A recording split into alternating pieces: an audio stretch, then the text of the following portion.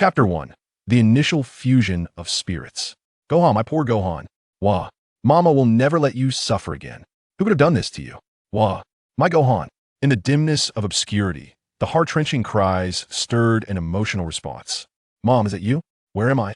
Oh right, Uncle Piccolo, Uncle Yamcha, Uncle Tien, they're all Saiyans. I'm so sorry, it's all my fault. Uncle Piccolo, if it weren't for me, you wouldn't. I'd hurt so much. At that moment, within a spacecraft, a 5-year-old boy with tender black hair suddenly emitted a scream of agony. Waves of unfamiliar memories surged into his mind, a pain so excruciating it felt as though it would tear him apart. Gohan. The expressions of those around him shifted dramatically. A graceful and dignified woman instantly panicked, gently placing Gohan down, tears streaming down her face.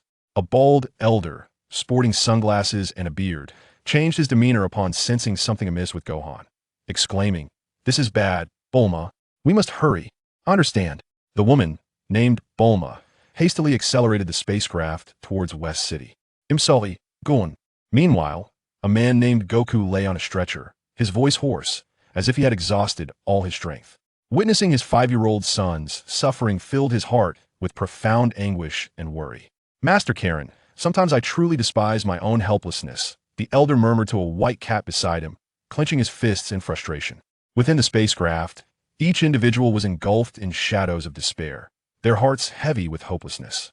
Bulma, with her long blue hair and reddened eyes, appeared heart-wrenching, evoking sympathy. Bulma reminisced about her first encounter with Goku at the Poza Mountain, embarking on an adventure to seek the Dragon Balls, where they later met Yamcha and then Krillin. Subsequently, Goku single-handedly dismantled the Red Ribbon Army, and at the World Martial Arts Tournament, he faced Tien and Kaiatsu. After the chaos caused by the Demon King Piccolo, peace reigned until it was disrupted a year ago by the arrival of the Saiyans. Goku's Saiyan brother Raditz shattered everything Goku and Raditz perished together. Now, a year later, an even more formidable Saiyan, Vegeta, along with Nappa, threatened their world. In the battle against the Saiyans, Yamcha, Tien, Kaiatsu, and the now reformed Piccolo sacrificed themselves. Goku was gravely injured, and both Krillin and Gohan sustained serious wounds. Deep within a dark abyss of his soul, Gohan curled up, clutching his head as a primal roar erupted from him. His form swelled, transforming into a colossal great ape with black fur, emitting a raw, savage howl, embodying destruction and madness, the inherent instinct of a Saiyan. In the realm of reality, Gohan sensed his pain dissipate, the tide of memories gradually settling within him. Though he appeared to remain unconscious, the essence of his true self began to awaken. However, the fatigue and limits of his body prevented him from fully rousing, akin to a person experiencing sleep paralysis, aware yet immobile. Dragon Ball, Dragon Ball Z, Dragon Ball GT, Dragon Ball Super, crossing over. At 5 years old, Gohan struggled to comprehend the significance of these memories, yet the images from Dragon Ball Z felt intimately familiar, tales he had lived through as a Saiyan. How fascinating. Is Dragon Ball a story centered around Dad?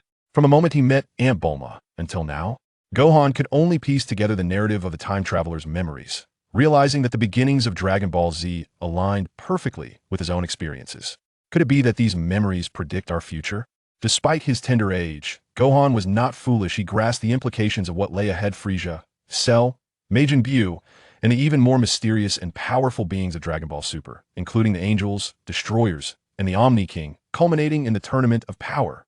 If this is true, then the future holds even more formidable foes for the Saiyans. Dad is incredible. With childlike admiration for his father, Gohan's smile gradually faded as he contemplated his future self. He had indeed realized his dream of becoming a scholar, yet the thought of his father, always in battle, weighed heavily on his heart. The memories of Dragon Ball Super hinted at another adversary named Moro. Is that me from the future? Father, mother, Uncle Piccolo. At 5 years old, Gohan felt a tumult of struggle and confusion. In the time traveler's memories, he saw himself retreating from martial arts, choosing instead to relish peace, dedicating himself to scholarly pursuits. No, why must I choose between being a scholar and a martial artist? He yearned to be a great scholar, yet he also wished to spare his beloved father, Goku, from hardship. For young Gohan, the solution seemed simple. His aspirations of being a scholar and a martial artist need not be mutually exclusive. With this realization, Gohan's consciousness returned to the present, and he slowly opened his eyes. He found himself lying on a hospital bed, with Bulma having made the necessary arrangements. Goku, unable to move due to his severe injuries, looked on anxiously. Gohan, you're awake. Thank goodness. Mama's here, don't be afraid. Everything will be all right. My poor Gohan, his mother, Shishi, embraced him tightly. Her heart racing from the fright Gohan had caused everyone. Mom, I'm fine. I'm sorry for making you worry. Gohan smiled, his cherubic face resembling Shishi's.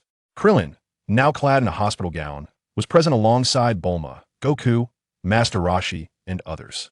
Earlier, he had refrained from speaking up due to Gohan's predicament.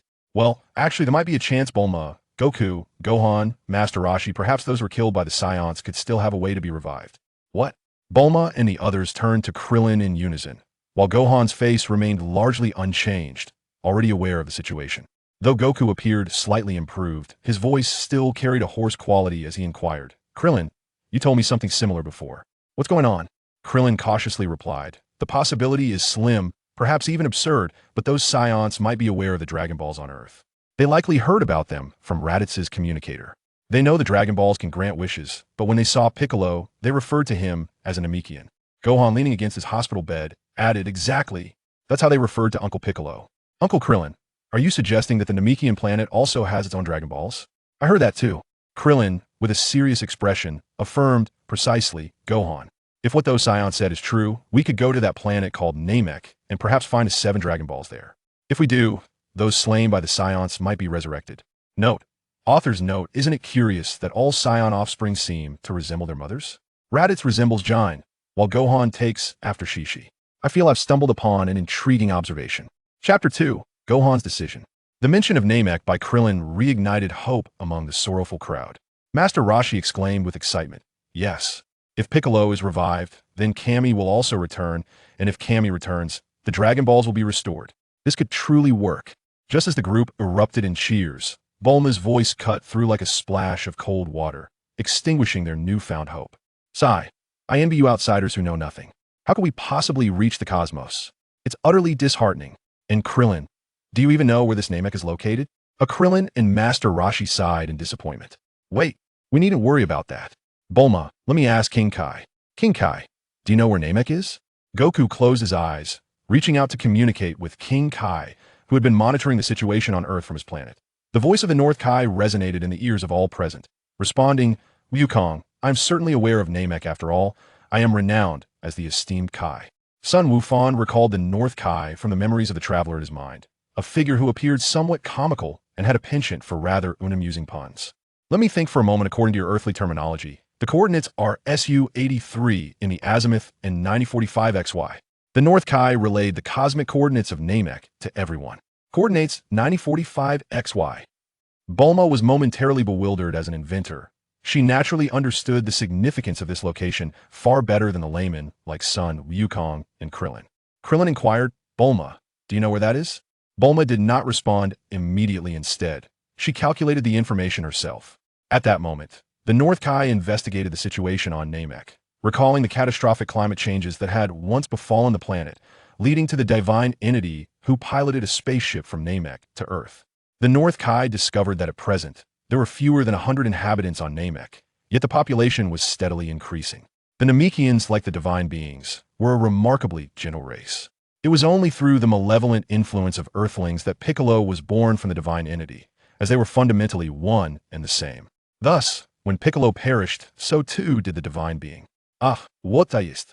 According to my calculations, even with the world's most advanced engine constructed by my father, it would take 4,339 years and a little over 3 months to reach Namek. Bulma's statement left Krillin, Master Roshi, and others utterly speechless.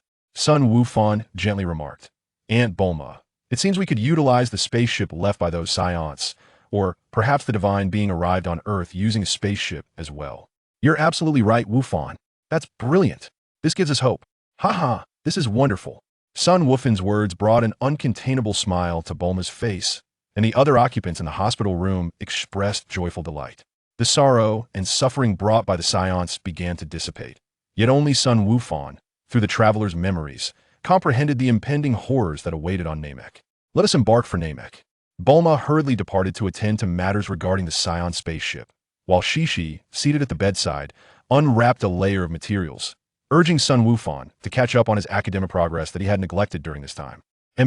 Sun Wufan felt a remarkable clarity of mind. The knowledge contained in his books was vividly clear. What once seemed somewhat intricate and complex now flowed seamlessly into his understanding. Whenever he wished, the knowledge he diligently noted would be firmly lodged in his memory. Although not quite photographic, it was remarkably close. Could this be due to my fusion with the traveler?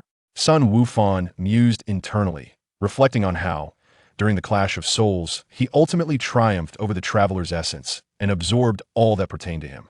As for why it was not simply the traveler's own memories that influenced him, Sun Wufan found little about academic knowledge within those memories, feeling little difference from his current self. He did not fully grasp why the traveler was so captivated by characters like the eternally distant Kata K, the enigmatic Tokisaki Kurumi, the paper angel Yoshino, or the forever elusive butterfly Shinobu. At merely 5 years of age, Sun Wufan found such fascinations bewildering. Perhaps I will understand these things better when I grow up. Sun Wufan thought to himself, already aware that he would one day be with a girl named Bidalai and would have a daughter. Yet all of this felt distant and vague, as he was still in a stage of innocence. With his current transformations, who could predict whether the future would unfold as it once had? Discovering this newfound talent, Sun Wufan's playful spirit surged, causing him to flip through the pages with increasing speed. Anything he wished to commit to memory was easily retained. Shishi suddenly noticed the rapidity with which Sun Wufan was turning pages. Although she harbored doubts about whether he was merely playing, she inquired, "Wufan, have you truly read all of this?" "Indeed, mother.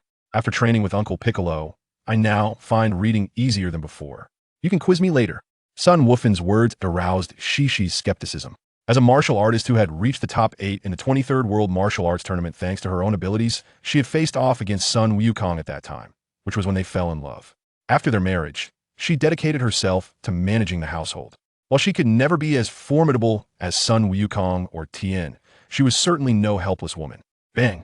Shutting the book, Sun Wufan's youthful face radiated determination as he declared, "Mother, I wish to go to Namek as well." Nearby, Sun Wukong, swathed like a mummy, revealed a hint of seriousness, while Krillin, Ox King, and others turned their attention to the bedridden Sun Wufan. Bulma had inadvertently activated the self-destruct mechanism of the Saiyans spaceship, prompting Bubbles, residing in the sacred world, to arrive and accompany Bulma in searching for the spaceship used by the divine entity when it first came to Earth. Currently, she was at home modifying the spaceship, which is why Bulma was not present. As it stood, Sun Wufan and Krillin would need to remain hospitalized for 3 days to recover, while Sun Wukong would require 3 months. Fortunately, the senzu beans cultivated by Karen would mature in a month's time, allowing Sun Wukong to be discharged then. Even with knowledge of the dangers that awaited on Namek, Sun Wufan felt no fear or hesitation. He was determined to do everything within his power to contribute. Chapter 3. The Hyperbolic Time Chamber. No, absolutely not. This has nothing to do with you, Wufan. Please, do not jest about such matters. Anyone can undertake these tasks, and there is no need for you to involve yourself. Shishi's expression was tinged with anxiety. She hoped Sun Wufan's words were merely frivolous. "I am not joking, I am serious. I wish to aid Uncle Piccolo and the others in their resurrection, and I want to share the burden with you and Dad." Sun Wukong beamed with pride. "Well said, Wufan." At this juncture, Sun Wukong remained oblivious to the harrowing adventures that awaited them on Namek. He, along with Bulma and Krillin, regarded the journey as merely an interstellar excursion, while the dangers on Namek lingered solely in Sun Wufan's awareness.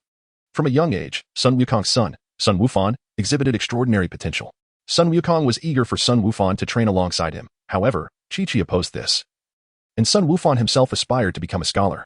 Even as a father, Sun Wukong refrained from imposing his wishes upon Sun Wufan, respecting his son's desires. Master Roshi gently nudged Krillin and suggested in a hushed tone, "Let us step outside for a moment." Krillin nodded and followed Master Roshi out. Upon opening the door, they were greeted by Bulma and Bobo, who stood at the threshold, having just heard Chi-Chi's raised voice. Krillin cautiously closed the door behind them, leaving the space for the family of 3, Sun Wukong, Chi-Chi, and Sun Wufan. "You too, what on earth are you thinking? And Wufan's body has yet to recover. You are merely a 5-year-old child. The deaths of Piccolo and the others have nothing to do with you." Chi-Chi's voice rose slightly, brimming with agitation. "Stop your incessant rambling." Sun Wufan's shout startled Master Roshi, Krillin, Bulma, and the others outside the door. "Wufan, you actually yelled at me." Chi-Chi stared at Sun Wufan in disbelief, her expression turning somewhat grim. She could hardly comprehend that her son had just raised his voice at her. It was the first time she had witnessed such a display from him. Gohan gritted his teeth and slightly lowered his head, saying, "Mother, I apologize." But now is not the time for such words. Everyone is fighting valiantly for the earth, and while I shall not abandon my studies, I equally refuse to forsake my training. I wish to battle just like Father, to protect you and safeguard our loved ones. That Saiyan named Vegeta has fled. His objective is the Dragon Balls. Perhaps during our journey to Namek, we may encounter him again. Mother, I am no longer that little child who merely cried. I hope you can understand. Chi-Chi sat weakly on the chair, Gohan's words filling her with both joy and sorrow. She felt delighted that Gohan had matured, yet saddened that such maturity should not manifest in a 5-year-old. Her hope was for Gohan to grow up safely, not to engage in combat with those fierce and cruel foes. Gohan. Mother can no longer protect you. All I can do is support you. But you must promise to return safely, okay? Tears welled in Chi-Chi's eyes as she gazed at Gohan. Absolutely. We will all return, Gohan exclaimed, his small face lighting up with a joyful smile upon receiving his mother's consent. By the way, Father, remember when we used to fish near the Buns Mountain? You told me about a place in the other world where the Supreme Kai resides, called the Hyperbolic Time Chamber, where you trained for a month. Did I say that? Goku replied, looking bewildered. He couldn't recall saying such a thing. You did. You definitely did. Father, you mentioned that time flows differently there compared to the real world, with unpredictable weather and significant temperature variations between day and night. I wish for more time to train. I know I still have many shortcomings. Please, Father, Gohan implored earnestly. Son Wukong has only been training for a month, as the environment within the time chamber is exceedingly harsh, coupled with his insufficient strength. Consequently, he could only endure a month of training there. In the future, should he train for a year or two, his power would be incomparably greater than it is now. Gohan, I'm sorry, but in my current state, I cannot accompany you in your training, Son Wukong said, forcing a smile. At the entrance, having overheard him, Chi-Chi and Gohan, along with Bulma and Krillin, entered the room. A robust, dark-skinned man calmly walked in, adorned with golden circular earrings. It was Bobo, residing in the Heavenly Palace. Bobo remarked, Gohan, just as you mentioned, the environment there is indeed very harsh. Even Wukong could only withstand it for a month before he reached his limit. A weak will and lack of focus can easily lead to hallucinations. Mr. Bobo, I understand, but I desire to grow stronger. I am aware of my inadequacies in battles against the Saiyans, Gohan said as he slowly unwrapped the bandages from his body. The Turtle Sage's glasses flashed with a glimmer of insight, and he kindly smiled. If that is the case, let this old man accompany Gohan to the time chamber. What? Master Roshi? Son Wukong exclaimed, taken aback. Master Roshi explained, Mr. Bobo is here to assist Bulma with translating the Namekian language. Although my strength may be lacking, let us not forget that I was once your teacher. Son Wukong smiled and said, in that case, I entrust this to you, Master Roshi. The individuals journeying to Namek are Son Wufan, Krillin, and Bulma. Additionally, 1 month later, once the sacred beans have matured, Son Wukong will also recover. Bulma needs to input the Namekian language into the translation device, a process that will take 10 days. Therefore, Bulma decided that everyone would gather at Kame House 10 days hence. After his recovery, Gohan, guided by Bopo, brought both himself and Master Roshi to the entrance of the hyperbolic time chamber. After imparting some essential precautions to Gohan and Master Roshi, Bopo opened the grand door, granting them access to the interior of the chamber. Inside, the space was an endless expanse of pristine white, causing Gohan and Master Roshi to feel an unsettling heaviness. The gravity within the chamber exceeded that of the outside world by more than tenfold, and all necessary facilities were provided at the entrance. Master Roshi, whose once frail and withered form now appeared robust and muscular, had shed his shell. Observing the interior of the chamber, he couldn't help but exclaim, how oppressive. The environment here is far more severe than I had imagined. Son Wufan nodded in agreement. Although he had only learned about the hyperbolic time chamber through the memories of a traveler, this was his first genuine experience within it. He understood why his father, Son Wukong, could not endure more than a month inside. Wufan, you have trained alongside Piccolo, and much of what you need to know no longer requires my instruction. However, the teachings of the Turtle School extend far beyond what you have learned. Both Wukong and Krillin are on the verge of forgetting the lessons I imparted to them. Come at me with all your might, Wufan. The Turtle Hermit and Son Wufan, clad in martial arts uniforms, assumed their combat stances. Wufan wore the familiar orange uniform once donned by Son Wukong, momentarily evoking memories of the past. Yes, Master Roshi, I will be cautious. With a determined shout, Son Wufan tightened his fists and dashed toward Master Roshi. Chapter 4. What is true strength? Swish, swish, whoosh. Every time Son Wufan launched a full-force assault with his fists and feet, Master Roshi deftly evaded his attacks. After approximately an hour had passed, Son Wufan was left panting heavily, beads of sweat cascading down his brow. The environment within the hyperbolic time chamber was also taking a toll on Master Roshi. As he began to feel the oppressive heat, the two decided to take a brief respite. What does strength mean to you, Wufan? Master Roshi inquired, wiping the perspiration from his brow with a warm towel. Strength? In response to Master Roshi's question, Son Wufan's mind conjured images of Super Saiyan God, and Super Saiyan 4, among others. However, he could not divulge these thoughts to Master Roshi. The memories of a time traveler were not something he could share. He recalled that beyond the gods of destruction, there existed angels, the Grand Minister, and the Omni-King, entities of unimaginable power, beyond reach. If Master Roshi were to learn of the memories swirling within his mind, it could lead to unforeseen consequences. Although he was still quite young, he was not devoid of intellect. Is it the power of Ki, Master Roshi? Son Wufan pondered for a moment, using the vocabulary he could imagine to articulate his thoughts. Master Roshi gently shook his head, responding, the might of strength indeed requires the intensity of one's Ki. Merely training the body without a matching heart may lead to a backlash from that very strength. The heart? Son Wufan asked, somewhat perplexed. He struggled to grasp the meaning behind Master Roshi's words. Yet, recalling their recent sparring session, he realized he had failed to land a single blow on Master Roshi, despite his own considerable power exceeding that of his mentor. The understanding of Son Gohan may indeed be related to what Master Roshi spoke of regarding the heart, though he is currently unable to grasp it. Upon witnessing Son Gohan's demeanor, Master Roshi sighed and remarked, alas, the environment of the hyperbolic time chamber is not conducive to such discussions. Gohan, as you mentioned, there is a strong possibility of encountering that escaped Saiyan on planet Namek. What I am about to teach you are techniques and highly practical skills. Understood, Master Roshi. Please instruct me. Son Gohan responded, clasping his hands in respect and bowing deeply. Meanwhile, outside, Bobo had organized all the necessary information regarding the Namekian language, leaving the remaining tasks to Bulma, who was tasked with inputting the Namekian language into the translation device. Just then, footsteps echoed from the hyperbolic time chamber, causing Bobo to pause in surprise. Had they emerged so soon?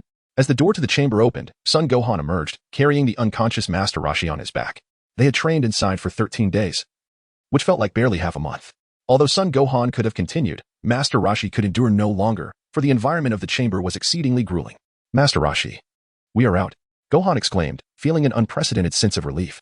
The gravity within the chamber was 10 times that of the outside world, coupled with a disorienting sensation of reality intertwining, which had left both Son Gohan and Master Roshi somewhat uncomfortable.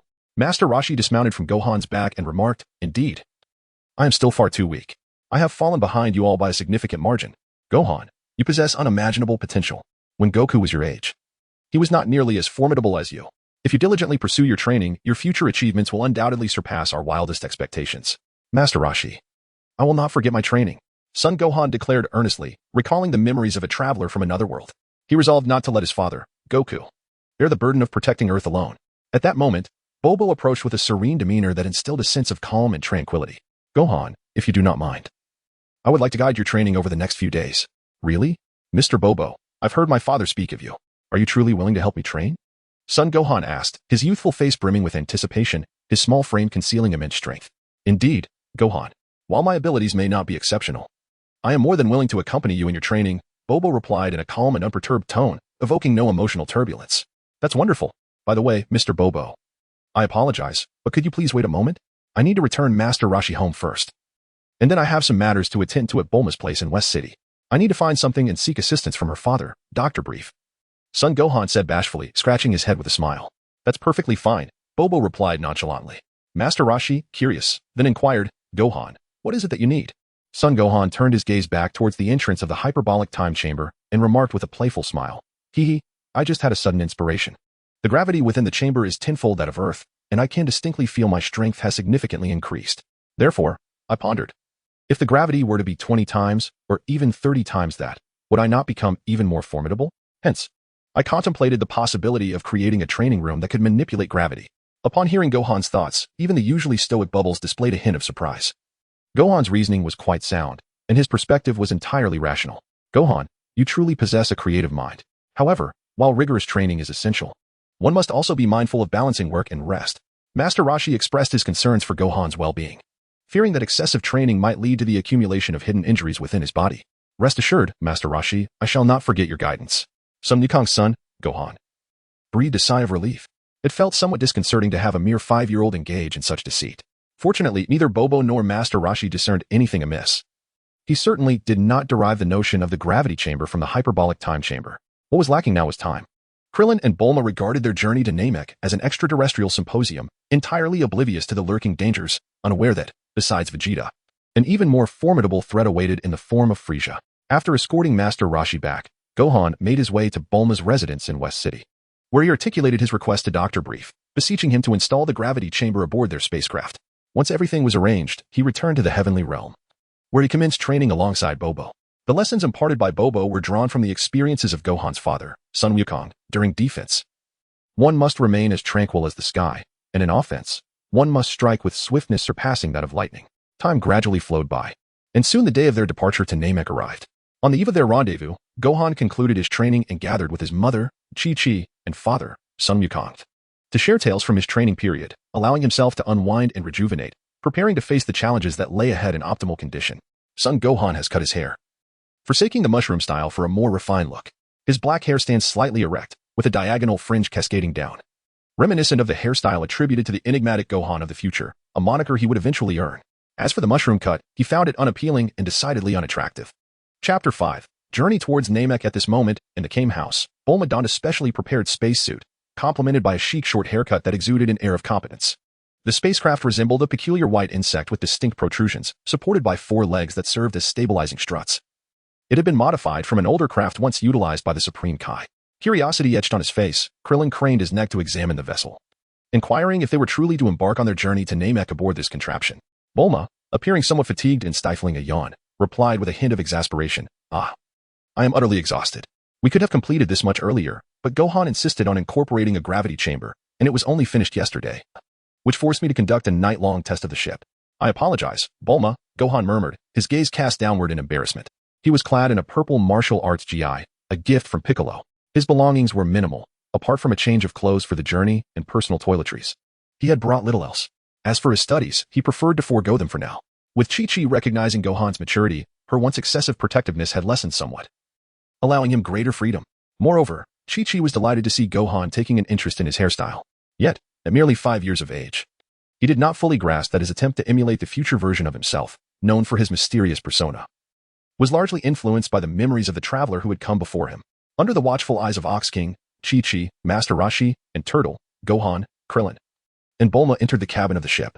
After securing their seatbelts, the spacecraft ignited, swiftly ascending beyond the atmosphere. Within mere moments, they had traversed the solar system, hurtling towards their destination. Once free from Earth's atmosphere, the ship stabilized. Bulma set the coordinates for Namek, engaged autopilot, and unfastened her seatbelt. Filled with curiosity, Son Gohan approached the window, gazing through the glass at the vastness of the cosmic night sky, where even the solar system seemed insignificantly small. "Gohan," Master Roshi remarked, "you have been training diligently alongside Mr. Popo during this period." At that moment, Krillin joined Son Wukong's side. Despite being merely 5 years old, Gohan's height reached Krillin's shoulder, which undeniably highlighted Krillin's own height deficiency. Son Gohan nodded and chuckled. "Indeed, Mr. Popo has guided my training. He is truly a mysterious individual, possessing a wealth of knowledge. I can distinctly feel that I have become significantly stronger." Suddenly, the bathroom door swung open, revealing Bulma, who had changed into a delicate gray sleep outfit that left her midriff exposed, paired with snug-fitting underwear. She exuded a daring and carefree demeanor, nonchalantly holding a remote device in her hand. "Gohan, do you remember the gravity chamber?" Bulma inquired. "Ah, I almost forgot, Aunt Bulma. What about the gravity chamber? Where is it?" Son Gohan asked eagerly, having momentarily lost himself in the cosmic scenery and nearly forgotten about the gravity chamber. "Follow me, Gohan," Bulma beckoned, leading Gohan and Krillin up a ladder to the upper level. Upon reaching the top, she opened a transparent glass door and ushered the two inside. Krillin had also heard Master Roshi mention the gravity chamber and the conditions within the hyperbolic time chamber. At the center of the gravity chamber stood a gravity control device, equipped with an external remote control to adjust the internal settings, ensuring safety against any unforeseen incidents. "Oh dear, as a delicate lady, I cannot bear to stay in such a place. I shall take my leave," Bulma remarked, noticing the eager expressions on Gohan and Krillin's faces. She quickly exited, closing the door behind her, and peered through the glass to observe the interior. Son Gohan approached the control panel, where Krillin, already clad in an orange martial arts uniform, smiled and said, "Gohan, Master Roshi mentioned the gravity chamber to me, but what exactly is it like?" He, Uncle Krillin, just a moment, let me see. I'll set it to 10 times the gravity first." Son Gohan adjusted the gravity level to 10 times. Having long since become accustomed to such pressures from his training in the hyperbolic time chamber, Krillin nearly fell to the ground. While 10 times the gravity was not excessively burdensome for them, it still required some time to adjust. "This gravity chamber is absolutely splendid. I didn't expect you to think of such a marvelous invention, Gohan," Krillin exclaimed, brimming with excitement. "Ha ha ha, this is all thanks to Bulma and Dr. Brief's assistance." Son Gohan cheerfully waved to Bulma outside the door. She smiled and nodded, her gaze filled with nostalgia as she saw Gohan, reminiscent of the youthful Goku from the past. It brought back memories of the 23rd World Martial Arts Tournament, where Goku had returned, now grown and even more handsome, with a child of his own. How could I have made such a mistake? Bulma thought as she returned below, gazing at the empty cabin with a sense of loss and solitude. In the cosmos, A spherical spaceship descended upon a certain base, where a figure in a blue combat suit appeared quite disheveled, with spiky black hair. It was Vegeta, an alien soldier. Clad in a similar combat suit, was taken aback by Vegeta's woeful condition and hurriedly assisted him to the medical pod. Kakarot, Vegeta muttered, filled with hatred and resentment as he was submerged in the healing liquid. As time passed, Vegeta emerged from the medical pod. His injuries from the battle on Earth now healed. He gazed at his hands, reflecting on the fruitful journey to Earth, where he had learned to control his battle power. However, many things were not so easily grasped with just a glance. Oh, Vegeta, ha ha ha. You do look quite pathetic. I've heard you were soundly defeated. Raditz and Nappa are dead. Who possesses such formidable strength to bring the warrior race of Saiyans to their knees? A blue humanoid alien, marked with spots, openly mocked Vegeta, emphasizing the term warrior race. Vegeta's expression remained unchanged as he brushed past the alien. Get lost, Kaiatsu. I have no time for you. Kaiatsu's hand gripped Vegeta's shoulder tightly, a mocking smile on his face. Listen, Vegeta, King Frieza is quite furious with you for going to Earth without permission.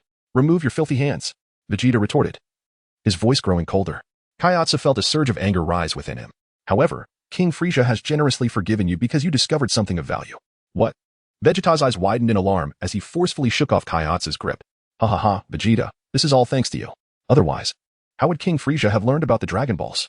It's all you're doing, ha ha ha. Kaiatsu relished in Vegeta's panic, continuing to taunt him. Chapter 6, Arrival at Namek. What did you say, you bastard? Vegeta stormed out, snatching a scouter from an alien warrior as he passed by and boarding a spaceship. Now, Frieza was heading to Namek to search for the Dragon Balls, and Vegeta could hardly believe it. If Frieza obtained the Dragon Balls and wished for eternal life, he would be forever subservient to Frieza. Damn it, the Dragon Balls are mine. I will not let you succeed, Frieza. Vegeta's eyes blazed with fury as he piloted the spaceship toward Namek. In the vast expanse of space, a solitary spaceship drifted silently. Outside the gravity chamber, Krillin lay on his bed, feeling somewhat despondent.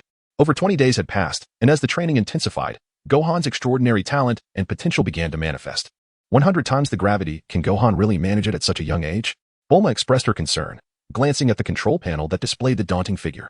For the past 20 days, aside from sleeping and resting, Gohan had spent the majority of his time training in the gravity chamber. He's fine. Gohan possesses astounding potential, far beyond my own. After a moment of despondency, Krillin quickly reassured himself. The gravity chamber training was not particularly suited for him, or rather, not well suited for Earthlings. He had only managed to endure up to 40 times the gravity in a month, evidently due to Gohan's Saiyan lineage. Suddenly, Bulma noticed the gravity reading on the control panel dropped to 0, and Gohan emerged from the chamber, his clothes drenched in sweat. Go take a shower. Balance work and rest. Besides, we don't have any sins of beans around. Krillin then entered the gravity chamber to begin his training, determined to challenge himself to 50 times the gravity before reaching Namek. After changing into his pajamas, Gohan exited the bathroom, feeling noticeably stronger, though he was uncertain of the extent.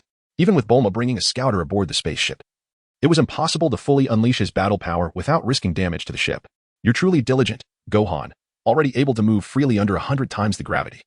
You truly are Goku's child, Bulma remarked while reading a novel titled Galactic Patrolman Gak, brought along to alleviate boredom during their journey. Well, Son Wukong, feeling somewhat fatigued, stifled a yawn and reclined on the bed, inquiring, and Bulma, how long until we reach Namek? Without lifting her gaze, Bulma replied, turning the page. We should arrive at Namek in approximately 2 days. 2 days, is it? Son Wukong originally intended to further acclimatize himself to the gravity of 110 times that of Earth. However, time was of the essence. With each increase in gravity, the duration required for adaptation grew increasingly arduous, and 100 times was already his limit. More importantly, amidst the turmoil on Namek, it was crucial to utilize the remaining 2 days for ample rest, allowing both his body and mind to reach their optimal condition. Bulma, feeling somewhat disinterested, closed her book and inquired, Gohan, in comparison to that Saiyan named Vegeta, who was stronger? After pondering for a moment, Son Wukong replied, well, I can now move freely under a gravity of 100 times, yet within the confines of the spacecraft, I lack a clear understanding of my combat prowess. However, I can sense that I am considerably stronger than Krillin. Moreover, I am still quite young, merely 5 years old, and my combat experience pales in comparison to that of Vegeta and Krillin. If our strengths were to be on the same level, I would undoubtedly be the one to lose. I am not entirely certain. Only upon meeting him in person will I truly know. Nevertheless, I can certainly feel that I have surpassed Uncle Krillin by a significant margin. With his eyes closed, Son Wukong smiled as he responded. Stronger than Krillin, is that so? Bulma remarked lazily, stretching her body to perfectly display her graceful and alluring figure. On the 34th day since departing from Earth, Son Wukong and his companions finally arrived at Namek. From the vast expanse of space, it appeared as a vibrant green planet, orbited by 3 suns. Consequently, Namek was perpetually bathed in light, with only 130 days constituting a year. Beyond that, the gravity and atmosphere bore no significant difference from Earth. As Son Gohan and Krillin promptly secured themselves in their seats and fastened their seatbelts, they traversed the atmosphere of Namek, entering its celestial realm. After enduring a tumultuous journey, they finally descended upon a suitable destination. I shall inspect the atmospheric conditions of Namek, she began to say, and in addition, she had prepared oxygen supplies. However, before Bulma could continue her thought, she was taken aback to see Son Wukong and Krillin already outside the spacecraft, leaving her utterly astonished. Son Gohan murmured softly, "Indeed. This place resembles Uncle Piccolo's training grounds." Krillin reflected, "Yes, it bears a striking resemblance to where we battled the Saiyans. Perhaps Piccolo finds a sense of tranquility here, reminiscent of his homeland. Hey, you two are utterly lacking in common sense. How could you recklessly wander out like this?" Bulma exclaimed, her irritation evident, startling both Son Gohan and Krillin. "My apologies, Aunt Bulma. Let us hasten to find the Dragon Balls." Son Gohan quickly responded, offering his contrition. Bulma retrieved the Dragon Radar, and the symbols of the 7 Dragon Balls vividly appeared. 4 of them were located in the same vicinity, while the remaining 3 were scattered in different directions. Indeed, the Dragon Radar is reacting. This is wonderful, Bulma exclaimed in delight, clasping hands with Krillin as they rejoiced together. "Yes, Uncle Krillin." With a furrowed brow, Son Wukong sensed a multitude of energies surrounding him, one of which emanated an overwhelming sense of oppression and terror. Krillin also regained his composure, as a sudden chill extinguished the fervent heat in his heart. So many powerful auras, what could this possibly mean? Could it be the presence of the Namekian warriors? Son Wukong hurriedly shook his head and exclaimed, "No, something emanating an exceptionally formidable aura is present. I feel as though I can scarcely breathe in its presence." Suddenly, a piercing sound pierced the heavens as a spherical spacecraft streaked across the sky, leaving behind a brilliant blue contrail. This spectacle caused Son Wukong, Bulma, and Krillin to turn in unison. Bulma, struck with terror, turned pale and trembled uncontrollably, tears streaming down her face. "It's a Saiyan spacecraft," Krillin shouted, nearly panicking, his body drenched in cold sweat, equally frightened. "Wukong, we must conceal our energy immediately, or we shall be discovered." Upon arriving at Namek, Son Gohan had already mastered the control of his energy, his expression serene as he remarked, "Indeed, it is he. The energy emanating from that spaceship belongs to Vegeta." Upon hearing Gohan's response, Bulma collapsed onto the ground, exclaiming, "I knew it. Gohan, how do you feel about confronting that Saiyan?" Gohan replied, "I sense that Vegeta's energy is considerably weaker than mine. Yet what concerns me more is the presence of a profoundly malevolent and remarkably potent aura." Son Gohan clenched his fists in frustration. Even though he had gleaned much from the memories of the traveler, sensing Frisia's terrifying energy firsthand was an altogether different experience. According to the traveler's recollections, Frisia possessed 3 additional transformations. Chapter 7, the chaotic planet Namek revealed even more horrors. The Saiyans, fearsome as they were surely also in pursuit of the Dragon Balls. What should we do? This does not bode well. We ought to return to Earth. Bulma's makeup had begun to run, and she was sweating profusely. Her boyfriend, Yamcha, along with Tien, Kaiatsu, and Piccolo, had all fallen victim to the Saiyans, and it took an extraordinary effort to defeat Vegeta. Now, upon learning of an even graver threat, she felt the urge to retreat. Krillin said, "If he acquires the Dragon Balls, it will be disastrous. Bulma, relay the situation here to Earth, leave the Dragon Ball radar behind, and return first. Gohan and I will stay behind to collect the Dragon Balls. What do you think?" "Gohan?" After a moment of hesitation, Son Gohan resolutely gazed at Krillin and Bulma, declaring, "Uncle Krillin, Aunt Bulma, you should return. Allow me to take charge of the Dragon Ball quest." "Ah, Gohan," Krillin exclaimed, astonished by his determination. Bulma interjected, "Once we return, I will bring Goku over. But it will take about 2 months, over 60 days, Gohan." "I understand, Aunt Bulma." "Uncle Krillin, you should head back. I will remain here." Son Gohan's youthful face bore no hint of uncertainty. His seriousness was palpable. Staying here would only subject Bulma to fear, and Krillin might meet a fate reminiscent of the memories of a traveler. Death is no trivial matter. Who wishes for such an end? Particularly, as Krillin is a dear friend of his father, a comrade who has fought alongside him. Those who can so readily push their companions toward death should be avoided. They are devoid of empathy, and one can never know when they might lead you to your own demise. Krillin and Bulma exchanged glances. Taken aback by Gohan's resolute stance, Krillin was determined not to leave. "Bulma, you should go back first. I'll manage things here with Gohan." Bulma looked at Krillin and Gohan, somewhat displeased. "Do not underestimate a lady. Remember, your arrival on Namek was due to my efforts. How else could you 2 brutes have traversed millions of light years to reach this place? And Gohan, what else with this melodramatic sense of duty at such a young age?" "Ah, I'm sorry. I didn't mean to show off. That wasn't my intention," Gohan replied, lowering his head, his face flushed from Bulma's teasing. Bulma smiled gently, transforming the spaceship into a universal capsule for safekeeping, and remarked, "Let us return together once we find the Dragon Balls. Without my genius, how could the 2 of you possibly make it back?" The Universal Capsule, a high-tech product developed by Bulma's family, allows for the storage of desired items within a small capsule for convenience. Suddenly, an unfamiliar aura surged forth, prompting the trio to turn their attention. A spherical spaceship, akin to the one used by Vegeta, streaked across the sky, leaving a trail of light in its wake. Son Gohan remarked, "Another unfamiliar presence has emerged. The situation remains unclear, so we should first find a place to hide.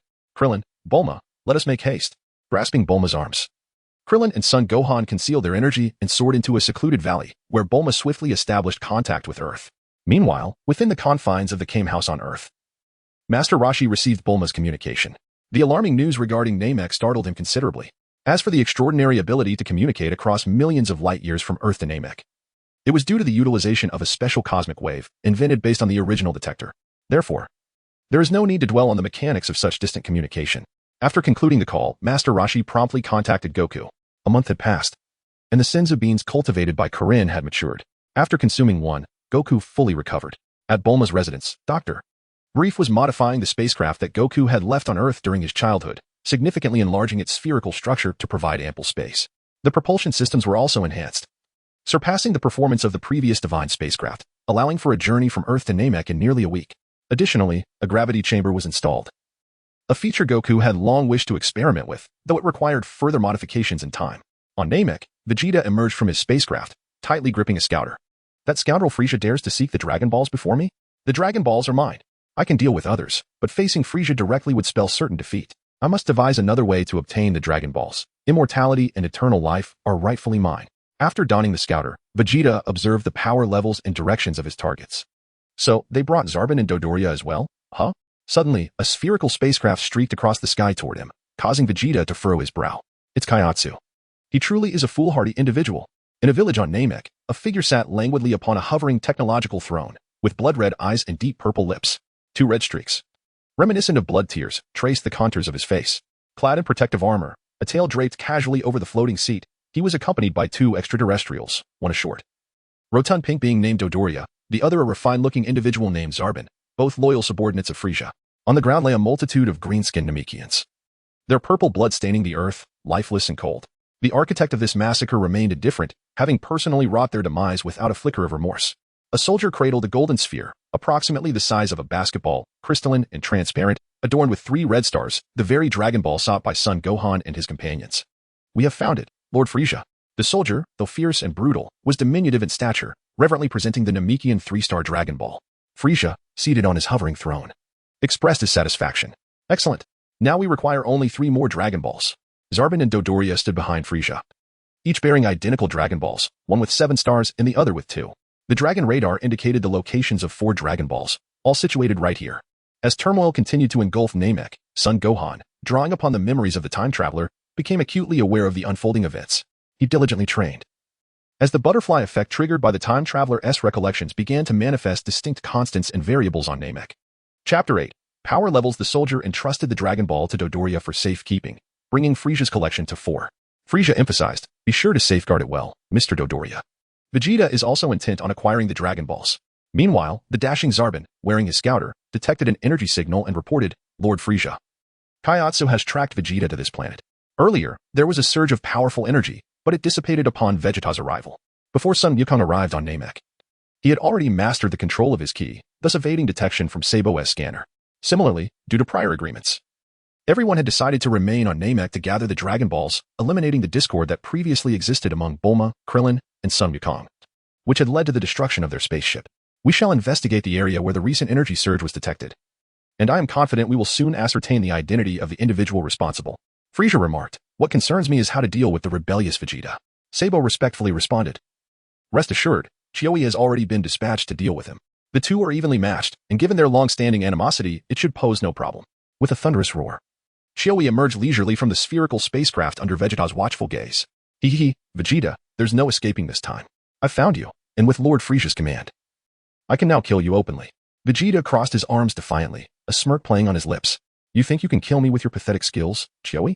Don't make me laugh. Ha ha ha. Has your vision failed you, Vegeta? Check your scanner. My battle power far exceeds yours. I was merely waiting for a reason to strike. And today, I can finally dispose of you at will," Chioi taunted, his laughter echoing as he faced Vegeta. The readings displayed on the scanner confirmed Vegeta's inferiority, fueling Chioi's arrogance. With a swift motion, Chioi unleashed a torrent of flames toward Vegeta. In response, Vegeta leaped into the air, landing gracefully as the fiery blast erupted behind him, illuminating the surroundings and ruffling his spiky hair. Humph, Vegeta scoffed, looking down on Chioi. Your strength seems to have diminished considerably. You stand no chance against me. Chioi flashed a cruel smile. Vegeta coldly retorted, you claim I have no chance? Very well. Allow me to show you something intriguing. I recently visited Earth and learned a rather fascinating technique. Oh, let me guess. Is it the skill of a rapid escape? Quite fitting for you, isn't it? Chioi mocked. Wrong. It is a method of controlling my battle power. Behold, Chioi, watch closely as I reveal my true strength, Vegeta declared, releasing his key to display his battle power on Chioi's scanner. Chioi's expression shifted dramatically as he instinctively took a step back, trembling at the fluctuating readings. Controlling battle power? This is impossible. You should be my equal, he stammered, drenched in cold sweat. 19,000, 21,000, 22,000. Suddenly, Chioi's battle power scanner exploded, and simultaneously, Sabo, who had been observing from a distance, experienced the same fate. What is happening, Sabo? Dodoria inquired, puzzled. Sabo replied. It seems there was a malfunction. The scanner indicated that Vegeta's battle power has surpassed 22,000. 22,000? Ah, that must indeed be a malfunction. Your scanner is an outdated model and needs replacing, Dodoria commented, though he felt a twinge of unease and activated his own new model scanner, which could detect greater values. No. It can't be. Could my new model be faulty as well? It's already reading 24,000. Sabo was taken aback. What? 24,000? Does this mean Vegeta's power has exceeded ours? Dodoria, somewhat skeptical, remarked, his power should not exceed 18,000 at most. Frieza, maintaining an air of indifference, stated, this is inconsequential. Vegeta has been fighting on the front lines. He may have acquired new techniques on Earth or elsewhere. It's merely 24,000. If you two join forces, you can still defeat him. Sabo hesitated, asking, Lord Frieza, should we summon the Ginyu Force? No need. The Ginyu Force is currently preparing to attack Yard Rat, a pivotal location. Vegeta's desire for the Dragon Balls likely mirrors my own quest for immortality. How foolish of him. Vegeta has never held me in high regard. And now he dares to defy me openly without orders. This is sheer folly, Frieza mused, a sinister chuckle escaping his lips. Son Gohan, Krillin, and Bulma have concealed themselves, while a few minions scour the surroundings for any trace of their whereabouts. Although they possess the ability to eliminate these foes, their primary concern lies in masking their own energy and remaining undetected, lurking in the shadows as opportunists. Is this the energy of Vegeta? It feels rather feeble. Son Gohan gazes at his own hands, the overwhelming force unleashed by Vegeta allowing him to gauge his own combat prowess. Gohan, you have acclimated to 100 times Earth's gravity, far surpassing us. Indeed, Vegeta is no match for you. It is truly remarkable, Krillin exclaims, both in admiration of Gohan's progress and with a hint of envy. The training in the gravity chamber evidently does not suit Earthlings, even at 40 times the gravity. He still struggles to fully adapt, lagging far behind Gohan. Bulma, filled with astonishment, gazes at Son Gohan with sparkling eyes and exclaims, really? Is it true? Gohan, you have become stronger than that Saiyan, Vegeta, haven't you? That's fantastic. You must promise to protect this lady. Son Wukong gently shook his head, his slender frame now brimming with determination. I apologize, Aunt Bulma. Allow me to gather the Dragon Balls from here on. I fear no one except for that dreadful individual. And Uncle Krillin will ensure Aunt Bulma's safety. What? Gohan, you intend to leave? Bulma exclaimed, her face paling in fright.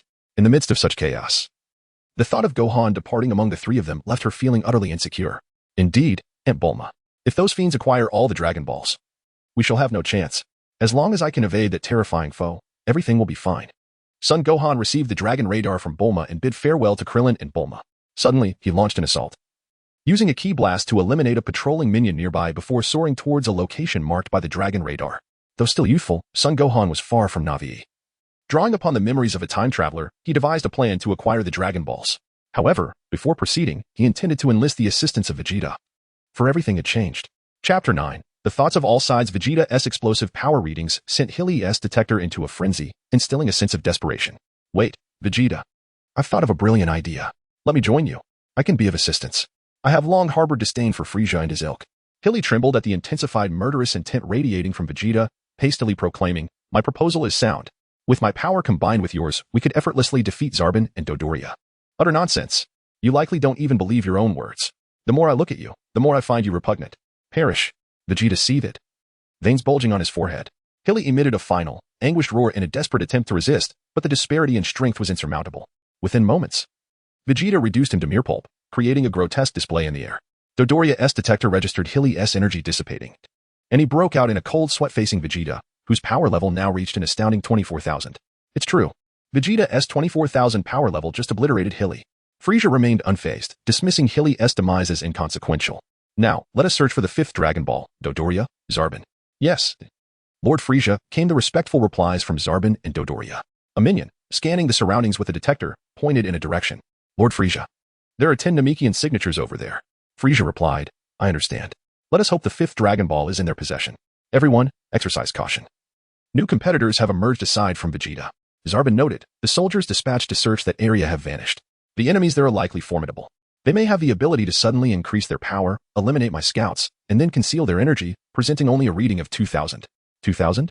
That poses no significant threat. However, should they exhibit any hostility, eliminate them without hesitation. A mere 2,000 power level is trivial to me, akin to obliterating insects. Even less than the strength of Zarbin and Dodoria. Meanwhile, Vegeta began analyzing the current situation and favorable conditions for his actions. The detector had betrayed his movements. And even if he approached and defeated Zarbin and Dodoria, he could not contend with Frieza. From the conversations overheard through the detector, he learned that the Dragon Balls were ineffective unless all 7 were collected. Thus, he resolved to find one Dragon Ball first, intending to seize all 7 once Frieza and his cohorts obtained the others. If he succeeded, eternal life would be within his grasp. And defeating Frieza would no longer be a mere fantasy. Vegeta smirked coldly, using the detector to pinpoint the Namekian signatures, deliberately avoiding Frieza's path while concealing his energy and heading towards his target. Unbeknownst to him, Son Gohan harbored similar intentions, planning to reclaim the Dragon Balls from Frieza after Vegeta had acquired them. His newfound strength instilled him with confidence. Vegeta's earlier defeat of Hilly had been an all-out display of power, which did not intimidate Son Gohan. Rather, he perceived Vegeta as weak, lacking the menacing aura of Frieza. Understanding the impending events on Namek from the memories of the time traveler, he dedicated himself to rigorous training. He had visited the hyperbolic time chamber, though his current strength was insufficient to remain there for extended periods.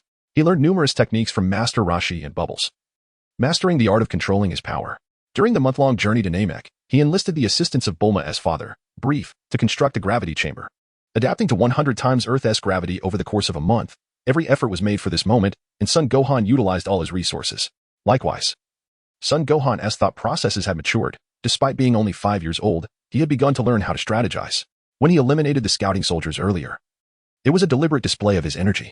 Though he could have concealed his presence completely after training with Bubbles, doing so would have drawn Frieza's attention, endangering Krillin and Bulma.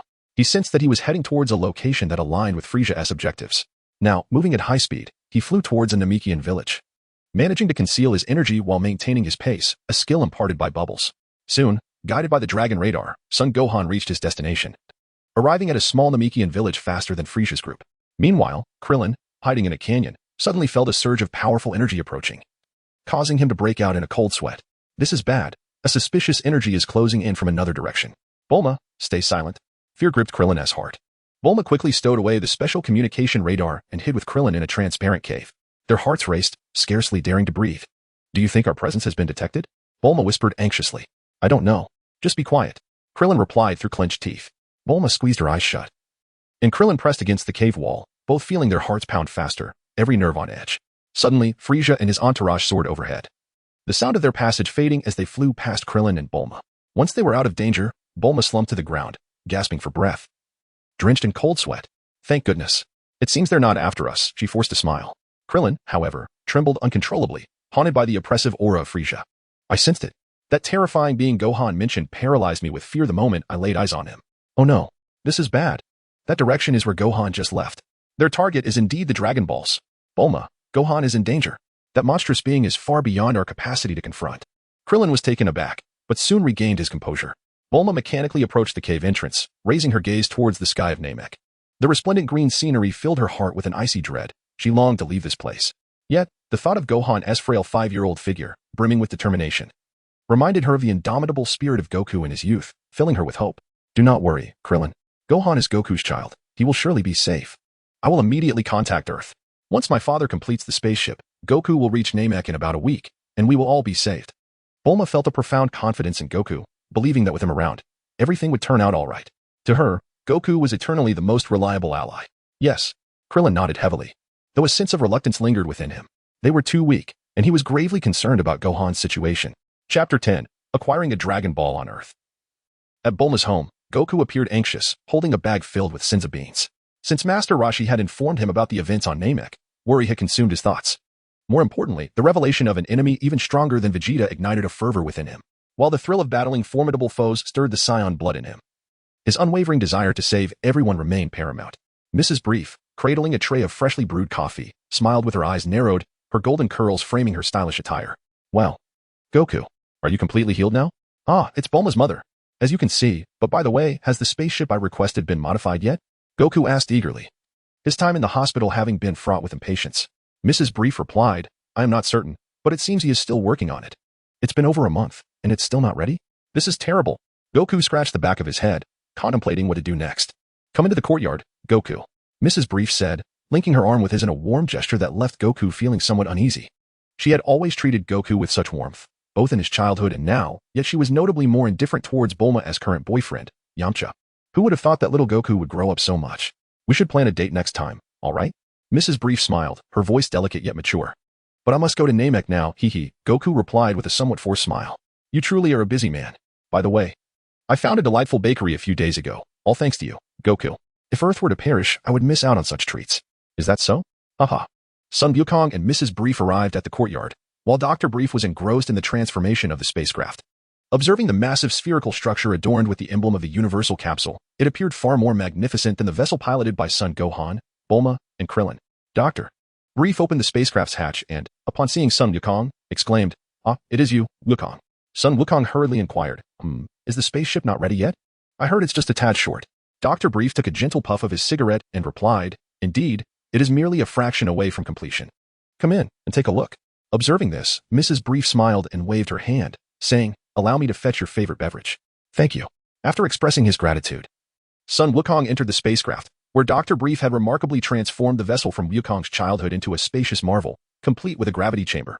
The lower levels boasted a bathroom, kitchen, and bedroom, yet amidst such comprehensive amenities, Son Wukong, somewhat puzzled, inquired, Is there nothing else missing? Dr. Brief elucidated. It is merely the placement of the surround sound speaker, which I have yet to resolve. Is that truly the only remaining issue? Son Wukong asked in astonishment. Dr. Brief, a connoisseur of comfort, continued, to achieve the most exquisite sound quality, one must also consider factors such as sound reflection. At this moment, Son Wukong was anxiously stamping his feet, contemplating the placement of the horn. I must set off immediately to reach Namek. I recently received a communication from Bulma, and I must hurry there at once. Please, tell me how to operate the spaceship. Dr. Brief lifted his gaze to Son Wukong and inquired, Very well. But do you truly not care about the horn's position?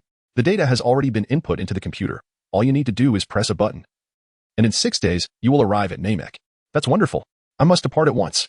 Son Wukong exclaimed in delight. Meanwhile, on Earth, Son Wukong had begun his journey to Namek, while at the same moment, Son Gohan arrived at the Namekian village ahead of Frieza and his companions. The leader of the Namekians appeared to be a middle-aged figure, and the shape of the houses bore a striking resemblance to that of the spacecraft. Raising his hands in surrender, Son Wukong gazed at the Namekian before him, who glared back with evident hostility. He quickly stated, I am Son Wukong. Please do not misunderstand me, for I am not like those villains. A Namekian, seemingly of a similar age to Son Wukong, clutched the pants of the leader tightly and retorted, What difference does it make? Aren't we all after the Dragon Balls? The leader, known as Muley, appeared more mature and contemplative, pondering the pros and cons of the situation. Young one, you are called Son Wukong, correct? Is your aim also the Dragon Balls? Son Wukong nodded affirmatively, a hint of melancholy in his expression as he clenched his fists in a mix of sorrow and determination. Indeed, I hail from Earth. On that planet, Uncle Piccolo and others like you are Namekians, and we possess Dragon Balls akin to yours. What? Earth has other kin? Elder Muley inquired, astonished. Precisely. However, Son Wukong tightened his fists, tears welling in his eyes. The Saiyans invaded our Earth, slaying Uncle Piccolo and many of my comrades. Our purpose in coming to Namek is to resurrect our fallen allies.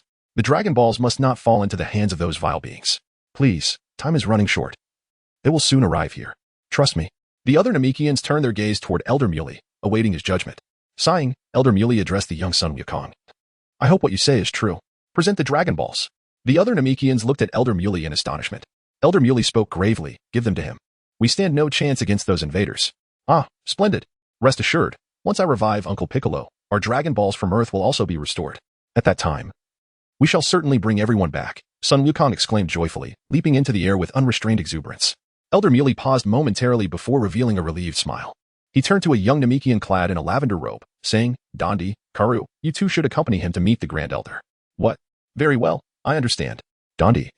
The Namekian who had just expressed his anger, responded, while Karu, another young Namekian donned in red, nodded in agreement. Shortly thereafter, an elder Namekian, appearing somewhat aged, brought forth a Dragon Ball the size of a basketball, its surface glimmering with 6 red stars, and placed it into Son Wukong's hands. As Son Wukong, filled with delight, retrieved a pre-prepared bag, he exclaimed joyfully, "Wonderful! As long as we secure one, those individuals will never be able to gather the Dragon Balls. This is our opportunity." "Thank you, Dandy and Karoo. Let us proceed." The elder bid farewell, and Dandy and Karoo waved goodbye to Elder Muley and the others, following Son Wukong towards the location of the Grand Elder. Chapter 11. A diversion of trouble. The 6-star Dragon Ball, which was meant to fall into Frisia's hands, had now been preemptively seized by Son Wukong, and in addition to Dandy, he had also befriended another Namekian, Karoo. Suddenly, while soaring through the skies, Son Wukong recalled something and, startled, quickly inquired, "Dandy, Karoo, are you able to conceal your energy as I do?" "I'm afraid we cannot manage that," Karoo replied, filled with regret. The ages of Son Wukong, Dandy, and Karoo were similar, allowing them to quickly grow acquainted. "This is troubling. They possess devices that can detect your energy. Dandy, Karoo, we cannot approach the Grand Elder directly, or we risk leading the enemy there," Son Wukong cautioned as he descended onto a patch of land, with Karoo and Dandy following closely behind. Dandy, anxious, asked, "Wukong, what should we do now?" After a moment of contemplation, Son Wukong suddenly experienced a flash of inspiration in his mind and exclaimed with a smile, "I have a plan. Dandy, Karoo, let us divert the calamity." Dandy and Karoo looked at Son Wukong with astonishment. Meanwhile, at another location, Vegeta, equipped with a scouter, flew ahead. Haha. With immense power, there are approximately 20 of them. It cannot be mistaken. Humph, Frisia, the Dragon Balls only yield results when all 7 are gathered. As long as I hide them now, you will be powerless. With a swift motion, Vegeta arrived at a Namekian village and landed. The village had yet to be reached by Frisia and his forces, granting Vegeta the upper hand. The Namekians noticed Vegeta's arrival and sensed his malevolent intent. "Where is your elder?" "I have come to obtain the Dragon Balls," Vegeta declared, revealing a cruel and tyrannical grin as he cast aside his scouter to prevent Frisia's minions from eavesdropping. "What did you say?" A young Namekian gritted his teeth and glared at Vegeta. An elder, holding a wooden staff, stepped forward and inquired, "I am the elder. Tell me, why do you seek the Dragon Balls?" Vegeta, unable to contain his impatience, replied, "The reason is of no consequence. Hand them over quickly, or you may return. I will never give them to you, for there is an aura of evil surrounding you." The elder firmly rejected, despite the immense pressure Vegeta exerted. "Then you shall perish," Vegeta remarked with sardonic amusement, deciding the fate of the Namekians and engaging in battle. With a single punch, he shattered the skull of the last Namekian, brains spilling forth and eyes bulging. "Humph, a group of obstinate fools." Vegeta searched the nearby houses and eventually discovered a room containing the Dragon Balls, a golden, transparent sphere adorned with 4 red stars, the 4-star Dragon Ball. "I initially intended to search diligently, yet here it is," Vegeta scoffed, lifting the 4-star Dragon Ball and tossing it into a lake. "Haha, by submerging the Dragon Ball, no one will find it, only I shall know its location." Vegeta retrieved the scouter he had discarded and donned it with satisfaction before departing. At this moment, Vegeta remained an adversary to Son Wukong and his companions, entirely unaware that they had arrived on Namek and were oblivious to the existence of the Dragon Ball radar. There was a significant information gap between them, with only Son Wukong possessing knowledge from the memories of a time traveler, causing subtle shifts in the situation on Namek. Suddenly, Frisia and his entourage arrived at the village, flanked by Dodoria and Zaban, while the other minions encircled Elder Muley and the 2 elderly Namekians, their laughter filled with arrogance and triumph. Dandy and Karoo had long since left with Son Wukong, leaving only Elder Muley and the 2 aged Namekians behind. Elder Muley fixed his gaze on the 4 Dragon Balls in Dodoria and Zaban's possession, comprehending the gravity of the situation and fully believing Son Wukong's words. "I am Frisia. As you can see, I am collecting the Dragon Balls. Where have the others gone?" "According to our investigation, there should be 10 of you," Frisia inquired. Elder Muley resolutely responded, "The younger ones have gone to tend to the fields. Only we elders remain. I will not hand over the Dragon Balls to you." Frisia emitted his characteristic laughter, unfazed by Elder Muley's defiance. "Dodoria, do you recall when we killed that Namekian? He mentioned something quite intriguing." "Indeed, Lord Frisia. The Dragon Balls can only be entrusted to those recognized as brave," Dodoria replied, his eyes glimmering with mockery as he regarded Elder Muley and his companions, akin to cattle awaiting slaughter. Frisia continued, "So we killed one Namekian to make him understand. Guess what happened after we eliminated him?" Cold sweat broke out on Elder Muley and his companions as they realized that death was an unbearable prospect, although they knew Son Wukong would revive them later. The sheer terror of facing death was overwhelming. Frisia's words continually pricked the tense nerves of Elder Muley and the others. He disclosed vital information. The creator of the Dragon Balls was the Grand Elder, and there were 7 in total, safeguarded by 7 elders. To obtain the Dragon Balls, one must compete in wisdom and strength with the elders or articulate a wish to gain the recognition of a worthy warrior. However, that elder refused to relinquish them, adhering strictly to his rules, and in a moment of carelessness, I ended up killing him. Thus, we wasted considerable time searching for the first Dragon Ball. But acquiring the subsequent 3 proved much simpler. Suddenly, 5 young Namekians returned, glaring angrily at Frisia and his group. You fiends. Frisia observed the returning Namekians and noticed something amiss. 2 were missing from a group of 8. Dodoria, using the scouter, scanned the surroundings and pointed. Lord Frisia, I have detected 2 weaker power levels, along with one at 2,000. 2,000? Lord Frisia, is that the individual who dispatched our soldiers? Zabon exclaimed in shock. Frisia's voice turned icy as he remarked, who is this unidentified individual? How dare a mere insect undermine my plans? Excellent, Dodoria, I hope you can deliver satisfactory news. Rest assured, Lord Frisia, I will personally retrieve that insect with the power level of 2,000, Dodoria replied, handing 2 Dragon Balls to a minion. His visage twisting into a cruel smile as he launched into the air. Elder Muley felt a jolt of alarm as he contemplated countermeasures. Realizing that the direction of Son Gohan, Dandy, and Karu's departure significantly diverged from his own, could they have used those scouters to locate us? Did Wukong intentionally mislead them away from the Grand Elder's location? Elder Muley's gaze gradually shifted to the scouters worn by Zabon and the other minions. He understood that his demise was inevitable, yet he resolved to assist in whatever way possible, completely convinced of Son Wukong's words. He now regarded him and his companions as the hope for rescuing the Namekian people. Chapter 12. The solar flare approaches. Son Gohan sensed 2 distinct energies approaching him from different directions, neither particularly strong, roughly comparable to Vegeta's. Indeed, he had been deceived. One of the energies belonged to Vegeta, indicating their plan had succeeded. Dandy and Karu nodded in agreement as Son Gohan stowed the bag containing the Dragon Balls into the Universal Capsule and placed the Dragon Radar in his pocket. They began to fly alongside him at a slightly reduced speed, feigning a retreat. Meanwhile, Elder Muley engaged in battle as the young Namekians surged forward. Frisia's minions proved to be no match for the Namekians, yet they were wholly inadequate against Sabor. It was time to strike. Elder Muley unleashed a sudden surge of energy, soaring into the sky and dramatically increasing his battle power, catching Sabor off guard. A relentless barrage of energy blasts obliterated the detectors on the bodies of the fallen minions. This unexpected assault incensed Frisia, who remained seated in his hovering chair. Now you can no longer track us. We Namekians shall not face annihilation. Elder Muley laughed maniacally, emboldened by Son Gohan's earlier arrival. Damn it, it seems I must intervene. King Frisia, Sabor's handsome visage twisted with rage as he set down the Dragon Ball, glaring menacingly at Elder Muley, the one who had just destroyed their detectors, jeopardizing their subsequent endeavors. Mr. Sabor, wait. Eliminate those young Namekians first. We still have use for this elder. Frisia's words jolted Sabor back to reality, cutting through his fury. With a reluctant roar of anger, he charged toward the remaining young Namekians. The overwhelming disparity in power rendered the Namekians defenseless against Sabor.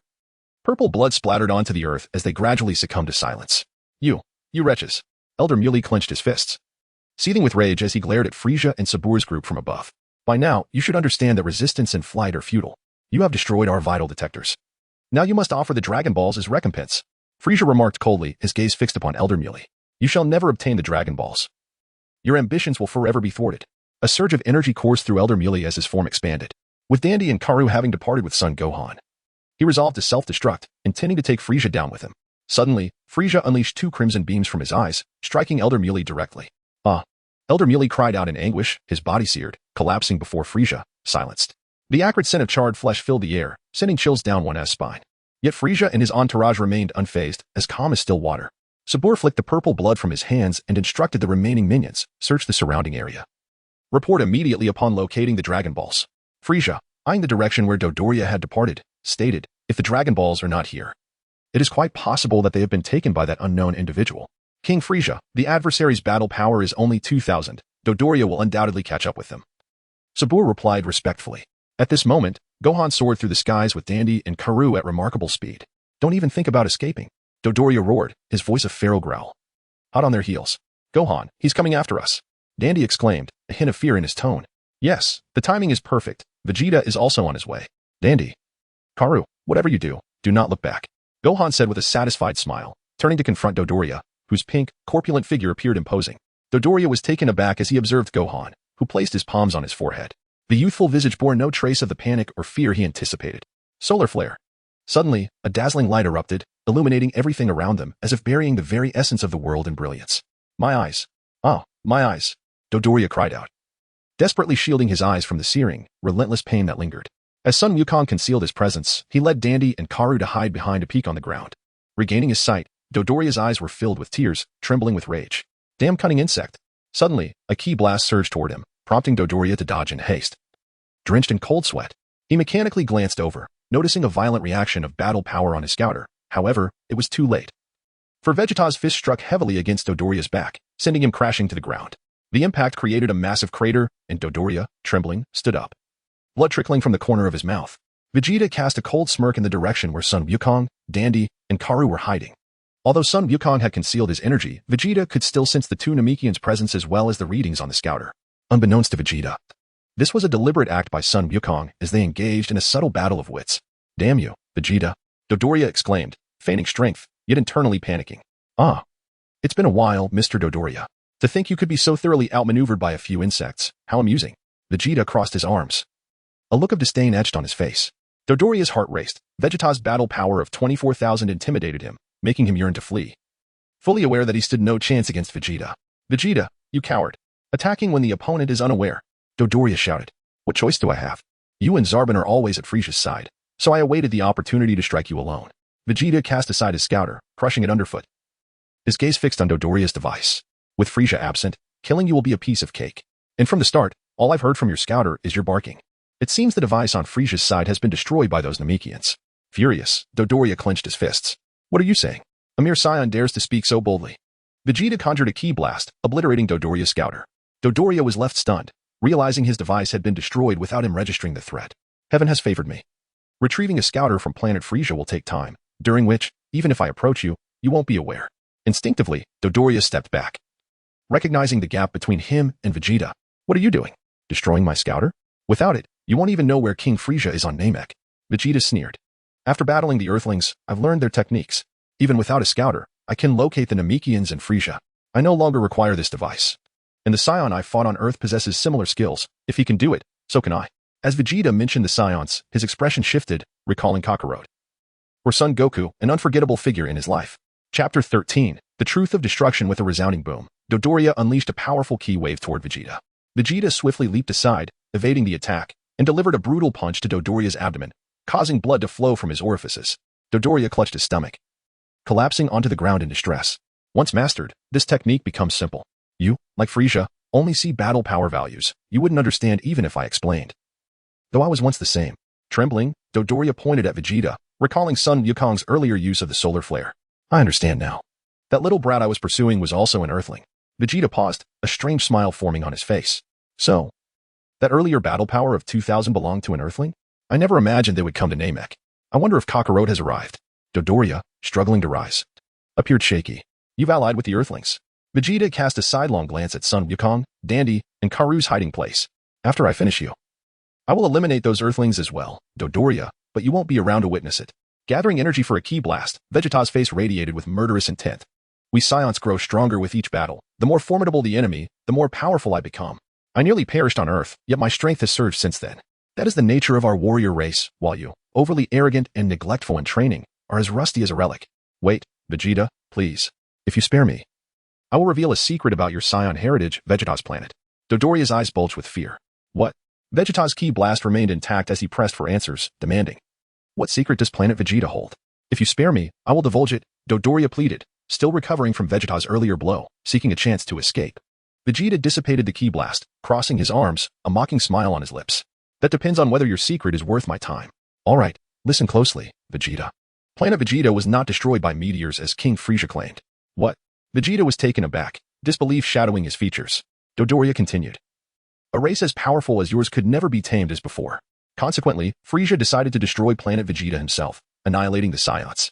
But Vegeta, you should thank King Frisia for recognizing your potential as a Saiyan prince. He chose to act only when you were absent. Vegeta's expression darkened.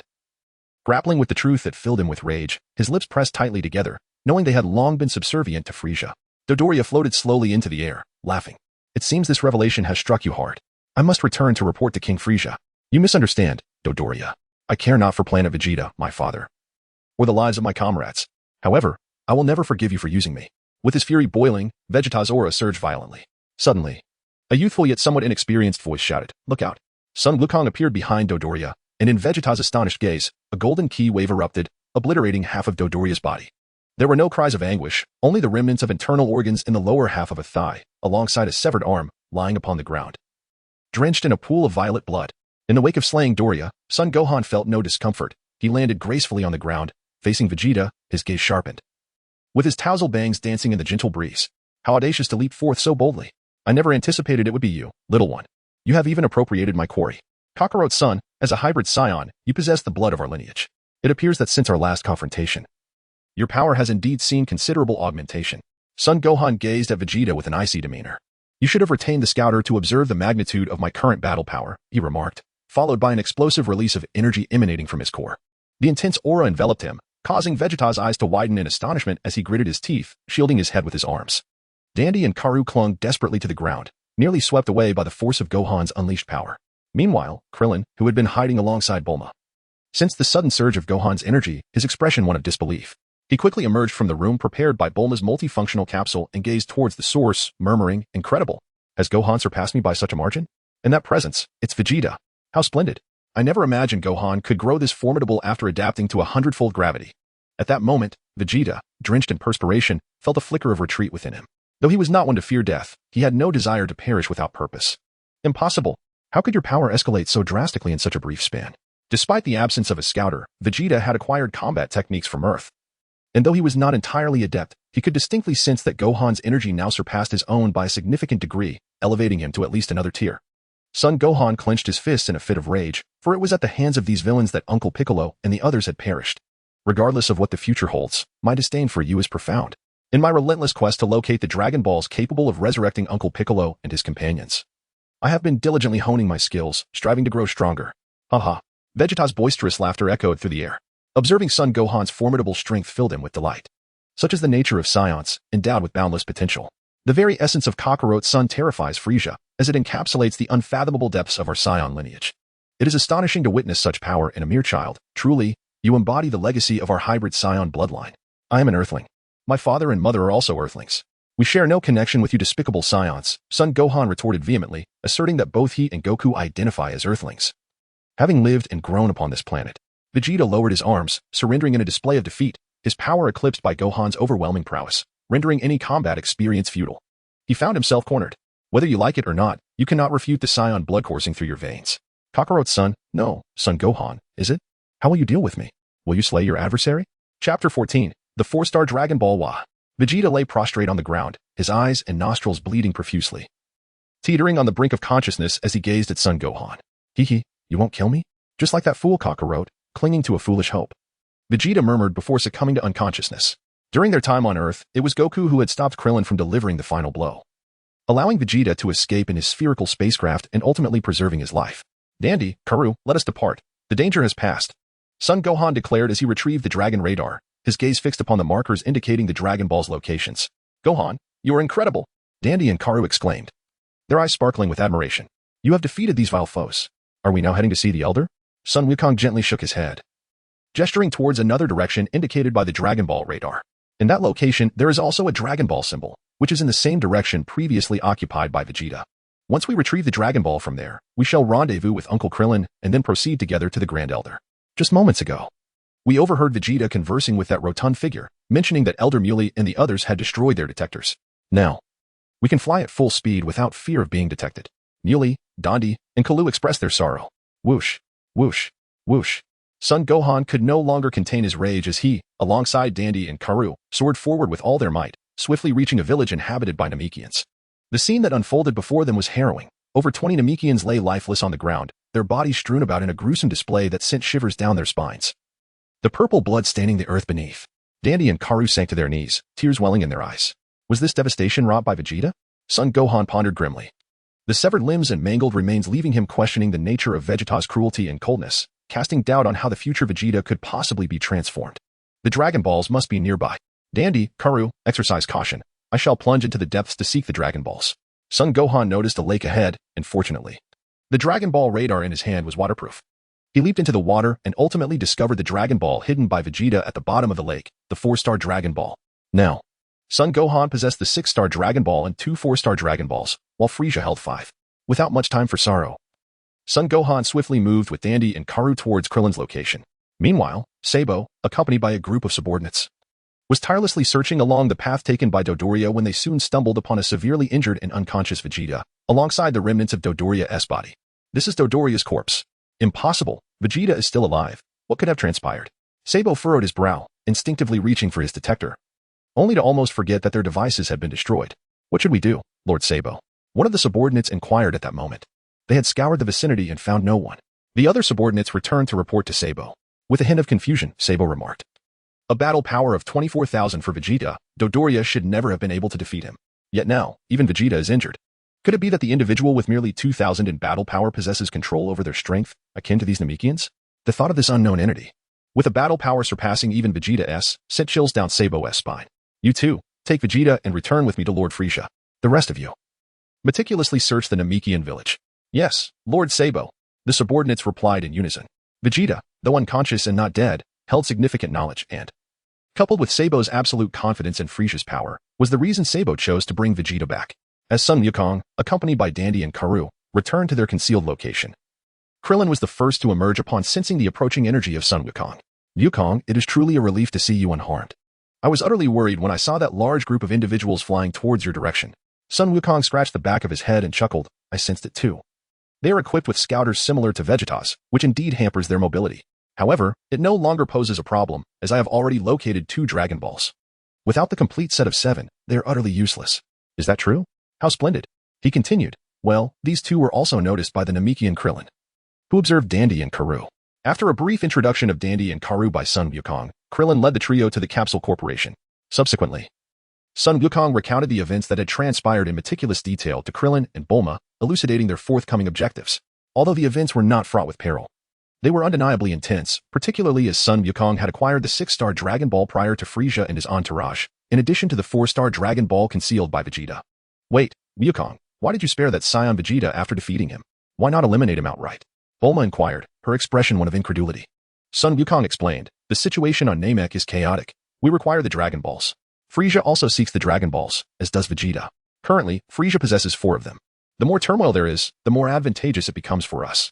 Elder Muli has sacrificed himself to destroy Frieza's detectors, presenting us with a valuable opportunity. Let us hasten to the Grand Elder." "Indeed." Krillin and Bulma nodded in agreement. Just as they finished gathering their belongings and prepared to set off, Bulma suddenly recalled something, her face lighting up with excitement as she addressed Son Wukong. "By the way, I almost forgot to tell you. I communicated with my father earlier, and he shared some wonderful news. He mentioned that Goku is on his way to Namek and should arrive in approximately 6 days. "Ah, is that true? Is my father coming as well?" "That is fantastic." Although Son Wukong had gleaned everything from the memories of the traveler, he couldn't contain his joy upon hearing this news. He felt weak and found Frieza's power unfathomable, with little hope in sight, while he seemed to possess greater strength now, capable of defeating Dodoria with ease. The memories of Namek from the traveler's perspective left him feeling suffocated. Bulma continued, "My father mentioned that he has modified the spaceship Goku used when he first came to Earth. Goku is currently aboard, training under the same gravity conditions as you all, and he will undoubtedly emerge even stronger." Dandy and Karoo exchanged bewildered glances, filled with curiosity and confusion. They were eager to understand what kind of person Son Wukong truly was, and why Bulma, Son Wukong, and Krillin were so elated. Chapter 15. The Grand Elder of Namek Son Gohan and Krillin assisted Bulma, Dandy, and Karoo as they journeyed to the residence of the Grand Elder. In the past, when Namek experienced unusual weather phenomena, only the Grand Elder survived, and it was he who, through a unique process, spawned all the Namekians, who themselves are devoid of gender. At this moment, Goku was aboard a spacecraft en route to Namek. Having acclimatized to 20 times Earth's gravity, he was now challenging himself to endure 30 times that weight. "Goku, can you hear me? Goku?" Suddenly, a voice resonated, startling Goku, who exclaimed with joy, "That voice, could it be Lord Ko? The North Ko, situated on Ko's planet?" Affirmed, "Indeed, it is I. Goku, are you currently traversing the cosmos? What is your purpose?" Son Wukong elucidated the reasons for his journey to Namek. The North Kai was previously unaware of the events occurring there. However, upon hearing Son Wukong's account, he became somewhat intrigued, still oblivious to the fact that Frieza was also on Namek. The sole reason for the North Kai's communication with Son Wukong was the demise of Piccolo, Tien Shinhan, Kaiatsu, and Yamcha, who, despite their deaths, retained their physical forms to continue their training.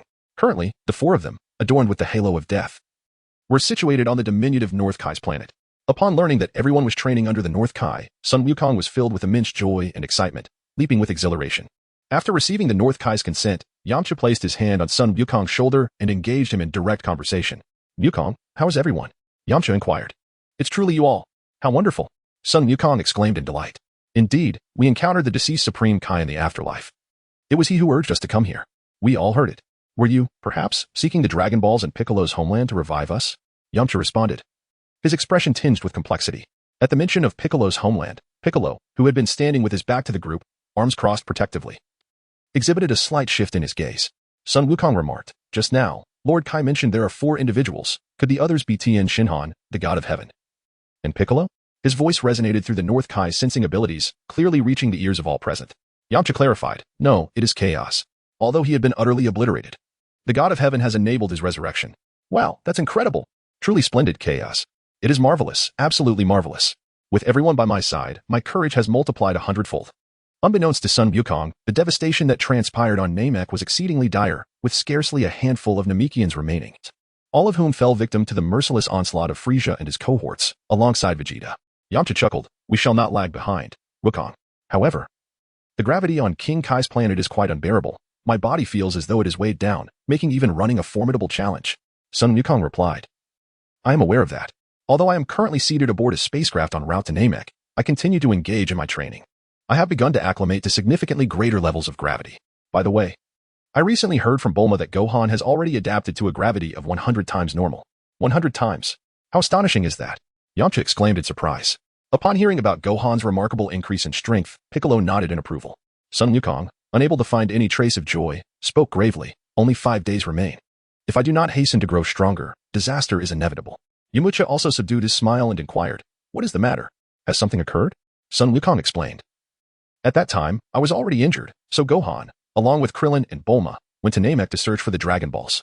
However, the Saiyan Vegeta also rushed to Namek in pursuit of the Dragon Balls, and besides him, it is rumored that there exist a being hundreds of times more terrifying. What? The North Kai, Yamcha, and the others were astounded by Sun Wukong's words. Cold sweat trickled down the North Kai's forehead as he remarked. Could it be that monstrous entity is Frieza? If that malevolent creature is also on Namek, we are in grave trouble. Gohan and Piccolo exchanged concerned glances. Their brows furrowed slightly. Sun Wukong remarked, I have not heard of this matter. If Lord Kai knows, please enlighten me. I shall promptly investigate the current position of Namek and search for traces on the Kai planet, ultimately confirming Frieza's whereabouts. Meanwhile, on Namek, Son Gohan and his companions, after a long journey, finally arrived at their destination, the dwelling of the Grand Elder. The Grand Elder's residence appeared quite secluded, perched atop a towering rock formation. Without special guidance, it would be nearly impossible to discover. Atop the mountain stood a structure that served as a home for the Namekians. Dandy exclaimed joyfully, this is it. Everyone. We have arrived. The Grand Elder is right here. The group descended slowly, and as the door opened, a young Namekian emerged, bearing a cold demeanor that bore a striking resemblance to Piccolo, leaving Son Gohan, Bulma, and Krillin momentarily taken aback. Naru, brother. Dandy and Kuru shouted with delight. Krillin's eyes widened in shock as he mused. He looks just like Piccolo. Nara spoke with a calm and steady voice. You have finally arrived, Dandy, Kuru. The Grand Elder is already aware of the situation. Kuru lifted his head and asked, the Grand Elder knows? But has he foreseen this event? Why has he not left this place? Nara shook his head, casting a deliberate glance at Son Gohan. The Grand Elder is quite elderly and finds it difficult to move. He has long been aware of his impending demise, and we cannot persuade him to leave. Thus, we can only quietly remain by his side for protection. Please, follow me. The Grand Elder awaits you. Dandy said, I have heard whispers of the Grand Elder's nearing end, but I did not expect it to be so soon. The group followed Naru into the room, which was furnished similarly to the ship used by Son Gohan and his companions. After Krillin and Son Gohan assisted Bulma, they slowly ascended to the upper level, where they finally encountered the Grand Elder. Bulma looked up in astonishment, thinking to herself, how grand. Is this truly the Grand Elder of Namek? The Grand Elder emanated an aura of frailty, his breath faint, seated upon a stone chair with a Dragon Ball, the size of a basketball, resting nearby. Welcome. Are you the Earthlings? I must first express my gratitude for saving my children, Dandy and Kuru. The Grand Elder addressed Son Gohan, his voice steady yet imbued with a sense of profound weariness. We seek the Dragon Balls of Namek to rescue our companions, who have been slain by the Saiyans, Son Gohan stated plainly, revealing the purpose of their visit. The Grand Elder kept his eyes closed, embodying an essence of exhaustion, as if his life was nearing its conclusion. This wish is noble. Unlike those others, you understand that the Dragon Balls symbolize the wisdom and strength of the Namekian people. It is unfortunate that such hope should bring about tragedy. My children have been nearly wiped out by those villains. It is truly disheartening. The Grand Elder's voice carried a tone of fatigue, for he sensed that his life was drawing to a close, yet he witnessed the impending destruction of Namek once more. How did you come to know of the Dragon Balls? He inquired, looking curiously at Krillin, Son Gohan, and Bulma.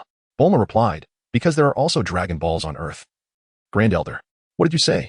The Grand Elder expressed his astonishment. Krillin nodded, explaining, long ago, during a crisis on your planet, a Namekian fled to our Earth. And he was the one who created the Dragon Balls. The Grand Elder remarked, I see. That must have been the child of Katats. I cannot believe he made it safely to Earth. What a relief. That child was a genius, capable of creating Dragon Balls at such a young age. Krillin added. He too fell victim to a Saiyan named Vegeta, alongside our companions. The Grand Elder pondered for a moment before stating, those Saiyans are formidable with his talents. He should not have been slain. Was that Saiyan a Super Saiyan? Super Saiyan? What is that? Bulma and Krillin exchanged confused glances. The Grand Elder turned to Son Gohan, asking, child, could you step forward for a moment? Son Wukong nodded vigorously and approached the Grand Elder. The Grand Elder grasped Son Wukong's head and said, I beg your pardon. Allow me to glimpse into your past. Son Wukong wished to decline, for his mind was plagued with memories of a traveler. Wouldn't this revelation expose him? Yet, upon reflection, he realized that the Elder and others were distinct. They possessed a profound vision of the greater scheme. Perhaps they could provide him with invaluable counsel. At just 5 years of age, his mind was still immature. Yet he was diligently striving to navigate the memories of the traveler. The Elder, indeed, he thought, but there are many matters I hope you can comprehend. This somewhat perplexing statement left Krillin, Bulma, Dandy, Kuru, and Nailu utterly bewildered, and the Elder himself was also taken aback. However, after delving into Son Wukong's past, he swiftly grasped its meaning. As time passed, the Elder exclaimed in astonishment, what is happening here? Must one devoid of any wickedness ascend to divinity? The emergence of two beings is the very reason for the birth of evil Bick. Yet, this division has the original potential and innate prowess. If he could revert to his former self, he would not have fallen victim to the Saiyans. Son Wukong gently exhaled a breath of murky air. And the Grand Elder undoubtedly perceived the memories of the traveler. Child, I comprehend your thoughts and have witnessed your resolve. Your aspirations are not intended for malevolent purposes. I admire the courage you have displayed by journeying so far to reach this place. Allow me to assist you as well. The Grand Elder then retrieved a Dragon Ball, hidden behind him, and presented it to Krillin. Now, they had acquired 3 Dragon Balls, yet the Grand Elder's hand remained unyieldingly poised. A hum resonated as a transparent aura enveloped Son Wukong. His eyes widened in astonishment. He not only felt the gradual surge of power within his body, but also discovered the emergence of a new ability within his mind. Suddenly, the Grand Elder's voice echoed directly into Son Wukong's consciousness. This is telepathy, my child. You are called Gohan, are you not? I apologize. But I have witnessed those memories as well. This technique, the mental barrier, is a gift from me to you. With it, you can conceal that memory deep within, forming a protective shield around it. Son Wukong's son, Gohan, responded with surprise, expressing his gratitude. The mental barrier is truly invaluable. Thank you, Elder. Moreover, this technique can also fend off mental attacks of an illusory nature. The Elder continued their telepathic communication. Now, I shall endeavor to unearth the latent powers within you that remain untapped. I understand your sentiments. You have performed admirably, Gohan. Despite the evident peril ahead and your current lack of strength, you have summoned the courage to face it. That Saiyan named Vegeta, however, has lost his resolve and wept due to Frieza's might. But I am too weak, Gohan lamented. If only I were stronger.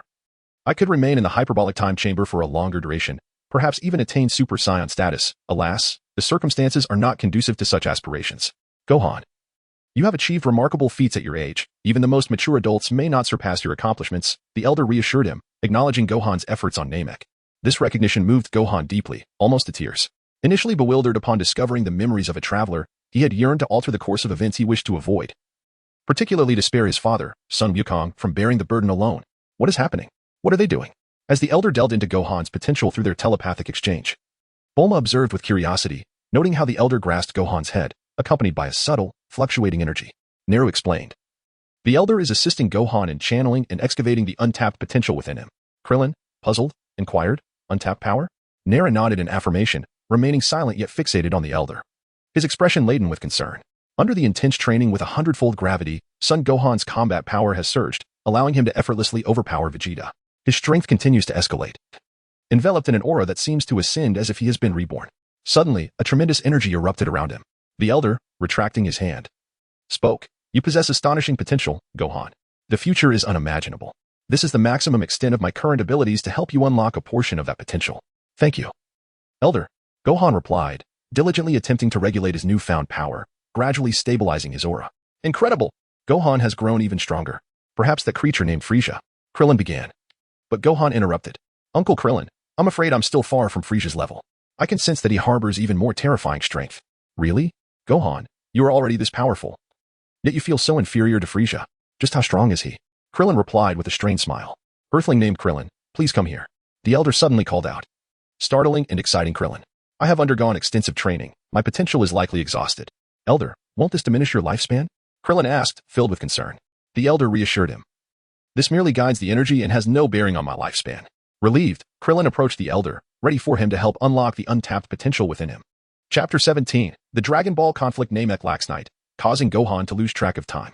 During a patrol, a soldier discovered a village destroyed by Vegeta. where one Namekian was barely clinging to life, recovering slightly but still emanating a faint energy akin to that of Flora, thus going unnoticed by Gohan and his companions. The Namekian, trembling, reached for the soldier's ankle. "You cursed wretch." It was indeed Vegeta. The soldier aimed at the Namekian, unleashing an energy wave to finish him off before triumphantly flying towards the spaceship. Frisia's spacecraft resembled a colossal disk, featuring vast interiors and a circular corridor, akin to a complete industrial setup. In the main lounge, Frisia gazed through large windows at the outside world, awaiting news from his subordinates. Alongside the 4 Dragon Balls he had collected, "Lord Frisia, I have returned." "Enter." Frisia beckoned as the door opened, revealing Zarbin and 2 soldiers carrying Vegeta. "Is this Vegeta?" "Zarbin, have you located the Namekian village?" Frisia inquired, his interest in the Dragon Balls piqued. Zarbin shook his head. "I regret to inform you, Lord Frisia, that we have yet to find any trace. However, Dodoria has been killed, and Vegeta is gravely injured. The mysterious individual must possess formidable strength, which is why I brought Vegeta back. I wish to extract information about this enigmatic figure from him." "Well done, Mr. Zarbin. We must have missed the Dragon Balls in that village. They must have been taken by those individuals. We don't even know what they look like. How infuriating," Frisia exclaimed, his voice rising in frustration, unaware of Gohan's group's concealed presence, which left him feeling powerless and irritated. Zarbin ordered the 2 soldiers to take Vegeta away. With Vegeta critically injured and on the brink of death, he was placed in the medical room for further examination. Suddenly, an excited soldier returned from searching the Namekian villages, respectfully announcing, "Lord Frisia, I have discovered a Namekian village." "What?" Zarbin exclaimed, surprised. "The village has been attacked, likely by Vegeta. Furthermore, I found a villager who was still alive but barely hanging on, so I took care of him," the soldier continued. Frisia's gaze grew colder, his expression unchanged. But Zarbin sensed Frisia's rising anger. "So you killed the only witness?" "Why yes, my lord," the soldier stammered, oblivious to his error. With a swift motion, Frisia shot laser beams from his eyes, striking the soldier, who let out a horrifying scream as his body was reduced to charred remains, blood splattering everywhere, silencing him forever. "I detest mindless fools. Zarbin, contact Frisia Planet and summon the Ginyu Force here with a scouter. They should arrive in about 5 days. Zarbin nodded rapidly, acknowledging his orders. The situation escalated as both sides stood in opposition. Krillin had also unlocked his potential, significantly enhancing his strength, which now surpassed that of the stout fighter but remained weaker than Vegeta. On the Dragon radar, the 7 Dragon Balls were divided between the 2 factions, with Frisia having collected 4 while they retained 3. The previously chaotic struggle for the Dragon Balls had transformed into a standoff. Bulma, looking despondent, lamented, "What should we do? It has been ages, and if we remain inactive, those villains will retrieve the scouter, and our location will be exposed." On the forehead of Son Gohan, beads of cold sweat formed as he intently gazed at the Dragon Ball radar. He was in anticipation, and his thoughts were known only to the Grand Elder. However, for a mere 5-year-old like Son Gohan, achieving such focus was already commendable. The Grand Elder directly communicated with Son Gohan through telepathy. "Gohan, relax your body and spirit, allowing yourself to be in the best state to face the impending challenges." "Yes, Grand Elder," Gohan responded, his spirits considerably dampened. The prolonged wait began to shake his confidence. "Saiyan, Super Saiyan, Gohan, you are still quite young. There lies a long path ahead of you, with many more challenges to come. Take a moment to calm yourself." The Grand Elder's words gradually helped Gohan regain his composure. Son Gohan addressed everyone, saying, "Indeed, we cannot afford to wait indefinitely. I shall venture to Frisia's spaceship to ascertain the situation. Please await my return." Krillin, with a look of apprehension, replied, "But Gohan, if Frisia discovers you, it could spell trouble." "Fear not, I am merely going to gather intelligence. I have been training with Mr. Popo for some time to master my control over energy. Even under their very noses, their detectors will be unable to sense my presence," Gohan responded with a reassuring smile. Suddenly, the Grand Elder interjected. "Everyone should also leave this place. Do not linger with this old man. Take the Dragon Balls with you, as this is not a secure location. Once Frisia and his crew retrieve their detectors, they will swiftly locate us." "Ah, Grand Elder," Dandy and Karu exclaimed. Sun Wufan and the Elder exchanged glances, a profound understanding passing between them without words. "Klin, Bulma, Dandy, Karu, find a place to hide. I shall scout ahead. Elder, I am leaving." Without indulging in excessive sentimentality, Sun Wufan grasped the Dragon Ball radar and soared towards the spacecraft currently occupied by Frisia. In less than a minute, he arrived at his destination. Gazing upon Frisia's circular ship, carefully stowing the radar away, Sun Wufan concealed himself, now perilously close to Frisia, within a distance of less than 10,000 meters. Vegeta's energy was indeed returning gradually. With this in mind, Sun Wufan felt a glimmer of hope. "Vegeta, you must prove to be as formidable as the memories of the traveler suggest." He exhaled a deep breath, biding his time. Meanwhile, within the confines of the spacecraft, Vegeta floated in a nutrient solution, gradually regaining vitality, his complexion improving steadily, all processes unfolding in an orderly manner. Chapter 18. Seizing opportunity outside the treatment chamber. A soldier observed Vegeta's recovery, muttering to himself, Such grave injuries will require an extensive recovery period. I hope you pull through, Vegeta, if you fail to regain consciousness. Frieza will surely hold me accountable. Yet even if you do awaken, Frieza will undoubtedly send you back to the abyss. Please, do not add to my troubles, Vegeta.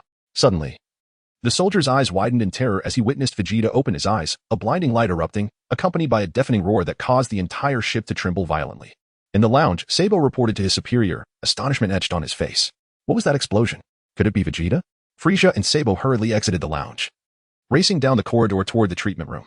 Inside the treatment room, Vegeta shattered the chamber, standing triumphantly atop the fallen soldier, who was still damp from the healing liquid. Ha ha ha, you underestimated my recovery abilities. Vegeta sensed Frieza and Sabo approaching, directing his palm toward the damaged treatment chamber. Boom. A thunderous crash reverberated, causing the ship's structure to shake violently, nearly destabilizing Sabo and Frieza. It truly came from the treatment room, Sabo exclaimed, his fury palpable. Upon their arrival, they found the treatment room reduced to a gaping hole, revealing the landscape of Namek, shrouded in lingering black smoke. This is disastrous, he has escaped. Sabo gasped, gazing at the massive breach. Frieza's voice turned cold. What did you say? Quickly, pursue him, Sabo. We must capture Vegeta. He cannot have gone far. However, unbeknownst to them, Vegeta remained hidden within the ship, the breach misleading Sabo and Frieza into believing he had fled.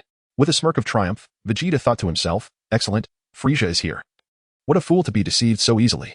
Although he had rebelled against Frieza, Vegeta was well aware of the ship's internal layout from his time under Frieza's command. He dashed to Frieza's lounge, where 4 Dragon Balls, each the size of a basketball, shimmered with light. Dragon Balls. Splendid, they are all mine. Frieza, your reign is about to end. Vegeta chuckled, recalling another Dragon Ball he had previously concealed by the lake outside the Namekian village. With these 4, he now possessed 5. Meanwhile, Sabo scoured the surroundings for Vegeta's whereabouts, prompting a mocking smile from Vegeta within the ship. Search all you like outside. Not only have you healed my injuries, but you've also unwittingly delivered 4 Dragon Balls into my hands. However, carrying away 4 at once will surely attract pursuit. And I lack the luxury of time for further contemplation. Taking a deep breath, Vegeta prepared himself, unleashing a ki blast to shatter the viewing glass that Frieza used. With both hands clutching the Dragon Balls, he hurled them forcefully out of the ship. In less than 2 seconds, all 4 Dragon Balls were cast out, followed by a ki wave that obliterated the ship's internal systems before he made his escape. At last, the Dragon Balls were in his grasp. At this moment, Son Gohan was both astonished and delighted. He had finally awaited this moment. Taking out a cloth bag from his embrace, he began to collect the Dragon Balls thrown by Vegeta from a distance, 1, 2, 3, 4, each one carefully received into the bag before transforming back into a universal capsule and being stowed away. He concealed his own energy signature to prevent Vegeta from detecting him. Although he was not afraid, he thought it prudent to prolong the situation. Initially, he had intended to wait for Vegeta to escape with the Dragon Balls before making his move, planning to take advantage of the chaos during Vegeta's battle with Sabo. However, after waiting for a considerable time without any sign of action, doubts began to creep in. Had something gone awry on Vegeta's side?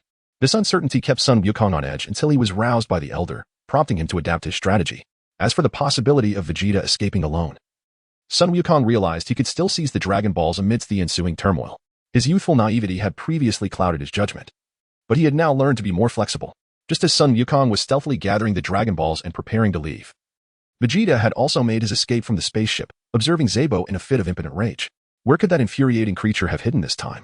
Could Frieza be harboring him aboard the spaceship again? I must hasten my search, he thought, slowly submerging himself into the lake's depths. If he were to flee directly into the air, he would be quickly pursued by Frieza and his minions, no matter how fast he flew. Vegeta was acutely aware of the disparity between his strength and Frieza's. The recent encounter had been perilous, and any misstep could lead to his discovery and demise. While navigating beneath the water, Vegeta not only healed his wounds but also significantly amplified his power, having snatched 4 Dragon Balls from Frieza. That little Saiyan brat will soon regret not ending me when he had the chance, he thought, clenching his fist in excitement, recalling the overwhelming gap in strength that had rendered him defenseless against Sun Wukong. However, unbeknownst to Vegeta, the spoils he had fought for had been seized by a clever little cat with a third-person perspective. Even the Dragon Balls he had hidden were now in Sun Wukong's possession, detected by his dragon radar. Inside the spaceship, Frieza was fuming with rage. Sabo knelt before him, silently accepting the reprimand. How could you allow such a monumental blunder? Not only has Vegeta escaped, but he has also absconded with the 4 Dragon Balls. He could not have taken them all by himself. I will search the interiors of the spaceship. You scour the outside thoroughly, Frieza commanded. Sabo responded promptly. Yes, Lord Frieza. Frieza issued a stern warning. You would do well to understand, Mr. Sabo, the consequences of failing to retrieve Vegeta. Sabo hastily assured him, I will go at once. Lord Frieza. He then darted out through the opening created by Vegeta's escape, endeavoring to track him down. Meanwhile, Vegeta continued to glide through the lake's depths, moving swiftly. Once he felt he was far enough from Frieza, he emerged from the water, gasping for air on the shore. After shaking off the water, he searched the area in vain, puzzled. With the force I exerted, the Dragon Balls should have landed nearby. Why can I not find them? After contemplating for a while and surveying the nearby lakes, he wondered, could it be that I inadvertently dropped them into the water? Yet, given my unfamiliarity with Namek's terrain, it is plausible they could have fallen into the lake. I suppose I should dive back in and look again. Chapter 19. The death of Zabo. As Vegeta submerged in search of the Dragon Balls, Zabo was simultaneously on a quest to locate Vegeta. Where could that wretched Vegeta be hiding? If only I had a detector, this search would not be so arduous. Suddenly, Zabo recalled the direction in which Vegeta had discarded the Dragon Balls and began to scour that path, pausing occasionally to inspect concealed hills and valleys before resuming his flight. Vegeta, having searched for what felt like an eternity, was losing his patience. Nothing here, nor here. There are no peculiar fish around. They could not have swallowed the Dragon Balls. What on earth is going on? Where could the 4 Dragon Balls I discarded have gone? However, he was granted little time for contemplation when he sensed a formidable power approaching. Zabo? Could it be him? Vegeta's gaze turned icy as he swam to the shore. Suspecting Zabo had stolen the Dragon Balls, little did he know that Son Gohan had intercepted the 4 Dragon Balls with his third-person insight. Upon reaching the shore, Zabo was startled to see Vegeta, who had transformed from a once handsome figure into a grotesque sight.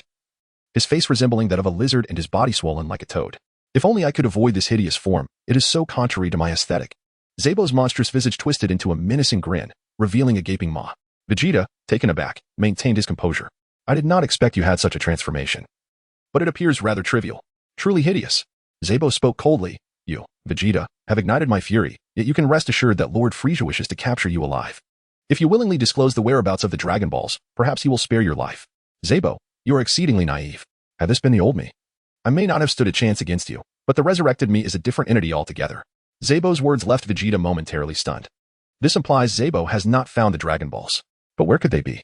Suddenly, Vegeta recalled the time Son Gohan had severely injured him, leaving him unconscious on Earth. How had it come to pass that, in just over a month, he had grown so powerful? Could it be that the little brat Son Gohan snatched the Dragon Balls? Was he deliberately allowing me to escape? No, that cannot be. That boy is as insufferable as Kakarot. It must be a mere coincidence. They could not have acted while I was incapacitated. Initially, there was a flicker of doubt in my mind regarding whether Gohan had deliberately spared his opponent. However, reflecting on the time spent on Earth, where Goku had shown mercy, I could not help but categorize both Goku and Gohan as kindred spirits. Nonetheless, Vegeta's suspicion that Gohan had appropriated the Dragon Balls proved to be accurate. Presently, though, Sabo was not granting him the luxury of contemplation. With a sudden exclamation, Sabo unleashed a powerful energy sphere towards Vegeta. In response, Vegeta deftly deflected the energy blasts, sending them crashing into the distant ground before swiftly advancing towards Sabo, thus igniting their fierce battle, which was sensed by Gohan, Krillin, and the others.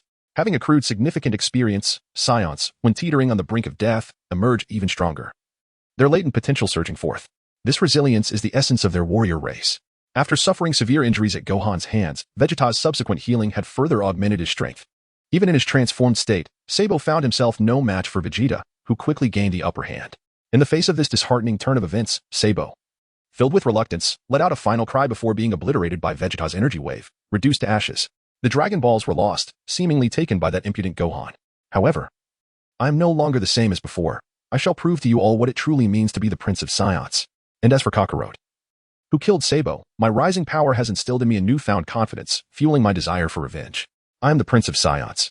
Yet that half-read and Goku haunt my thoughts, particularly the notion that a mere lower-class warrior can stand shoulder to shoulder with me, the Saiyan Prince. Meanwhile, aboard the spaceship, Frieza lounged in the lounge, while his minions scoured the craft in vain for any trace of Vegeta, trembling as they stood behind him. Frieza gently swirled the wine in his glass, growing impatient. What could Sabo possibly be doing? His absence suggested either he had fled or met his demise. Had I known this would transpire, I should have summoned the Ginyu Force from the outset. They would be far more useful than you imbeciles. One of the minions hurriedly replied, Yes, Lord Frieza. Regarding the report from Frieza Planet, the Ginyu Force has been en route for some time and will arrive shortly. Frieza took a delicate sip of his red wine, expressing greater concern for the unknown adversary. After such a prolonged absence, we still had no clue as to who we were up against. We shall investigate immediately, Lord Frieza. The minions, sensing Frieza's rising ire, became increasingly fearful. Upon receiving permission, they hurriedly departed, dispatching a portion of their number to scout. Frieza, seething as he gazed out at the landscape of Namek, became incensed. His fingers coalescing into an energy sphere, mercilessly bombarding the surface of Namek. Son Gohan was controlling his breath, gazing at the dragon radar, and flying towards the location of Krillin. Suddenly, a crimson energy blast from Frieza came hurtling towards him, compelling Son Gohan to halt abruptly as it whizzed past him, landing in the distance. The Namekian planet trembled violently, and Son Gohan broke into a cold sweat, mechanically turning around to sense numerous attacks resonating across various locales on Namek.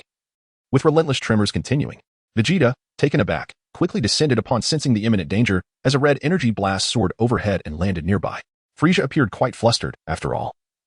His spaceship's propulsion engine had been destroyed by me, rendering it immobile. Observing Frieza's distress, Vegeta felt a sense of pride, but he soon regained his composure. The current situation was decidedly unfavorable for me. The only way to defeat Frieza was to utilize the Dragon Balls to obtain eternal life. However, it seemed that the Dragon Balls might have already fallen into the hands of that little brat. What should I do? At the same moment, Son Goku was also preparing to launch himself into a training regimen under a gravitational force 100 times greater than normal, the level that Son Gohan could endure.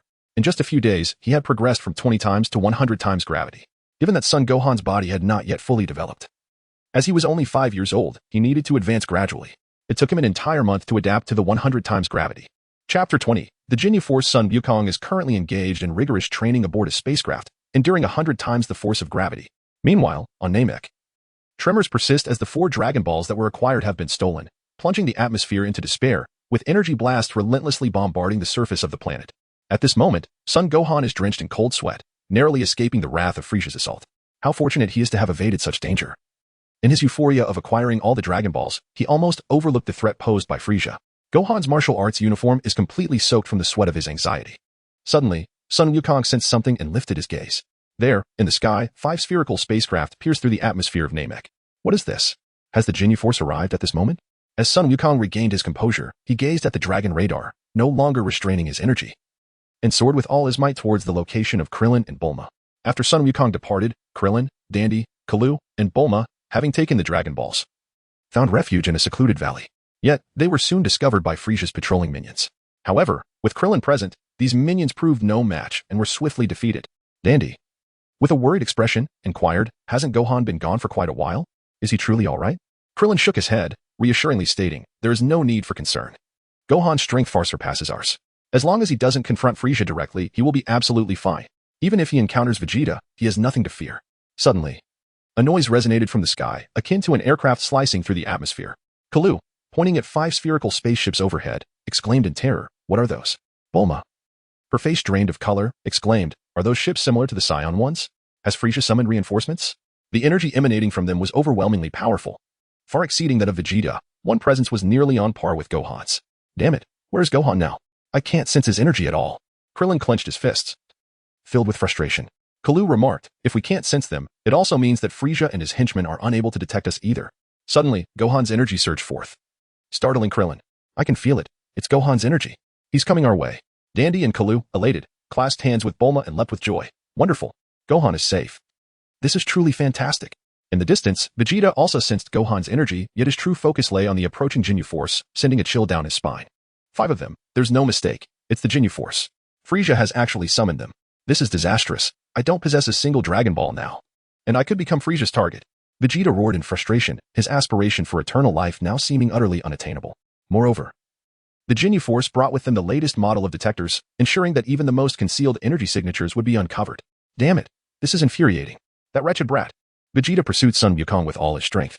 Given the dire circumstances, he realized his only path forward was to ally himself with Gohan against the Ginyu Force. Though filled with reluctance, he had lost all hope for the Dragon Balls. Faced with the notorious Ginyu Force and the more formidable Frieza, despair loomed large. Son Gohan sensed the presence of Vegeta pursuing him. Likewise, he harbored thoughts of collaboration, aware of the menacing Ginyu Force and the even more terrifying Frieza, whose transformations had granted him a formidable combat power exceeding 100 million. Previously, he had restrained his energy to remain concealed, but that was no longer necessary. With all his might, Son Gohan swiftly reached his destination, where he encountered Krillin, Din, Kaoru, and Bulma, along with 3 Dragon Balls the size of basketballs. Fantastic. Gohan, you're safe. Bulma exclaimed with delight. Yes, I managed to obtain the 4 Dragon Balls from Frieza, Son Gohan replied, nodding. Without further pleasantries, he returned the Dragon Radar to Bulma and opened a capsule, revealing a black bag containing the 4 Dragon Balls. The prospect of gathering all 7 Dragon Balls filled Bulma and Krillin with astonishment and joy. They had not anticipated that Gohan would return with the 4 Dragon Balls from Frieza after such an extended absence. Vegeta is coming, Krillin exclaimed, startled. At that moment, Frieza had arrived outside his spaceship, seated in his hovering chair, as 5 spherical ships descended from the sky, crashing to the ground before him with a thunderous roar. At last, the Ginyu Force has arrived. I have been waiting for you for quite some time, Frieza proclaimed, his expression brimming with excitement. As the dust settled, each spherical ship left a massive crater upon landing. The hatch slowly opened, and 5 men clad in battle suits emerged, floating down to stand in neat formation before Frieza. Hooray! The Ginyu Force has finally arrived. Frieza grinned broadly. The Ginyu Force consisted of 5 members, the leader Ginyu, followed by Jeez, Berta, Guldo, and Raikum. They executed a series of artistic maneuvers in front of Frieza, culminating in a specific combined action. However, the absence of background music rendered the scene awkward, as time seemed to momentarily halt, leaving Frieza momentarily stunned until a gust of cold wind caused a bead of sweat to form on his brow. Despite having witnessed it countless times before, he was still taken aback. I have awaited you for a long time, he declared, clearly indicating that this cosmic emperor's authority was not solely founded on his strength and terrifying methods. Ginyu, whose body was a pale purple adorned with 2 black horns and the latest model of a scouter, respectfully inquired, "We are grateful for your welcome, Lord Frieza. May I ask what this mission entails? Has our journey to planet Yardrat been cancelled?" Frieza replied, "That ungrateful traitor Vegeta has stolen my Dragon Balls and fled." Ginyu, perplexed, responded, "Vegeta?" Raikum, a burly man with a pineapple-shaped head exuding a sense of madness, scoffed, "Which Saiyan is that? I've heard he considers himself a master, but in reality, he possesses no strength at all." Meanwhile, Guldo, a diminutive creature with green skin and 2 eyes protruding from the sides of his head, felt a surge of anxiety upon hearing Frieza's words. Has that Vegeta truly betrayed Lord Frieza? Chapter 21. Joining forces with Vegeta, I cannot fathom why that fellow's combat power continues to rise. Moreover, aside from Vegeta, there is another individual on this planet contesting for the Dragon Balls, Frieza said, his anger palpable as he expressed his disdain for this meddlesome third party, which had further complicated the situation. Ginyu pressed the button on his scouter, announcing, "Our scouter has pinpointed Vegeta's location. He is currently moving at high speed, a considerable distance from here. Additionally, there is another individual with a combat power of 32,000, along with several others possessing mere hundreds of combat power. And one with a power level that doesn't even reach 5, he continued. Is Vegeta planning to rendezvous with them?" Berta, a tall team member with blue skin, chuckled, "Ha ha ha. Has he formed an alliance?" Ginyu inquired, "Lord Frieza, how shall we handle those individuals?" Frieza, devoid of any emotion, commanded, "Eliminate them." "Wonderful. We can hardly wait to tear them apart," Raikum proclaimed with great pride. Frieza cautioned Ginyu, "Exercise utmost caution. Those individuals possess the means to control their combat power." "I understand. We shall entertain them thoroughly," Ginyu affirmed. Unlike the others, Guldo appeared burdened with heavy thoughts, haunted by unpleasant memories associated with Vegeta. Jeez. A man with red skin and long white hair presented a package box to Frieza, saying, "Lord Frieza, here is the scouter you requested. Your efforts are much appreciated." After receiving the scouter, the 5 members of the Ginyu Force prepared for their mission in Frieza's presence, their over-the-top enthusiasm causing even more sweat to bead on Frieza's forehead. Whoosh. The Ginyu Force launched into high-speed flight towards the location of Son Gohan and his companions. Simultaneously, Goku, aboard a modified spaceship, was a mere 20 minutes away from Namek. As the final day approached, he concluded his training and took a moment to rest. At this point, he remained blissfully unaware of the grave situation unfolding on Namek. Awakened by the alarm, he washed up, organized his belongings, and readied himself for landing. Vegeta, having joined forces with Son Gohan, beheld the 7 shimmering Dragon Balls. The 4 Dragon Balls he had previously discarded had indeed been seized by Son Gohan. "Gohan, you must have sensed the energy of the Ginyu Force approaching, correct?" "They are on their way here," Krillin queried, perplexed. "The Ginyu Force?" Son Wukong replied, "I am aware. I captured a soldier of Frieza, from whom I extracted vital intelligence regarding the Ginyu Force. And I was fortunate to learn about the unique abilities of Ginyu and a stout individual." Vegeta, taken aback, regained his composure and smirked. "How intriguing. It is no surprise, considering the warrior blood that flows through our Saiyan lineage." "I am a human," Son Wukong retorted. Vegeta, lacking the time to engage in this debate with Son Wukong, inquired, "I sensed your recently exposed energy. It should not be this feeble. Have you managed to suppress it once more?" Son Gohan nodded solemnly and remarked, "That Ginyu possesses a rather troublesome ability. Moreover, that short, stout fellow has some peculiar powers that must be eliminated beforehand. Otherwise, if they unite, we will find ourselves at a considerable disadvantage. The short one, known as Gudo, though inherently weak, wields a uniquely formidable ability, the power to manipulate time.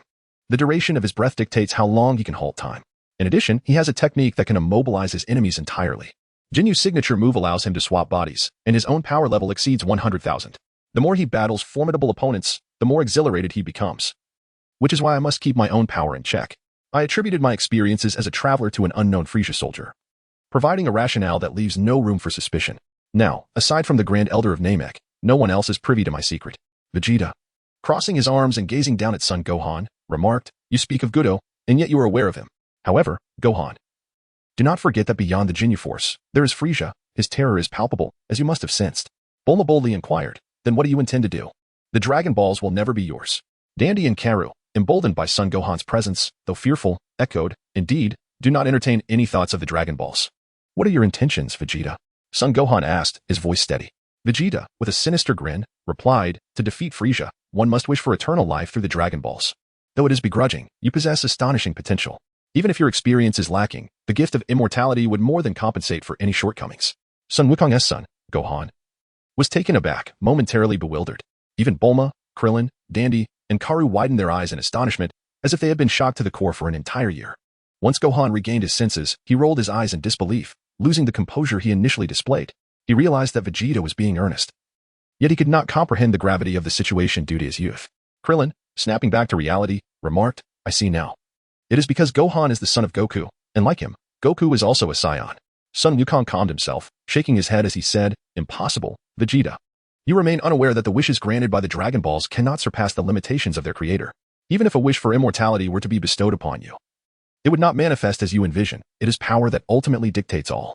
Son Wukong gently caressed the small vial nestled within the folds of his garment.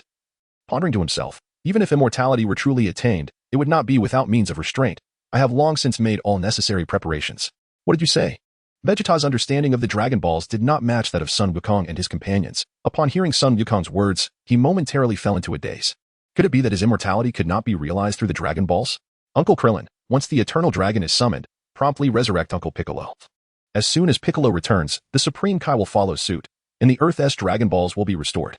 Leave this matter to us. As Son Wukong and Vegeta gazed ahead, the Ginyu Force approached them with haste. I understand, Gohan. You must exercise caution. Once we conclude our battle, we shall come to your aid, Krillin declared as he stowed the Dragon Balls into a cloth bag, departing with Bulma, Kakarot, and Dandy, leaving the battlefield to Gohan and Vegeta. Chapter 22. Gohan's combat power. After Krillin and his companions departed, the Ginyu Force swiftly arrived, confronting Gohan and Vegeta with raucous laughter. Here they come. Son Gohan and Vegeta stood side by side, facing the 5 adversaries before them. It seems some pesky flies are attempting to flee. Raikum sneered with a menacing grin. If you wish to harm others, you must first contend with me. In an instant, Son Gohan appeared before the Ginyu Force, his cherubic face resolute. As the power level displayed on the scouter registered, Ginyu chuckled. So, it is you, this little brat, with a combat power exceeding 30,000. Tell me, child, are you still weaning? Haha. Little brat, you and your ragtag bunch of misfits look as though you've undergone some genetic mutation. Without hesitation, Son Gohan retorted. And you, with your foul mouth, how dare you speak to us in such a manner? Do you even know who we are? Captain, eliminate this insolent brat, one of the team members urged. The scathing words of Son Wukong incited nearly a complete eruption from the Ginyu Force. As the battles progressed, his temperament underwent a notable transformation. The Son Wukong of the past would never have uttered such vitriol. Ha ha ha, indeed, a bunch of genetically mutated misfits.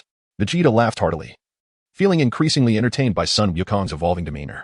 He recalled their initial encounter when they were adversaries. Back then, Son Wukong had been timid and fearful, unwilling to engage in combat, a stark contrast to the warrior he had become now. Quickly eliminate this brat. If the Dragon Balls aren't here, they must have been taken by those individuals. Do not linger too long, Vegeta. Lord Frieza has commanded that he be captured alive and brought back. Ginyu flashed a sinister grin at his team, instructing, hee, understood, Captain. The other members of the team cast malevolent glances at Son Wukong, revealing cruel smiles. Son Wukong spoke with an expression of calm indifference, who informed you that the Dragon Balls were taken by them. What? Ginyu swiftly raised his hand to halt his subordinates. Oh, they are not in their possession? Could it be that they are with you? Hand over the Dragon Balls, and perhaps I might spare your life. Do not be hasty. Those who wait shall be rewarded with something splendid. Son Wufan reached into his collar with his right hand and retrieved a small vial, placing it before him. A small vial? What could such a trivial object accomplish? Vegeta, filled with bewilderment, pondered this, yet given Son Wufan's previous displays, he understood that the boy was not one to engage in futile endeavors. Thus, he stood by warily, keenly observing the Ginyu Force, particularly the individual known as Guldo, whom Son Wufan found particularly troublesome. Jinyu's veins bulged as he seethed. You dare to toy with me, brat? Son Wufan retorted, I have not deceived you. What I said was a mere ruse, and indeed, I possess something valuable to present to your Ginyu Force. Son Wukong's gaze sharpened, and he exhaled a breath of stale air. The current state of the Ginyu Force could not possibly resemble his memories of one-on-one encounters. In this scenario, addressing Goku would require some finesse. Vegeta interjected, Hey, Gohan, let me ask you once more, that fellow Kakarot, has he truly not arrived on this planet? Son Wukong shook his head and replied, Not yet. If we consider the passage of time, it will arrive shortly. Vegeta remarked, let it come swiftly. Although he is rather bothersome, his presence in battle would certainly be of assistance. How does your strength compare to that of Jinyu? Son Gohan remarked, his strength surpasses mine. But the others pose no problem. Step aside, I must first address the greatest threat. Vegeta and Son Gohan distanced themselves. Their eyes filled with lethal intent as they gazed at Guldo, intrigued by his time-stopping ability in the formidable Captain Jinyu, while also curious about what technique Son Gohan might possess to turn the tide. With a youthful voice, he unleashed the Mystic Seal Wave, a sudden and rapid green energy whirlwind that enveloped Guldo, leaving even Jinyu unable to react. Ugh! Guldo, feeling the world spin, immediately held his breath. Freezing time in that moment, with a thunderous crash, he plummeted to the ground. Despite the immense pain, he continued to hold his breath. The green whirlwind above him sending chills through his entire being. Vegeta, Jinyu, and the others found themselves immobilized by the halt of time. Damn it, that wretched fool. Guldo cursed vehemently in his heart, his gaze fixed on Son Gohan, who stood firmly in a stance with arms raised. As he closed the distance to Son Gohan, he could no longer contain himself, inhaling deeply. In the instant time resumed, his fist struck violently at Son Gohan's abdomen. Buzz. Yet, the anticipated impact against flesh was absent. Son Gohan's figure dissolved like an illusion. It was merely an afterimage. Guldo's last thought was punctuated by the force of Son Gohan's horizontal kick, which struck his stout form with devastating effect, shattering him. The remnants of Guldo's lifeless head were crushed beneath Son Gohan's feet, his purple blood staining the ground below. From the moment the Mystic Seal Wave was initiated until just now, excluding the time halted by Guldo, merely 2 seconds had elapsed.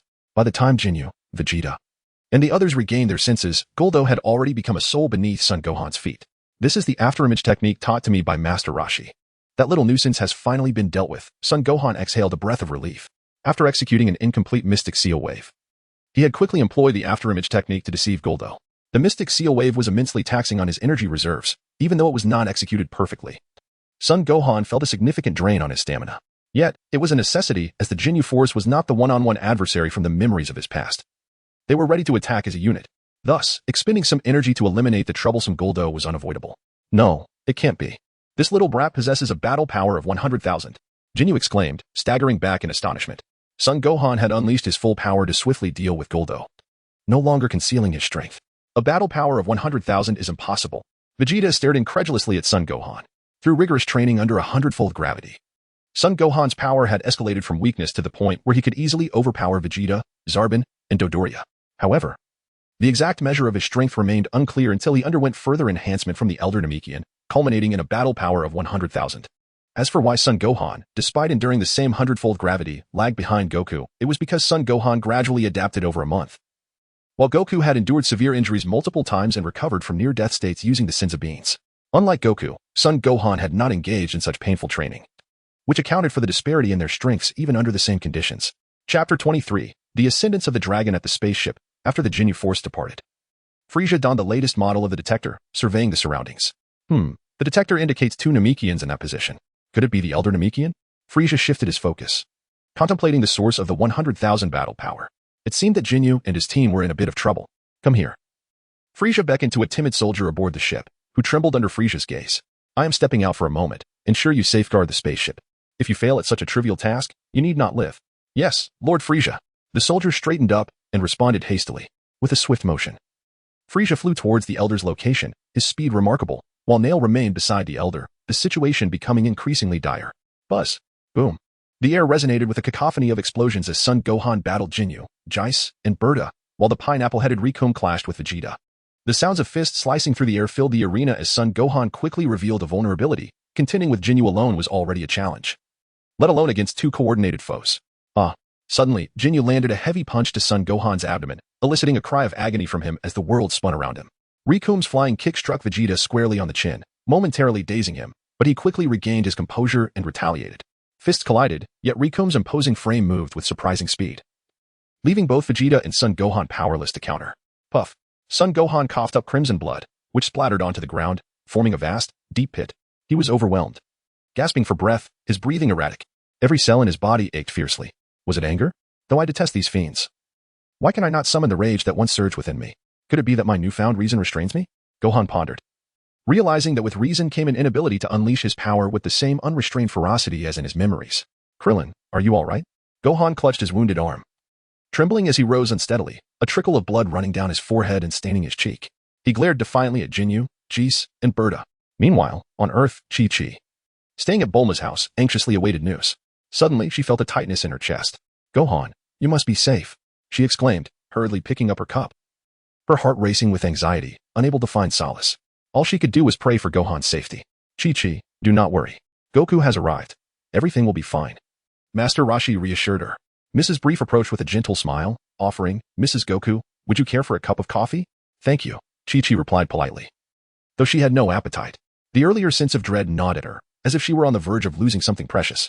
Krillin, Dandy, and Carrot, accompanied by Bulma holding the Dragon Balls, made their way to a distant clearing. Gohan, Vegeta is already engaged in battle with them. Hurry, or Gohan's efforts will be in vain. Come forth, Shenron. Krillin called to the 7 Dragon Balls beneath him. However, contrary to his expectations, the sky darkened, and the majestic appearance of Shenron did not materialize. Carrot quickly interjected, the Namekian Dragon Balls require the Namekian language. Ah, then hurry. Gohan may not last much longer. Krillin urged Dandy and Carrot. Dandy positioned his hands towards the Dragon Balls and, invoking the Namekian incantation, the 7 orbs, each the size of a basketball, glimmered with golden light. Boom. A thunderous roar echoed as the sky above Namek grew dark, and a colossal figure emerged, soaring into the heavens. The Namekian Shenron bore a striking resemblance to a lizard, its form even more magnificent than that of the Earth-S Shenron. After much anticipation, the Namekian Shenron Porunga finally appeared. Son Gohan and Vegeta were discarded like refuse, left together in a desolate state, while the 4 of them, Jinyu, Berta, Jis, and Guldo, laughed maniacally. It was not over yet. The struggle persisted. Gohan, trembling, managed to rise to his feet, his purple attire drenched in blood, tattered and sticky, his gaze piercing and filled with fury. He could vanquish anyone but Jinyu, especially with Jinyu accompanied by Jis and Berta to confront him. Suddenly, the world darkened. The once clear skies of Namek were shrouded in an ominous shadow. It had succeeded. The dragon had finally appeared. Gohan felt an overwhelming excitement as he gazed at the towering Shenron in the distance, his heart brimming with joy. Shenron? Does this relate to the Dragon Balls? Vegeta pondered. Looking skyward, his expression shifting, his understanding of the Dragon Balls was superficial at best. For instance, he was unaware that summoning Shenron would plunge the skies into darkness or what incantations were involved. What is that? The 4 Jinyu Force members stared in awe at the majestic Shenron. Quickly, the Dragon Balls. Jinyu shouted to Berta, you're the fastest. Hurry. Understood. Berta immediately vanished. Racing towards Krillin-S location, Gohan unleashed a powerful burst of energy, propelling it towards the distance. What? No. Berta screamed in agony, having become isolated. He had previously coordinated with Jinyu to ambush Gohan. Boom. Berta's form was obliterated in an instant by a golden energy wave. Ha ha ha. Another one bites the dust. Gohan fell to the ground, utterly drained. That last attack had sapped all his strength, leaving him unable to even lift a hand. Truly, the hybrid Saiyan is commendable. Even in death, he fights valiantly. Vegeta cackled at Berta's demise. I am an Earthling. Gohan retorted weakly. Jinyu was seething with rage. First Guldo had fallen, and now Berta was gone. You little brat, I shall tear you to shreds. Jinyu's aura flared ominously.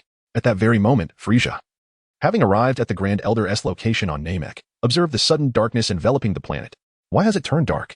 Frieza mused, puzzled. The distance from the Grand Elder to Gohan and the others was substantial, akin to the expanse between the northern and southern hemispheres, thus he had not witnessed Shenron's emergence. Could it be that this sudden celestial anomaly was connected to the Dragon Balls? Frieza's thoughts raced as he unleashed an energy wave, blasting a hole through the Grand Elder's dwelling, revealing Nail and the Frail Elder. Ha ha ha, you must be the Grand Elder of the Namekians.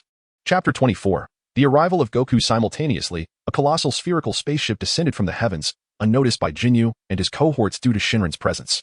As the hatch slowly opened, Goku beheld the inky black sky and the distant form of Shenron, momentarily lost in thought. Is that the dragon of Namek? Have Gohan and Krillin succeeded? How splendid. However, Goku's smile gradually faded as he sensed the overwhelming energy around him. Such formidable power, Gohan. Without further delay, sensing Gohan's weak energy amidst numerous powerful auras nearby, Goku accelerated towards the turmoil. I'm on my way, Gohan. Hold on. Now you shall witness the fruits of my training. Simultaneously, Jinyu, Guldo, and Jis unleashed their energy waves towards Gohan and Vegeta. As Son Wukong and Vegeta closed their eyes, bracing themselves for their imminent demise, they had reached their limit and found themselves utterly unable to evade the onslaught of Jinyu and his comrades. Suddenly, a powerful aura enveloped the surroundings as Son Wukong unleashed a doubled Kaioken, positioning himself before Son Gohan and Vegeta, effortlessly deflecting the energy blasts aimed at them. The anticipated death of Kakarot was not drawing near. Son Gohan and Vegeta opened their eyes to behold a figure clad in an orange martial arts uniform adorned with the character on his back, shielding them from the final lethal strike. Gohan, I have arrived. My apologies. Quickly, consume the Senzu bean, Son Wukong said. A familiar smile gracing his face as he retrieved a Senzu bean from his bag and gently placed it in Son Gohan's mouth. With the sound of chewing, Son Gohan's wounds healed instantaneously, restoring him to his peak condition as he sprang to his feet. What? Vegeta and the Ginyu Force gaped in astonishment, their jaws nearly dropping. Hey, wasn't that kid on the verge of being defeated by us? Bess inquired, wide-eyed with disbelief. Ginyu and Riku exchanged bewildered glances, shaking their heads in confusion. Son Wukong observed Vegeta standing nearby, his expression cool and composed. He then turned to his son, Son Gohan, and inquired with a smile. How did Vegeta sustain his injuries? He was wounded by that pineapple-headed foe, Gohan replied. Despite my relentless training and the Elder's assistance in unlocking my potential, I still found myself unable to defeat that purple-skinned adversary. Furthermore, Ginyu teamed up with 2 others to confront me, and I simply could not withstand the onslaught of 3 opponents. Eventually, I seized an opportunity to eliminate one, but I was utterly exhausted. Fortunately, you arrived just in time. Father. Son Gohan's eyes sparkled with renewed vigor, the shadows that had loomed in his heart dissipating, and the tension that had gripped him began to ease. Indeed. Father will not allow these villains to go unpunished. Son Wukong assisted his son in adjusting his attire. Son Wukong turned his gaze towards Vegeta, perplexed, and inquired. By the way, Gohan, why is Vegeta also injured like you? Were they not supposed to be allies? Much has transpired. The enemy of my enemy is my friend, and we have temporarily joined forces. Just as Son Gohan was about to respond, Son Wukong gently placed his hand on Gohan's head. Gohan. There is no need for further explanation. I have discerned everything myself. Through Gohan's consciousness, Son Wukong grasped the entirety of the situation. Yet the mental barrier had safeguarded the memories of the traveler, which Son Wukong could not penetrate. I see now, Gohan. Well done. Bulma and Krillin are safe. And what of Frieza? Son Wukong said with a smile. By the way, Father, be cautious. The opponent's abilities, Gohan began, but was interrupted by Son Wukong. I am already aware, Gohan. You received the intelligence from a soldier, did you not? Son Wukong replied with an understanding smile. Son Gohan gently nodded, his gaze averted in a moment of unease, clearly revealing that his father, Son Goku, had discerned numerous discrepancies, although his memories were fragmented and some parts were missing.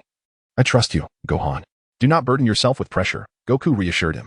Son Wukong explained, in truth, Father, you could also come to know, upon my return. I shall reveal the truth to you. Ah, Gohan, you have become remarkably powerful. Son Wukong produced a mystical bean and handed it to Vegeta. Vegeta, consume it quickly. As Vegeta beheld the recently revived Son Gohan, enlightenment dawned upon him, prompting him to eagerly ingest the bean. My body. Vegeta stared in disbelief at his restored hands. He had regained his strength. There remained one more mystical bean. Son Wukong presented the pouch to Son Gohan, his gaze icy as he regarded Ginyu, Riku, and Bess. Father, allow me to confront that white-haired scoundrel. He has been attacking me from the shadows. Son Gohan tucked the pouch into his attire, his eyes filled with murderous intent as he glared at Bess. Very well, I shall handle that one named Ginyu. I will be mindful of his techniques, Son Wukong declared, focusing on Ginyu. With Son Gohan's revival from the brink of death, his power had now surpassed Jinyu's. However, Bess and the previous foe he had slain were still infuriating. Vegeta's eyes were fixed on Son Wukong, a tempest of emotion swirling within him. Impossible. It cannot be true. Kakarot and Son Gohan, why are they both so powerful? Could it be that Kakarot has transformed into the legendary Super Saiyan? Vegeta recalled a tale among the Saiyans. Speaking of a Super Saiyan, a prodigy who appeared once every millennium, a pinnacle no other warrior could surpass. If the legend holds true, it should be I who possesses the potential to become a Super Saiyan. Why is it that Kakarot, that lowly warrior, and that half-breed Son Gohan are the ones to achieve this? Vegeta thought, a bitter resentment gnawing at him. Yet, his current focus lay on Riku, whose strength had significantly increased upon his revival from near death. This pineapple-headed Riku was no longer his match. The dragon soared through the sky as Krillin eagerly made the first wish. However, upon learning that one wish could only resurrect one individual, he opted for Son Gohan's earlier wish to revive Piccolo. Dandy conveyed the first wish to the dragon Purunga in the Namekian tongue, while those on King Kai's planet kept a vigilant eye on the events unfolding on Namek. The halo atop Piccolo's head vanished, signaling his revival. Piccolo, you are back. Krillin and the others succeeded. Yamcha and the others exclaimed in delight at Piccolo's reappearance. Gohan, I worry for you, Piccolo said, placing his hand on North Kai's back as he observed the situation on Namek. On Earth, the Supreme Kai was also revived thanks to Piccolo, which left Bubbles in a state of exhilaration. Everything seemed to be heading towards a favorable outcome. Yet, the group led by Son Gohan on Namek was on the brink of a far graver crisis, for without the Dragon Balls, the wrathful and frenzied Frieza loomed. Chapter 25. The final battle approaches. At this moment, Frieza gazed at the Grand Elder and Nail, slowly speaking, there are no dark skies on Namek. How is this possible? The Grand Elder replied, it is because someone has gathered the 7 Dragon Balls and summoned the Eternal Dragon. Your objectives have failed. Frieza's fists clenched tightly, infuriated to the point where purple blood trickled from his knuckles. Damn it, damn it. Boom. Frieza's rage erupted violently, enveloping everything around him in a ferocious aura. A tremendous pressure causing Nail to break into a cold sweat. The Grand Elder communicated telepathically to Dandy, Dandy, quickly make the second wish. Instruct Purunga to excavate the dormant powers of Son Goku and Son Gohan, which they cannot currently unleash. Piccolo was preparing to engage in battle on Namek with the North Kai's assistance when he received the Grand Elder's mental message, leaving him momentarily stunned. The North Kai quickly grasped the situation, chuckling, "I understand now. The Grand Elder wishes for Goku and Gohan to be able to withstand Frieza. Is that correct? But won't this wish jeopardize their foundational powers?" Piccolo asked, voicing the concerns of many. The North Kai clarified, it pertains to the powers they cannot currently harness. This wish effectively taps into the Grand Elder's ability to extract power without endangering their essence. Previously, when the Grand Elder had attempted to augment Son Gohan's strength, he could only extract a fraction.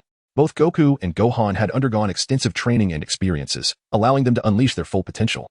The Grand Elder's intent was clear, to enable the Eternal Dragon to excavate the strengths of Son Goku and Son Gohan. "I understand, Grand Elder." Dandy promptly used the Namekian language to convey the second wish to Purunga. At that moment, Son Gohan, Vegeta, and Son Wukong confronted Jinyu, Bess, and Riku simultaneously. "You scoundrel! Perish!" Vegeta shouted, unleashing a fierce golden energy wave that obliterated Riku, leaving no trace behind. With a twofold Kaioken Kamehameha, Son Wukong unleashed his full power, now surpassing Jinyu's strength. Coupled with the knowledge gained from Son Gohan regarding Jinyu's techniques, he offered no chances, ultimately annihilating Jinyu with the Kamehameha. The situation was dire. Time was of the essence, and with Frieza still a formidable adversary, Son Wukong showed no mercy, nor did he intend to allow any opportunity for body swapping. In the confrontation between Son Wukong and Bess, it is evident that Bess was never a match for him, let alone in the present circumstances. Had he not concealed himself behind Jinyu for a surprise attack, the outcome would have mirrored that of his previous encounter with Bart. With a single, unadulterated energy wave, Son Wukong obliterated Bess into mere fragments, without employing any techniques whatsoever. Son Wukong, Vegeta, and Gohan stood together. The Jinyu force had been vanquished, leaving only Frieza and his minions. Gohan's fist cracked audibly. Suddenly, a surge of energy erupted from both Gohan and Wukong, startling Vegeta. "What is happening?" Vegeta exclaimed, gazing in astonishment at Gohan and Wukong, their power escalating beyond his imagination. Meanwhile, on Namek, Frieza, who had just regained his composure after a fit of rage, muttered, "Well, there's a place called Earth, where the Dragon Balls can also grant wishes."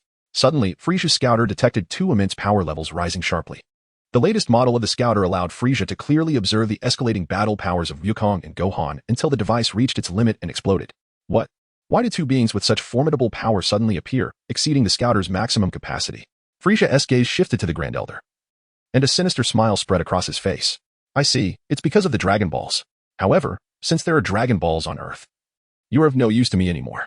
The Grand Elder's scarlet eyes gleamed with a flicker of insight, as Frieza obliterated the Elder along with Nail. A fiery explosion erupted, and the once dark sky returned to daylight, though the light was chillingly cold. Frieza emerged from the smoke, landing firmly on the ground. "If their battle power exceeds 1,000,000, this state may not suffice. It has been a while since I transformed into my final form. I shall entertain these fools in my original state." Frieza clenched his fists, his energy beginning to shift as he shed his armor, the power surging and lifting the surrounding debris slowly into the air. With the Grand Elder slain, the Dragon Balls dissipated, transforming into mere white stones. Bulma exclaimed, "What is happening? We haven't even made our third wish yet. Why has the dragon vanished?" Din and Krillin knelt helplessly, tears welling in their eyes. "The Grand Elder, he has gone," Krillin said gravely. "No, Nail's energy has vanished too. Frieza is aware that we summoned the dragon and has killed the Grand Elder and Nail." Suddenly, Namek trembled violently, causing Bulma to stumble and fall. "What is going on? I loathe being on this planet," she cried, rubbing her sore backside. "Frieza's energy is still rising. How can this be? He was already absurdly strong." Krillin covered his head, terrified, feeling utterly useless during their time on Namek. Meanwhile, Wukong, Gohan, and Vegeta sensed Frieza's escalating energy, sending chills down their spines. "This is impossible." "It's true. Frieza can still increase his power," Vegeta exclaimed in shock. "Is this a one-time boost to his final form?" Gohan thought, glancing at his father, Wukong. Though Gohan's power had surged significantly, his father's strength had escalated even more, at least doubling his own. However, it made sense, at only 5 years old. Gohan lacked the experience and training compared to Wukong. The ultimate showdown with Frieza was upon them, and as long as they could endure this most difficult moment, a brighter future awaited. Son Gohan gently wiped the blood from the corner of his mouth, his martial arts uniform somewhat tattered, while Vegeta's battle attire bore a similar state of disarray. Only Son Goku's outfit remained intact. Chapter 26. Frieza's final form. The tremors of Namek ceased as Frieza transformed into his ultimate form. His appearance was stripped of many adornments, presenting a more restrained visage. His head, shoulders, chest, wrists, and ankles were enveloped in a purplish skin, rendering a simpler yet more formidable presence than before. "Those scoundrels!" Frieza shot forward with astonishing speed, his rapid movement inducing a sense of dread. As he traversed the landscape, mountains crumbled and waves surged violently. recalling the earlier detection of two Namekians' locations. He propelled himself with all his might. "Oh no, Dad. Frieza is heading towards Uncle Krillin and the others," Son Gohan exclaimed, racing toward Krillin's direction. Sun Wukong swiftly advanced towards Krillin's location, calling out, "Let us hurry, Gohan." As Sun Wukong and Gohan departed, Vegeta found himself momentarily lost in thought.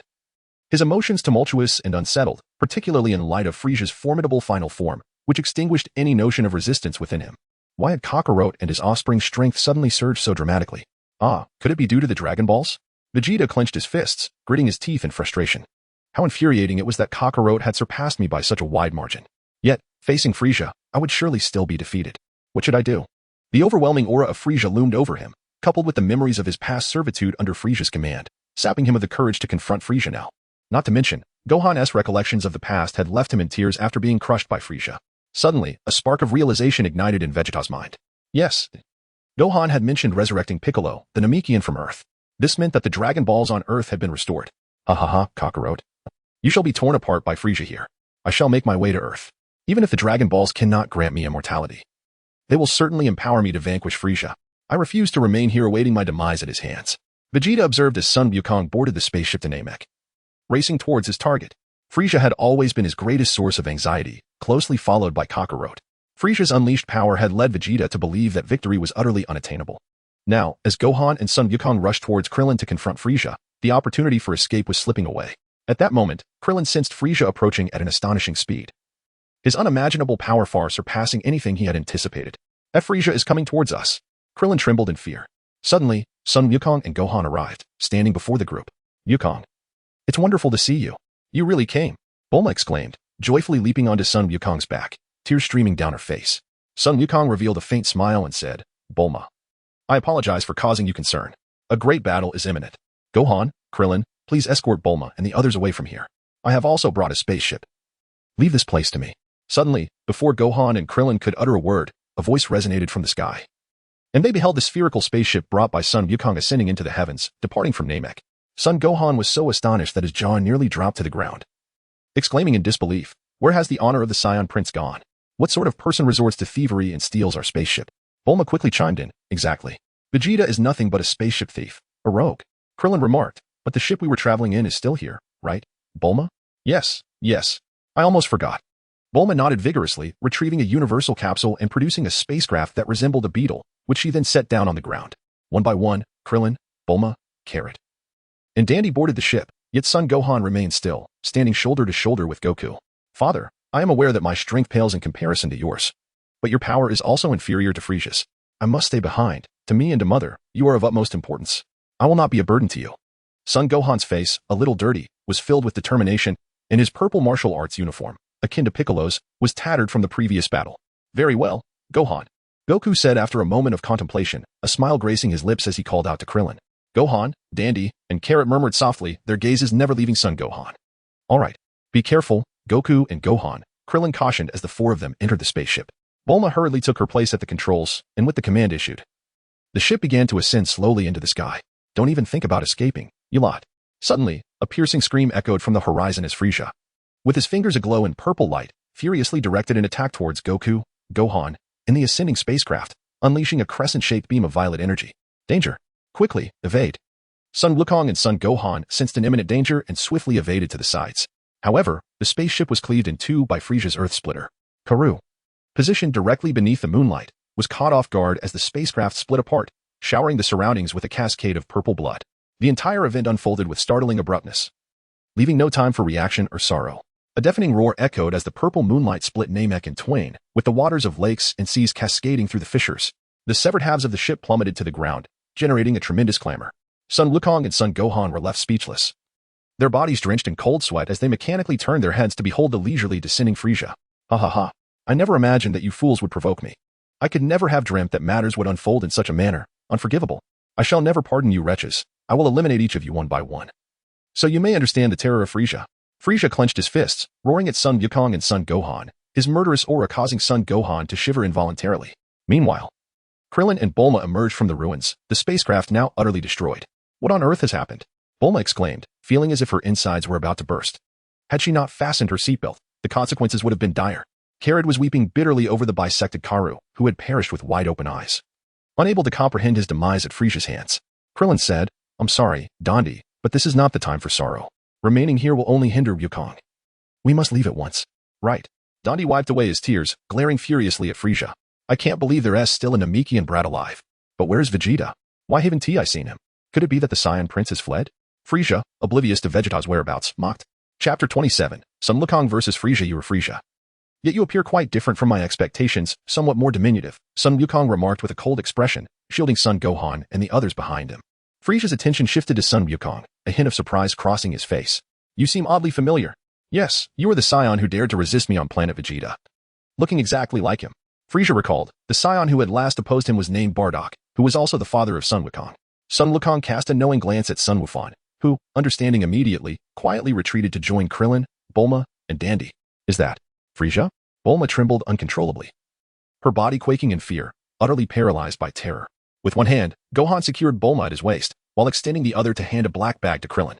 "Hurry and leave this place. Uncle Krillin, Dandy, take the other Dragon Balls with you. Leave this to my father." Krillin and Dandy hastily placed the petrified Dragon Balls into the bag and followed Gohan, leaving the battlefield to Goku and Frisia. Having destroyed the departing spaceship, Frisia allowed their escape. He could take his time torturing them, observing Goku. "Ah, Saiyan, you ought to have departed like Vegeta, but you won't escape for long. Besides Namek, Earth also possessed Dragon Balls. Before fulfilling my long-cherished wish for immortality, I shall make you Saiyan monkeys aware of my terror," Frisia thought. Boom, boom. Frisia and Goku's feet struck the ground, sending dust and debris flying. The air, the earth, and the oceans were continuously shattering, waves crashing violently. And the sound of intense sonic booms echoed through the atmosphere, moving at such a speed that the human eye could not perceive it. The primitive creatures on Namek sensed an instinctual danger and began to flee in panic. As an ordinary human, Bulma was entirely oblivious to the battle between Frisia and Goku. Having experienced so much together, she felt like a burden, being held at Gohan's waist. The spaceship has been destroyed by Frisia, and the one Goku brought has been taken by Vegeta. What are we to do now? Bulma lamented after Gohan placed her on a flat piece of ground. There is still hope. Uncle Piccolo has been revived, right? King Kai, can you hear me? Gohan shouted. King Kai had been closely monitoring the situation on Namek. Upon hearing Gohan's call, he quickly responded through telepathy. "I hear you, Gohan."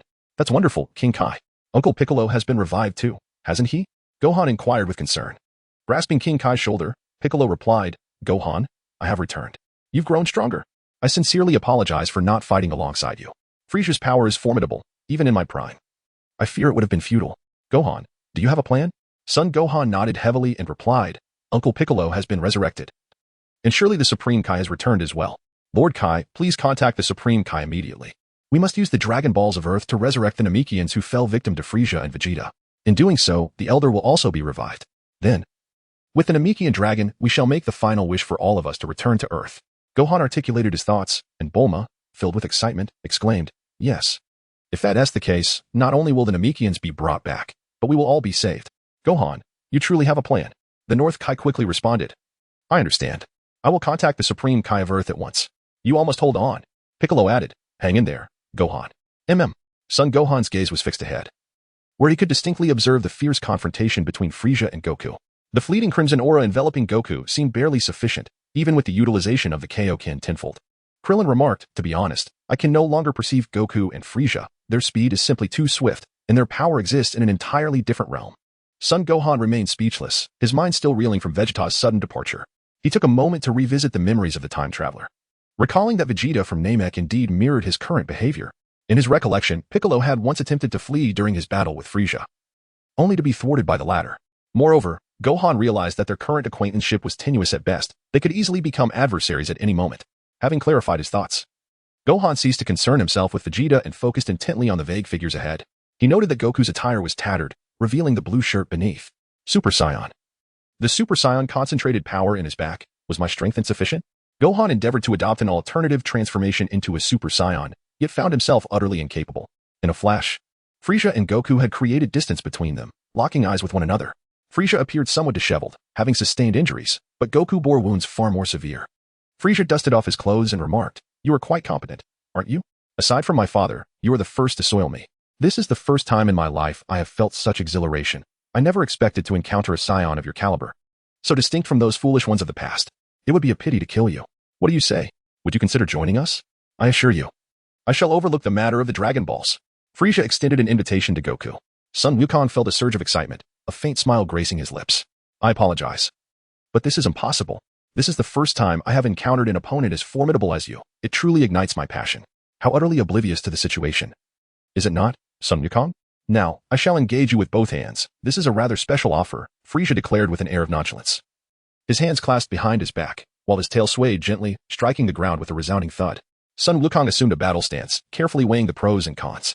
In the recent skirmish, he discerned that Frieza did not possess the same ability to sense energy as they did. Is that so? The outcome remains uncertain. And if that is your approach, I shall not hold back. Whoosh.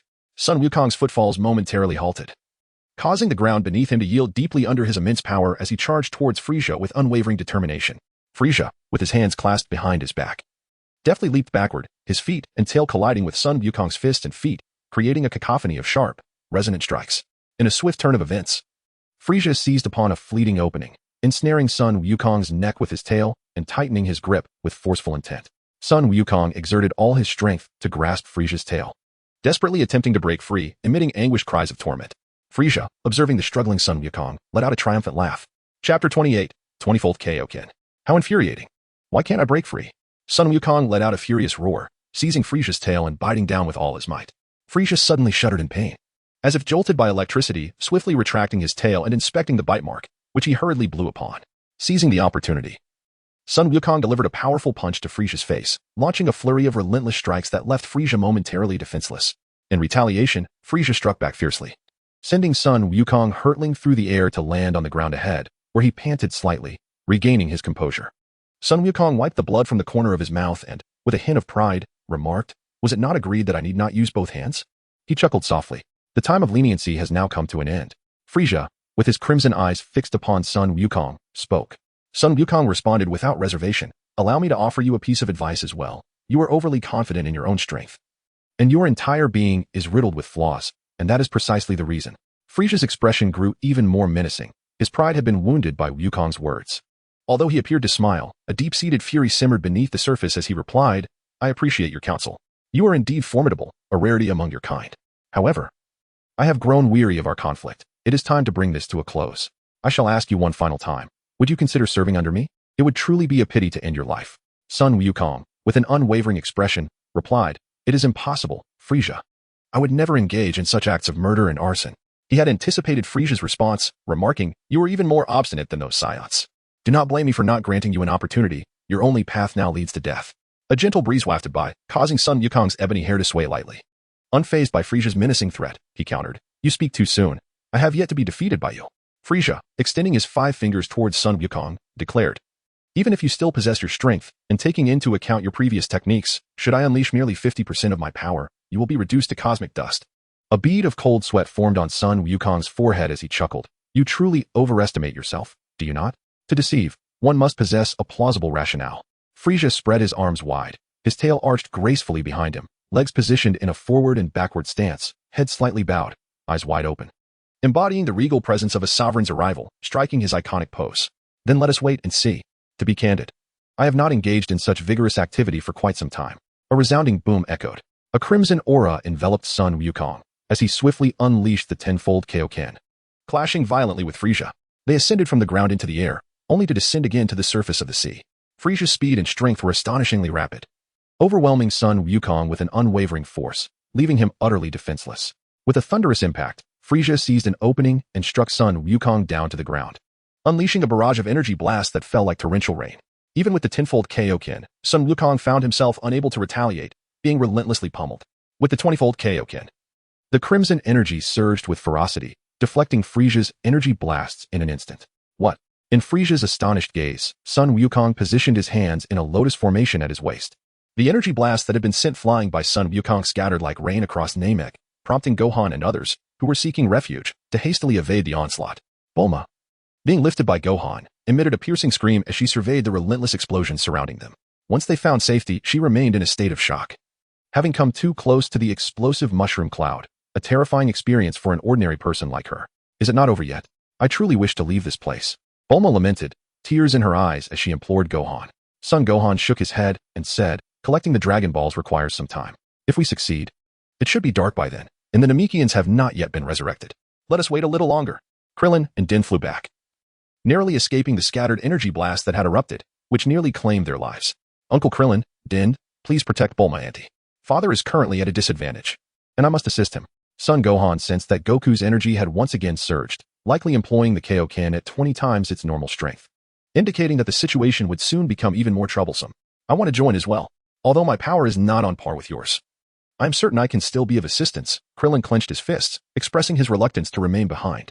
After a brief moment of hesitation, Sun Wukong nodded and said, "Very well, Uncle Krillin, let us proceed together. Dandy, ensure that Aunt Bulma is well protected." Whoosh, whoosh. Sun Wukong and Krillin soared into the distance, leaving behind Dandy and the anxious Bulma. With a heart brimming with fury, Sun Wukong glared at Frieza, a blue energy wave coalescing in his palm. For Gohan, for Chi-Chi, for the Earth, and for the future of all on Namek, I shall never succumb to you. With a thunderous roar, he summoned every ounce of his energy, unleashing the full might of the 20-fold Kaioken. Regardless of whether you possess half your strength or if your words are deceitful or truthful, I am determined to bring you down. Kamehameha. The blue energy wave surged forth, hurtling towards Frieza with astonishing speed and an expansive reach, leaving no opportunity for the villain to evade.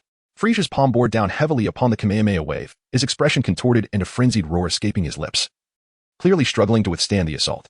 Sparks erupted into the sky, the brilliance of the clash nearly swallowed whole, as a violent tremor nearly sent Krillin flying, saved only by Gohan's grasp. The 20-fold Kaioken had pushed Sun Wukong to his limits, his body straining under the exertion. The sparks in the air dissipated, revealing Frieza's palm scorched and marred by injuries, a testament to the fact that Sun Wukong's wave had inflicted merely superficial wounds. Could it be true? He truly had only unleashed half of his power. Sun Wukong gasped for breath, his energy waning significantly, his breathing becoming increasingly erratic. Meanwhile, Frieza mused darkly. That was a close call. Why does the Saiyan possess such overwhelming strength? Cursed Saiyan. In an instant, Frieza appeared before Sun Wukong, his rage palpable. That last attack truly pained me, you wretched creature. With a swift motion, Frieza charged forward, delivering a brutal punch that sent Sun Wukong crashing to the ground with tremendous force. Sun Wukong rose unsteadily to his feet, contemplating his predicament. The recent burst of energy from the 20-fold Kaioken had pushed his physical limits to the extreme. It was evident that he had overexerted himself. It seemed he had no choice but to resort to the spirit bomb.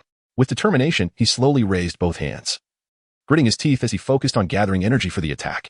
Frieza halted, observing Wukong's gesture, and inquired, "What are you attempting to do?"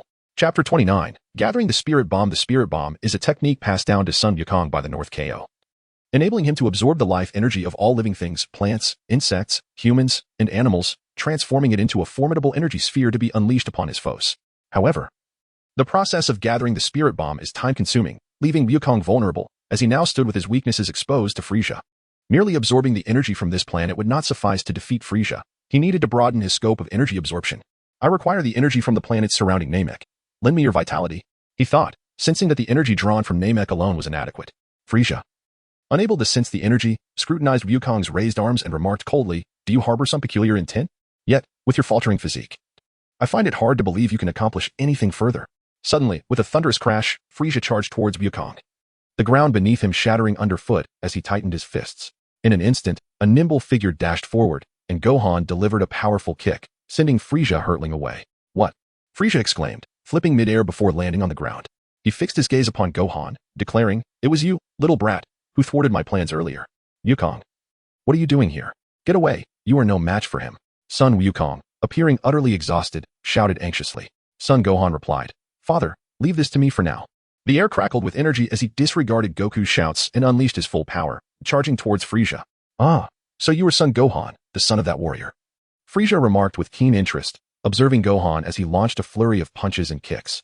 Unperturbed, Frieza leisurely stepped back, evading each of Gohan's attacks with ease.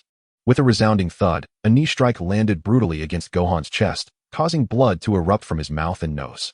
The pain was excruciating, as he felt several ribs crack, leaving him momentarily disoriented. "Gohan!" Piccolo instinctively shouted from King Kai's planet, his worry palpable. Yet, Gohan, fueled by sheer determination, clung to Frieza's knee, blood dripping onto the ground, mingling with the red dust, reminiscent of a dreamlike crimson rose. "Ha ha ha, little brat, you are quite resilient. I shall enjoy torturing you in front of your father," Frieza sneered, casting a sidelong glance at Goku, whose furious expression delighted him. With a powerful strike, Frieza's palm crashed down onto Gohan's head, sending him sprawling to the ground, leaving a long trail of blood, a vivid, red rose against the earth. "Is it not over yet? Damn it, must you not move any faster? Hurry, share your energy with me. It must be quick." Goku's mind screamed, yearning to rush to his son's aid. Son Gohan struggled to his feet, his hands resting firmly on his waist, as he summoned dark green energy, glaring resolutely at Frieza, unflinching in the face of danger. Frieza strolled leisurely towards him, amused. "Ah, how stubborn you are, little one. You have no idea of the terror that I, Frieza, embody." "I know," came Gohan's youthful voice, filled with determination. Frieza paused, taken aback by the intensity of Gohan's gaze, which stirred memories of the past, when Planet Vegeta had not yet met its doom at his hands. King Vegeta, the father of Vegeta, had rallied all elite warriors to resist him. The reason for King Vegeta's audacity lay in a rumor that Frieza feared the United Saiyans. It was laughable. Upon confronting him, King Vegeta and his warriors were overwhelmed with dread, gazing at him in terror before their annihilation. Even Vegeta himself at that time had shared in their fear. "I despise your gaze."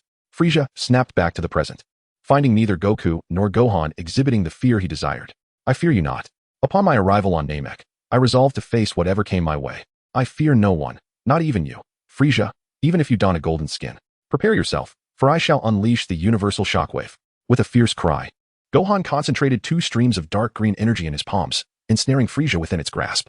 The flickering arcs of energy struck Frieza relentlessly, eliciting pain cries from him. "Release me, you wretched brat." Frieza howled, ensnared in Gohan's attack, suffering under the relentless electric strikes. "Remarkable. This is Master Roshi's universal shockwave. I never imagined Gohan would master such a technique," Goku observed with a proud smile, channeling his energy to expand the spirit bomb. On King Kai's planet, Yamcha, alongside Piccolo, Tien, and Kaiatsu, watched intently as the events on Namek unfolded. "This is fantastic. Gohan has truly grasped Master Roshi's technique. I recognize it well from our first World Martial Arts tournament when Master Roshi, under the alias of Turtle Sage, demonstrated it against Goku." "Well done, Gohan." Piccolo beamed, unable to suppress his smile. "Absolutely marvelous," Tien exclaimed, "and look, Krillin is joining in as well." Back on Namek, Frieza struggled desperately against his bonds, his eyes bloodshot. Nearly driven to madness, caught off guard by Gohan's formidable display. "Krillin, now's your chance," Gohan shouted urgently. Krillin, donned in the same orange gi as Goku, stood atop a mountain, raising his hand as a golden disc materialized, its edges serrated, spinning rapidly. "Well done, Gohan. Now, receive my spirit slice." Krillin hurled the attack at Frieza, trapped within Gohan's hold. "How dare you? Do not get too carried away, you fool." Frieza's body swelled with rage, his powers surging wildly, sending shockwaves that startled Goku. Is this Frieza's true strength? "Get back, Gohan." Although Son Wukong sensed it, it was already too late. The fully unleashed Frieza effortlessly broke free from the universal shockwave, conjuring a deadly beam of light that shattered Krillin's energy, mercilessly piercing through his right chest. The speed was so overwhelming that Krillin could not react in time. He clutched his gushing chest, collapsing to the ground, severely wounded and devoid of any means to resist.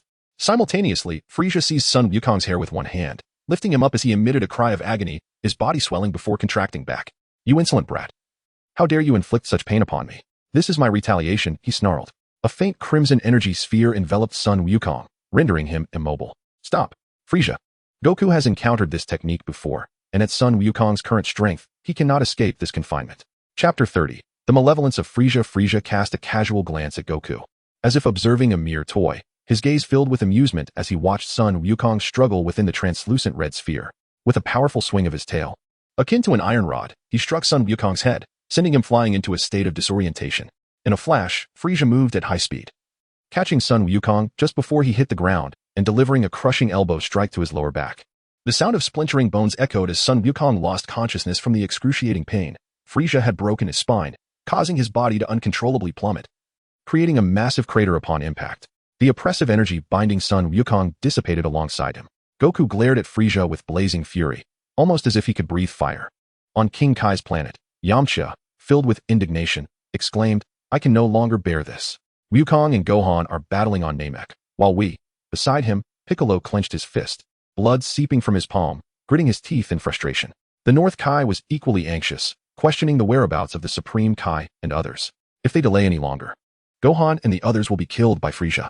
On the ground, Son Wukong succumbed to unconsciousness due to the overwhelming pain. "I will deal with you first, little monkey." Before turning my attention to your father, Frieza declared, raising his finger to conjure a fiery explosive ball at its tip, ascending slowly. This technique had once obliterated Planet Vegeta. Goku, filled with astonishment, lifted his head in excitement. The enormous energy sphere shimmered, prompting Frieza to instinctively look up. "What is that?" He trembled as he beheld the colossal energy sphere, its diameter exceeding 50 kilometers. Suddenly, Krillin shouted, his previously grievous wound now healed. Together with Dend, they hoisted Son Wukong and hastily retreated. "Thank you, Krillin." Dend, he acknowledged, though he was puzzled by Krillin's sudden recovery. However, there was no time for further discussion as Goku hurled the energy sphere toward Frieza with all his might. Frieza's emotions surged like a roller coaster. Before he could recover from the shock of the enormous energy sphere, he saw the now rejuvenated Krillin. Above him, the massive energy sphere was hurled down by Goku. The explosive ball, capable of annihilating planets, collided with the energy sphere, creating a cataclysmic explosion that left no barrier, unleashing its full force upon Frieza. Curse it! Frieza shrieked as he was struck by the energy sphere, the tremendous impact sending waves crashing apart and scattering crabs scuttling away. Son Wukong immediately crouched down, unable to administer treatment to Son Gohan in time. Dandy pressed down on Son Gohan, while Krillin swiftly shielded Bulma beneath him. A thunderous explosion reverberated through the heavens, plunging the world into darkness as seawater and dust were swept away by the immense shockwave. Son Wukong and his companions had indeed underestimated the explosive power of the spirit bomb. They were uncontrollably hurled away, buffeted by a tempest of wind and rain, with sand and droplets striking their bodies, causing immense pain. Time seemed to stretch indefinitely until the light returned to Namek. In the center of the once mighty ocean, a colossal depression had formed, with water ceaselessly surging in, as if everything that had transpired was merely a dream. The ground was buried under layers of dust and mud. And amidst the flowing water, Krillin and Dandy swam to the shore, carrying the unconscious Gohan. That was a close call, Dandy. Hurry and treat Gohan. His breath is very faint. If we don't act quickly, he might not survive, Krillin urged anxiously. I understand, Dandy replied, placing his hands on Gohan's chest. The antennas of the Namekians shimmering above his brow glowed with a gentle light, enveloping Gohan in a soothing aura. Meanwhile, Bulma emerged from a mound of sand, feeling as though her body might fall apart. Why must I, a mere homebody, endure such suffering? She lamented, brushing off the sand with disdain, her face smeared with dirt. Suddenly, her gaze fell upon a hint of orange martial arts attire partially exposed beneath the sand. Wukong. Without a thought for herself, Bulma hurried over, using her delicate hands to clear the debris, ultimately uncovering the battered Son Wukong, who was at his limit. Cough, cough. Bulma. Son Wukong spluttered, expelling a mouthful of sand. His battle with Frieza had drained his strength and inflicted significant injuries. As Bulma helped him to his feet, her previously frantic heart calmed upon seeing him. Thank goodness, Wukong. You are truly remarkable. You defeated that terrifying Frieza, she exclaimed. Indeed, Frieza was an exceptionally formidable adversary. Bulma, have you seen Gohan? Wukong asked with growing concern, recalling how Gohan had been severely beaten by Frieza and then flung away by the spirit bomb's impact. Father. The tender and familiar call brought a smile to Wukong's previously tense face. Gohan, he exclaimed, lifting his head to see the healed Gohan in the air, alongside Krillin and Dandy, flying towards him. Upon landing, Krillin exclaimed, Wukong. Bulma. Thank goodness, everyone is safe. Dandy, thank you. Indeed. Dandy nodded emphatically, approaching Wukong and extending his palm to begin the healing process. Feeling a wave of comfort wash over him, Wukong expressed his gratitude. So that's it. You healed Krillin earlier. Thank you so much. It was nothing. We finally avenged our fallen Namekian friends by defeating that villain, Dandy replied, filled with excitement. In stark contrast to Krillin and Bulma, Gohan remained vigilant, feeling a significant increase in his power after his near-death experience. He attempted to gather his strength for transformation, but found it insufficient. Suddenly, a familiar and intense pressure enveloped him. Son Wukong, Krillin, and Gohan turned to see Frieza perched atop a small hillock, his tail blown off by the earlier spirit bomb, radiating an aura of lethal intent. Frieza, Bulma gasped, her heart sinking at the sight of the still-living tyrant. With a slow motion, Frieza raised a finger, and a deadly beam of energy instantly pierced through Dandy's head. Stop, Frieza! Son Wukong roared, fury coursing through him as he witnessed Dandy's instant demise before his eyes. It was unbearable. Even his ultimate technique, the spirit bomb, had not vanquished Frieza. Now, you will never have another chance. I will relish in tormenting you slowly. You're next, little bald one, Frieza sneered at Krillin, whose heart was nearly shattered with despair. Chapter 31, Super Saiyan. Be cautious. With a vigorous shove, Gohan pushed Krillin aside, his slender frame completely under Frieza's control. Why rush to your demise, little brat? Frieza snarled, his teeth gritted, glaring furiously at Gohan. Gohan, stop. Frieza, cease at once. A chilling wave coursed through Goku, filled with rage, helplessness, and despair, as he could only watch helplessly as Frieza claimed one life after another before him. Dad!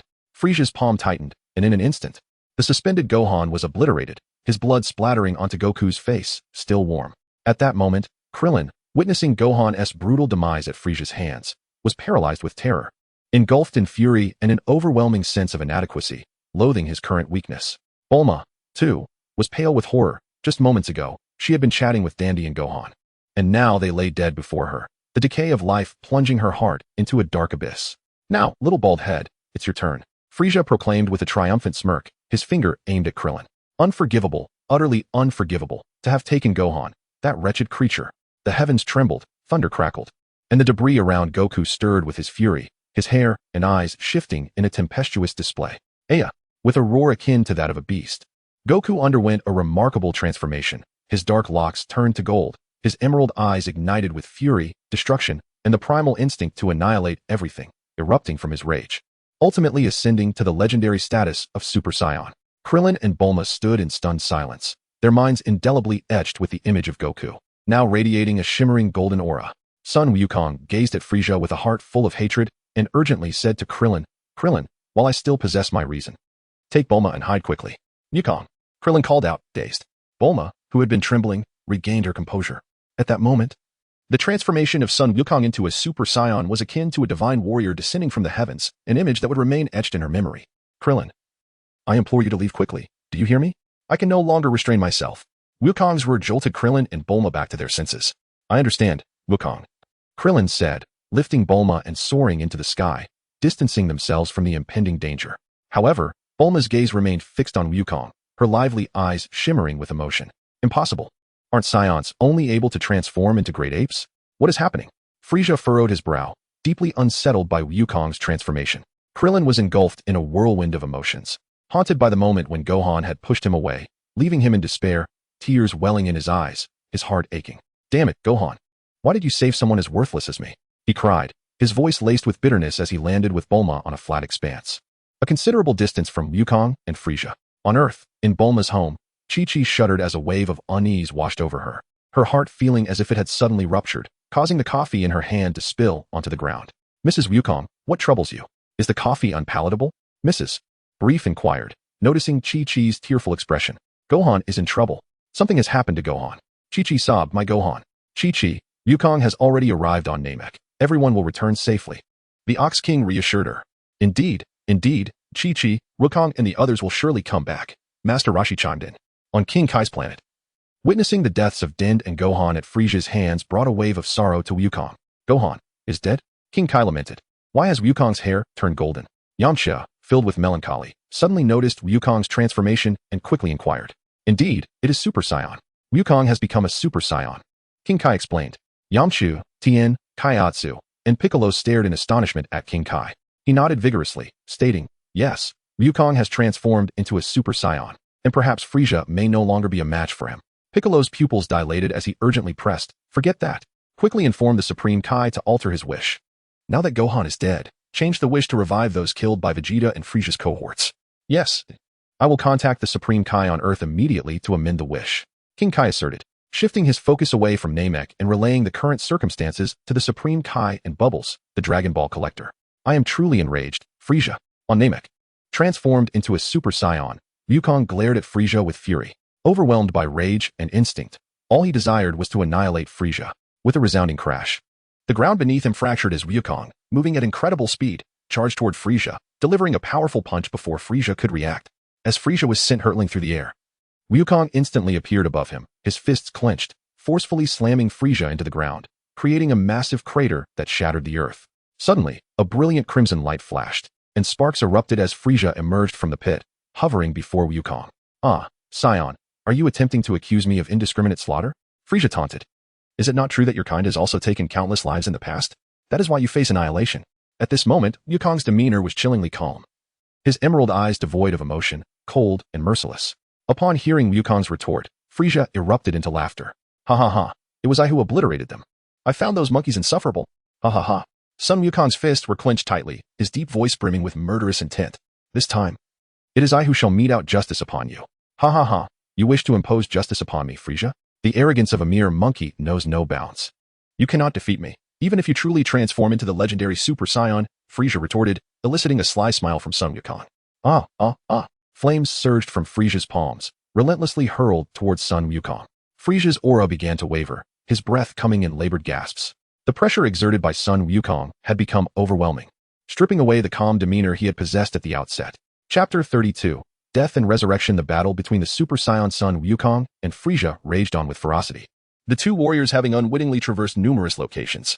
The dilapidated homes of the Namekians bore witness to their skirmish, and as time progressed, Frisia's mental state began to unravel. Who? Who are you? Frisia, trembling with despair, directed his frantic inquiry at Son Wukong. Son Wukong's countenance was stern. Did you not know me already? I am a Saiyan raised on Earth, who journeyed here to vanquish you. Once possessing a heart inclined towards peace, I have now awakened, fueled by rage. Into the legendary warrior, Super Saiyan Son Wukong. His voice nearly erupted in a roar, as the terrain of Namek transformed under the force of their battle.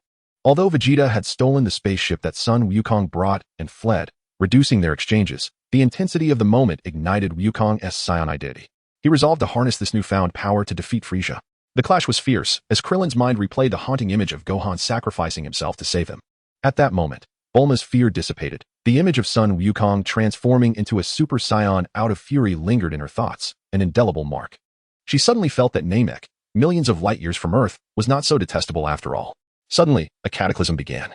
Lava erupted forth as Frisia seized an opportunity to obliterate Namek's core, yet fearing his own destruction, he refrained from annihilating the planet outright. The countdown to Namek's explosion loomed ominously, a scenario once confined to cinematic narratives and apocalyptic novels, now vividly unfolding before their eyes. Krillin led Bulma in search of refuge as the Earth expelled molten lava, engulfing the landscape, flooding rivers, and overwhelming the seas. Many primitive creatures on Namek began to take their own lives, while the majority fled in terror, though where could they possibly escape?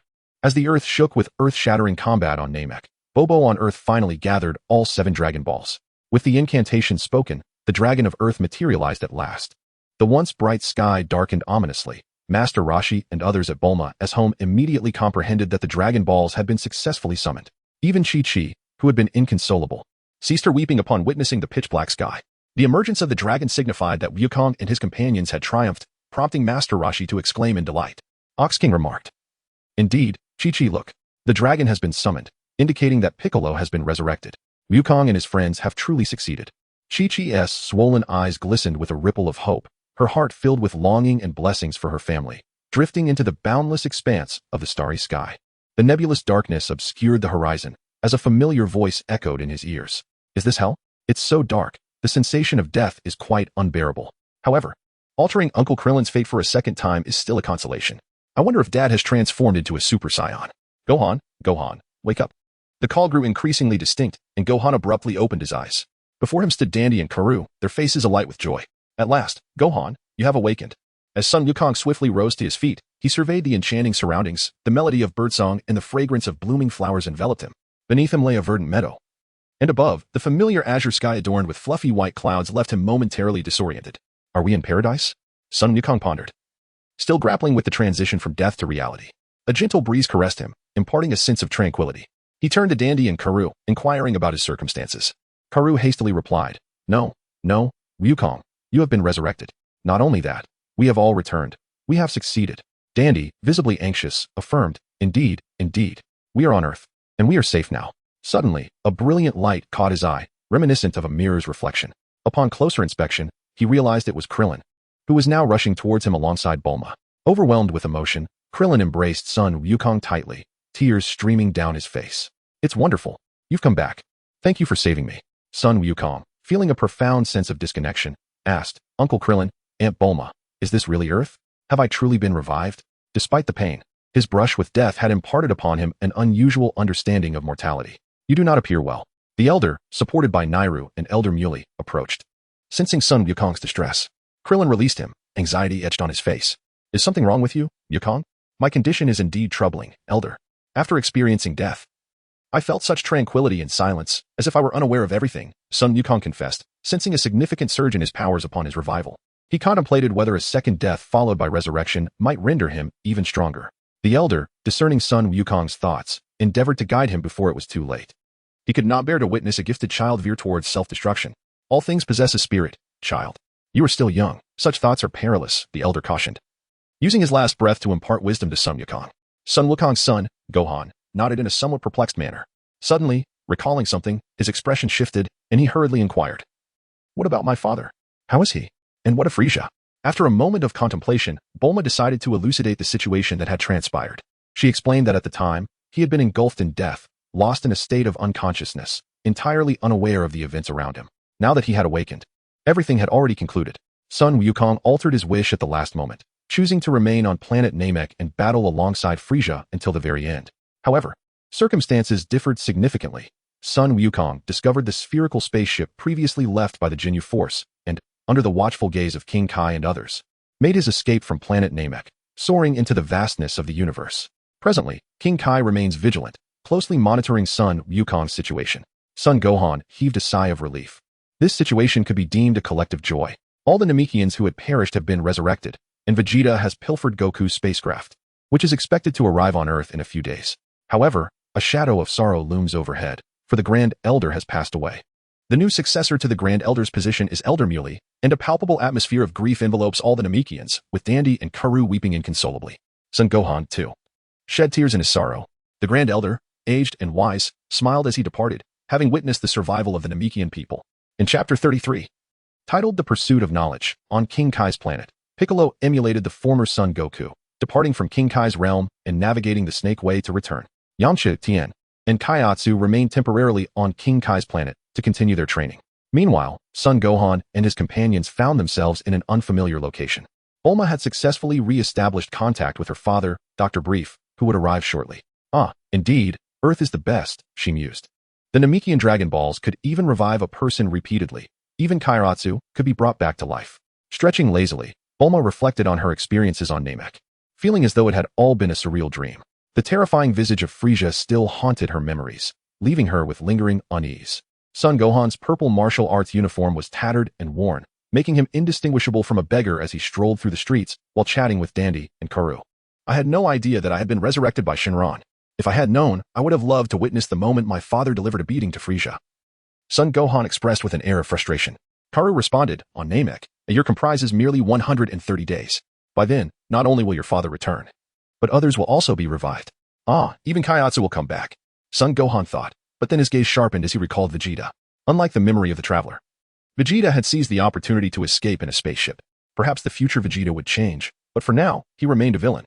Son Gohan doubted whether the Vegeta from the traveler's memories was the same individual he had encountered, and he could hardly fathom that this same person would eventually marry Bulma and have children. Fate is indeed unpredictable. Vegeta will surely come to Earth. With my father off to Yardrat, if I can transform into a Super Saiyan before Vegeta arrives, he will undoubtedly be no match for me. I refuse to believe that this prince can soar through the skies, Son Gohan mused to himself. Suddenly, a resounding sound pierced the sky, and a large orange aircraft soared above. Bulma exclaimed with delight, "They're here." Elder Muley chuckled, "I apologize for troubling Miss Bulma during this time." As the aircraft descended, a voice filled with emotion echoed, "Gohan. My Gohan." Chi-Chi rushed towards Son Gohan. "Mom." Son Gohan lowered his head slightly, exchanging glances with Krillin, Bulma, Dandy, and Elder Muley. Swiftly shaking his head, he implored them not to disclose the fact that he had been killed by Frieza, especially to his mother, Chi-Chi. Having previously agreed, everyone nodded gently, assuring him that they would remain tight-lipped.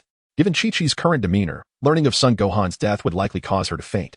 The adage holds true, a mother worries when her child is far away. Son Gohan, now only 5 years old, had been gone for over a month. And this journey had taken him far beyond the confines of Earth, into the cosmos. As Chi-Chi beheld Son Gohan's appearance, she burst into tears. "Oh dear. How could your clothes be in such tatters? Who have you been fighting? My Gohan is turning into a delinquent." "Ha ha ha, Mom. I'm fine. See, I'm perfectly all right." Son Gohan reassured her. "By the way, Mom, I want to introduce you to my good friends from Namek, Dandy and Karu." Gently freeing himself from Chi-Chi's embrace, he made the introductions. Chi-Chi stood up after releasing Son Gohan and looked at Dandy and Karu, who appeared somewhat shy, much like children visiting a friend's home and facing the parents. "Hello, Gohan's mother, I am Dandy. I am Karu," came the introduction from the other boy.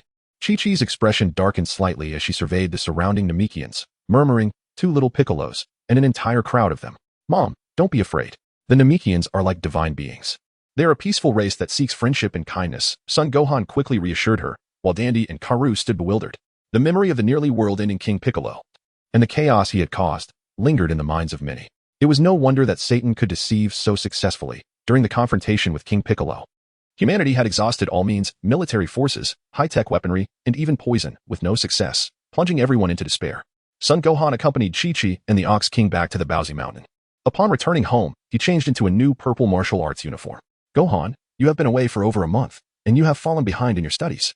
During this time, you must catch up. Your mother does not oppose your martial arts training with Goku, but you must not neglect your education," Chi-Chi proclaimed, holding a towering stack of study materials. At this moment, Son Wukong prepared to engage in his training. Upon hearing Chi-Chi's words, he weakly replied, "But I've already completed all my middle school courses." Chi-Chi smiled and responded, "There is much knowledge here that cannot be learned in school. It was given to me by Bulma's mother." Bulma's mother? Sun Wukong felt a spark of curiosity about the books in question. Bulma and Dr. Brief were renowned inventors. Any literature they possessed would surely be far from simple. Concepts such as dimensional space, astronomical celestial physics, temporal definitions, and particle calculation formulas were entirely different from what he had previously encountered. Sun Wukong stared at Chi-Chi in astonishment. With a gentle and sweet smile, Chi-Chi said, "Wukong, to be honest, I do not wish for you to learn martial arts solely for fighting others. However, since this is your choice, I will not hinder you. Combining martial arts with scholarly pursuits, I believe our Wukong will undoubtedly become an extraordinary literary martial artist." "Yes, he certainly will," Sun Wukong replied excitedly. Embracing the books as he placed them in his room, he picked up the volume on dimensional space with great fondness. Space is the relative form of material existence to time, embodying the infinite essence in the finite positional values of spatial relations. Wait. Sun Wukong, momentarily captivated, quickly realized his error and tossed the book onto the bed. "I must focus on my training and strive to become a Super Saiyan soon. After all, Vegeta might arrive on Earth at any moment. Now is not the time to delve into these matters." Sun Wukong hurriedly shook his head and dashed out of the room. Chi-Chi was seated in the living room, engrossed in a television drama, while her grandfather, the Bull Demon King, was out hunting. Sun Wukong's appetite was as insatiable as that of his father, often requiring a substantial amount of food. "Ah, Wukong, you come out. Are you going to pick some flowers? There is a restroom in your room," Chi-Chi remarked, observing Sun Wukong anxiously putting on his shoes, her brow furrowed in confusion. No, it's not that. That scoundrel Vegeta has stolen the spaceship that my father took, and I don't know when he will arrive on Earth. I must prepare for training in advance. I will return before dinner." Upon stepping outside, Sun Wukong ascended into the sky, vanishing from Chi-Chi's gaze into the distant horizon, arriving at the very place where he once trained alongside his uncle Piccolo. Chapter 34, Vegeta, why are you wearing Goku's clothes? Beneath the azure expanse of the sky lay a series of valleys and mountains, reminiscent of the environment on Namek. At the tender age of 4, Sun Wukong was taken by Piccolo, and it was here that he honed his skills for an extended period. His transformation commenced in this very locale, where the battles against the Saiyans also unfolded. Suddenly, a deep and steady voice resonated behind him, prompting Sun Wukong to instinctively distance himself as he turned around, gathering a ki blast in his palm. "Uncle Piccolo!" Sun Wukong exclaimed with delight, dissipating the ki blast in his hand. "Wukong, you have grown stronger. You have completely surpassed me." Piccolo retracted his fist, having merely tested Sun Wukong's abilities, and was greatly pleased with his response. "How did you come to be here, Wukong?" Piccolo inquired with keen curiosity. Son Gohan, feeling despondent, explained, "Uncle Piccolo, during our recent journey to Namek, I have come to a clear understanding of my own frailty. I cannot bear the thought of my father, mother, or you disappearing from my life. Therefore, I must grow stronger. I aspire to become a Super Saiyan, just like my father." Piccolo felt a sense of gratification at Gohan's transformation. Unlike before when he needed motivation, Gohan now practiced diligently on his own. "I witnessed everything that transpired on Namek from King Kai's planet. Gohan, as long as you are committed to your training, I believe that no one will stand against you in the future, not even me or Goku." Piccolo refrained from excessive praise, expressing sincere belief in Gohan's potential, which he had witnessed firsthand. Gohan, feeling bashful, scratched his head sheepishly. Piccolo then assumed a battle stance, and the two gracefully descended onto a mountain peak, preparing for combat. "Gohan, let me see the progress you've made during this time." "All right, Uncle Piccolo, you better be careful." Whoosh. Sun Wukong paused momentarily, then instantaneously appeared behind Piccolo, executing a soaring kick aimed at Piccolo's shoulder. The speed was astonishing. Piccolo's pupils dilated in surprise as he swiftly extended his arm, seizing Sun Wukong's leg. "Huh!" With a startled cry, Sun Wukong seized the opportunity as Piccolo grasped him, leveraging Piccolo's force to deliver a powerful kick to his chest. Whoa! Piccolo was sent hurtling backward for hundreds of steps, crashing heavily to the ground. As Sun Wukong landed, he once again utilized the ground beneath him to propel himself forward towards Piccolo, executing the movement seamlessly. In the past, he would have been incapable of such a fluid series of actions. The journey to Namek had filled the void of his prior inexperience. Previously, he would not have been able to perform this skillful maneuver. Piccolo, sporting a wicked grin, steadied himself before launching a high kick towards Sun Wukong, who, due to his smaller stature, became a more elusive target as he advanced through the air. Whoosh! The silhouette of Sun Wukong vanished like an illusion. The remnants of his presence caused Piccolo's pupils to tremble. Suddenly, he felt a gentle touch at the nape of his neck. It was Sun Wukong's hand softly resting there. "Ha ha! Uncle Piccolo, how about that? I won." Sun Wukong exclaimed joyfully as he descended from the air and landed on the ground. In the past, during their training sessions together, he had never bested Piccolo, yet now, within mere seconds, he had triumphed. "Remarkable, Gohan. It appears your strength is not the only aspect of your prowess," Piccolo remarked, turning to gently rub the back of his neck, his head slightly bowed. Smiling at Son Wukong. Of course, it's all thanks to your teachings, Uncle Piccolo, Son Wukong replied, hands on his hips, exuding pride. Suddenly, Piccolo's fist came crashing towards Son Wukong, but he had anticipated this move. With a light jump backward, he spread his legs apart and seized Piccolo's arm, using his momentum to execute a shoulder throw, sending Piccolo sprawling to the ground. Uncle Piccolo, I knew you would try that move. I wouldn't fall for it again. I've been waiting for you, Son Wukong said as he extended his hand to help Piccolo up, brushing the dust off his shoulders afterward. That's the spirit, Gohan. You must maintain this focus and never let your guard down, Piccolo encouraged with a smile. Hee, I would never abandon my training. Likewise, I won't give up on my studies. After witnessing the memories of the traveler, I can no longer allow my father, Son Goku, to face those dangers alone. I cannot remain sheltered under his protection while peril looms. The most challenging ordeal on Namek has passed, but as for the future threats like Cell, Majin Buu, and the God of Destruction, I must exert even greater effort in my training. Nearly a week had elapsed since their return from Namek, and on this particular day, Son Wukong was training with Piccolo and Krillin when he suddenly sensed a familiar and powerful energy emanating from the cosmos. Is that Vegeta? He has truly come to Earth, Krillin exclaimed, his expression shifting dramatically. In recent days, Son Wukong has yet to transform into a Super Saiyan. However, he remains a formidable opponent, one beyond Vegeta's grasp, merely a step away from greatness. Piccolo inquired of Son Wukong, Gohan, do you believe you can contend with Vegeta? It should be manageable, yet we must not underestimate him, replied Gohan. Uncle Piccolo, Uncle Krillin, let us proceed together. Very well. Son Gohan soared into the sky, with Piccolo and Krillin closely following, as they headed towards Bulma's residence in West City. A spherical spacecraft pierced through the Earth's atmosphere, gradually descending to the surface, its speed diminishing. The Namekians residing at Bulma's house instinctively looked up, recognizing a familiar energy that stirred feelings of resentment in some, for they had perished at the hands of Vegeta. Bulma's jaw nearly dropped in disbelief. Vegeta had truly come to Earth in this spacecraft. Mrs. Brief, watering her flowers, exclaimed with a melodious voice, oh no, the thief of the spaceship has arrived. As the ship was about to crash, Son Gohan, Piccolo, and Krillin hastened to the scene. Upon Gohan's arrival, Bulma felt a surge of confidence, and the other Namekians smiled and waved at him. Piccolo and Nail exchanged glances, both resembling each other closely. Due to Gohan's presence, Nail had not undergone assimilation with Piccolo as he had originally in his memories, and he was still very much alive. He looks just like my brother Nail, Dandy and Karu remarked in astonishment as they glanced around. With a hum, the spacecraft landed, and the hatch slowly opened, revealing a figure that left Gohan, Piccolo, and Krillin in utter shock. Bulma incredulously gasped, Vegeta, why are you wearing Goku's clothes? Vegeta, equally astonished by the crowd, felt dazed. These individuals were supposed to have been slain by Frieza on Namek, and yet here they stood on Earth. More importantly, he had been seen in his current attire. Chapter 35. The Hunted Woman. The reason Vegeta wore Goku's clothes was that his battle suit had been utterly tattered, nearly akin to a bikini. Moreover, Goku's outfit had been gifted as a complete set by King Kai, all identical in design. Vegeta had intended to find suitable clothing upon his arrival on Earth, but he never anticipated that Gohan and the others would return and witness this embarrassing moment. It was truly a social death. Unable to contain himself, Krillin burst into laughter, followed by Bulma, Mr. Brief, Mrs. Brief, and Gohan, who joined in the hearty amusement. Eventually, as if caught in the infectious joy, the other Namekians also began to chuckle, even Piccolo revealing a faint smile. Stop laughing, you bastards. No one is allowed to laugh. Vegeta bellowed in exasperation, regretting his choice of attire. He wished he had worn anything but Kakarot's clothes, and now that Kakarot's acquaintances had seen him, he longed to find a hole to hide in. Bulma laughed until tears streamed down her face, gently waving her hand as she asked, so, you wandering prince, what brings you to Earth? Surely, it must be for the Dragon Balls. Vegeta surveyed his surroundings, noting the Namekians he had slain, and inquired, how did you return? That scoundrel Frieza did not kill you?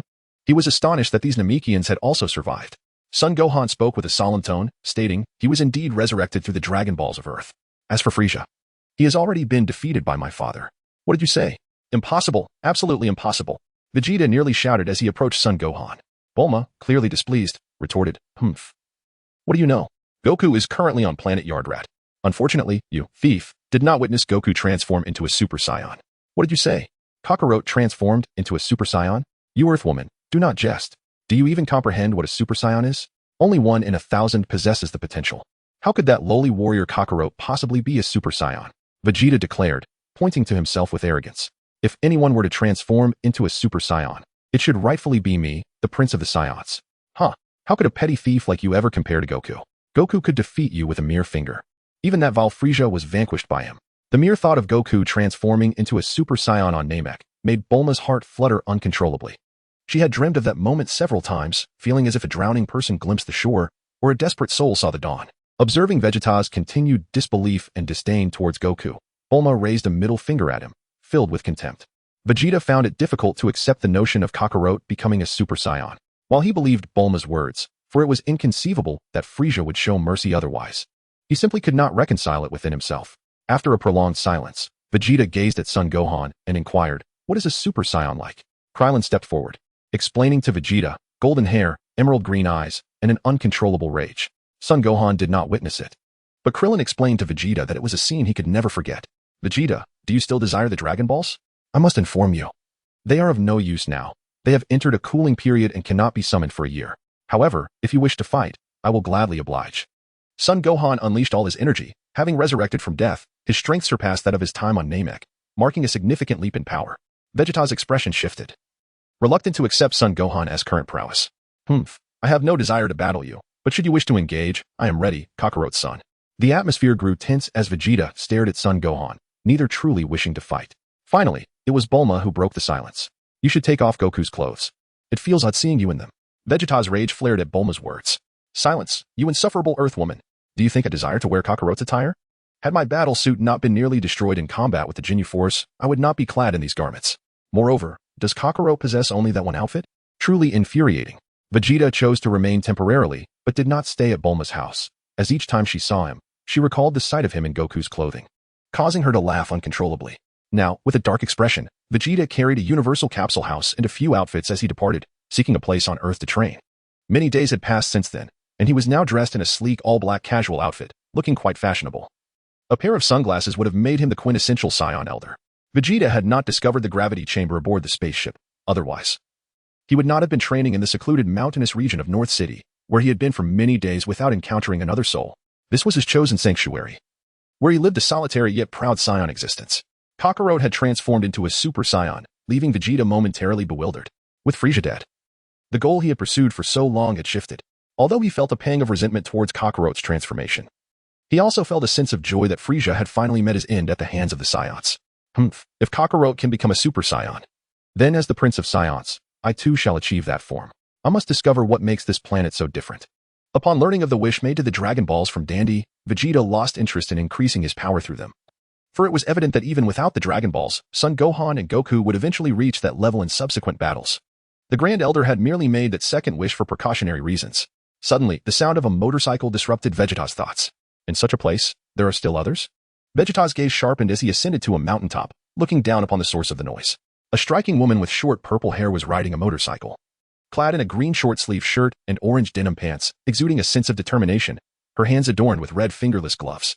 Behind her trailed 3 purple metallic robots, their abdomens marked with a red double triangle insignia, within which were 2 whiter characters. The woman, in a state of panic, thought, "This is impossible. The Red Ribbon Army should have been dismantled by that tailed little brat. How could they still possess the means to pursue me after all this time?" Chapter 36. The Vengeful Spirits of Hell. The name of the Red Ribbon Army was notorious enough that even the somewhat oblivious Goku would remember it. The pursuing robots emitted mechanical sounds. Target, Violet, locked. The rapid fire of machine guns erupted, but Violet, a former colonel of the Red Ribbon Army, had narrowly escaped with their treasury when Goku annihilated the headquarters. Her abilities had allowed her to rise to a prominent position among humans. She pressed the accelerator, speeding away and maneuvering through the mountains as bullets rained down around her, kicking up dirt. Suddenly, a robot opened a cannon, launching a missile towards Violet on her motorcycle. "What?" Violet gasped and accelerated with all her might. Although she evaded the missile's direct blast, the shockwave sent her tumbling forward, her arm scraping against the hard ground, leaving a bloody mark. As she glanced up, she was met with a colossal shadow. The enormous purple robot loomed before her. The glass dome opened automatically, revealing that the cockpit had been on autopilot, controlled by a computer. "Long time no see, Colonel Violet," an elderly voice emanated from the computer, causing Violet's pupils to widen in shock, a chill running down her spine. "You, Dr. Gero. I can't believe it's you after all these years. You still remember me?" The computer's voice carried a sense of nostalgia. Violet swallowed hard and stood, clutching her injured arm. "Dr. Gero, why are you pursuing me? If this is about my escape, I have no words. You fled just like I did, didn't you? Or is it about money?" I assure you, that is not my motive, Colonel Violet. I seek your return to the Red Ribbon Army. Your skills are invaluable to me." Dr. Gero extended an invitation to Violet. Violet was taken aback, perplexed. The Red Ribbon Army still exists? Wasn't it in disarray after Goku destroyed the base? Upon hearing Goku's name, Vegeta's interest peaked slightly, compelling him to eavesdrop further. Not anticipating to learn more about Kakarot, Dr. Gero's voice dripped with hatred and madness, revealing that the current iteration of the Red Ribbon Army had been resurrected for the singular purpose of avenging Goku. Violet's face turned pale as she recalled the tailed boy, wielding a red staff, who single-handedly dismantled their heavily armed forces. Although she had escaped gracefully, the memory instilled fear within her, leaving her to wonder why such extraordinary beings existed in this world. No, please, Dr. Gero, what kind of joke is this? I will not consent to seeking revenge against Goku. Violet, with a look of utter refusal, rejected the proposal. Dr. Gero, having anticipated her reaction, responded with a chill in his voice, since you refuse, your only fate is death. Violet, you possess too many secrets of the Red Ribbon Army. You must perish. It is preferable to oppose you than to contend with that monster, Son Gohan. In a swift motion, Violet produced a grenade from her pocket, pulled the pin, and hurled it into the cockpit just as the glass cover was about to close. She quickly shielded her head with her arms and crouched down on the ground. Boom.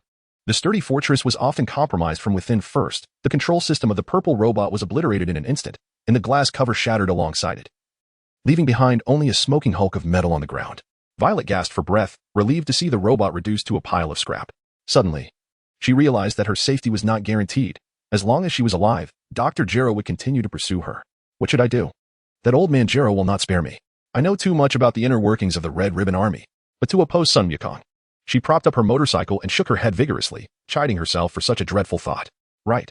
I could seek out Son Gohan for protection. He has defeated the Demon King Piccolo, and I heard on the news that he must have been the one to vanquish the aliens that recently invaded Earth. As this realization washed over her, Violet's face brightened, her previous worries dissipating. As long as I inform him about the Red Ribbon Army situation, he will surely protect me. Yes, that is the plan. But how to find Son Gohan? Violet pondered, her excitement waning.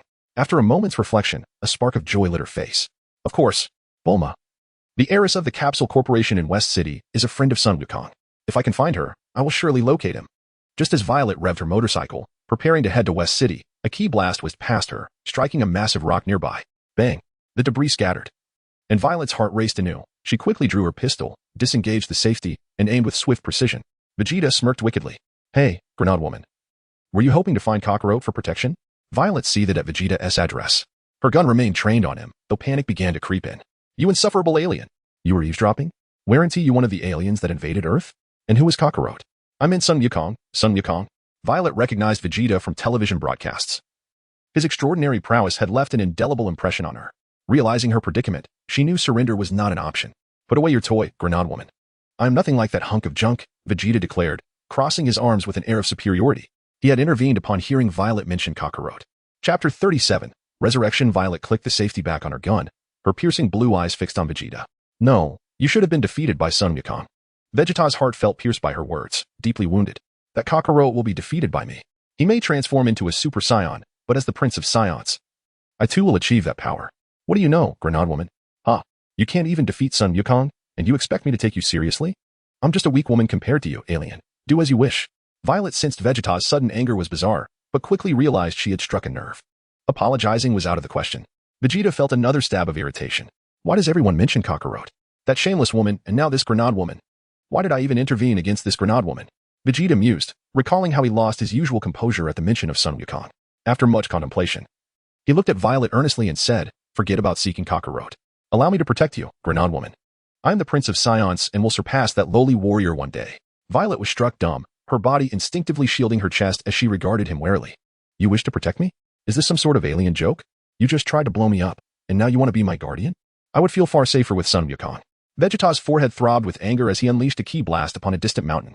In Violet's wide-eyed astonishment, an explosion erupted, shattering the mountainside and sending tremors through the ground. Listen, Grenade Woman, I warned you not to seek out Kakarot. I will protect you. Violet nodded like a chick pecking at grain, her eyes devoid of light, her mind racing with thoughts of a future that felt more like a tragic film than reality. The prospect of a dismal life loomed over her, leaving her feeling hopeless. This is it. I never thought I would escape Dr. Gero only to be abducted by an alien. I'd rather end my life than suffer such torment. With a heavy heart, Violet transformed her motorcycle back into a capsule and followed Vegeta, vowing that should anything seem amiss, she would take her own life rather than give Vegeta the satisfaction of claiming her. At the same time, the Supreme Kai, who had been observing from the temple, was left dumbfounded as he saw Vegeta with Violet, shocked beyond measure. Is that really Vegeta? He muttered incredulously.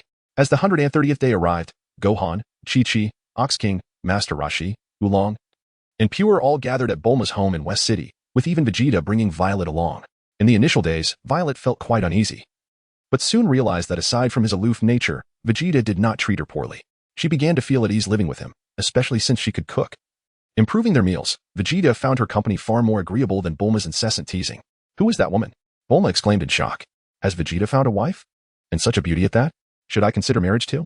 Krillin said enviously. Wow, things have gotten chaotic, Gohan remarked, cursing instinctively, a phrase he had picked up from the memories of a traveler. At this moment, Son Wukong was in a state of utter confusion, clutching his head in despair. Everything had become chaotic. According to the memories of the traveler, Vegeta was supposed to be with Bulma. Who, then, was this sudden appearance of a woman with purple hair? Upon returning, Son Wukong intended to meticulously organize the traveler's memories, having previously only skimmed through the essential plot points, forgetting many intricate details. Hello, everyone, I am Violet. The woman greeted the group politely. Greetings, Son Wukong, Krillin, and the others responded courteously. As Dandy summoned the dragon, the once bright sky suddenly darkened, and Shinran ascended into the heavens. For my first wish, let Son Goku return to Earth, Dandy articulated in Namekian. However, the attempt failed. Goku declined Shinran's call. This outcome astonished everyone, particularly Vegeta, who was deep in thought, apart from Son Wukong, who had already known. Though the Ardeshira people possessed lower combat skills, they wielded remarkable abilities.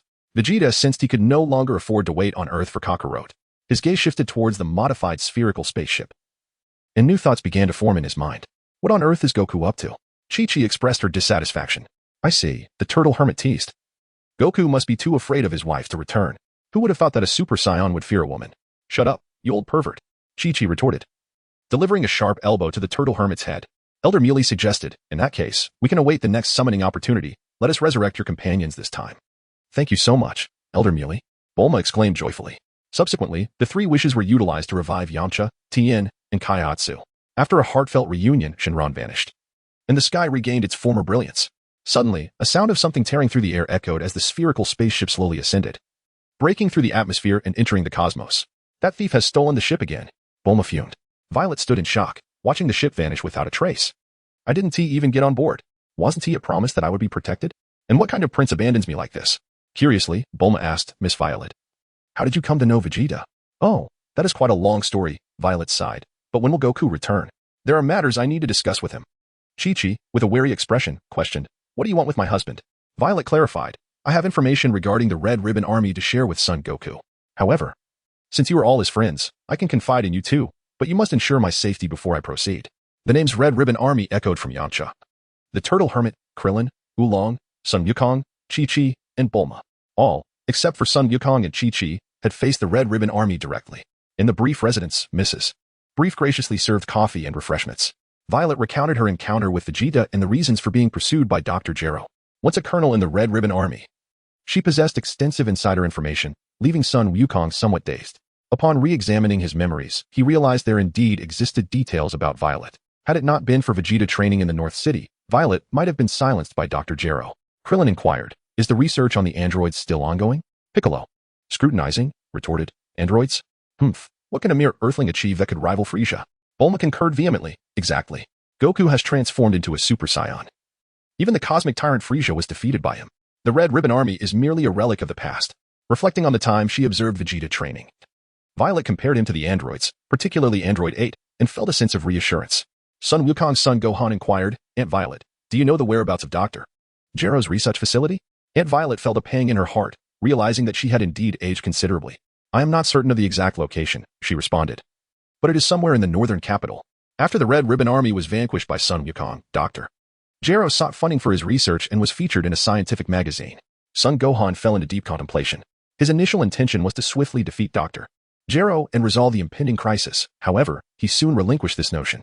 His strength was insufficient, and by now, Androids 17 and 18 had likely already been perfected. Moreover, he felt an inner yearning for battle, for the situation he faced with Frieza was starkly different from the present. As his heart grew increasingly fervent, Son Gohan fixed a determined gaze upon Piccolo and implored, Uncle Piccolo, please guide me in my training. I aspire to become a Super Saiyan, just like my father. Before he returns. Very well, Gohan, Piccolo replied with a reassuring smile. In truth, during their time training together, Gohan had made significant progress. Just as Chi-Chi was about to voice her concerns, she sighed in resignation. As a mother, she genuinely wished to shield her child from a life of conflict and violence. However, Gohan understood the balance. he diligently pursued his studies alongside his training. Make sure to return before dinner, Gohan. Chi-Chi gently patted Gohan's shoulder, smiling tenderly. Yes, I know. Uncle Krillin, Uncle Tien, everyone should join us. Gohan invited the group enthusiastically. Tien and Kaiatsu exchanged glances and chuckled. Not just yet, Gohan. We might need to head back to review some things. Yamcha added, I've been away for quite some time, though I'd love to train with you all. I believe I have much to discuss with Bulma. At this moment, Krillin appeared somewhat bashful, his cheeks tinged with crimson. I'm sorry, Gohan, Piccolo. But I probably won't be able to train with you for a while. I have a date. His voice trailed off towards the end. Bulma gasped in astonishment. What? A date, Krillin? You actually have a girlfriend? Tien, Chi-Chi, and the others looked at Krillin with wide-eyed surprise. Indeed, after the events on Namek, I decided I wanted to get married. Through a matchmaking service, I met a lovely girl, though we're not married yet. Krillin's bashfulness is akin to that of a shy maiden. It truly defines him. Yamcha burst into laughter, embracing Krillin. That's fantastic, Krillin. When you do get married, don't forget to invite us. Rest assured, I, Yamcha, will be there to lend my support. Thank you, Krillin expressed gratefully. Congratulations, Chi-Chi, Son Gohan, Tien, Kaiatsu, Din. And others smiled warmly at Krillin.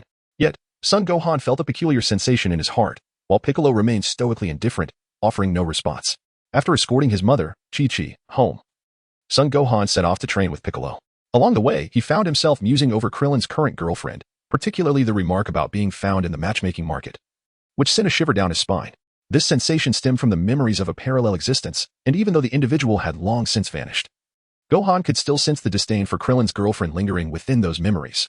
130 days later, at Bulma's residence, the eternal dragon, Shenron, soared once more into the sky, with Son Gohan, Krillin, and Bulma present.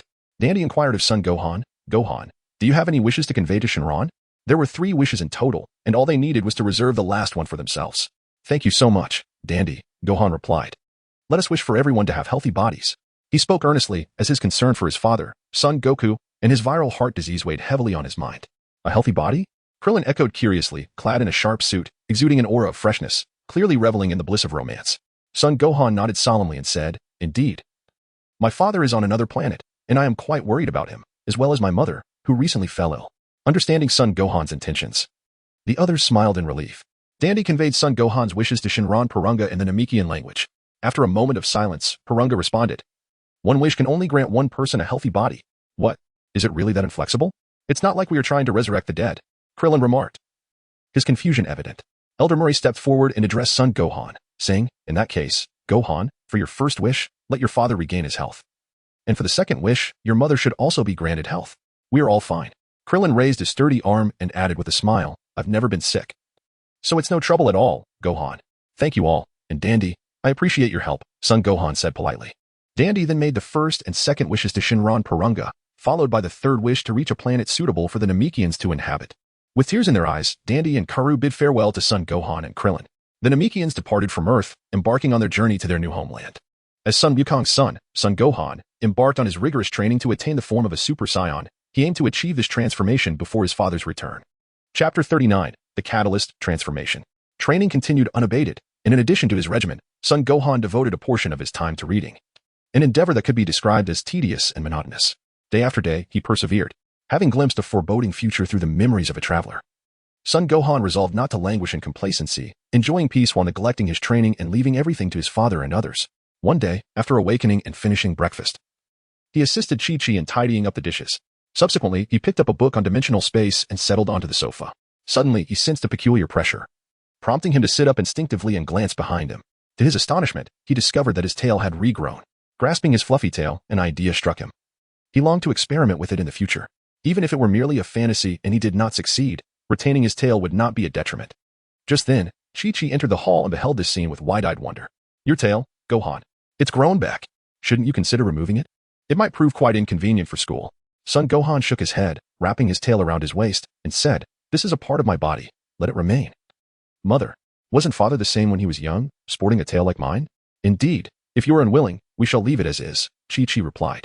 After regaining her health, the wrinkles on her face vanished, and her skin appeared as soft and delicate as that of an infant. Moreover, the so-called healthy body was even more robust than Son Gohan had imagined. For instance, if she accidentally scraped herself, she would heal rapidly. In short, there was an abundance of wonders, and Son Gohan was deeply curious about the state of his father, Son Goku. The book Dimensional Space inspired Son Gohan greatly. and whenever he had leisure time, he would embrace this book and delve into its pages. As time passed, Son Gohan placed the book in his room, flew out, and began training with Piccolo, returning only at dusk. Anger was merely a precursor, yet without guidance and opportunity. It was impossible for Son Gohan to experience the profound despairing rage akin to that of Son Goku on Namek. About half a month passed in this manner. And on this particular day, Yamcha, Tien, Kaiatsu, and Krillin arrived to train together. The azure sky was adorned with slowly drifting white clouds. Suddenly, a sound pierced the air as a small boy with a tail soared through the sky, emanating a transparent white aura, followed closely by 4 others, Krillin, Piccolo, Tien, and Yamcha, all converging to confront Son Gohan. As Piccolo, Krillin, and Yamcha coordinated to restrain Son Gohan, Tien, positioned above, cupped his hands in a trumpet shape before his mouth. With a fierce shout, he unleashed an attack towards Son Gohan below. Prepared, Yamcha's 3 companions scattered. But Son Gohan took Tien's Kamehameha directly, crashing into the ground and creating a massive crater. Dust billowed as Son Gohan rose, his hands and feet adorned with red circular rings, a special weighted training gear prepared by Piccolo, with each ring weighing a ton. Yamcha gathered energy in his palms, forming 2 energy spheres, his own signature technique, which had subsequently been learned by Son Goku, Krillin, and others. With precision, he launched the 2 energy spheres towards Son Gohan. Whoosh! Whoosh! As Son Wukong rose, he swiftly soared out of the pit, while Yamcha's 2 energy blasts detonated within it, erupting in a shower of fierce sparks. The solar flare awaited Son Wukong's arrival, and suddenly, Krillin stood in front of him. The intense, blinding light compelled Son Wukong to instinctively close his eyes, the searing pain causing him to draw a sharp breath. Piccolo arrived in an instant, unleashing a powerful energy wave that enveloped Son Wukong and sent him flying. With anguished cries echoing, Son Wukong crashed into several mountains before finally coming to a halt, his violet martial arts uniform tattered and his body battered. Impressive. Even under a 4-ton burden, to withstand our relentless assault for so long, Tien Shinhan remarked in admiration. Son Wukong wiped the blood from his lips and hovered before them, smiling. Uncle Tien, if this were a true battle, I would have perished long ago. Just like earlier, had Uncle Piccolo unleashed his special beam cannon, I would have been utterly defenseless. Understanding the importance of self-reflection is essential for growth. Making mistakes is not frightening, but the inability to acknowledge them is truly daunting. Son Wukong embodies this self-awareness. He is now 6 years old, and it has been over 6 months since the events on Namek. Piccolo cast a spell, alleviating the burdens on Son Wukong. Ah, this feels much lighter. After Son Gohan stretched his limbs and exhaled a sigh of relief. Having just endured the weight of 4 tons during an intense battle, he felt a warm current coursing through his body, bringing a sense of relaxation. He contemplated attempting a slow descent from the sky, with Piccolo and the others closely following behind. Krillin inquired, Gohan, are you aiming to transform into a Super Saiyan? Son Gohan nodded, a bright smile illuminating his face, and declared, indeed, this time, I intend to focus my power in my back and unleash it through fury. A tempest of rage. Suddenly, the surrounding debris and dust began to levitate in response to Son Gohan's burgeoning energy as forces collided with one another. Krillin's eyes widened in disbelief. During their time on Namek, he had witnessed Son Goku transform into a Super Saiyan, and now, before him, Son Gohan bore an uncanny resemblance to that moment. With a voice laced with grinding anger, hauntingly desolate, Son Gohan emitted a primal roar that shattered the silence. His energy erupted, sending stones and dust flying as his hair, tail, and eyebrows transformed into a golden hue. His emerald eyes, piercing and devoid of emotion, radiated an icy intensity. At long last, through relentless training and exploration, Son Gohan had successfully ascended to the status of a Super Saiyan. Ha ha ha. Is this what it means to be a Super Saiyan? Truly formidable, it feels as though I can command everything. He remarked with a sinister grin that sent shivers down the spines of Krillin, Piccolo, Tien, Yamcha, and even the ever-watchful Kaiatsu. Yamcha swallowed nervously, gazing at the dramatically transformed Son Gohan. Is this what it means to be a Super Saiyan? Why has Gohan changed so profoundly? Son Gohan subdued the tumult of his inner turmoil. The surge of newfound strength brought with it a troubling mindset, akin to that of a beggar who suddenly wins the lottery, eager for the entire world to bear witness. He bore a resemblance to Vegeta, who had recently transformed into a Super Saiyan. Presently, Gohan harbored a similar mentality, which paled in comparison to that of Goku. However, Gohan was aware of the fallacy of such thoughts, and, bolstered by the memories of a traveler from another realm, he resisted the overwhelming euphoria that accompanied his enhanced power. Maintaining clarity amidst the surge, gradually acclimating to the essence of a Super Saiyan, Gohan reverted to his usual base state. Chapter 40. The Revenge. After enduring arduous and monotonous training, Gohan successfully attained the form of a Super Saiyan. Thoughts of his yet-to-be-born younger brother, Goten, filled him with a sense of envy. Goten, who couldn't even fly, could transform into a Super Saiyan with ease, while the order of training seemed entirely askew. Nonetheless, even after achieving the Super Saiyan transformation, Gohan remained diligent in his training, as time slipped by imperceptibly. It had been a year since the events on Namek, and now, at Bulma's residence, Oolong, Yamcha, Puar, and Videl gathered with Bulma. Bulma sported a voluminous curly hairstyle and donned a fashionable red plaid dress that accentuated her figure. Yamcha took a sip of juice, a refreshing sensation coursing through him. In the sweltering heat, he felt utterly at ease. Ah, how splendid these peaceful days are. Bulma glanced at Videl and remarked, Vegeta has left you all alone. How irresponsible of him. He promised to protect you, yet he vanished for over 6 months. Videl forced a smile and replied, I truly apologize for being a bother. You even provided me with a job and shelter here. Bulma waved her hand dismissively, saying, Not at all. Assigning you as the head of security for our capsule corporation is hardly a burden. No, Bulma, you are far too kind. I owe you my gratitude for ensuring I was not hunted down by Dr. Gero. Videl and Bulma shared a close bond, akin to sisters. In her past, Videl had been a colonel in the Red Ribbon Army, overseeing hundreds of thousands, which explained Bulma's sentiment of gratitude towards her. Suddenly, a piercing sound broke through the sky as a spherical spaceship descended, landing gently on the ground. Yamcha exclaimed in astonishment, Vegeta has returned. He must have gone off into the cosmos to pursue Goku. I wonder if he found him? Bulma scoffed. He probably returned because his fuel ran low. Ha ha ha. As the hatch opened, Vegeta emerged, briefly casting his gaze upon Videl before shifting his focus to Yamcha and the others, inquiring, Has Kakarot returned? Bulma, surprised, asked, Did you not find him? Vegeta remained silent, examining his hands, disappointment washing over him upon realizing Goku had not returned. However, Yamcha's next words stirred a tempest within him. By the way, Vegeta, have you transformed into a Super Saiyan? Yamcha asked. Vegeta clenched his fists in frustration, declaring, Humph. If that lowly warrior Kakarot can become a Super Saiyan, then as the prince of all Saiyans, I certainly can as well. Once I achieve that form, I will surpass that inferior warrior. Upon hearing Vegeta's words, Yamcha expressed disappointment. So you have yet to become a Super Saiyan? Gohan transformed into one while you were away from Earth, following in Goku's footsteps. Vegeta's eyes widened in disbelief, his voice rising as he confronted Yamcha. What did you say? Kakarot's son, Gohan, has also become a Super Saiyan? Impossible. Yamcha shrugged innocently, admitting he had indeed intended to provoke Vegeta, curious to witness his reaction. Especially since he had been bested by the likes of Kakarot. At that time, Piccolo, Krillin, Tien, and Kaiatsu were all present. Gohan's transformation altered his personality entirely. If you don't believe me, you can ask Gohan himself. He should be home studying right now. Seething with anger, Vegeta was filled with resentment as his rival Kakarot had become a Super Saiyan, and now even Gohan had surpassed him. Your clothes are stale. You haven't changed in ages. Hurry and take a shower. Videl suddenly approached Vegeta, pointing at his disheveled attire. Her call snapped Vegeta from his reverie, and as he gazed into her earnest eyes, he fell silent, trailing behind her, his previously tumultuous heart now finding a semblance of calm. Bulma, Yamcha, and the others stared in disbelief at the unfolding scene. Could it be that Vegeta was actually complying? Oolong exclaimed in astonishment. No way. That guy Vegeta is actually behaving. Poir remarked, it appears there is a connection. Vegeta and Videl seem more reliable than Krillin and his partner. They could only hope that Krillin would gain clarity soon. Yamcha felt a chill run down his spine. Sensing something unsettling about Krillin's girlfriend, Bulma expressed mild discontent. That fool Krillin. No matter how we persuade him, he remains obstinate. He'll only come to his senses after he has faced some real consequences. Meanwhile, at Mount Payas, it was noon, and Gohan was engrossed in his studies.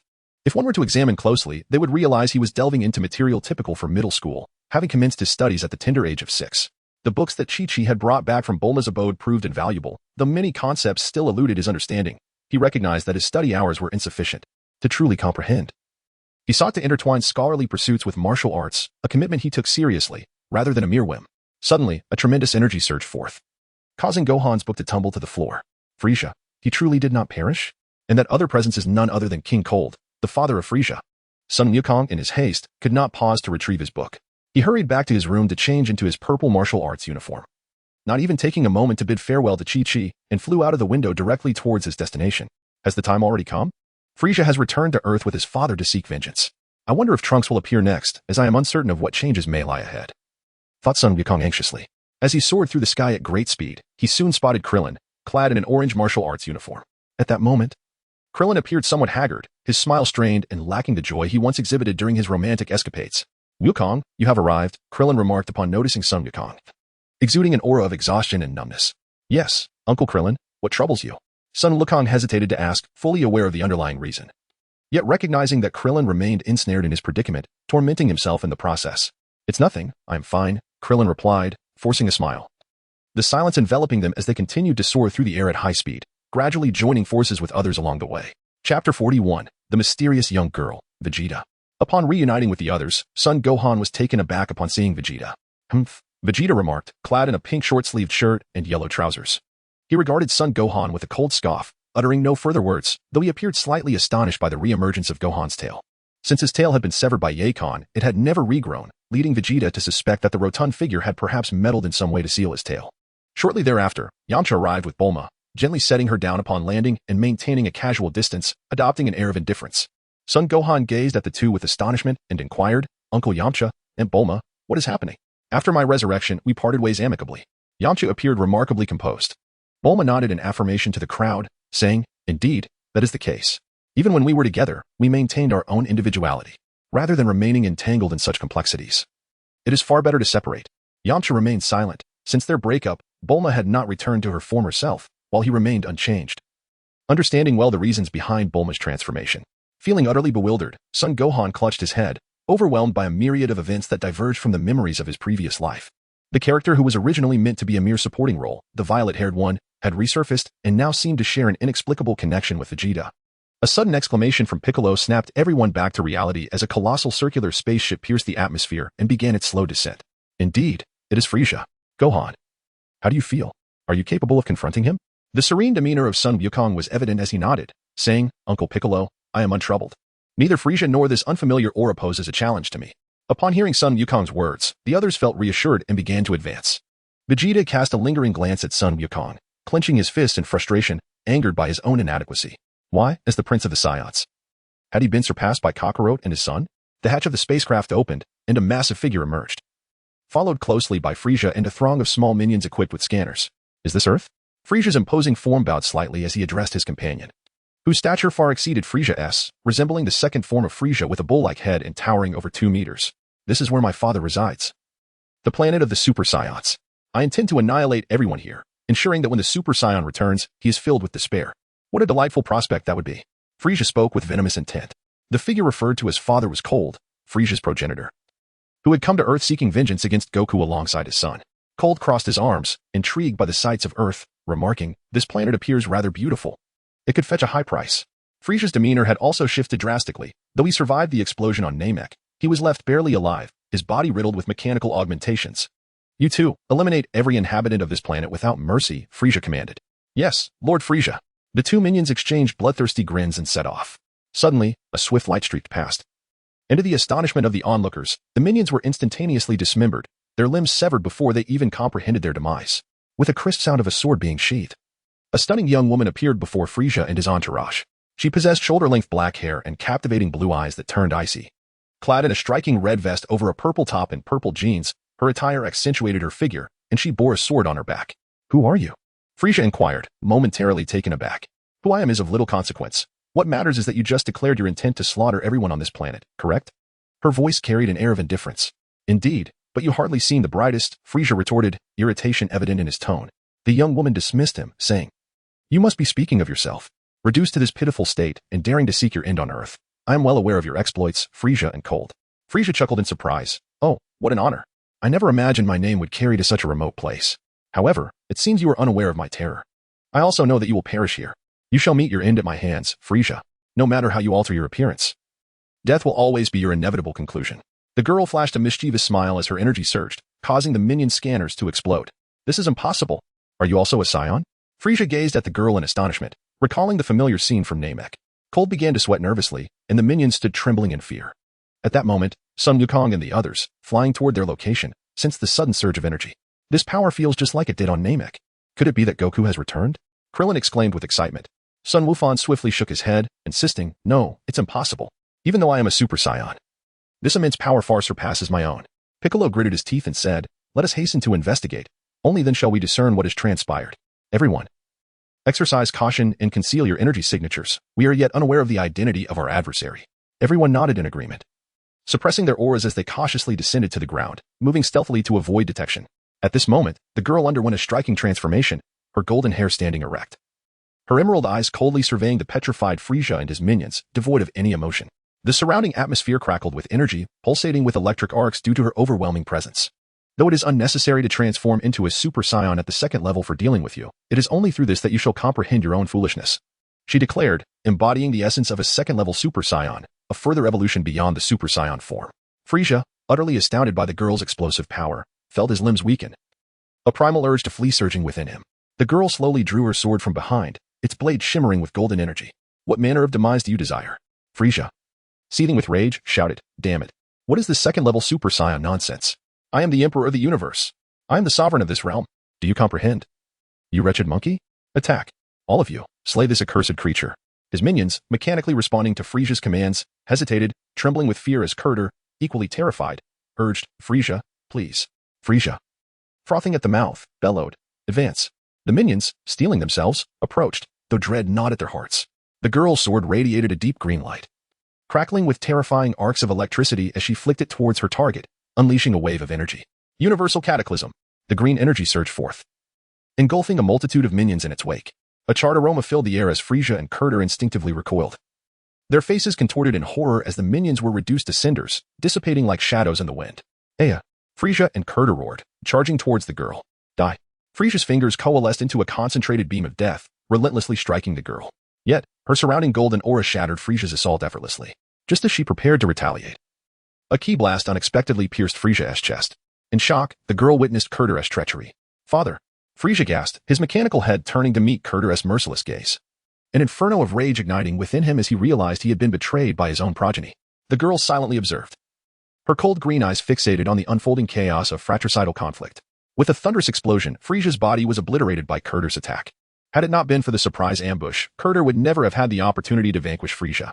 Kurter fell to his knees before the girl, bowing deeply in submission. "Forgive me. My inept child has provoked your wrath, and I have dealt with him. Please, I beg for your mercy." His subservience and the chilling indifference of the girl instilled a sense of dread. Her intent to kill was palpable, revealing Kurter as a far greater threat than Frisia ever was. Casting her sword into the air, the girl elegantly sidestepped, sheathing her blade with a crisp sound.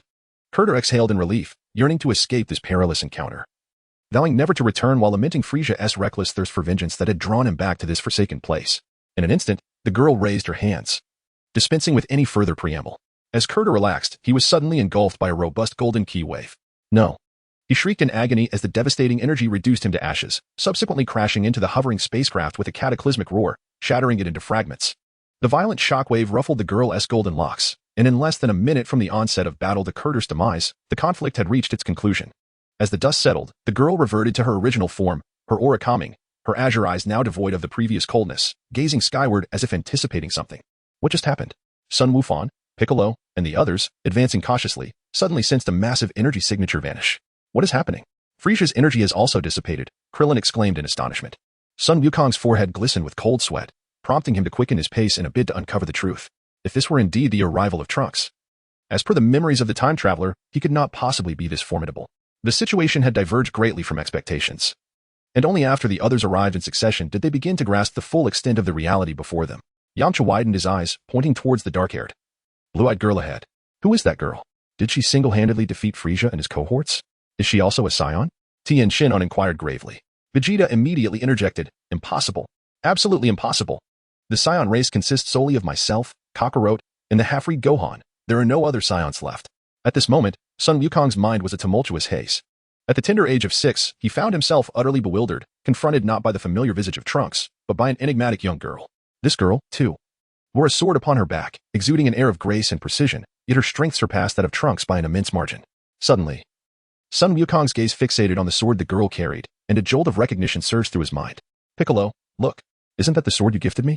In those days, Sun Wukong was merely a weeping child, grappling with the aftermath of his father, Sun Wukong, and Raditz' fateful clash, while training on King Kai's planet. A transformation that was largely influenced by Piccolo.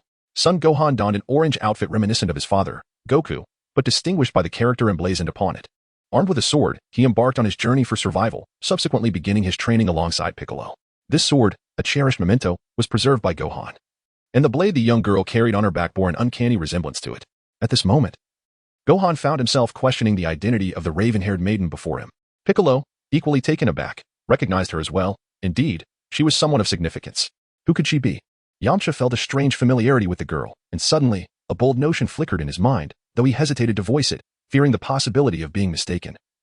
For the resemblance was striking. Could it truly be? Yamcha mused inwardly.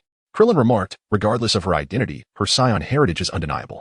The energy she just unleashed is akin to Goku and Gohan transforming into Super Saiyans. I shall never forget it. Vegeta, gritting his teeth in frustration, felt a surge of resentment upon hearing Krillin's unwavering assertion. First, Kakarot and his son achieved Super Saiyan status, and now, an unknown Saiyan girl had mysteriously appeared. What was more, she possessed the ability to transform as well. Vegeta's discontent regarding his own shortcomings deepened as he faced the emergence of yet another rival. Chapter 43. The maiden's name amidst the towering peaks. A gentle breeze caressed the girl's flowing hair. There is no need to hide any longer. I have long since noticed your presence.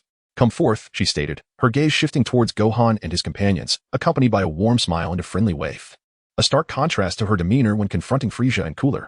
Upon being discovered, Gohan, Piccolo, and the others felt a sudden tightness in their chests. How had they been detected? They had suppressed their energy so effectively. Krillin, looking at Piccolo, inquired of Gohan, what should we do? Should we reveal ourselves? Son Gohan shrugged helplessly and remarked, it doesn't seem like she's deceiving us. That girl is far more powerful than we are. Whatever she intends to do, we cannot possibly stop her. The young girl playfully waved her hand and said, everyone, come along with me. I know you have many questions, and once Mr. Goku returns, I will clarify everything for you. With a swift motion, she soared towards a point in the sky. Her speed deliberately slow to allow Son Gohan and the others to keep up. What should we do? She wants us to follow her. Krillin inquired anxiously. Vegeta, gritting his teeth in frustration, decided to follow suit. Son Gohan and Piccolo trailed behind, followed by Tien, with a reluctant Krillin bringing up the rear. Just as Yamcha was about to take off, Bulma grabbed him, exclaiming, hey, I want to go too. Don't leave your ex-girlfriend behind. Yamcha, taken aback, replied, what are you coming for? Bulma urged, hurry up, they're leaving. Reluctantly, Yamcha wrapped an arm around Bulma's shoulders and took to the sky, feeling somewhat uneasy. Stealing a glance at Bulma, his suspicions were only reinforced. It can't be. Yamcha pondered uncertainly. The group followed the girl to an open area strewn with rocky debris. After she landed, she retrieved a box from the collar of her red vest. Pulling out a universal capsule and tossing it down. An icebox filled with beverages materialized before them. The girl waved her hand and cheerfully said, everyone, there is still some time until Mr. Goku returns. Please help yourselves to the drinks. At the mention of Mr. Goku, she coughed lightly, feeling a bit awkward. I won't hold back, Bulma declared, hands on her hips, striding confidently towards the icebox. Oh, they have my favorite, Son Gohan exclaimed, sprinting over without noticing the girl's gaze upon him. Thank you, sister, he said, taking his preferred drink, something he rarely indulged in at home. As his mother Chi-Chi often admonished him about the health implications of sugary beverages. Upon hearing Son Gohan's address, the girl inadvertently sprayed her drink all over Bulma's face. Choking on her laughter, her cheeks turning a shade of crimson. Hey, that is disgusting. How could a girl be so uncouth? Bulma exclaimed, pulling out a handkerchief to wipe her face, clearly displeased. The girl ignored Bulma entirely, looking down at the bewildered Son Gohan and remarked, let us skip the sister part. It seems you've already grown a tail. Son Wukong understood the error in his recent statement. It was merely a habit of politeness, an unconscious slip of the tongue. Noticing the girl's gaze fixed upon his tail, he smiled and remarked, indeed, it has grown. But what of your tail, as you two are a Saiyan? The girl gently shook her head and replied, it is different for me. Though I possess Saiyan blood, I was born without a tail, unlike you. Is that so? Son Wukong recalled from the memories of his past life that the Saiyans of Universe 6 also lacked tails. Soon, Tien, Krillin, and Kaiatsu arrived. While Piccolo and Vegeta remained indifferent, their arms crossed and eyes fixed on the unfolding scene in silence. Bulma noticed the girl's red vest and, for reasons unknown, felt a profound sense of familiarity towards her. Have we met before? And why are you so aloof with me? Bulma inquired curiously, adjusting her damp clothing. You'll understand once Mr. Goku returns, the girl replied with a cold glance towards Bulma, before squatting down to engage in conversation with Son Wukong once more. With wide eyes, the girl asked in astonishment, can you transform into a Super Saiyan already? Son Gohan nodded heavily and smiled, indeed, but I am not as formidable as you. The power you unleashed just now far surpasses my own. The young girl smiled sweetly and replied, your potential is far greater than mine. It is merely a matter of time before you surpass me. Vegeta strode forward, hands on his hips, and asked with a serious tone, who exactly are you? How can you possess such immense power?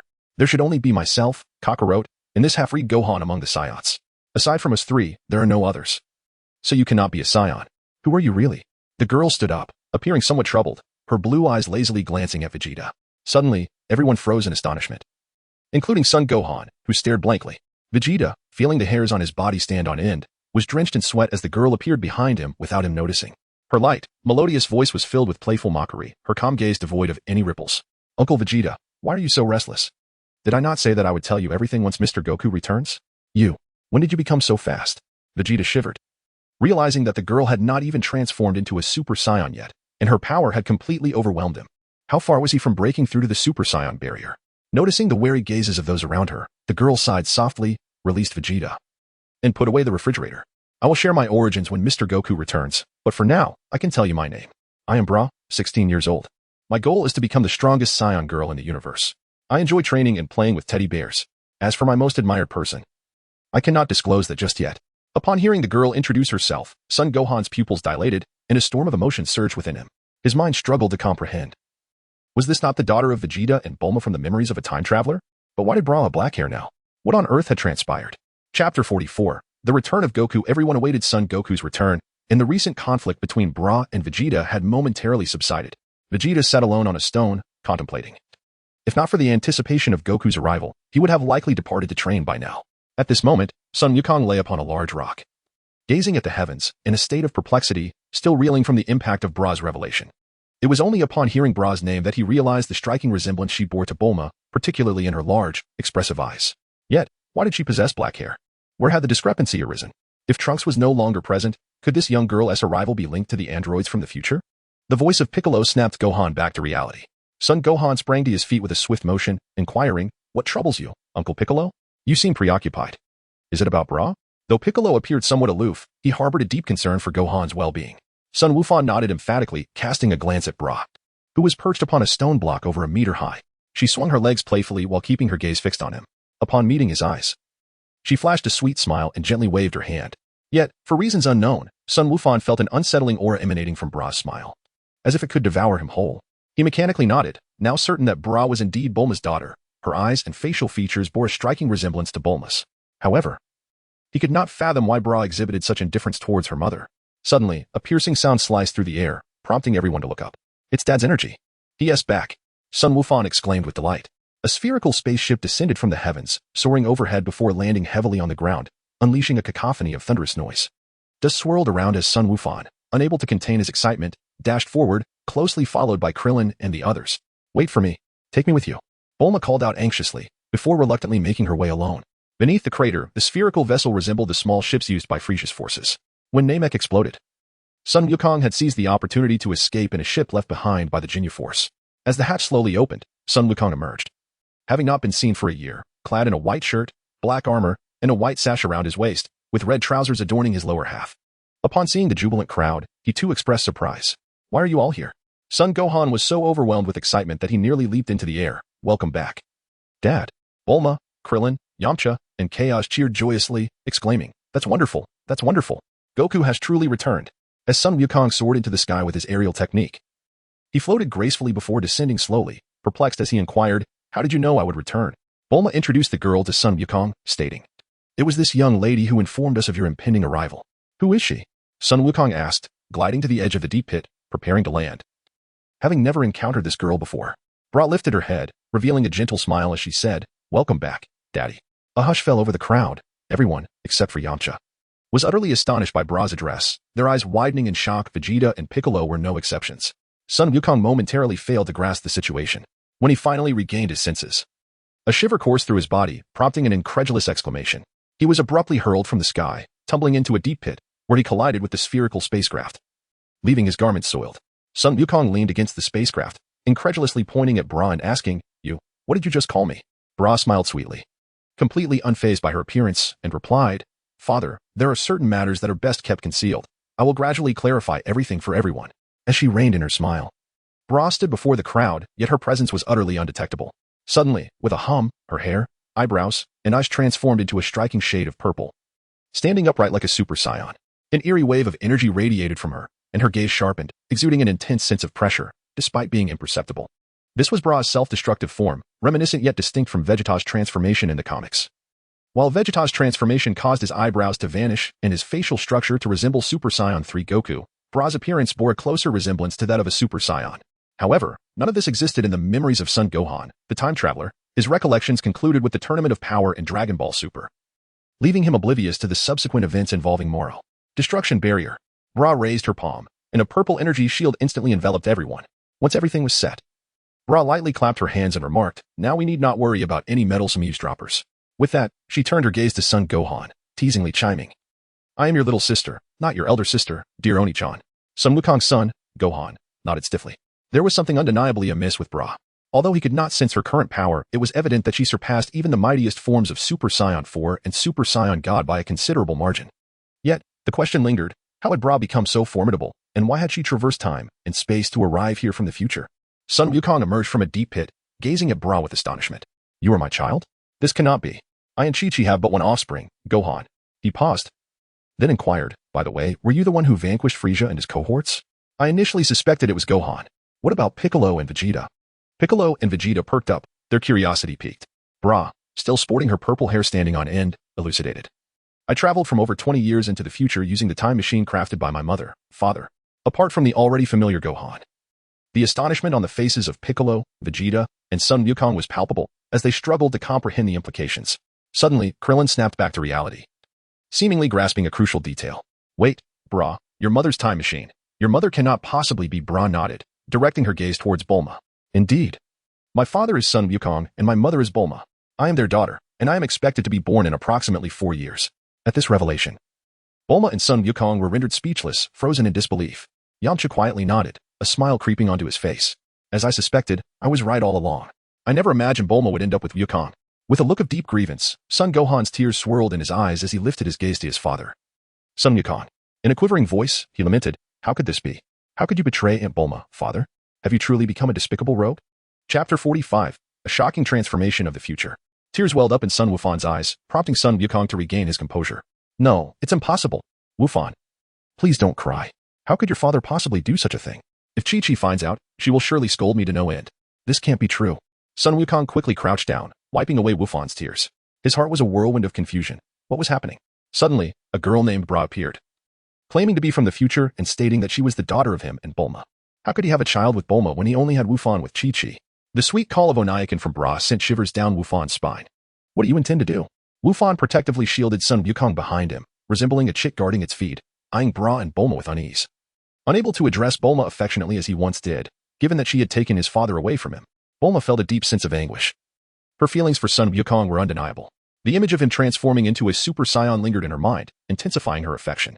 Yet, Bra's sudden revelation filled her with both fear and astonishment. Wait, Bra, if I am your mother from the future, why are you treating me so coldly? Bulma asked, her gaze filled with a sense of grievance. Bra looked surprised. Am I being cold to you, Mama? Yes, you are. Bulma retorted, frustration evident in her voice. With a gentle smile, Bra replied, I'm sorry, Mama. I was just startled by Onaikin calling me sister. My apologies. Krillin observed the peculiar atmosphere surrounding Bulma, Son Wukong, Bra, and Wufan, whispering, why does this feel so strange? Tien, Chaozu, and Yamcha nodded in agreement. Piccolo inquired, so you are Bra? You claim to have traveled from the future in a time machine. If that is the case, why reveal your identity now? If Wukong had never been with Bulma, wouldn't you cease to exist? Upon hearing Piccolo's words, Wufan turned his gaze toward Bra. Indeed, the previous time traveler, Trunks, had been cautious, fearing the exposure of his identity. Why was Bra so brazen in disclosing hers? Bra rested her chin on her thumb, explaining, time has a multifaceted nature. The fact that my parents from this timeline are not together does not affect my existence, as we do not occupy the same timeline. Bulma pondered, time paradoxes, then, Bra. If that is the case, what brings you to this world, risking the traversal of time? Tears welled in Bra's large, expressive eyes, silencing the group and creating a palpable heaviness in the air. The universe is vast, comprising 12 realms, and we reside in the 7th. The revelation of the 7th universe is staggering, leaving Son Wukong, Vegeta, and the others momentarily speechless. Yet, Wufan was astonished at Bra's extensive knowledge of the future. What had transpired there? Bra continued, at the pinnacle of the 12 universes reigns the Omni King. One day, the Omni King obliterated 8 universes, sparing only the 1st, 5th, 8th, and 12th, thereby extinguishing the hope of resurrecting you all. The Dragon Balls vanished from the Omni King's grasp as well. As Bra recounted this, tears streamed down her face, and she embraced Son Wukong, weeping bitterly. The heart-wrenching cries of the young girl tightened the hearts of all present. No one doubted Bra's identity, especially Wufan, who, through the memories of the time traveler, understood that the Omni King harbored intentions of annihilating 8 universes. Had it not been for his father, Son Wukong, the Omni King might have acted without hesitation. At this moment, Son Wukong felt a heart-wrenching pain as Bra's tears soaked his shoulder. He gently patted her shoulder. Having completely lost hope for resurrection, he asked, Bra, what exactly is happening? Are we all destined to perish in the future? Son Gohan inquired anxiously. Bra rose from Son Wukong's embrace, gently wiping her tears, and explained to Son Gohan, 10 years from now, Oni-chan will be ambushed and killed by an android named Majin 21, who will also steal your powers. Following that, Father and Uncle Vegeta will meet their end, and ultimately, everyone will fall victim to Majin 21. The Dragon Balls on the new Namek will also be destroyed. Android 21, Bra, please elaborate on this matter, Son Gohan insisted. Convinced that the memories of the time traveler contained no mention of this so-called Android 21. Was this an unknown change? Bra nodded slightly and addressed everyone. Android 21 is a creation of Dr. Gero from the Red Ribbon Army. In 3 years, on a small island in the south, 2 androids will appear, wreaking havoc and absorbing life energy to feed a being known as Cell, the ultimate android. It's all so chaotic. My mind can't take it. Krillin lamented, covering his head in exasperation. Son Wukong, astonished, inquired, is the Red Ribbon Army, the very one I vanquished, truly the same? Vegeta, recalling the words of Violet, shared a similar sentiment, as did Tien Shinhan and Piccolo. They had not truly grasped the gravity of the situation. Bra sighed. Uncle Krillin, perhaps I have been overly convoluted. Allow me to elucidate. Although my father dismantled the Red Ribbon Army, one of its pivotal figures, Dr. Gero, managed to survive and subsequently fled. In his relentless quest for vengeance against my father, Dr. Gero clandestinely persisted with his research on androids. Among his creations, the ultimate android, Cell, emerged as a product of extensive genetic recombination, possessing the cells of my father, Oni-chan, Uncle Tien, Uncle Piccolo, and Uncle Vegeta.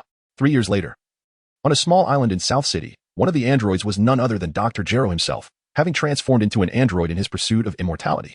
To facilitate Cell's consumption of life energy, he initiated widespread destruction. In the face of Oni-chan's overwhelming power, Cell, transforming into his perfect form, proved utterly inadequate. The group triumphed over the Red Ribbon Army, ushering in 7 years of peace. As Bra recounted this, her voice tinged with frustration and seething anger towards the ever-persistent Dr. Gero, wishing nothing less than 1,000 tortures upon him. Little did they know, Dr. Gero had devised a contingency plan, the newly conceived Android 21. Thus, the events unfolded as I initially described, with Android 21 being one of the catalysts for the complete extinction of hope. Chapter 46, the departure of the young girl. Bra paused, allowing everyone to digest the revelations she had just shared. Each piece of information detonated in their minds like a bomb, including Son Gohan, who bore the memories of a time traveler. Son Wukong realized that there were no records concerning the artificial being known as Majin 21, which implied it was an unknown entity. However, the mention of Majin by Bra reminded him of Majin Buu, leading him to ponder whether there might be a connection between the two. As Son Wukong was deep in thought, he found himself uncontrollably ascending into the air. Bra embraced him tightly, her cheeks flushed with an unusual hue. Displaying an expression of excitement, her breath becoming increasingly erratic. I never expected my big brother to be so adorable as a child, so chubby. I truly miss you all. Please let me hold you. I can't breathe. Wah wah wah. Son Wukong's son, Gohan, struggled desperately, at merely 6 years of age. He remained oblivious to the reason behind Krillin's envious gaze. At that moment, Gohan felt as though he were suffocating. Bulla, let Gohan go. He seems to be in distress. Son Wukong exclaimed. Hearing his father's words, Bulla glanced at the squirming Gohan in her arms, playfully stuck out her tongue, and released him. Upon landing, Son Wukong gasped for breath, nearly becoming a victim of a heinous crime. That Bra is indeed exceedingly detestable. It is quite ironic, considering he had previously felt sympathy for this future sister, only to discover her intent to smother him. Forgive me, big brother. I am simply overwhelmed with excitement. However, at your current age, you probably do not comprehend these matters yet. Seeing Bra poised to pounce, Son Wukong hastily concealed himself behind Goku and Piccolo. After all, could he not evade such a situation? Piccolo lifted his head, having overheard Bra's words, and he understood the necessity of the protective barrier likely established to thwart the lurking Dr. Gero. Suddenly, Bulma recalled something and exclaimed, wait, if we manage to locate Dr. Gero ahead of time and eliminate him, wouldn't that resolve the issue of the androids entirely? Vegeta crossed his arms defiantly and retorted, no one is permitted to act on that. In 3 years, those lacking confidence in their abilities should refrain from approaching. Kakarot. You are no exception, understood? Son Wukong nodded with a smile, expressing his curiosity about the future emergence of artificial beings. Initially, I believed that after Frieza, there would be no worthy adversary left, and I felt an exhilarating surge of blood coursing through me. I share the same sentiment. We shall meet at our destination in 3 years, Tien Shinhan declared, brimming with combat spirit. Bulma, visibly agitated, exclaimed, how can you all be so reckless? Did you not hear Bra's warning? This is a catastrophic crisis. Bra gently patted Bulma's shoulder and addressed the group, saying, Mother, I advise you against such actions. Dr. Gero possesses the formidable androids 16, 17, and 18, who have been sealed away due to their immense power. They are not foes we can currently contend with. They have merely been frozen and confined due to a lack of control by Dr. Gero. Son Wukong was taken aback and asked in astonishment, are they very strong? Bulma nodded heavily and replied, indeed, they are formidable beyond your current capabilities. Even if you all join forces, you won't be able to handle even one of them. It would be wise to use this time to strengthen yourselves. On May 12th, 3 years from now, around 10 in the morning. On a small island southwest of the southern capital, you must stop the transformations of Dr. Gero into Android 19 and Android 20. How intriguing, truly fascinating. Vegeta clenched his fists, laughing excitedly. I never imagined there were such beings on this planet. Kakarot, what do you think? I, too, yearn for battle. Bulma, what is the Android 21 you mentioned like? Son Wukong smiled faintly, yet remained mindful of the significant matters at hand. Bulma explained, initially. Android 21 was not in her Majin form, She is an ultimate fusion android, surpassing Cell, capable of consuming biological entities to acquire energy and grow indefinitely, much like us humans. However, after ingesting cells from a being known as Majin Buu, a terrifying evil persona emerged within her, transforming her into Majin Android 21. I was only able to defeat her thanks to the assistance from the original Android 21. Bulma looked at Gohan, who was hiding behind Son Wukong and Piccolo, and said, "At that time, Majin Android 21's strength was beyond what Onaikin and Dad could contend with. She was only slightly stronger than Uncle Vegeta. As long as you are cautious, you will be just fine." Vegeta, feeling disgruntled, muttered to himself, "How typical of Kakarot's offspring. This family truly knows how to infuriate others." With her hands clasped behind her back, Bulma cheerfully remarked, "I've said what needed to be said. Dad, Onaikin, Mom, and all the uncles, I must take my leave. Time travel is generally prohibited, but I was granted special permission by Master Kes to pilot the time machine and come here." Kes Master? Gohan momentarily failed to grasp who that was, planning to look into the time traveler's memories later, as there were many details he had not scrutinized. Bulma produced a multi-purpose capsule and tossed it, revealing a spherical glass-covered spacecraft equipped with 4 cannon-like energy blocks. This was the time machine she had used to traverse dimensions. After removing the purple protective shield, the machine returned to its original state, and upon the glass canopy opening, she entered the cockpit. Through the glass, Bulma gazed at the waving crowd, tears welling in her eyes, her heart heavy with reluctance. "Dad, Onaikin, Mom, even with my warning, be wary of Majin Android 21. However, the Omni King still intends to annihilate 8 universes, and the god of destruction of Universe 7 is rather incompetent." With a final sense of loss, Bulma piloted the time machine out of sight. The future held grim tidings, as the Omni King at the pinnacle of the 12 universes would obliterate 8 underperforming universes, with Universe 7 ranking second to last. As Bulma departed, the weight of this knowledge burdened her spirit. The others remained in a daze for quite some time. Eventually, Piccolo crossed his arms and addressed everyone. "Those lacking confidence should not show up 3 years from now. It would be detrimental if they hindered us." "Are you referring to yourself?" Vegeta scoffed, gazing defiantly at Piccolo. Tianjin Han suggested, "Let us arrive an hour early on May 12th to prepare for their arrival." "Agreed. I can feel the adrenaline surging through me. Let's give it our all." Yamcha, still devoted to his martial arts, exuded enthusiasm. Only Krillin appeared apprehensive. He shared Bulma's desire for stability. However, upon hearing Bulma mention the even more terrifying androids 16, 17, and 18, he dismissed his trepidation. "Androids, 3 years from now?" Gohan mused inwardly, his face lighting up with anticipation. Like Vegeta and Son Wukong, he felt an overwhelming desire to fight, especially after becoming a Super Saiyan. Chapter 47. The need to learn to drive. The revelation that the time traveler Trunks had transformed into Bulma left everyone in a state of shock. Vegeta, with his hands in his pockets, turned to Son Wukong and asked, "Kakarot, you must have learned some impressive techniques from planet Adeira. It's hard to believe you returned empty-handed. Although their battle power may not be high, they possess many unique abilities." "Indeed, unfortunately, time constraints prevented me from learning more techniques. However, I have mastered instant transmission," Son Wukong announced to the group. Instant transmission, a technique he learned on planet Adeira, required him to set a location and grasp the energy of a target before he could teleport. He could not reach unoccupied spaces. Then, Son Wukong demonstrated instant transmission, vanishing after sensing Master Roshi's energy, returning with his sunglasses, leaving Tianjin Han, Yamcha, and the others astounded. This technique is incredibly practical. Gohan recalled a book on dimensional spaces, beginning to delve into the study of his own martial arts. As the saying goes, a master leads you to the door, but the cultivation is up to you.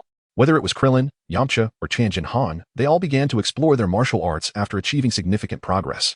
For instance, Krillin developed his ki wave.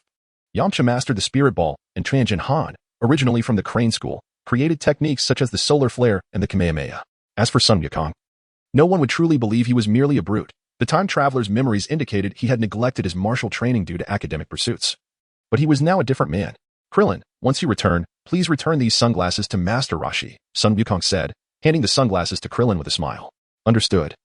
Krillin replied, donning the sunglasses in a cool manner, giving Gohan a victory sign, which, combined with his bald head, created a somewhat dubious impression. Bulma, quietly observing like an ostrich, furtively glanced at Son Wukong before quickly averting her gaze. The revelation of Bulma arriving from the future made her instinctively want to distance herself from Son Wukong. Son Wukong and Chi-Chi have been married for quite some time and are blessed with a child. However, she finds herself as the unwelcome third party in someone else's family, rather unflatteringly referred to as the mistress, and is too ashamed to face Chi-Chi. As the crowd disperses, Son Wukong extends an invitation to Piccolo, saying, "Piccolo, would you like to practice with me and Gohan? I need someone equally strong to spar with in order to progress more swiftly." "Certainly. However, Wukong, do not underestimate Gohan. He is also transformed into a Super Saiyan." Piccolo's words astonish Son Wukong, who responds with wide-eyed amazement, "That's incredible, Gohan. You can now transform into a Super Saiyan on your own." "Yes, Dad. I owe my progress to Uncle Piccolo and everyone else who helped me train together. It allowed me to surpass my limits and achieve the Super Saiyan transformation, Gohan replies, scratching his head with a playful smile. Son Wukong inquired, marvelous, Gohan, during my absence. How have you all fared? We are all well, father. How have you been? Have you experienced any changes in your health? Previously, I made a wish with the dragon from Namek to ensure that both you and mother would remain in good health. The expression of anticipation on Son Wukong's face prompted Sun Wufan to ponder for a moment before nodding in understanding. It turned out that for a period, he had indeed felt a sense of unimpeded vitality, a comforting sensation that had eluded him for some time. So that's how it is, Wufan. Thank you, he exclaimed. As long as father and mother are safe, that is all that matters, Wufan joyfully replied. Upon returning home, the moment Chi-Chi laid eyes on Son Wukong, tears of excitement streamed down her face as they embraced, creating a scene brimming with warmth. However, upon hearing about the androids from 3 years hence, Chi-Chi's expression shifted to one of despondency as she glanced over at Son Wufan. Son Wukong's son, Gohan, promptly replied, Mother, rest assured, my studies will not suffer. As you can see, aside from literary essays that require personal interpretation, I have achieved full marks in all other subjects. Chi-Chi smiled gently, acknowledging. Mother knows that Gohan is quite remarkable and has performed excellently. However, her gaze shifted towards Son Wukong, and with a hint of dissatisfaction, she asked, Why must our enemies be relentless? Why can't our family live in peace? Why? Her tone was almost a venting of frustrations, laden with discontent. Son Wukong responded with a calm smile, Chi-Chi, there is little we can do. I'm sorry. I will surely emerge victorious. Once this is over, we shall all go to the seaside together. Really? Father, are you truly taking us along? Gohan inquired, his eyes filled with anticipation. Indeed, it's a promise, Son Wukong declared, making a victory sign with a smile. Chi-Chi, brimming with excitement, rested her chin on her hands, exclaiming, How wonderful. Our family will drive, enjoying the scenic views along the way, until we reach the beach. Wukong, you should learn to drive. What do you think? But wouldn't flying be much faster? He replied with a chuckle, scratching his head lightly. Chi-Chi, somewhat exasperated, retorted, No, you clearly haven't seen that couple on the neighboring hill, happily driving together. I can hardly contain my envy. In this society, finding someone without a driver's license is becoming increasingly rare, and it seems you are the only one left, Wukong. Son Wukong cast his gaze towards Piccolo, who leaned against the wall, arms crossed protectively over his chest while watching the performance. He remarked, Piccolo is not involved either. Piccolo, taken aback by the unexpected accusation, widened his eyes and furiously retorted, Well, what'd I do with such things? Chi-Chi observed the exchange between Son Wukong and Piccolo and interjected, So neither of you plans to enroll in the driving school in the city tomorrow? I believe this could serve as an excellent opportunity for both of you to learn about societal norms. What? Piccolo was bewildered by his unwarranted involvement. He had come to train with Son Wukong, after all. Son Wukong hastily waved his hand and said, Wait a moment, why the sudden urgency, Chi-Chi? Chi-Chi crossed her arms protectively over her chest and declared, In any case, both of you are to cease your training starting tomorrow and pursue your driver's licenses. I will promptly contact Bulma to ask for her assistance in expediting the process. If you refuse to comply, I shall not prepare your meals, understood? The final words, raised in volume, unmistakably conveyed her authority as the head of the household. Piccolo was taken aback, stiffly nodding in agreement with Son Wukong. P.S. Author's note. To those who have not read the original Dragon Ball yet still choose to refute me with information from dubious sources, leaving negative reviews, I am at a loss for words. If you wish to criticize my work, you would be better off reading the original. Having perused your previous comments, it is clear you have not engaged with Dragon Ball, yet you indiscriminately leave disparaging remarks. It is truly exasperating. Thankfully, at least you are not among the mindless trolls who indiscriminately barrage others with vitriol. Chapter 48. Driving School. Wait, Mom, you mentioned Bulma. Before Son Wukong could finish his words, he was met with a stern reprimand from Chi-Chi. Gohan, did I not instruct you to be courteous? You should address her as Aunt Bulma. To call her by her name directly is exceedingly impolite. Do you not realize how much Aunt Bulma has assisted you? She has not only provided you with books, but has also helped you with your studies. Otherwise, how could you possibly balance your martial training with your academic pursuits? As Son Wukong contemplated expressing his desire to sever ties with Bulma, he was struck by the sight of Chi-Chi's disappointed visage. The words he longed to utter evaporated, leaving him with a solitary sentiment. I am sorry, Mother. There shall be no next time. Chi-Chi's face softened into a smile of understanding. The ability to recognize and amend one's mistakes is indeed a noble virtue. I shall contact Bulma immediately to discuss Goku and Piccolo's driving school plans, she declared. With that, she gracefully retreated indoors, engaging in a lengthy conversation with Bulma, for there exists an unspoken bond between women. On the other end of the line, Bulma had just returned home and was taken aback by Chi-Chi's call. The thrill of this clandestine conversation quickened her pulse, especially upon seeing Bra, which ignited a mix of resistance and inexplicable anticipation within her. However, when she learned that Goku and Piccolo were interested in acquiring their driver's licenses, her interest peaked. She envisioned the two of them navigating the process with utmost caution, certain that chaos would ensue. The following day, Goku donned a vibrant red short-sleeved shirt paired with blue trousers, while Piccolo was fully equipped in a yellow top and deep blue pants, complemented by purple arm sleeves and a sun hat, all to avoid being recognized in his true identity. Son Wukong surveyed his surroundings. The driving examination venue was expansive, featuring its own asphalt lanes. Having sought Bulma's assistance, he pondered aloud, is this truly the driving school that Chi-Chi mentioned? It is quite vast. Yet why does it seem so desolate? Piccolo, with a hint of irritation, retorted, honestly, training with you is quite unfortunate. What does this have to do with me? Son Wukong, feeling a bit embarrassed, covered the back of his head and said apologetically, I sincerely apologize. Chi-Chi's personality is simply like that. In any case, let us hasten to obtain our driver's licenses and then return to our training. Piccolo chuckled. It seems that is the only way forward. However, that earthling who can silence a Super Saiyan possesses an undeniable strength. Kakarot, clad in a black vest and trousers that accentuated his well-defined muscles, exclaimed. Son Wukong was taken aback, almost at a loss for words. Vegeta, what brings you here? He exclaimed. Humph. That shameless woman Bulma was spreading rumors about your driving test yesterday, so I decided to come by. To my surprise, you remain as dull as ever, engaging in such a frivolous pastime. Vegeta stood with his hands on his hips, a sardonic smile plastered across his face as he regarded Son Wukong. Son Wukong chuckled. What can I say? Hee hee. Ah, Vegeta, your attire is quite something. Coming back to his senses, Son Wukong gazed at Vegeta, who, despite wearing training garb, appeared distinctly different. Vegeta smirked mischievously and replied, just like you, I'm here to take a driving test, Kakarot. Let us compete and see whose license can be obtained quicker, shall we? Piccolo's shoulders suddenly drooped, feeling utterly bemused by the peculiar competitive spirit of this Saiyan prince. Oh, very well, Vegeta, I feel an exhilarating rush coursing through me.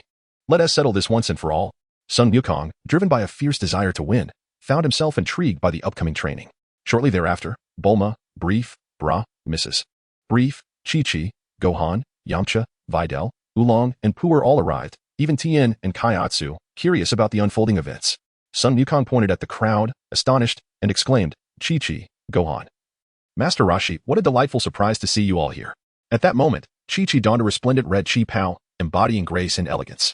Her long hair, which was typically tied up, cascaded freely around her shoulders, and her fresh, unadorned face radiated a natural beauty, despite lacking any cosmetic enhancements. Her pure and pristine aura rivaled that of the cosmopolitan beauty, Bulma, standing nearby. Such innocent charm allowed her to soar on the flying nimbus alongside Son Wukong, a quality that Bulma could never hope to possess. Master Roshi, sporting sunglasses, chuckled, hee hee, I heard you were here to take your driving test, so I decided to drop by. Krillin's bald head gleamed under the sunlight as he chimed in. Wukong, who would have thought you'd be learning this too? Haha. Son Wukong inquired with a smile, is Krillin coming along as well? I won't need to, I have had my driver's license for quite some time. Krillin replied while scratching his bald head, chuckling. Bulma introduced to everyone, this driving school is the finest in West City, frequented by numerous distinguished individuals who have honed their driving skills here. The quality of instruction is exceptional. I have reserved the entire facility, so Goku, Piccolo, and Vegeta, you can rest assured here. Son Gohan quietly distanced himself from Bulma, feeling averse to even the sight of her. At the tender age of 6, he grasped the concepts of right and wrong, and the notion of a third party felt utterly inappropriate. Once, Bulma had been affectionately referred to as Aunt Bulma, her presence warm and inviting. Now, Gohan found himself harboring a deep disdain for her. Bulma, aware of Gohan's animosity, felt a sense of helplessness. She recognized her own conflicting emotions, being drawn impulsively to Goku, leaving her in a state of turmoil over how to navigate her feelings. The sound of footsteps echoed as 3 graceful female instructors approached, capturing Master Roshi's attention, his eyes sparkling with infatuation. One of them, clad in a white chiffon skirt and a red t-shirt, possessed fair, delicate skin and a charmingly rosy complexion. Her almond-shaped eyes held a hint of allure, and her long, well-proportioned legs were accentuated by black stockings, exuding a seductive aura. Mr. Piccolo, I am Bai Jie, your driving instructor for this period. I look forward to guiding you in your driving skills, she announced. The other 2 women positioned themselves before Goku and Vegeta respectively. The instructor assigned to Vegeta radiated youthful exuberance, her voluptuous figure complemented by a slender waist and cascading waves of auburn hair. Clad in a light short-sleeved top and a matching short skirt with black stockings, she smiled warmly, revealing charming dimples. Mr. Vegeta, I am Yu Hui, your driving instructor for this duration. I am eager to assist you in refining your driving techniques, she said. Before Son Wukong stood a coach who was undeniably captivating, possessing an exquisite figure that drew admiration. With a graceful silhouette, she moved with an elegance that accentuated her curves. Her delicate, oval face was complemented by a complexion as radiant as white jade, and her slender lips hinted at a gentle demeanor. Her tranquil presence was further enhanced by her dreamy, autumnal eyes that seemed to evoke a sense of longing. Hello, Mr. Son Wukong. I am Fu Xiaoju, the esteemed coach here and your driving instructor. I shall do my utmost to assist you in mastering the art of driving. I look forward to your guidance. In contrast to the aloofness of Vegeta and Piccolo, Son Wukong responded politely to Fu Xiaozhu, acknowledging her with respect. Outside, Son Wukong rested his chin on his left hand, his expression one of astonishment as he remarked, "So, this is truly a lesson in driving." Chapter 49. Results of 2.5 years of training. The rumble of engines filled the air as, under the guidance of their instructor, Piccolo, Son Wukong, and Vegeta commenced their journey on the road. With the expert direction of Coach Bai Jia, Piccolo quickly grasped the nuances of driving, his mind sharp and focused, and soon he was speeding ahead, casting a proud glance at Son Wukong and Vegeta. How absurd. With such a smug demeanor, Vegeta exclaimed as he pressed the accelerator to the floor, the panic evident in Yu Hui's eyes as he pursued at full speed. "Oh, no. Vegeta, please, use the brakes. I can't take it anymore. It's too fast." Yu Hui, strapped into her seatbelt, trembled in fear, her body shaking uncontrollably as she watched Vegeta. "TCH. Incessant chatter," Vegeta scoffed, momentarily puzzled. "Isn't it supposed to be just the brakes?" In a sudden moment of recklessness, he opened the car door and, with one foot firmly planted on the asphalt, left a deep, elongated scar on the road under Yu Hui's horrified and petrified gaze. "Mr. Wukong, it's dangerous. Quickly. Steer the wheel," shouted Fu Xiaozhu, seated in the passenger seat, her usual calm demeanor shattered as she urged them on. Son Wukong gazed at Fu Xiaozhu in bewilderment, incredulity evident in his voice as he asked, "You want me to steer the wheel? Is that truly the case?" Fu Xiaozhu, unable to contain her urgency, exclaimed, "Indeed. Hurry. Wukong, we are on the verge of a collision. Swiftly, turn the wheel." With a focused gaze, Son Wukong concentrated his energy into his palm. Under the incredulous stare of Fu Xiaozhu, he swiftly severed the steering wheel with a deft hand strike, playfully handing it to her. As the wheel fell away, Fu Xiaozhu and Son Wukong exchanged wide-eyed glances, and at that moment, they collided at high speed with Vegeta's car, which had come to a halt due to his foot brake. The shoe Vegeta had used to brake was already worn through at the sole. As he unfastened his seatbelt, preparing to inquire about the situation, he was unexpectedly propelled out of the vehicle, his head spinning. Just before hitting the ground, he regained his composure, bracing himself with his palm and executing a flawless backflip to land gracefully. "Bravo, Mr. Vegeta," Yu Hui exclaimed, having remained strapped in and thus not ejected from the car. She applauded at the sight of Vegeta's impressive maneuver. Meanwhile, Vegeta, furious after landing, directed an enraged shout at the rear-ending Son Wukong. Son Wukong, feeling a sense of embarrassment, rubbed the back of his head and apologized profusely. "I am truly sorry, Vegeta." "Oh dear, your shoe." Suddenly, Son Wukong's attention was drawn to one of Vegeta's shoes, stifling a laugh. "How dare you criticize me?" Vegeta bellowed, pointing angrily at the steering wheel in Son Wukong's hand. Fu Xiaozhu, recovering from her startled state, appeared somewhat disheveled and trembling, remarked, "Mr. Wukong, with your driving skills, you will undoubtedly have to wait another 3 years to obtain a license." Upon hearing this, Son Wukong promptly turned to Fu Xiaozhu and exclaimed, "This won't do. I simply do not have enough time. I must diligently cultivate my strength to contend with the androids that will emerge in 3 years. Fu Xiaozhu tilted her head, resting her chin on her left hand, her mind filled with questions as she pondered. Cultivation? Androids? Oh, I see. Are we filming a movie? Piccolo, brimming with pride, expertly maneuvered the vehicle past Vegeta and Son Wukong, who, under the guidance of the instructor Bai Jia, drove steadily and swiftly. "Huh. What a pair of fools." Bai Jia clapped her hands in applause, saying, "Excellent. Just like that, Mr. Piccolo, I believe you will soon obtain your driver's license." Vegeta, clenched fists trembling with frustration, seethed quietly. The onlookers in the distance wore expressions of astonishment, while Chi-Chi and Zyrlin appeared anxious. Bulma, exasperated, sighed and remarked, "I knew it would turn out this way. Fortunately, I reserved the venue in advance." As time passed, both Vegeta and Son Wukong gradually mastered the art of driving under their instructor's watchful eye, eventually transforming their lessons into a thrilling race with Piccolo. Ultimately, the trio obtained their licenses, and the driving course came to a conclusion, leading them back to their mundane, tedious training routines.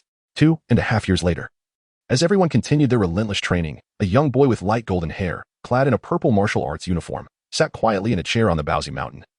Engrossed in a book, serene and tranquil, his pale green eyes lacked their usual sharpness. This boy was Son Gohan, who cautiously extended a finger to turn the delicate pages, fearful that a mere exertion of force might tear them. Be careful, be careful. I must be even more cautious," Gohan anxiously swallowed, delicately flipping a page. Suddenly, Chi-Chi's voice rang out, "Gohan, come out for dinner." Instantly, Gohan's heart tightened, and in a moment of distraction, he failed to control his strength. Oh no. The sound of tearing echoed as he looked at the book he had inadvertently ripped in half, tears of frustration welling up in his eyes. Controlling the power of a Super Saiyan in a normal state is truly a challenge. Son Gohan gently placed the book, which had been torn in half, upon the bed. The pages were adorned with numerous strips of tape, a testament to his dedication to both his studies and martial arts. "Time for dinner." Kiki gently knocked on the door, calling out, "I'm coming, Mom." The door isn't locked. Son Gohan carefully descended from his chair, moving with ease. as Kiki opened the door. She beheld the torn book on the bed and gazed at Son Gohan's light golden hair, letting out a resigned sigh. Oh dear, you've accidentally torn another book. Gohan. It's all right. I'll help you tape it back together shortly. Come to dinner now. I'm sorry, I will be more careful in the future, Son Gohan quickly apologized. In the dining hall, the family of three enjoyed their breakfast. At this moment, Son Wukong still sported his characteristic black, spiky hair. Son Gohan, however, had surpassed his father in strength, currently embodying the full power of a Super Saiyan. The fragility of the book often made it difficult for him to control his strength, leading to unintentional rips. In contrast, his appetite was considerable. A lavish spread graced the table, most of which found its way into Son Wukong and Son Gohan's stomachs. Son Wukong and Chi-Chi were washing dishes together. He turned to look at his son, Son Wufan, who was seated on the sofa, and chuckled. Wufan. You have already surpassed me. Hee, your father 1T lagged behind too much, so do not neglect your training, lest I catch up to you. Never. Absolutely not. Please don't let me surpass you by too much, father. I shall grow even stronger, so be careful not to be left too far behind. Wufan replied, playfully tapping the tip of his nose with his finger. Chi-Chi gazed at Wufan, saying, Wufan, your current state of being a delinquent is merely a means to better control your strength and maintain your daily composure. If that is the case, why not take some time to truly relax? Over the past 2 years, you have been training diligently with Wukong and Piccolo, and apart from that, you have been buried in books and studies, hardly allowing yourself any proper rest. Chapter 50, The Resurgence of the World's Greatest Martial Arts Tournament. Son Gohan pondered for a moment, nodding in agreement with his mother Chi-Chi's wise words. During this period, he had been diligently training alongside Goku and Piccolo, or engrossed in his studies. Even now, in his full Super Saiyan form, he spent most of his time reading, having hardly ventured out for leisure. Since that is the case, Gohan, let us all go out together today and have a delightful time, Goku said with a smile, addressing his son. Sounds great, but where shall we go? Gohan replied thoughtfully. Suddenly, the television broadcasted a news segment. The long-suspended World Martial Arts Tournament was to be held once again, bringing martial artists from around the globe together for a chance to compete for a grand prize of 5 million. Is the World Martial Arts Tournament really being revived? Goku exclaimed, astonished. Chi-Chi, blushing and covering her face, remarked, oh, how long for those days? I never imagined the tournament would return. Son Gohan naturally understood what his mother Chi-Chi was saying. His father, Son Goku, and mother Chi-Chi had met on the stage of the 23rd World Martial Arts Tournament. Chi-Chi had demonstrated her prowess by advancing to the top 8, quite unlike the shameless tactics of the scantily clad Lan Fong. Time was of the essence by then. The androids had already begun their mischief. Dad, Mom, how about taking me to see the venue? I'm quite curious about the place where you fell in love. Son Gohan inquired with a smile. Oh, how embarrassing. What are you talking about, Gohan? Chi-Chi exclaimed, covering her face, her demeanor bashful. Each time she reminisced about that moment, she felt a mix of shyness and irritation at Goku, who had treated marriage as if it were merely a delightful indulgence. Son Goku chuckled sheepishly, scratching the back of his head. Once a decision is made, it is final. The site of the World Martial Arts Tournament was still some distance away, so the family of three hopped onto the flying Nimbus, heading towards their destination. The yellow cloud soared through the sky, with Son Gohan cradled in Goku's arms, while Chi-Chi embraced Goku's arm. The harmonious trio descended from the Nimbus upon spotting the venue. This was the 24th World Martial Arts Tournament, having been postponed since the 23rd due to Piccolo's disruption. How nostalgic. I can't believe how much this place has grown, Goku remarked, surveying the surroundings, his gaze lingering on a large tree. He recalled their reunion in the rain. It had been so long since then. Are you Goku? Suddenly, an exclamation broke the moment, prompting the trio to turn. They beheld a blond man, clad in a suit and sunglasses, visibly excited as he regarded Goku. Ah, it's you. Goku pondered for a moment before recognizing the man as the blonde host from several previous tournaments. The host, brimming with enthusiasm, exclaimed, I never expected to see you all again. Mr. Goku, are you here to participate in the World Martial Arts Tournament? Son Wukong scratched the back of his head and chuckled. I apologize, but I fear I cannot attend, for I must battle against some exceptionally formidable androids. The blonde host, with a look of concern, inquired, androids? Do you mean beings akin to the likes of Demon King Piccolo? After a moment of contemplation, Son Wukong remarked. That seems plausible. However, Piccolo has undergone a transformation for the better. I have yet to encounter the androids and am uncertain of their nature. Nonetheless, they possess formidable strength. We have been diligently honing our skills, preparing for an earnest battle against them. The golden-haired host, upon hearing Son Wukong's words, felt a sense of reassurance and turned his gaze towards Chi-Chi and Gohan. Ah, is this Mr. Wukong's child? Has he dyed his hair? Son Wukong gazed speechlessly at Chi-Chi, who was stifling her laughter beside him. His mother, Chi-Chi, had also remarked that his appearance resembled that of a delinquent youth. To his dismay, even the blonde host echoed this sentiment.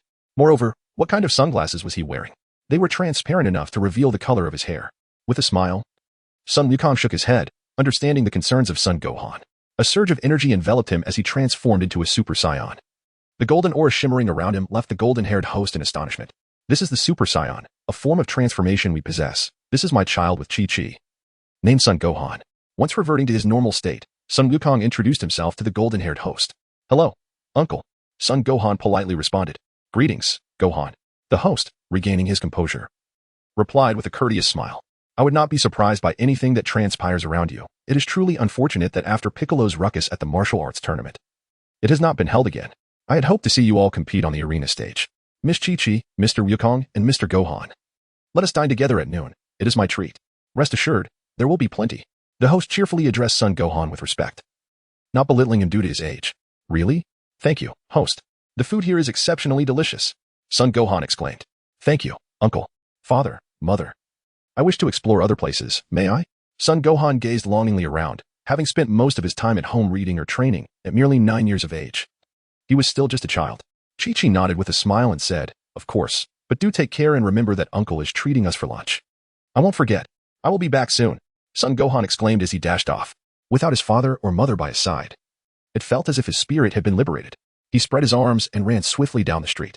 At that moment, the venue for the World Martial Arts Tournament was still held within the city, lacking the grand scale remembered from the Buu saga. The asphalt road was sparsely populated with pedestrians and vehicles. Son Gohan glanced at the towering buildings around him, gradually losing interest, his initial playful spirit waning. Suddenly, he sensed an impending collision ahead. A man with an explosive hairstyle, his eyes wide with fear, seemed about to speak, but Son Gohan, undeterred, leaped gracefully over the man's head, maintaining his speed. As Son Wukong jogged, he turned back with a smile and said, apologies for startling you earlier, sir. Farewell. The man, with a mechanical wave, sported a wild mane of hair, a beard, and donned a brown training outfit complemented by white trousers. The World Martial Arts Tournament truly is a gathering of exceptional talents. Who would have imagined that the child of similar age to Biddy could exhibit such agility? Haha. Splendid. It seems my training is still insufficient. Satan, I must secure the championship of the World Martial Arts Tournament. Ha ha ha. The man clenched his fist, motivating himself. Chapter 51. Gathering Son Gohan continued his run, intending to circle around before heading back. How peculiar. That explosive-haired individual looked strikingly familiar. Wasn't he a participant in the World Martial Arts Tournament? Due to his lack of attention, coupled with the opponent's apparent weakness, Gohan failed to recognize Satan earlier. Unbeknownst to him, he gradually slowed his pace, taking in the barren surroundings. Although the World Martial Arts Tournament had resumed, it could not compare to the earlier editions. Following the events involving Demon King Piccolo, many exceptionally skilled martial artists had retreated into seclusion, allowing someone like Satan to claim the championship. Had he participated in previous tournaments, he would likely have struggled to reach the top 8. The sky was clear, and the weather was indeed splendid. Gohan lost track of time as he found himself in an open park. Here, many children his age played joyfully, frolicking in groups, some accompanied by their parents. Gohan reflected on his mother Chi-Chi's aspirations for their family, to live a life of peace and security. Suddenly, he noticed a couple painting on the grass, elegantly dressed in suits, their demeanor neat and polished. With a sense of curiosity, Son Wukong approached, observing a husband who was engrossed in painting his wife. The backdrop featured a clear blue sky adorned with fluffy white clouds. The wife, with cascading waves of chestnut hair, donned a delicate yellow gown. Upon noticing Son Wukong, she paused momentarily, seemingly taken aback. What an extraordinary painting. It appears as though the subject could step right out of the canvas. Son Wukong exclaimed in astonishment. The man exuded an air of refinement, embodying a profound intellect. His wife, gazing at Son Wukong, inquired with genuine curiosity, Little one, are you alone? Son Wukong shook his head and replied, No. My father and mother are currently chatting with my uncle. I came out to play by myself. The man remarked, Your parents are quite negligent. How could they allow such a young child to be outside alone? The man's wife, upon hearing Son Wukong's words, felt a twinge of anger. Son Wukong's son, with utmost seriousness, proclaimed, No, absolutely not. My father and mother are the finest in the world. The man exchanged glances with his wife, chuckling, Miris. If we were to have a son in the future, perhaps he would be as robust as he is. Oh, you, she replied playfully, there are still children around. We have finally found some time to relax. Why speak of such things? The husband embraced his wife's delicate waist and suggested, if it were a girl, we could name her Paris. What do you think? Son Wukong tilted his head, for at the tender age of 9, he could scarcely comprehend the complexities surrounding him. He gazed upwards at the sky, realizing much time had elapsed. I apologize for the disturbance, uncle and aunt. I must return for my meal. He said politely to the couple before him. Is your home nearby? The man inquired, slightly bowing his head as he regarded Son Wukong. No, uncle. My home is in Baozi Mountain, a rather distant place. Farewell. With that, Son Wukong took flight, leaving the couple astonished as he vanished into the distant horizon. Did I just imagine that? Battis asked, bewildered. Battis. His wife, Malaz, turned to him with a questioning gaze. Shaking his head, Battis replied, "No, it was not an illusion. That child truly possesses the ability to fly. He must be extraordinary." Melas pondered aloud. Could he be a participant in this year's World Martial Arts Tournament? Perhaps so. This world is indeed home to many remarkable individuals, such as the one who once vanquished the world-threatening Demon King Piccolo and the savior of the realm, Son Gohan, who subsequently vanished without a trace. That child may well be akin to those reclusive masters, Battis remarked, displaying a glimmer of insight. Melas, still perplexed, asked, "But the Demon King Piccolo, isn't that merely a legend to frighten children?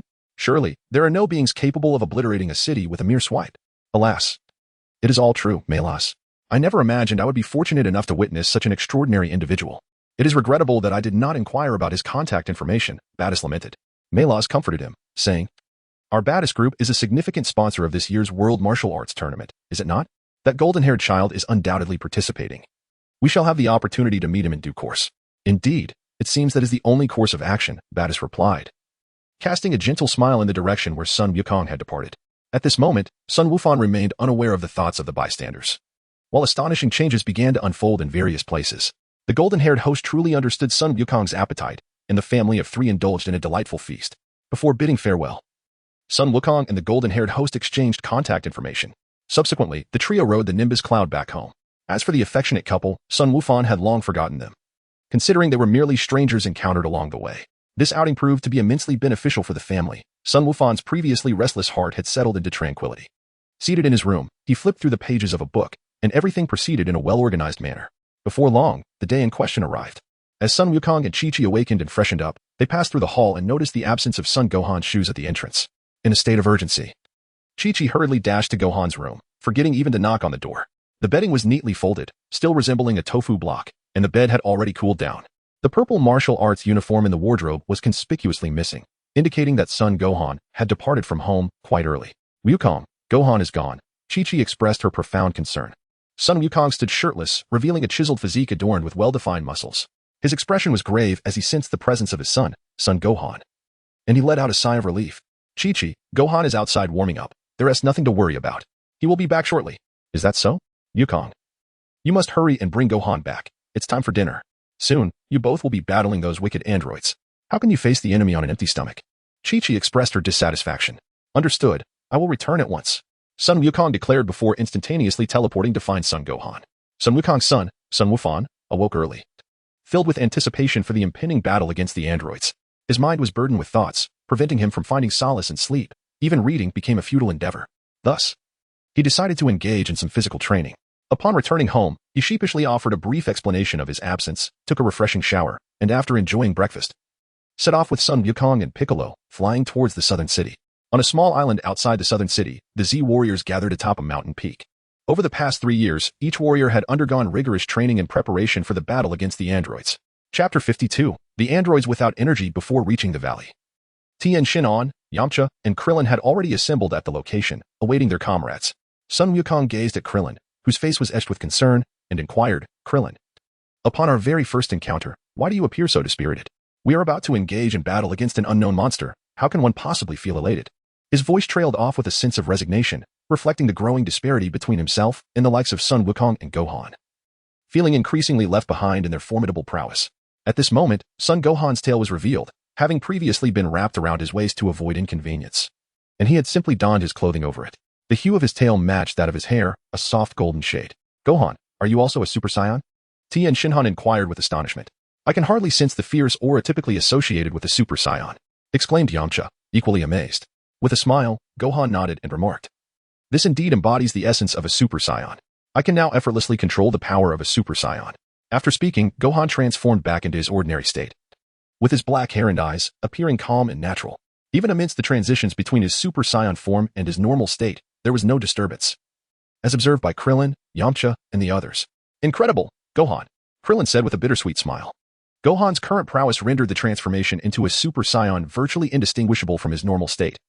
A mastery that those seasoned warriors understood all too well was immensely challenging to achieve. Sun Wukong chuckled, stating, "Although I can maintain my Super Saiyan transformation regularly, I cannot reach the level of Gohan. He has long surpassed me. I still have much to learn. Were it not for Uncle Piccolo and my father, I would not have progressed so swiftly." Gohan scratched the back of his head, appearing quite embarrassed. Suddenly, Sun Wukong noticed something and, filled with curiosity, inquired, "Ah, how strange. Why haven't I seen Vegeta? With his temperament, it is impossible for him not to show up.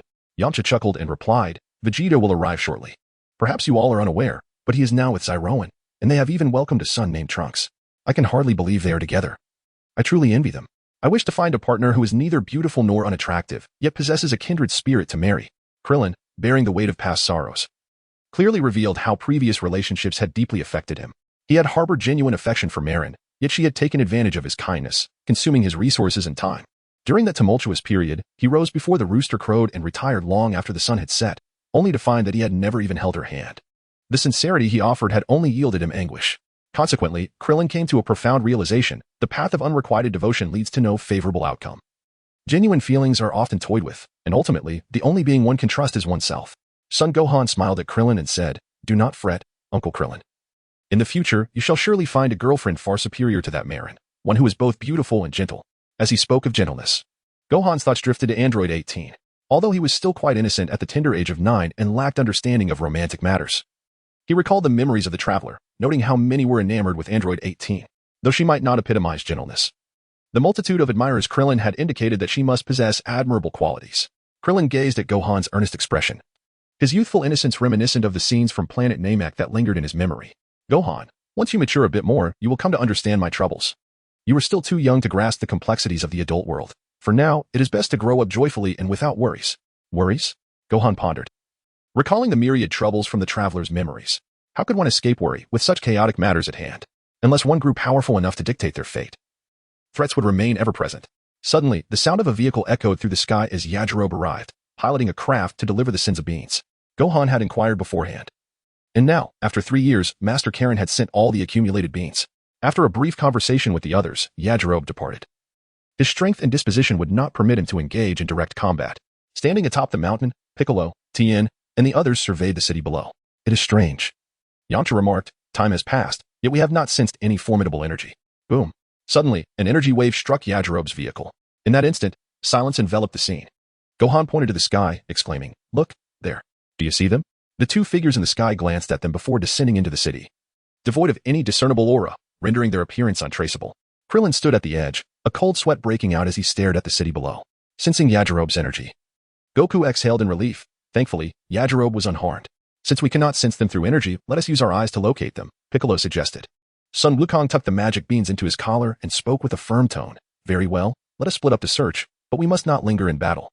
Upon discovery, we must notify each other immediately. Krillin, you should go check on Yajirobe. He should still be alive. Krillin nodded gravely.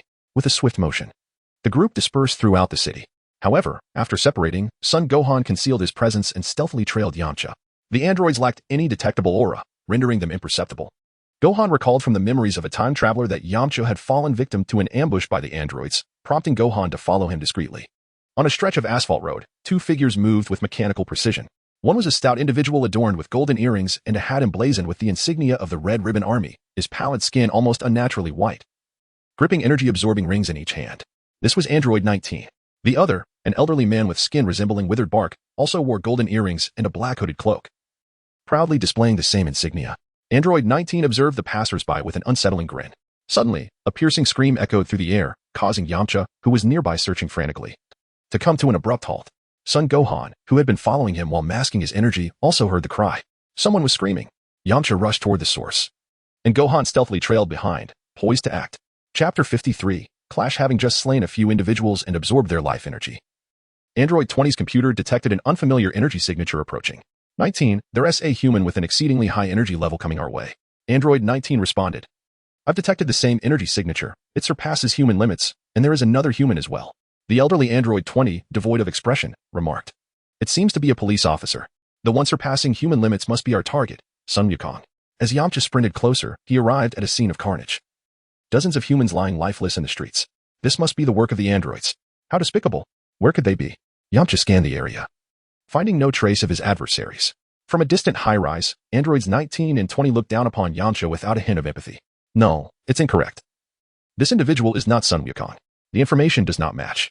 There is over a 96% likelihood that this human is Yamcha, stated Android 19. Regardless of his identity, we can still harvest more energy. Shall we engage? Replied Android 20. Suddenly, their computers detected a powerful energy response approaching at remarkable speed. The target's energy signature far exceeds that of Yamcha. 19 exclaimed in surprise. It's coming right toward us. In 20's line of sight. A golden figure raced forward. Yamcha, still searching the vicinity, suddenly froze. This energy, it's Gohan. Is he coming toward me? On the rooftop. Androids 19 and 20 leapt into the air, witnessing the ephemeral form of Super Saiyan Son Gohan gradually fading from there in Yamcha's view. That was an afterimage. Where did he go? Yamcha also noticed the two figures soaring in the sky. How could he just disappear? 19 queried, perplexed at Gohan's vanishing act. 19, be cautious. Quick, evade. The target is behind you, shouted 20. After employing the afterimage technique to deceive his adversary, Son Gohan seized the opportunity to launch a sudden attack. A golden aura surged throughout his being. With a powerful kick, he struck the hefty form of Android 19. The explosion reverberated through the skies, leaving Yamcha and Android 20 utterly astonished. At that very moment, the other Z fighters also sensed the commotion, as well as the pulsating energy emanating from Son Gohan, and swiftly converged to the scene. Android 19 was obliterated by Gohan's decisive kick, instantly vanquished, while the surrounding energy dissipated. Gohan's golden hair stood on end, and his light green eyes sharpened with intensity. Even in his Super Saiyan form, he exhibited no unnecessary expenditure of power. Impossible. He killed Android 19 in an instant. Android 20 exclaimed, disbelief etched across his face, a stark contrast to his earlier stoicism. You must be Dr. Gero. I've seen your photograph in magazines. So, you so-called androids have finally made your appearance. Son Gohan stood upright, gazing intently at number 20, and inquired with a steady voice. Number 20 paused momentarily, responding with curiosity. It is indeed peculiar. How did you come to know that we are androids? Furthermore, your appearance suggests you anticipated our emergence here. Although the traitor Violet possesses some secrets of the Red Ribbon Army, it is implausible that she could ascertain our movements. Pray tell, why is this so? If you wish to know, then challenge me with your strength, Dr. Gero. Son Gohan replied coldly. Number 20 retorted, Dr. Gero has long since perished. What remains is the android number 20, who has inherited his vengeful legacy and is destined for immortality.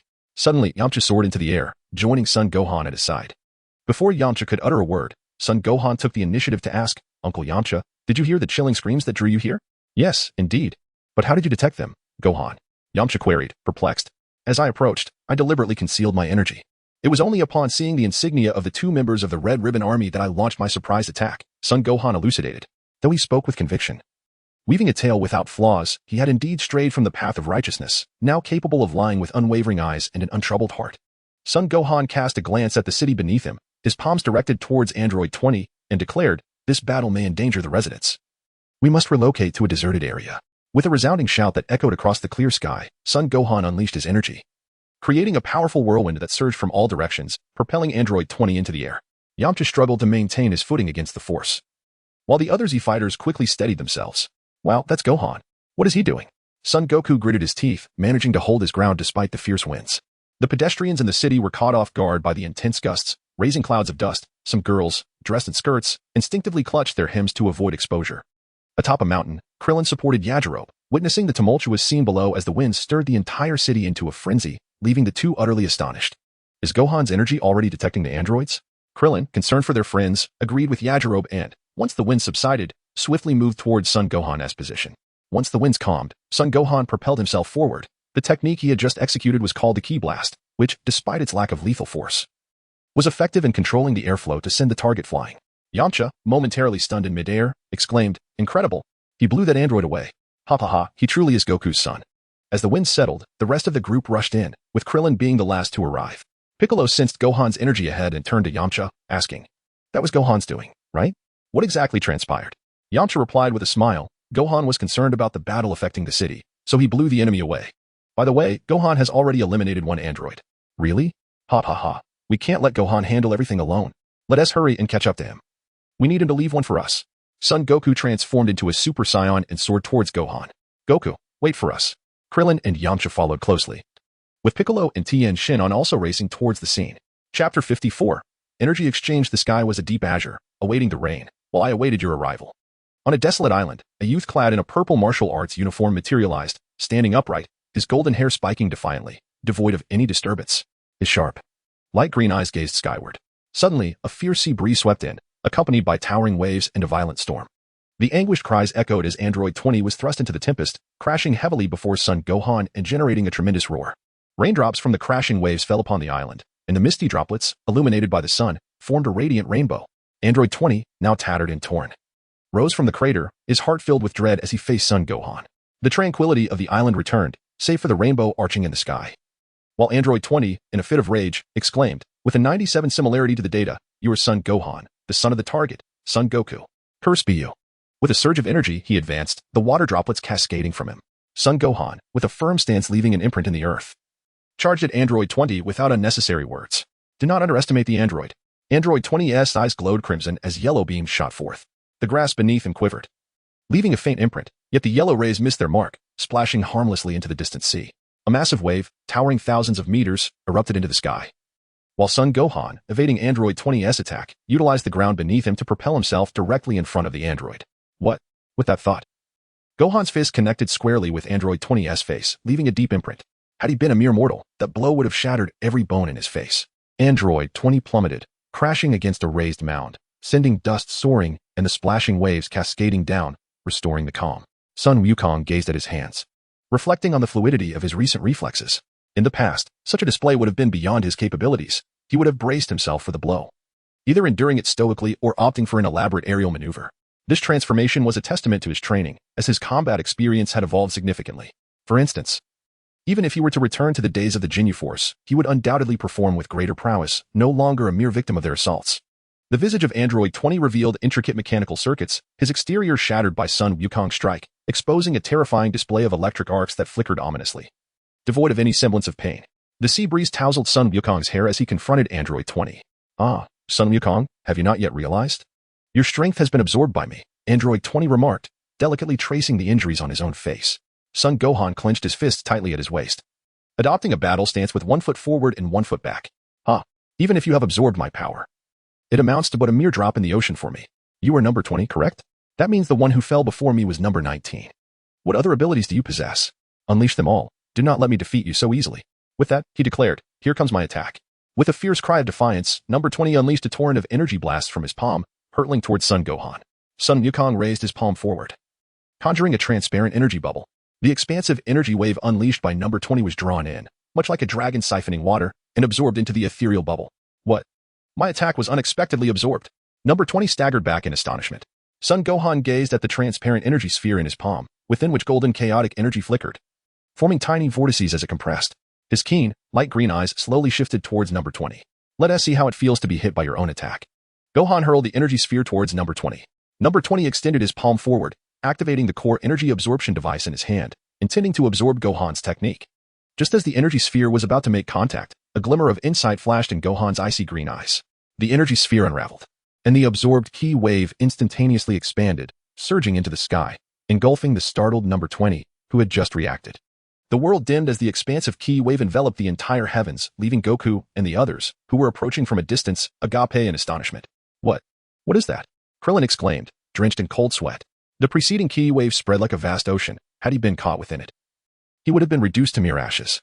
Piccolo wore a satisfied smile and remarked, "Gohan's energy hasn't changed significantly, yet this attack, it likely belongs to the enemy. Such boundlessness is not characteristic of Gohan's techniques. It seems he has truly devised that move." "That move?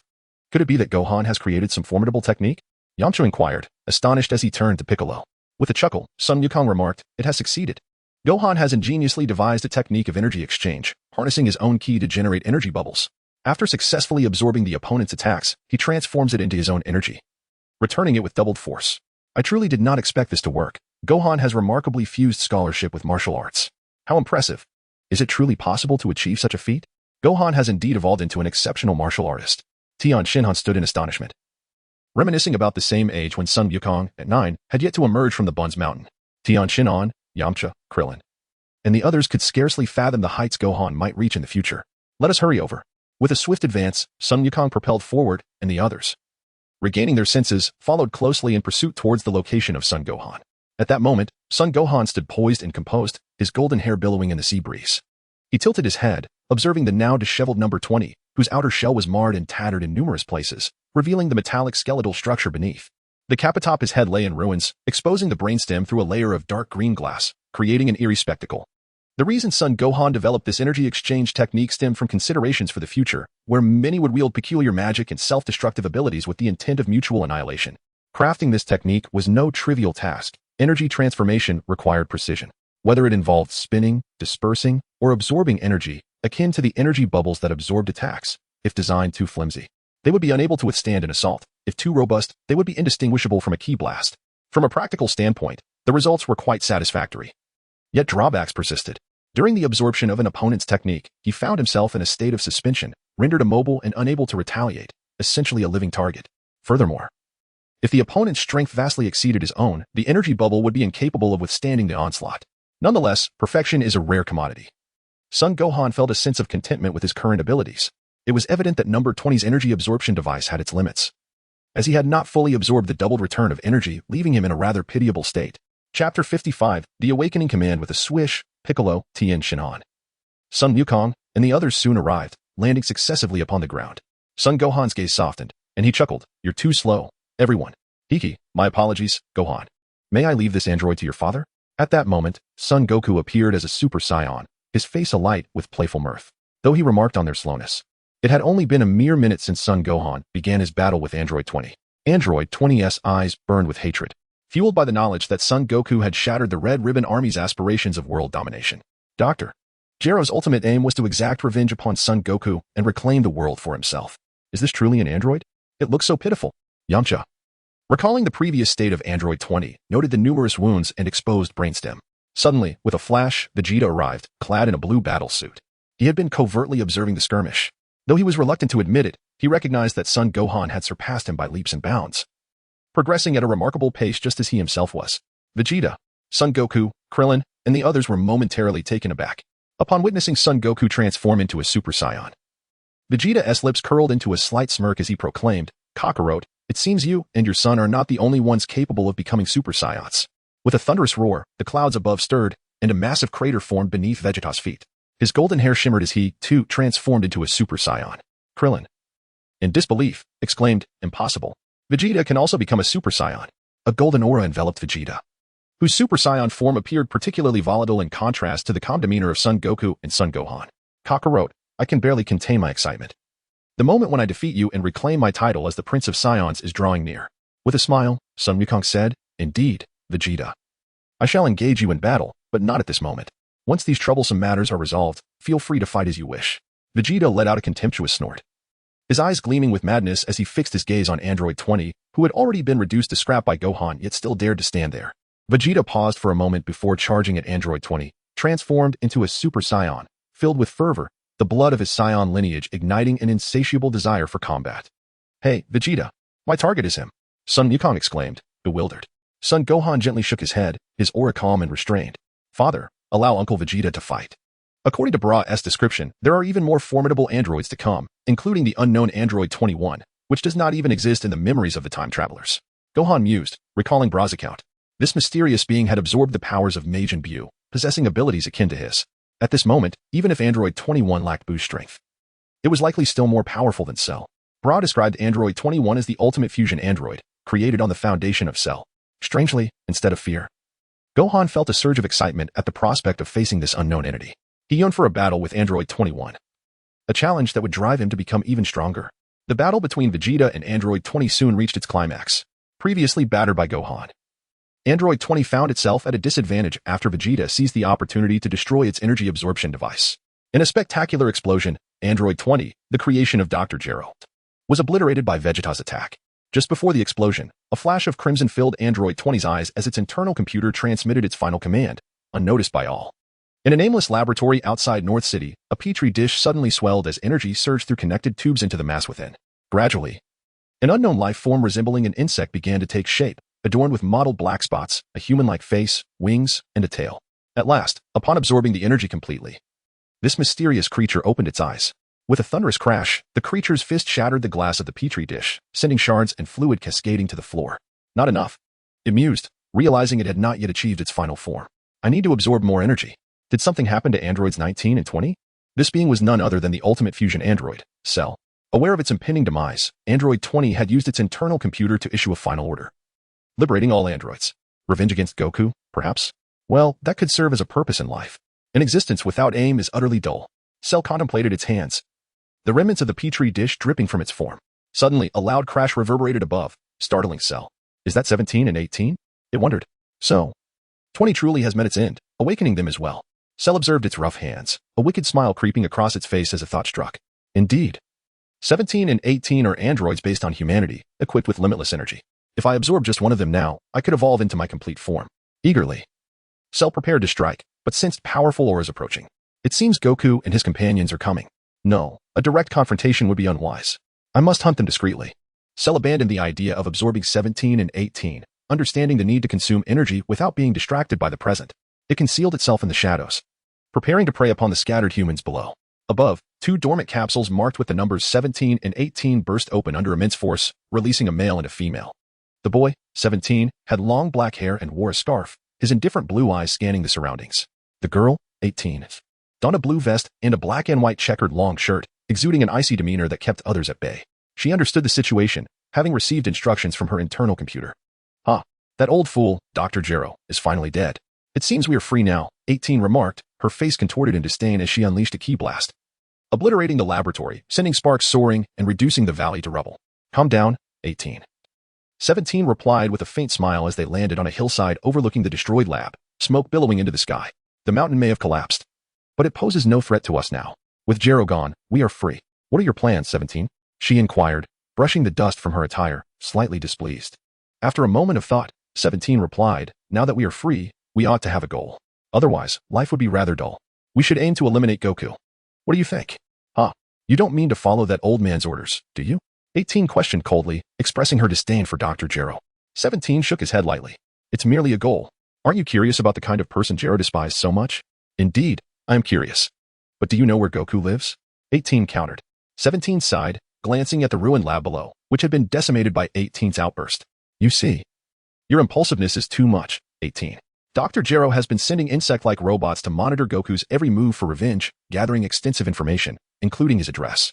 I wonder if we can still find it. I don't want to get dirty again. Let us just go destroy a city and kill some people. Goku will surely come. 18 suggested, her love for cleanliness evident even amidst the chaos. 17 nodded reluctantly. All right, we'll do it your way. But wait, it seems someone is approaching. 18 looked up, sensing several powerful energies flying in from the horizon. Oh, have we been discovered? Does that mean Goku is coming? How delightful. I won't have to waste time searching for him. I wonder what kind of man he is. According to the data, he even has a tail. She tossed her golden hair, intrigued by the very target of Dr. Gero's hatred. A breeze ruffled 17's dark hair as he reflected on how much time had passed. By now, Goku may have changed significantly from the information we have, but to incite such loathing in that old fool, killing him will surely be a gratifying accomplishment. After resolving the matters of the 19th and 20th, a group of individuals soared towards the north, where the air grew increasingly frigid, causing Clint to shiver. It's so cold. The north is indeed chilly, he exclaimed. Hang on a moment, Tangent Fan replied. I also feel quite cold, but we shall arrive shortly. Humph, remarked Bick. Earthlings are truly troublesome.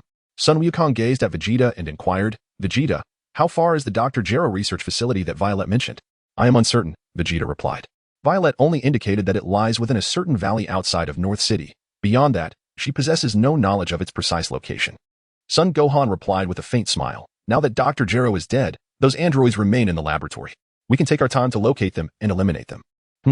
Gohan, I shall never permit you to proceed in such a manner. Vegeta retorted, having overheard Son Gohan's words. Son Gohan gazed silently at Vegeta, remaining uncommunicative. Son Goku then remarked, I share the same sentiment.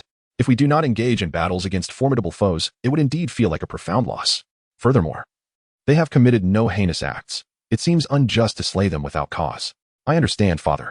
I cannot indiscriminately eliminate them without discerning right from wrong. Perhaps those androids, once liberated from Dr. Gero's control, may not be as vile as androids 19 and 20, Son Gohan replied, casting a furtive glance at Krillin. Vegeta appeared to have an epiphany as he looked at Son Gohan, a sly grin emerging on his face. Hey, Gohan, are you perhaps intimidated by the infamous android 21? It's understandable, considering you are merely a child under 10 years of age. Fear is a natural response, he teased. Piccolo, Son Goku, Yamcha, and the others also turned their attention to Son Gohan, and it was only then that they realized the significance of his youth. Son Wukong did not refute this. Every life form possesses an instinctive fear and caution towards the unknown. The memories of the time traveler contained no information regarding Android 21, which made Son Wukong exceedingly vigilant. Furthermore, there was the prior warning from Bulma, who had traversed time to alert them. While fear did indeed linger, it was not to the extent of paralyzing terror. I yearn to confront the formidable Android 21, who may one day seek to vanquish me, and I wish to defeat her with my own hands, Son Wukong replied earnestly. Suddenly, Yamcha pointed towards a rising plume of black smoke in the distance. That is in the mountainous region. Piccolo remarked gravely. Could it be Dr. Gero's laboratory? Krillin speculated. Have those androids awakened?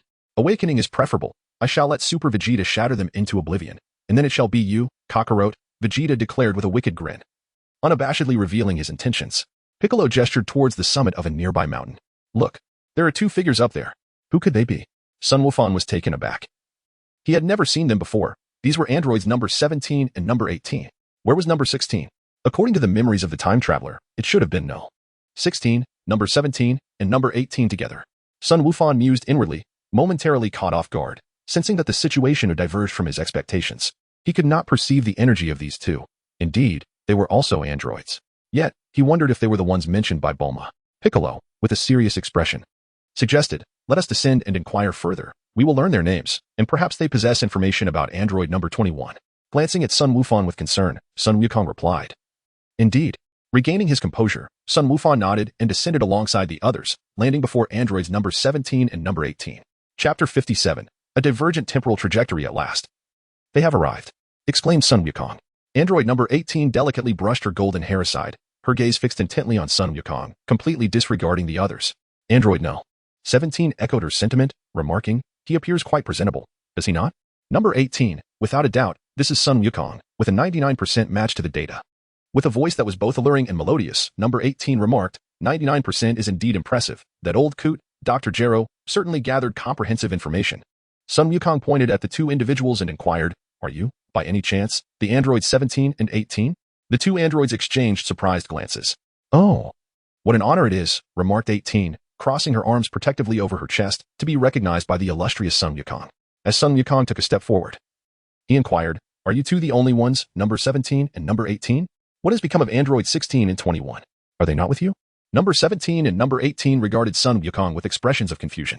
I'm aware of 16, but what of 21? Number 17 questioned. 18. Have you ever heard of such a being? With a calm demeanor, number 18 replied, I am unaware. Dr. Gero has never mentioned anything about 21. Has he truly created a new model of android? What of 16? Is he not with you? Son Wukong was eager to comprehend the situation. According to the memories of a time traveler, android 16 should have been alongside 17 and 18, yet the current circumstances diverged from that expectation.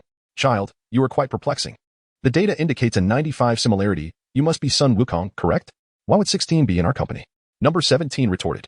Son Wukong found himself momentarily speechless, unable to process the situation, now questioning whether his presence had irrevocably altered the trajectory of their timeline. However, Piccolo and the others did not harbor any doubts. Previously, Bulma had mentioned the trio of 16, 17, and 18 together. Piccolo placed a reassuring hand on Son Wukong's shoulder and solemnly stated, it appears that due to Bulma's influence, a temporal anomaly has arisen, resulting in the disappearance of 16. In an instant, Son Wukong's son, Son Gohan, experienced a profound realization. Forgive him. At the tender age of 9, he had truly exerted himself, all while considering the presence of android 18 and Krillin, which had previously clouded his understanding.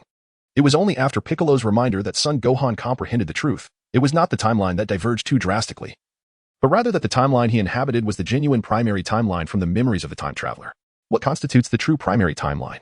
It can be likened to the timeline of despair from Trunks' future, which represents the authentic developmental trajectory. Son Wukong's demise would be due to a viral heart disease, while android 16, who emerged due to Trunks' arrival, belongs to a parallel timeline.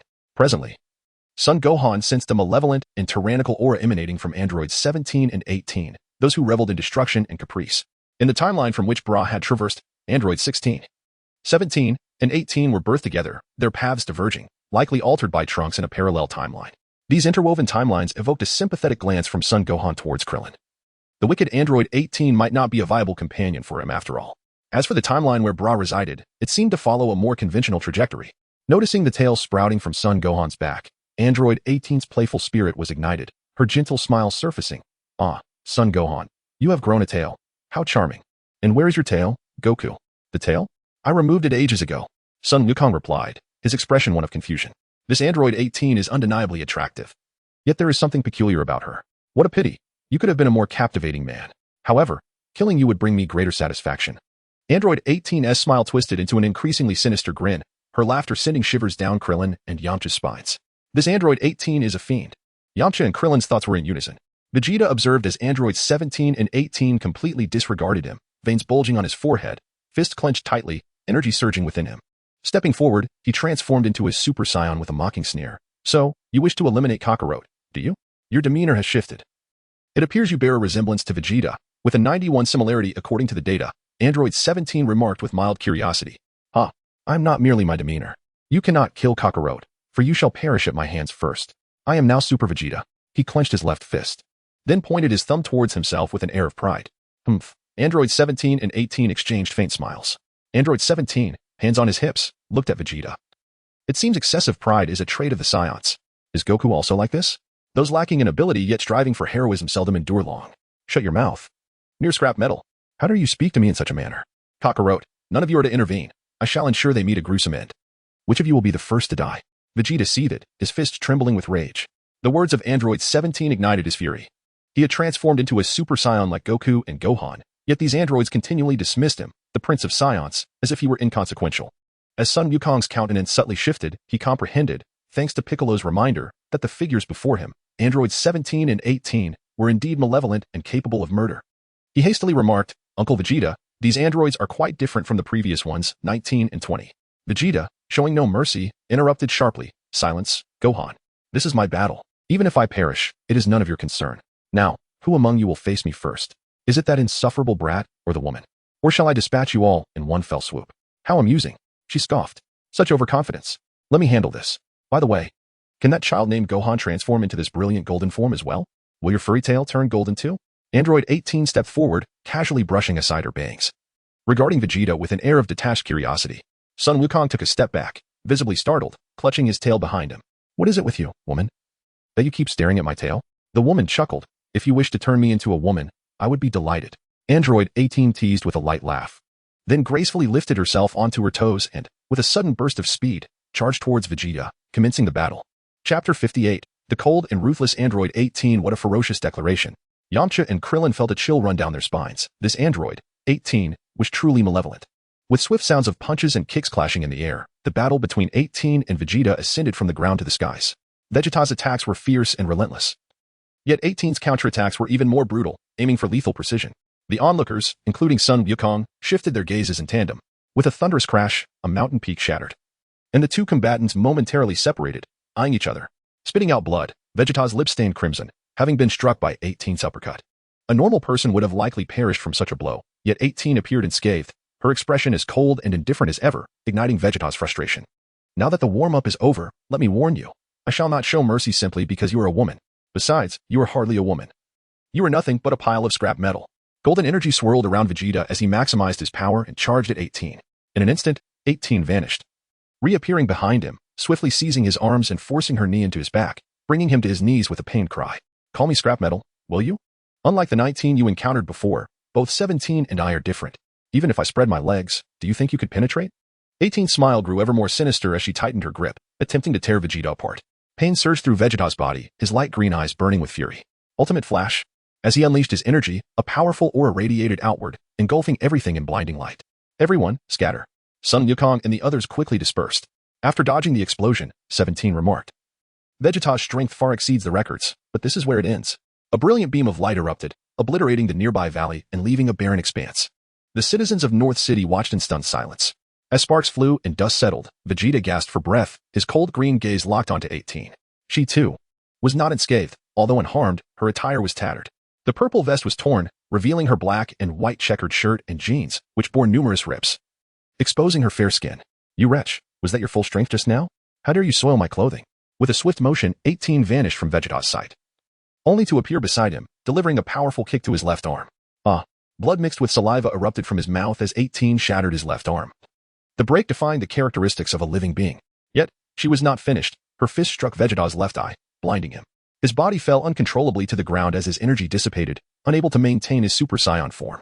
Vegeta's and Son Wukong's eyes widened in shock, while the others stood frozen at the sight of Vegeta's plight, preparing to intervene, only to be halted by 17. Vegeta warned that if you interfered, I would join the fray, Son Wukong. With rage twisting her stunning features, 18 leaned forward, her delicate hands gripping Vegeta's head, her fingers embedding into his skin. As he cried out in agony, she effortlessly lifted him up. He, Prince of the Saiyans, I shall slowly crush your skull. If your indomitable spirit survives, perhaps you will have the misfortune of witnessing your own brain spilling forth like bloody tofu. 18's malevolent laughter sent shivers down everyone's spine. Krillin instinctively covered his head at the sight of Vegeta's despair. Terrifyingly, this woman intended to crush Vegeta's skull alive. Even the demons of hell would pale in comparison. Stop this at once. Son Gohan's hair, eyebrows, and tail had transformed into a brilliant golden hue, while his light green eyes glimmered with an icy intensity.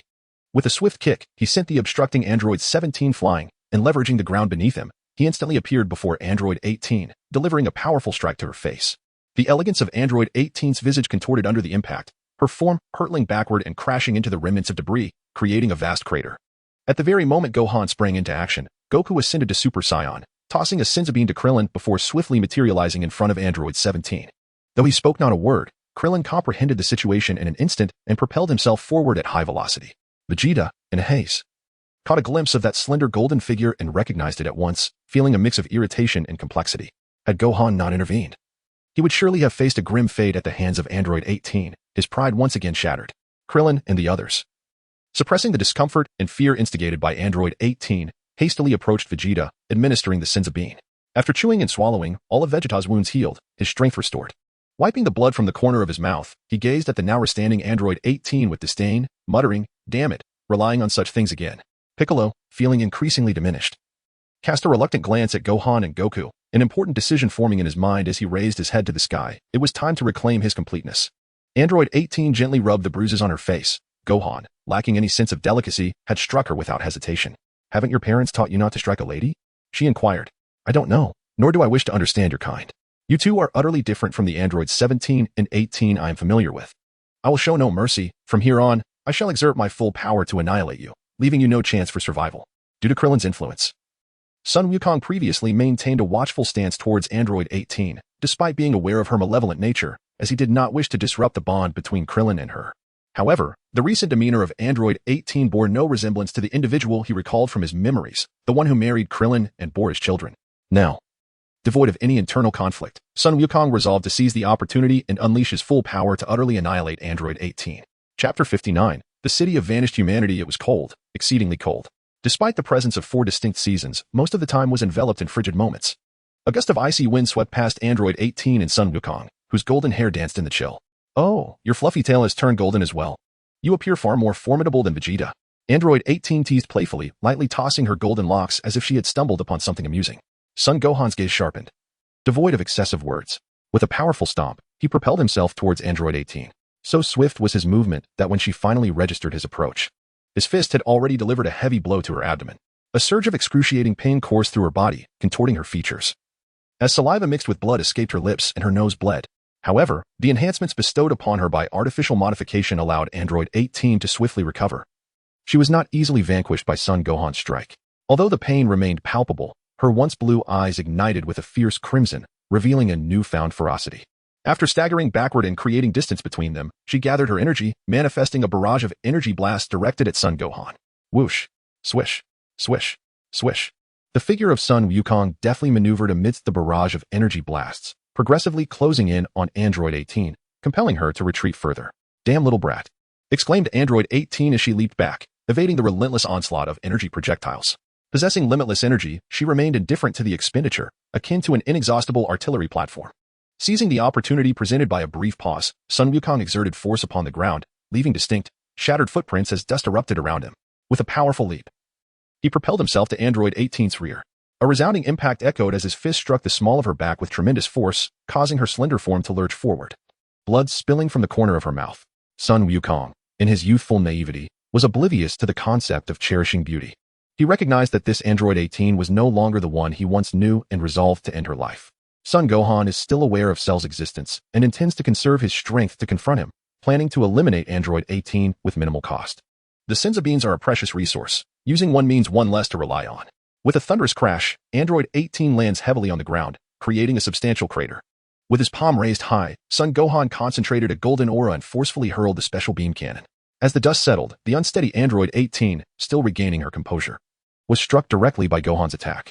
The power of the special beam cannon was far superior to that of an ordinary ki blast, unleashing a shower of sparks that stirred a whirlwind of dust, while a towering mushroom cloud pierced the sky, accompanied by a deafening roar that made the ground tremble. After consuming a senzu bean, Vegeta, who had been observing the battle, stood in astonishment with his mouth agape. That little brat Gohan had significantly improved his combat experience since their time on Namek. Vegeta held a favorable opinion of Gohan, acknowledging his potential, which was further amplified by his Saiyan lineage. As for Goku, he remained the rival Vegeta had long yearned to challenge in battle. Son Gohan positioned his hands in a flower-like shape at his waist, his gaze fixed upon the trembling figure of Android 18. A blue aura began to coalesce around him. Just as he was poised to unleash the Kamehameha wave to obliterate Android 18, Son Wukong suddenly materialized before Son Gohan, leaving him momentarily stunned. Son Wukong's strength has adapted to the full power state of the Super Saiyan, perhaps slightly inferior to that of Gohan at present, yet not by a significant margin. Moreover, considering both age and accumulated combat experience, he surpasses Gohan. Unless there exists a considerable disparity in their powers, it is difficult to ascertain who would emerge as the stronger warrior. The 17th was vanquished by Son Wukong. His youthful demeanor now stands in stark contrast to the spirited vigor he once exhibited, leaving him in a state of utter disarray, completely defeated by Son Wukong. Had Son Wukong not shown restraint, he would have met his demise. The Kamehameha wave accumulated in Son Wukong's hands had not dissipated. At that moment, number 18, lying in the deep pit, appeared utterly drained, her crimson eyes reverting to their original blue hue. Gritting her teeth, she trembled as she gazed at Son Wukong and Son Gohan, her plight more dire than that of number 17. "Father, why do you stop me?" Son Gohan inquired, his pale green eyes devoid of any emotion. "TCH, that cockroach. I knew this would happen," Vegeta muttered, crossing his arms and directing his gaze elsewhere. Krillin glanced at Piccolo and Vegeta before quietly remarking to Tien and Yamcha, "Everyone, it seems that 17 and 18 might, like Piccolo and Vegeta, eventually turn good." Yamcha nodded in agreement, recalling how they had all started as adversaries before becoming friends. Surely these androids could follow a similar path. Tien, however, remained silent, his attention fixed on the city, emptying his mind to fully concentrate on the energy signatures emanating from North City. He sensed a multitude of life forces gradually fading away, their presence diminishing significantly, a phenomenon so pronounced that it captured his attention. "Piccolo, Krillin, have you all noticed? Numerous life forces in the city are vanishing," he stated. "What?" Vegeta, Krillin, Yamcha, and Piccolo turned their focus towards North City, perceiving the alarming energy fluctuations. Yamcha, drenched in cold sweat, gasped in disbelief. "No, it can't be. How could a city as large as North City have so few people? What is happening?" Tien's voice was grave. "I don't know, but it likely has a significant connection to the androids." The mere mention of androids sent a shiver down Krillin's spine. He didn't need to contemplate further. He understood that Dr. Gero's creations were fundamentally designed to eliminate Son Wukong. This obsession seemed to have persisted since the inception of Android 8, with every subsequent android crafted with the singular purpose of destroying him.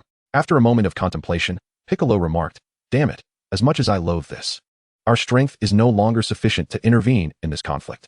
We must wait until Gohan and Wukong conclude their dispute before we can step in." Vegeta, too, refrained from acting, his fists clenched in frustration. Without uttering another word, he transformed into a radiant beam and soared into the sky. His recent defeat by number 18 having tempered his resolve, he needed a moment of solitude to gather his thoughts. Krillin stood, bewildered, watching the direction in which Vegeta had vanished. Piccolo observed, "Let him be. The pride of a Saiyan prince has been shattered by number 18. In the sky, both Son Gohan and Son Wukong were in their Super Saiyan forms. In response to Gohan's inquiry, Son Wukong smiled and said, "They have not committed any heinous acts, Gohan. I apologize for stopping you. Let us grant them an opportunity for redemption." Chapter 60, The Hidden Shadow of Self-Father. The premise of redemption is that they must possess humanity. They are devoid of any semblance of it. Son Gohan felt a sense of urgency. According to the memories of the traveler, Trunks' future world had descended into a hellish nightmare due to the actions of androids 17 and 18. The cruel and tyrannical visage of android 18 clashed starkly with the image he had cherished in his memories. Gohan harbored deep suspicions about whether this android 18 was indeed in a relationship with Krillin. He pondered, if they were to lose a game on an unfortunate day, would she crush Krillin's head without hesitation, just as she had done to Vegeta in the past? "Gohan, I implore you to grant them a chance," Goku urged with a serious demeanor. 17 and 18 are not like the other androids. They were once humans, transformed by Dr. Gero. They too are victims. If they truly turn to wickedness, I will intervene. Android 18 stood up, trembling yet resolute, gritting her teeth.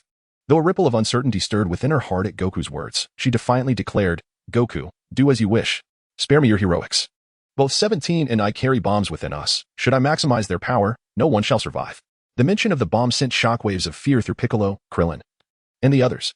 Son Wukong's son, Son Wufan, chuckled lightly as he dissipated the gathered Kamehameha energy in his hands, gradually descending before Android 18. Following him, Son Wukong landed on the ground with a weary expression. "Self-detonation, father," he remarked. "You must have noticed that they show no gratitude whatsoever. The most effective solution to our predicament is to eliminate the enemy." Son Wufan recalled the words of a figure from the memories of the traveler, a person he found both cool and impressive, and directed them towards his father, Son Wukong. A transparent bubble formed at the center of his palm, aimed at Android 18. Should she choose to self-destruct, his energy exchange technique would instantaneously absorb the energy released from the explosion. Android 17 approached with a calm demeanor, hands on his hips, and remarked, Android 18, cease this at once. We have just escaped from that wretched old man, Dr. Gero. Now that we are free, I refuse to end my life so abruptly. I have yet to truly savor the pleasures of this world. Android 18 remained silent, observing Son Wufan's icy expression. After his transformation into a Super Saiyan, his aura had shifted dramatically. Had Son Wukong not intervened, the Kamehameha he had prepared would undoubtedly obliterate her. With a haughty snort, Android 18 expressed her dissatisfaction, turning away to indicate her agreement with Son Wukong's sentiments. As Son Wukong reverted from his Super Saiyan form back to his normal state, he consoled Son Gohan with a chuckle. Hehehe, Gohan, look, Android 18 has promised not to destroy the city. Let's grant her this chance. All right, I'll heed your advice, Gohan responded, as the translucent bubble in his hand dissipated, returning him to his usual form. His youthful and innocent visage exuded a certain endearing charm, starkly contrasting with the fierce demeanor he had displayed as a Super Saiyan. His personality also reverted to its customary state, observing that the dispute had come to an end. Piccolo quickly interjected, Goku, Gohan, we just sensed a significant amount of energy vanishing from the city of North Capital. The situation is far from over. There are still unknown androids committing malevolent acts. Son Gohan and Son Goku directed their attention towards the distant city of North Capital, and soon, both were drenched in a cold sweat. It is inconceivable. This energy emanates from a metropolis of such magnitude, which should be home to millions. What could possibly be the cause? Goku had previously focused his awareness on androids 17 and 18, only now realizing the gravity of the situation. Son Gohan felt a chilling gust of wind sweep over him, sending a shiver coursing through his body from the soles of his feet. With a sense of urgency, he exclaimed, is it number 21 or Cell? Which android is it? Father, Uncle Piccolo, let us hurry. If we wait any longer, the people in the city may all be slaughtered. In a flash, he transformed into a Super Saiyan and swiftly flew towards North City, his anxiety palpable. Wait, Gohan, Piccolo called out, deeply concerned for him. Goku, now a Super Saiyan himself, sped ahead, disregarding the presence of androids 17 and 18. Tien, Yamcha, and Krillin followed closely behind.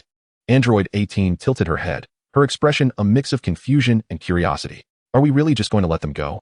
Who is this number 21? There's no record of this android, and Cell doesn't he appear to be a mere imitation either. Who knows? Android 17 replied coolly. Gohan looks extremely anxious about this number 21. He must be significant. Have you recovered, 18? We possess infinite energy. We merely expended a considerable amount of stamina. A brief rest has helped immensely. What do you plan to do, 17? She inquired. Naturally, we must investigate. Judging by their demeanor, that entity in the city is certainly formidable. What about you, 18? 17 smiled as he asked. With her arms crossed, Android 18 retorted. Do you still wish to assist them? That little brat Gohan just moments ago wanted to eliminate us. Why would you want to help them? Just a feeling that joining them could be entertaining, 17 responded playfully. Besides, if Goku and the others are killed, no one will restrain us, will they? Even in death. Goku should perish at our hands. Very well, 17. Let us proceed and see what kind of adversary we're dealing with, 18 concurred, and together they flew at high speed. Trailing behind the rest towards North City. The sun shone brightly, but the city felt eerily cold. After 17 and 18 had laid waste to Dr. Gero's lab, Cell had stealthily fled to North City. Utilizing the distraction created by Gohan, Goku, and the androids, he wreaked havoc throughout the vast metropolis, devouring human lives with his agile tail. By now, he had consumed 3/4 of the city's populace. His once grotesque form had become increasingly refined, nearing his perfect state. Sensing the energy emanating from Gohan and Goku, Cell felt justified in his actions. He suppressed his insatiable hunger and allowed 17 and 18 to divert attention while he moved in the shadows. Even in his perfect form, he knew he stood little chance against both Goku and his son simultaneously. It seemed that mere perfection was not sufficient. Suddenly, the sound of an approaching vehicle caught his attention, a truck. With Piccolo S-cells coursing through him, Cell's hearing was remarkably acute. Why are there so many clothes on the road? And where are all the vehicles, shops, and people? What is going on? Something feels off. We should leave quickly, said Sinuo, sensing the unusual atmosphere. Chapter 61. Former friends. A supply truck, filled with the villagers' hopes, arrived in North City to procure essential goods. Given the long journey, villagers would entrust their list of needed items to the village chief, who would then bring everything back in one trip. The driver, a burly man named Abba, donned a blue winter coat and bore a scarred face. Despite his intimidating appearance, he had a warm and simple smile. Sinuo, a girl with striking red hair and delicate features, was dressed in a yellow down jacket. Her wide, frightened eyes surveyed the desolate streets of North City, which sent a chill down her spine. As Abba made a sharp turn at an intersection, he suddenly slammed on the brakes. The truck was not particularly large, But the sudden stop jolted Sinuo, who, despite wearing her seatbelt, was thrown forward, her head hitting the windshield. Ouch! Abba, why did you stop so suddenly? She cried, cradling her now swollen forehead, tears welling in her eyes. Abba's expression turned grave as he spotted Cell blocking their path. The creature's unusual form filled Sinuo with dread. What? What is that monster? She stammered, feeling as if she had plunged into an ice-cold abyss. Despite the air conditioning in the truck, Cell's gaze shifted from Sinuo to Abba, intrigued by the sight of them exiting the vehicle. I never expected you, the obsolete Android 8, to still be alive. Abba was taken aback, incredulous that this monster knew his designation. Are you also an android? He questioned, astonished. Sinuo, snapping back from her fear, stared at Cell in disbelief. An android? That's impossible. Didn't Goku destroy the Red Ribbon Army? From your words, it seems you are also an acquaintance of Goku. However, I have no record of you. 8. I intend to absorb the life force of this lovely girl.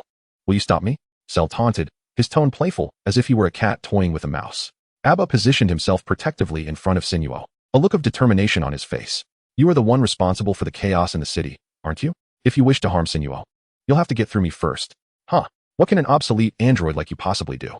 Cell laughed, striding towards them with a rhythmical, chilling gait that resonated ominously. As Sinuo cowered behind Abba, cold sweat trickled down her back, her hands clenched tightly in her pockets. The sound of Cell's footsteps made her heart race uncontrollably. As his tail began to sway, drawing closer, Sinuo shouted, Abba, duck. A stunned Abba complied with Sinuo's call, quickly bending down as if bowing. In the astonished gaze of Shalu, Sinuo raised a handful of lime powder and unceremoniously threw it into Shalu's eyes. The intense burning sensation caused Shalu to emit a painful cry, covering his eyes. It hurts my eyes. You wretched beast, you despicable bastard. My eyes. How dare you throw lime powder at me? Truly a vile woman. Indeed, none of Son Wukong's friends are simpletons. Sinuo, is it? Just you wait. I will not spare you. Overconfident, Shalu had dismissed Sinuo, perceiving her as a mere weakling with a combat power of 5, focusing all his attention on Abba. He intended to eliminate Abba first, and then absorb Sinuo. Unexpectedly, he suffered a significant setback. The lime powder in his eyes felt as if they were being scorched away. Bang! Temporarily blinded, Shalu collided with a street lamp, wandering aimlessly in search of water. Oblivious to Sinuo and Abba. As Sinuo drew her defensive handgun, Abba swiftly pulled her back, exclaiming, he is not an opponent we can defeat with a gun. Sinuo, we must flee. Understanding the urgency, Abba and Sinuo hastily boarded a truck, accelerating down the asphalt road towards the outskirts of the city. Both were gripped by fear, their hearts racing in the face of Shalu. Bang! The sound of shattering glass echoed as Shalu forcefully burst into a clothing store, sending screams of terror from those hiding inside. The monster is here. Modite, the monster has entered. Run. The cacophony stirred Shalu's anger. Having just suffered a significant loss at Sinuo's hands, the people in the clothing store became his outlet for rage. Swish. Swish. Though he could not see, Shalu could hear and sense the beams released from his fingers, taking one life after another, leaving only 2 survivors. A sneeze caught Shalu's attention, followed by a barrage of bullets aimed at him. Bang, bang, bang. You monster, get out of my way. Shalu intended to eliminate the source of the sneeze, but was halted by the sudden shift in aura. Although I cannot see now, a sneeze alters one's appearance. You must be Lan Shi, recorded in the data. He chuckled, not expecting to encounter another friend of Son Wukong. Wukong? You actually know Wukong? Who are you? A woman clad in work attire, wielding a handgun seemingly plucked from thin air, with golden, wavy hair and a strikingly cold expression, showed no sign of fear. Who am I? Ha ha ha. My name is Shalu, the ultimate artificial human created by Dr. Jero to eliminate Son Wukong. Shalu proclaimed with arrogance, keeping his eyes tightly shut, his hand brushing against the wall, remnants of lime still clinging to his eyes.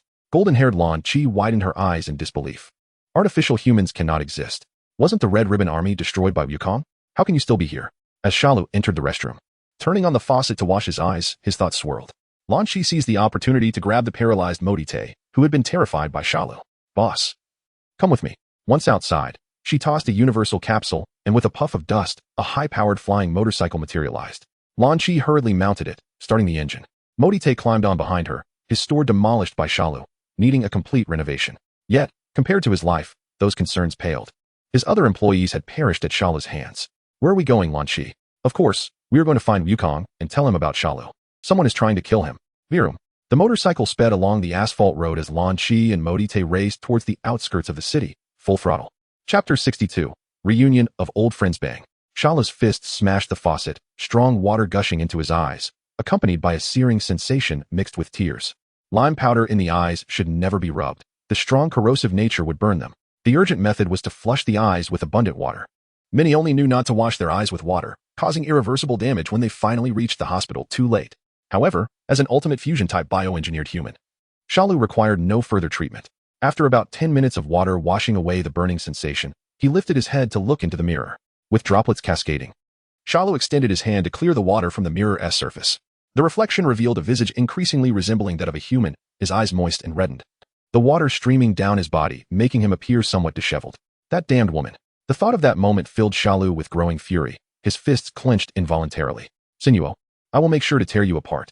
Stepping out of the store and onto the street, Shalu focused on Son Wukong as his primary target, with Sinuo as a close second, seething with rage. Sensing a large group of energies approaching the city, Shalu paused momentarily. What? Wukong and the others are coming? Have 17 and 18 been killed? After weighing the pros and cons, Shalu recognized that his current strength would be exposed. It would only lead to disaster, especially with Wukong and Gohan's formidable powers. Abandoning the thought of killing Sinuo, Shalu swiftly moved to the side and soon reached the coastline of Bida City. He leaped into the sea. Flying would expose him to Wukong and the other side. This was not the time for a direct confrontation. He would have to switch cities to Hananu. As Son Wukong and his companions swiftly soared toward the northern capital, the description provided by Bra revealed a stark contrast between the ultimate bioengineered being, Cell, and the memories held by the time traveler. In the traveler's recollections, Cell required the consumption of Android 17 and Android 18 to attain his perfect form. However, according to Bra, this iteration of Cell merely needed to absorb sufficient life energy to achieve completeness, a being of great expectation bestowed upon him by Dr. Jero. With the alarming disappearance of numerous individuals in the northern capital, Son Wukong surmised that Cell was likely the orchestrator behind it all. Yet, his heart yearned to locate Android 21, for the unknown was the most distressing and terrifying of all. The existence of Android 21 left Son Wukong feeling unsettled, especially considering Bra's revelation that he had met his demise at her hands. Suddenly, Piccolo, with his keen senses, took note of the situation below, a medium-sized truck accompanied by a remarkably swift hovering motorcycle. The occupants appeared to be fleeing in haste, exceeding the speed limit. Clearly in a state of desperation, Piccolo, having learned to drive with Son Wukong and Vegeta, possessed a modicum of understanding regarding vehicle speed. The others glanced downward, and upon spotting the familiar figure riding the motorcycle, a shiver coursed through their souls, save for Son Wukong. It's Launch. It truly is her. Krillin exclaimed in disbelief. Yamcha, casting a glance at a speechless and sorrowful Tian Shinhan, remarked, how could she be in the northern capital? We must descend at once. Their encounter with Launch harked back to the time when Son Wukong and Krillin sought the tutelage of Master Roshi. The elder had made a whimsical request for them to return with a charming girl, which led to a series of events that culminated in Krillin, Son Wukong, and Launch riding the flying Nimbus to Master Roshi's abode. Following the fierce battle against the Saiyans, Tian Shinhan and Kaiatsu had perished, leaving Launch heartbroken and wandering aimlessly until she inadvertently arrived in the frigid city of the northern capital. The call of Launch, Launch, echoed from the skies. And the golden-haired Launch, still on her hovering motorcycle, felt an overwhelming sense of familiarity in those voices, memories that lingered despite the passage of years. Wukong. Tian Shinhan is alive. Piccolo has returned as well. No, Piccolo died. The Dragon Ball should have vanished. Am I dreaming? Launch exclaimed, her excitement propelling her to leap from the motorcycle and stand jubilantly on the firm asphalt. Meanwhile, Morty, seated behind her, remained in shock at the sight of someone soaring through the air. When Launch jumped off, he was left utterly bewildered. I Haven T even disembarked.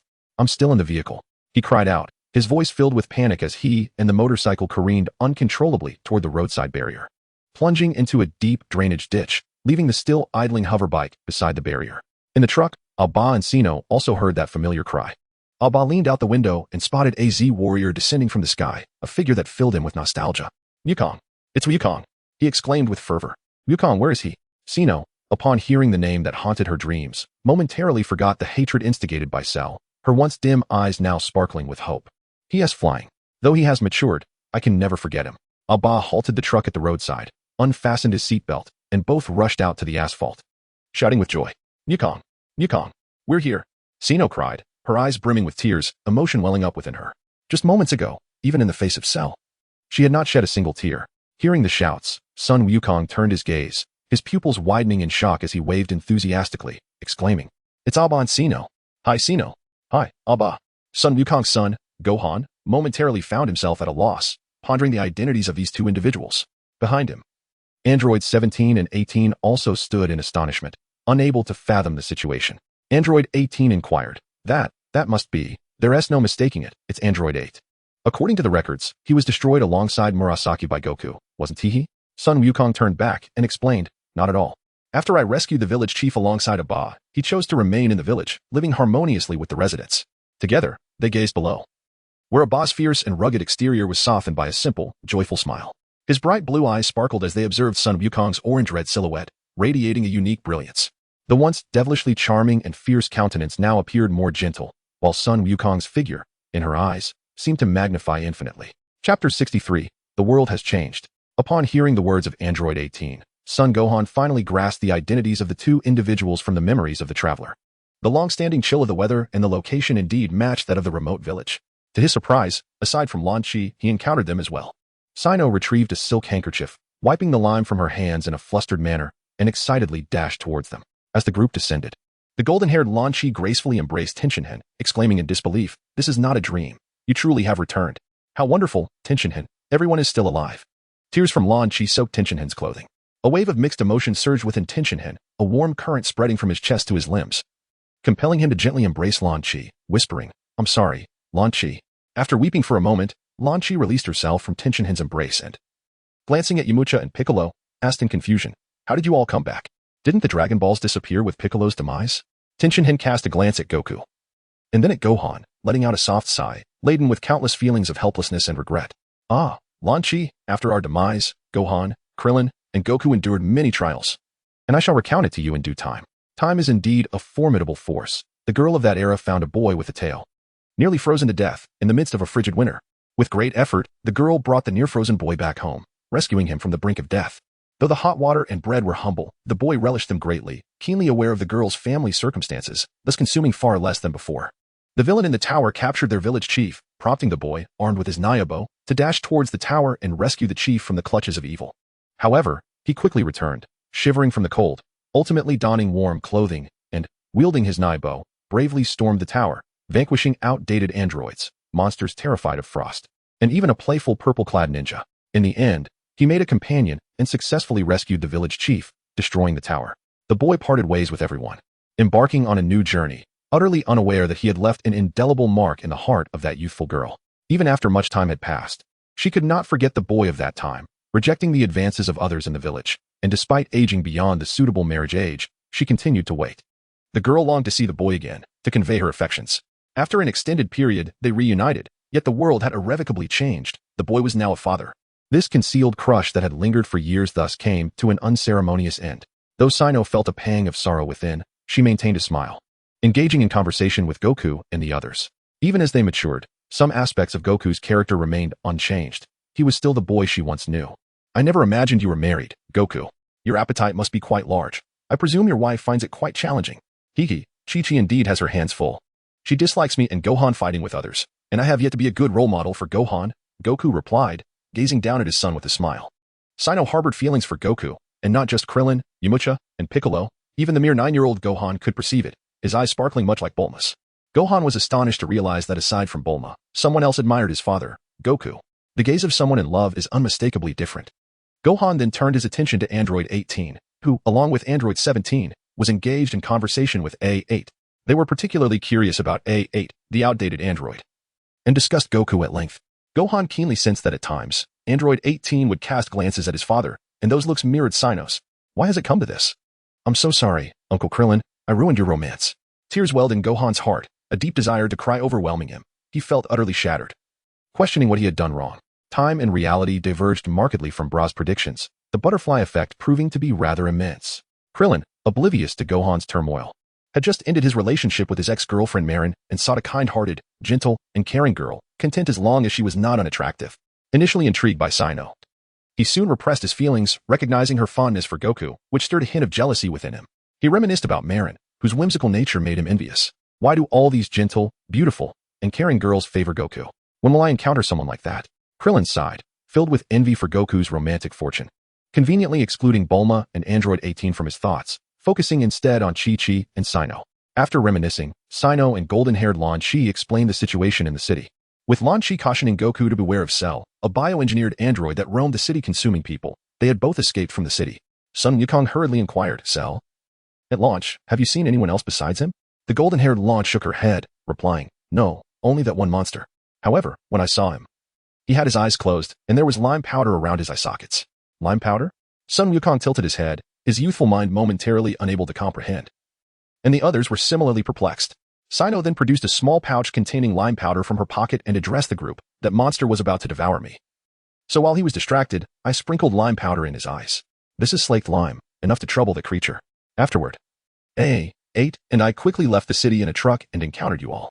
The unexpected strategy of throwing lime in the monster's eyes astonished Son Wukong and the remaining Z-fighters, leaving everyone dumbfounded, although they had yet to see Cell's appearance. With androids 17 and 18 setting the precedent, they surmised that Cell's strength could not be significantly weaker, likely surpassing even Frisia. Sino, a seemingly delicate woman lacking in physical prowess, was deemed by Raditz as possessing a barely adequate fighting power of 5, akin to that of mere refuse. Suddenly, Son Wukong recalled the words of a character he admired from the memories of a traveler. Those who underestimate the power of women will undoubtedly suffer great losses. Chapter 64, Son Wukong's Resolution. At this moment, Son Wukong felt an overwhelming sense of regret. Why had he not brought some lime when he ventured to Namek? Even Cell had fallen victim to cunning. Frisia, though weaker than Cell, was still highly arrogant and lacked the ability to sense energy during combat. He had truly learned a valuable lesson. Even the seemingly insignificant ant can bite when provoked. Son Wukong recalled the memories of the traveler. Remembering how Sino had dared to walk alone in the frigid wilderness and even brought back a strange boy with an unusual tale. Who else would have the audacity to do such a thing? Take for instance the first encounter between Bulma and Son Wukong. Without a moment's hesitation, she had drawn her gun. Had Son Wukong not possessed an extraordinary resilience, he would have perished long ago, having been struck by a vehicle and shot at. Sun Wufan holds a remarkably positive perception of Sinuo, far surpassing that of Bulma and Android 18. Even though Sinuo harbors affection for his father, Sun Wukong, Wufan does not harbor any animosity. He possesses a gentle disposition, exudes grace and beauty, and approaches tasks with both cleanliness and decisiveness. Aside from the relative poverty of her household, she is nearly devoid of flaws. Sun Wukong, Piccolo, Yamcha, Krillin, along with androids 17 and 18, soared into the city together. Wukong, Shinu, Aba, Lan Shi, and Changjin Fan had much to discuss. Should circumstances arise, they would elevate their energy to its utmost. Wukong, ever vigilant, would immediately teleport to the scene if needed. Initially reluctant to join, 18 found her clothes largely ruined from her earlier battle with Son Gohan.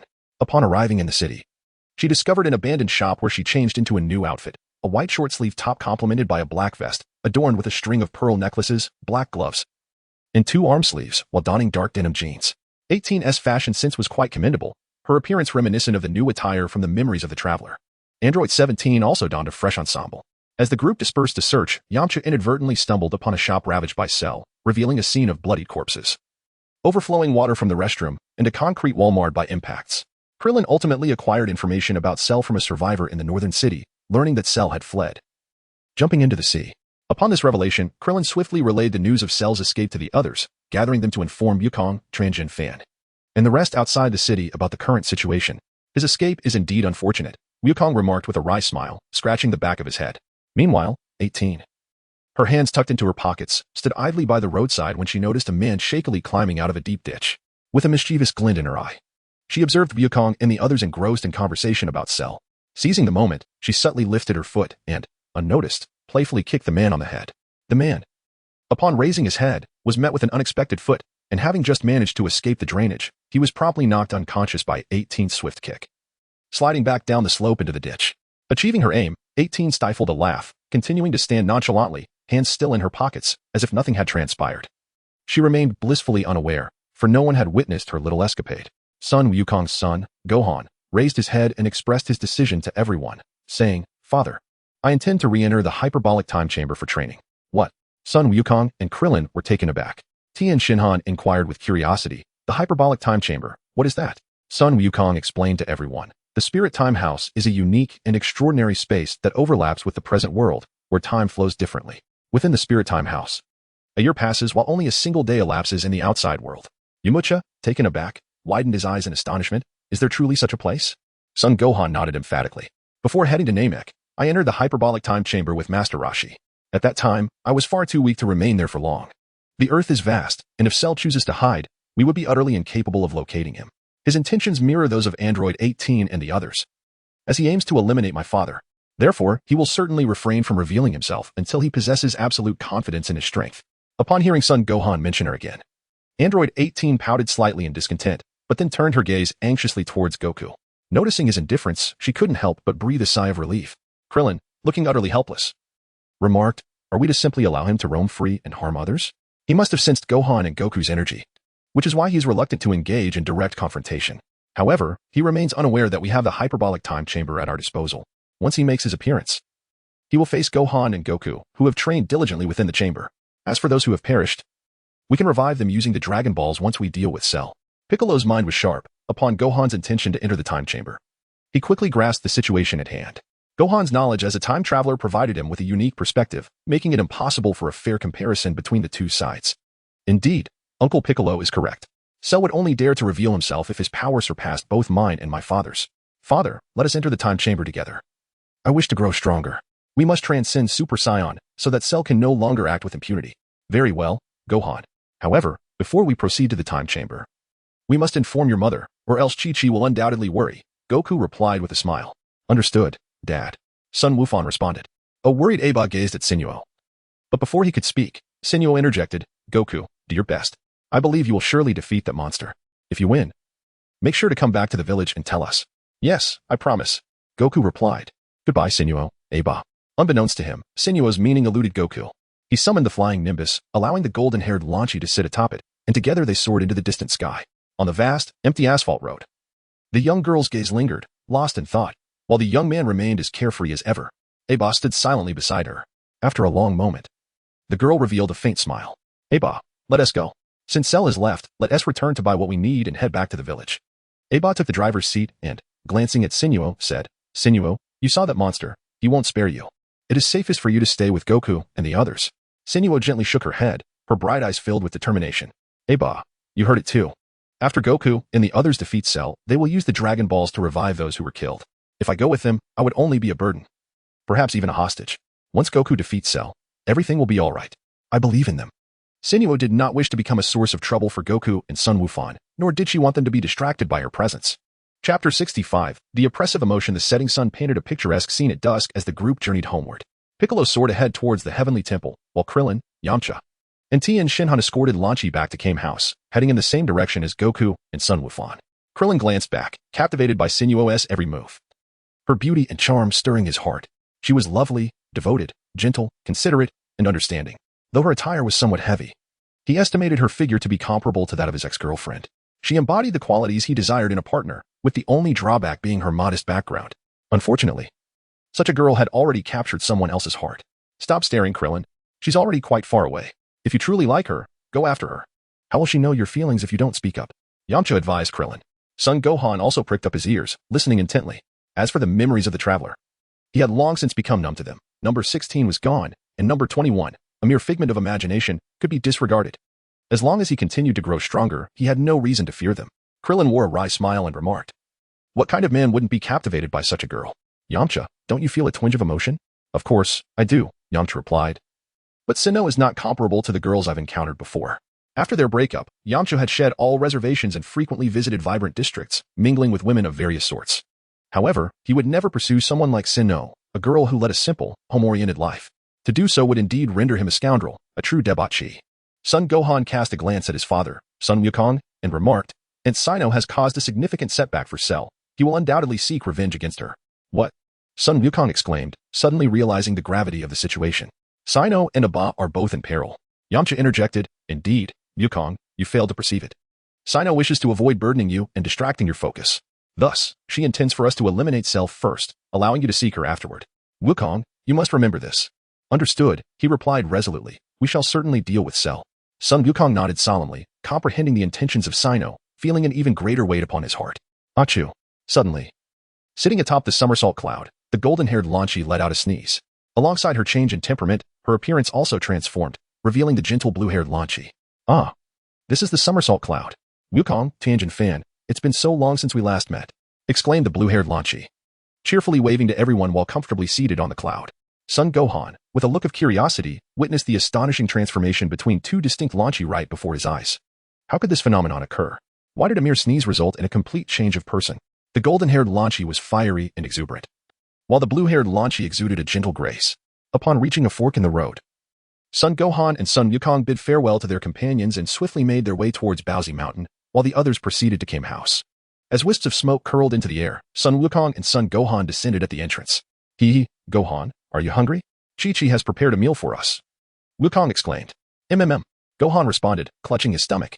It had been an entire day filled with events, traveling from the southern capital to the northern capital, and now returning home as the sun began to set. After dinner, they would need to head to the hyperbolic time chamber for training. The door swung open, and Chi-Chi emerged from the kitchen, adorned in an apron, with a radiant smile. Welcome back. You must be famished.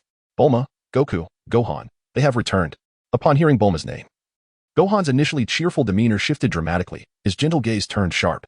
Bulma also stepped out from the kitchen, similarly clad in an apron, wielding a spatula, and called out, everyone. Welcome back. Gohan, Goku, have the issues with the androids been resolved?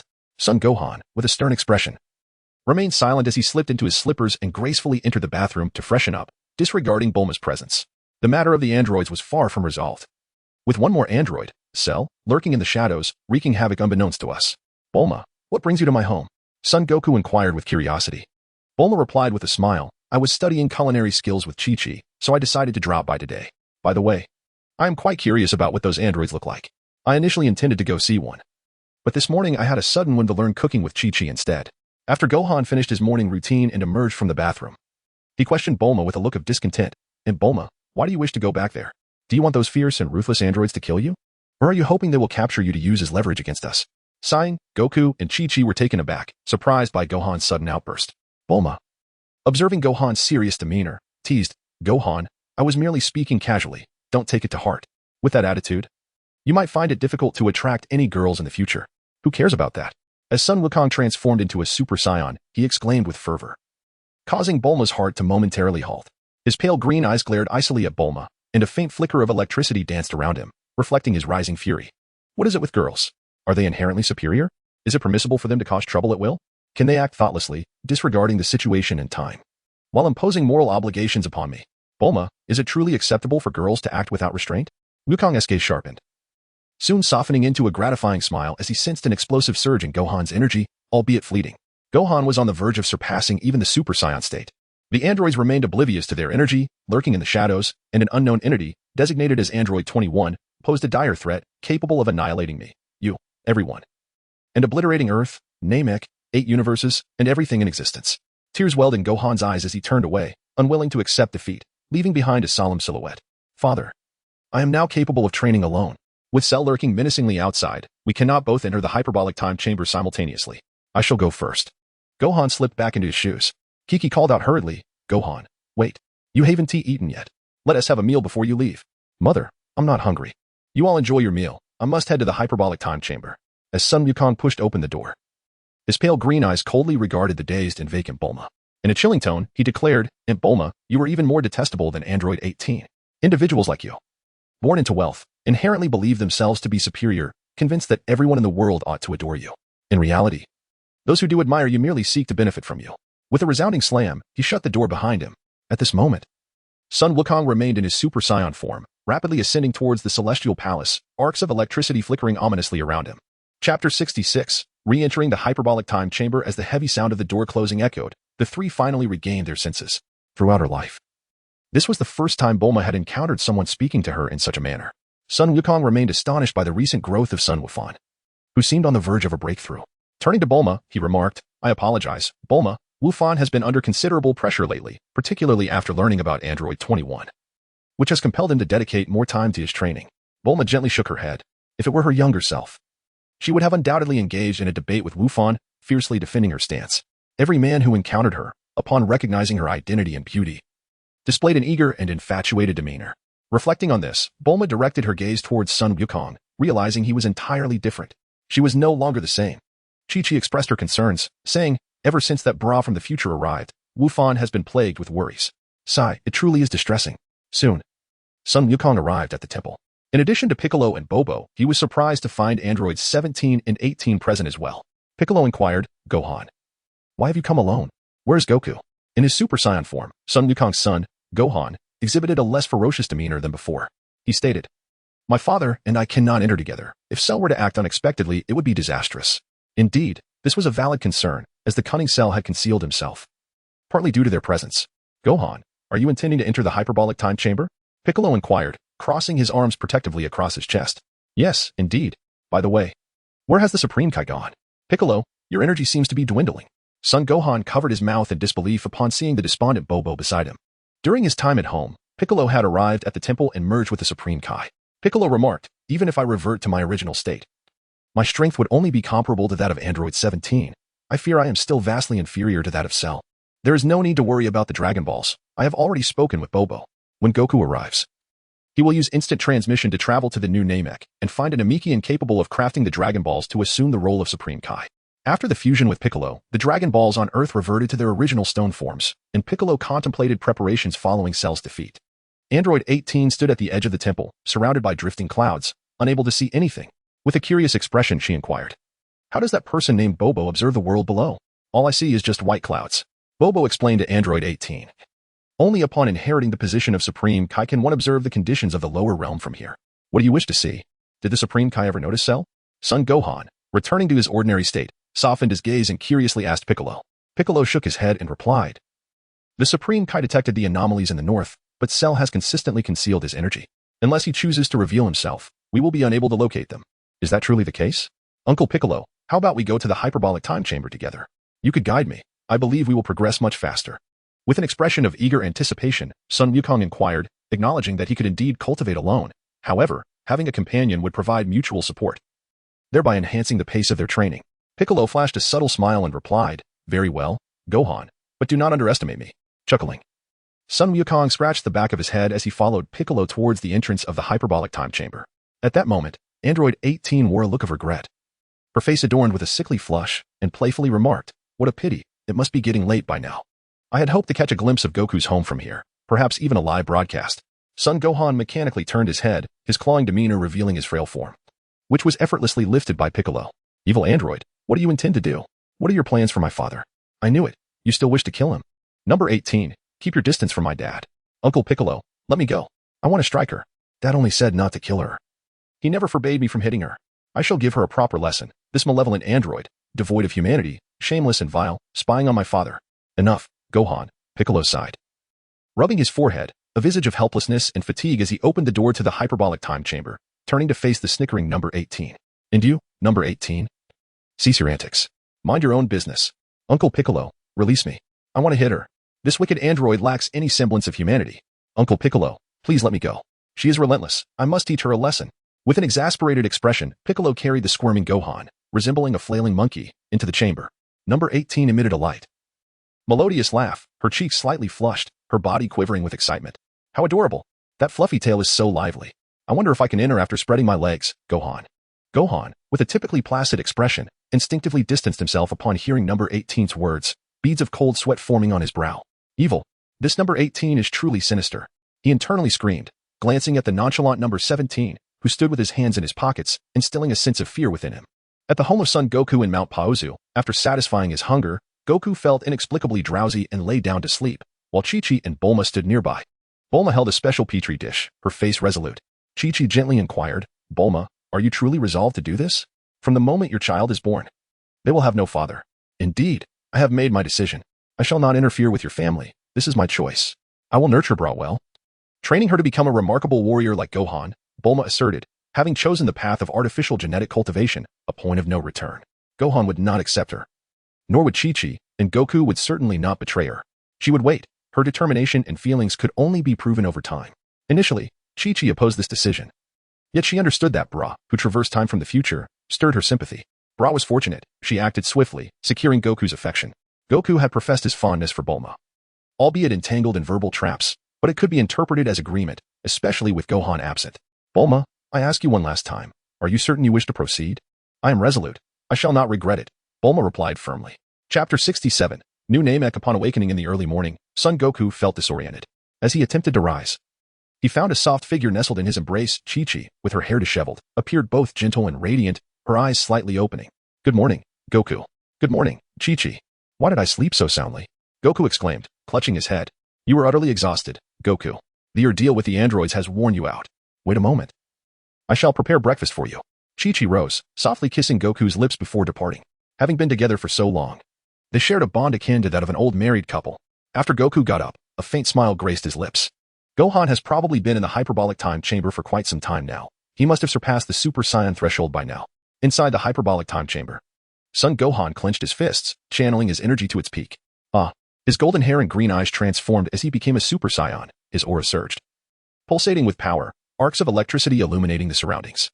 His once frail form expanded, golden hair elongating, and the fur of his golden tail standing on end. Clad in a purple martial arts gi, radiating brutality and madness. With a cold smirk curling at the corners of his mouth, Son Wukong gazed at his own hands. His current form was that of a Super Saiyan, having ascended to the next level, known as Super Saiyan 2. Piccolo, having long since removed his weighted training gear, shook his head at the sight of Son Wukong and remarked, "Gohan, in this state, you are still lacking. To truly harness the power of this stage, you have a long way to go. You are still young, and your experience is insufficient." Son Wukong's son, Gohan, reverted to his ordinary state. Shortly after entering the hyperbolic time chamber, he ascended to Super Saiyan 2. However, he struggled to wield this newfound power at will. Upon transforming into Super Saiyan 2, he became exceedingly cold and was easily overwhelmed by the negative influences associated with this transformation.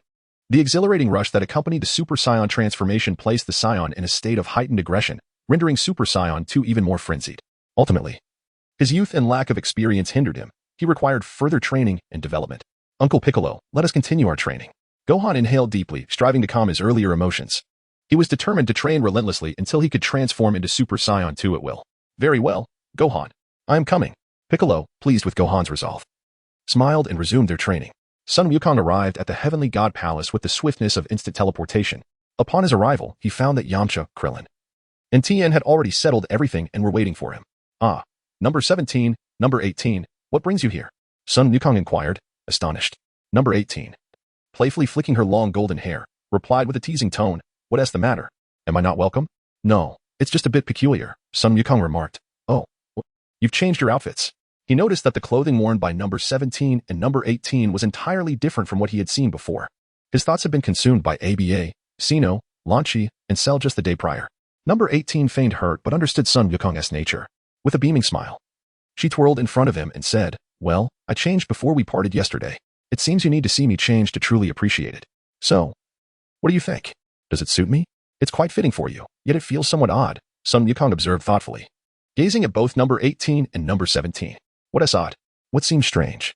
Number 18 glanced over her attire and then at number 17, unable to perceive any issue.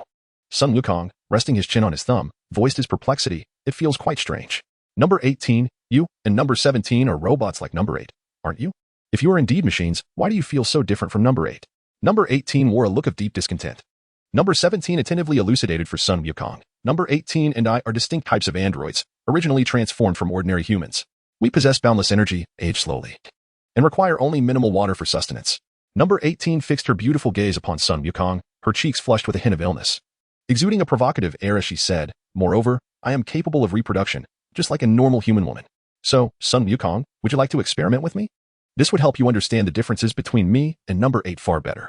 "Forgive me, I misspoke," Son Wukong replied sheepishly, scratching the back of his head. He chose to disregard number 18's proposition. Bobo interjected, addressing Son Wukong.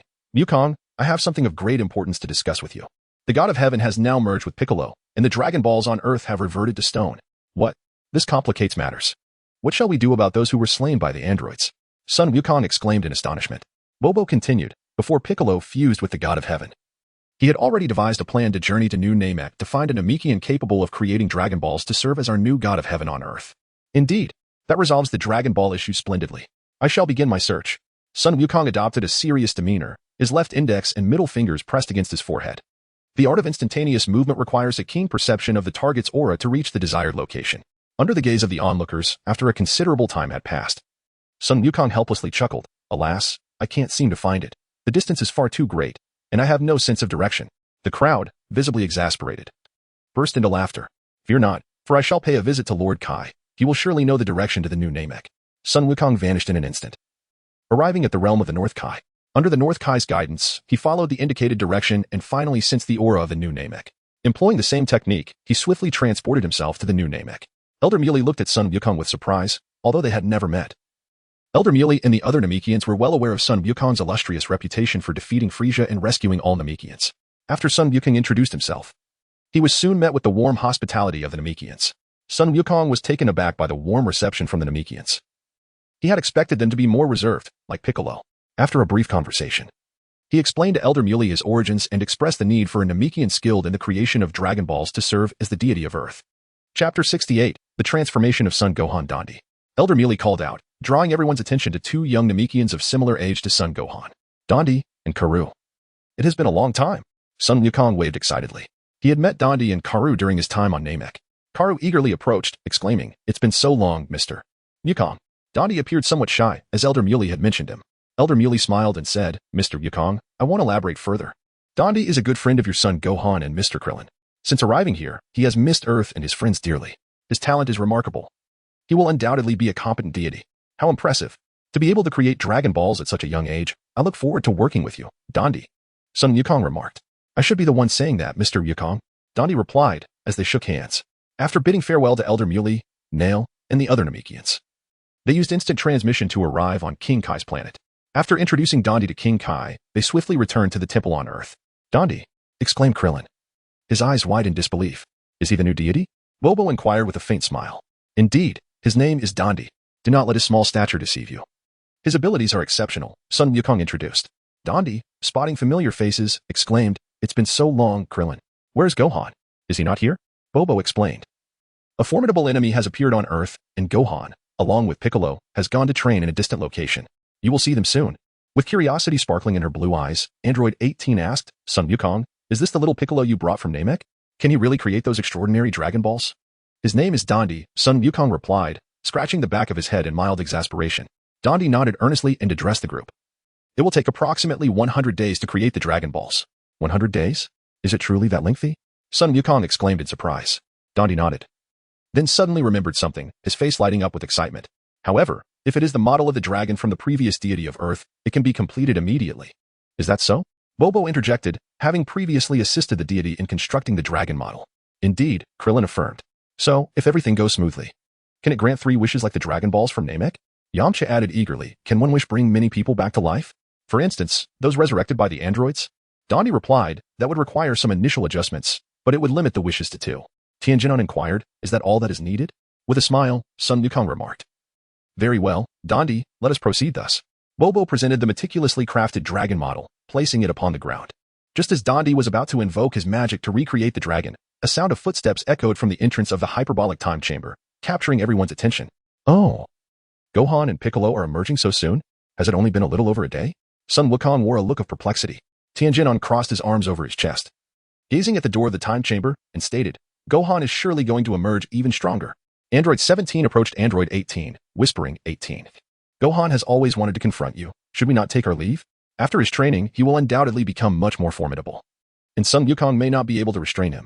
With her hands on her hips, Android 18 cast a glance at Son Wukong, her eyes sparkling with renewed determination, and replied, "At most, he'll just give me a good thrashing. Besides, when Gohan returns from his training, that fluffy tail of his will surely be brimming with vitality." Observing Android 18's spirited demeanor, Android 17 chose not to comment further. The door of the hyperbolic time chamber swung open, and Piccolo and Gohan emerged one after the other, subsequently closing the door behind them. Son Gohan has undoubtedly grown taller, having spent over a year in the hyperbolic time chamber. His dark hair has also lengthened, cascading past his neck, as there was no opportunity for haircuts within. Clad in the same purple martial arts uniform, accompanied by a red belt, he is distinguishable by Piccolo, who dons his weighted gear. "I have returned. Although a considerable time has elapsed outside, it has been more than a year since I last saw you, Father, Uncle Krillin, Uncle Yamcha, Uncle Tien, Mr. Bu, Android 17, Android 18, and Dend. It has been a long time." Son Gohan greeted everyone with a smile, catching them off guard. Android 18 approached with a look of skepticism, circling around him. "It's rather perplexing, Son Gohan," she remarked, "that you would greet me.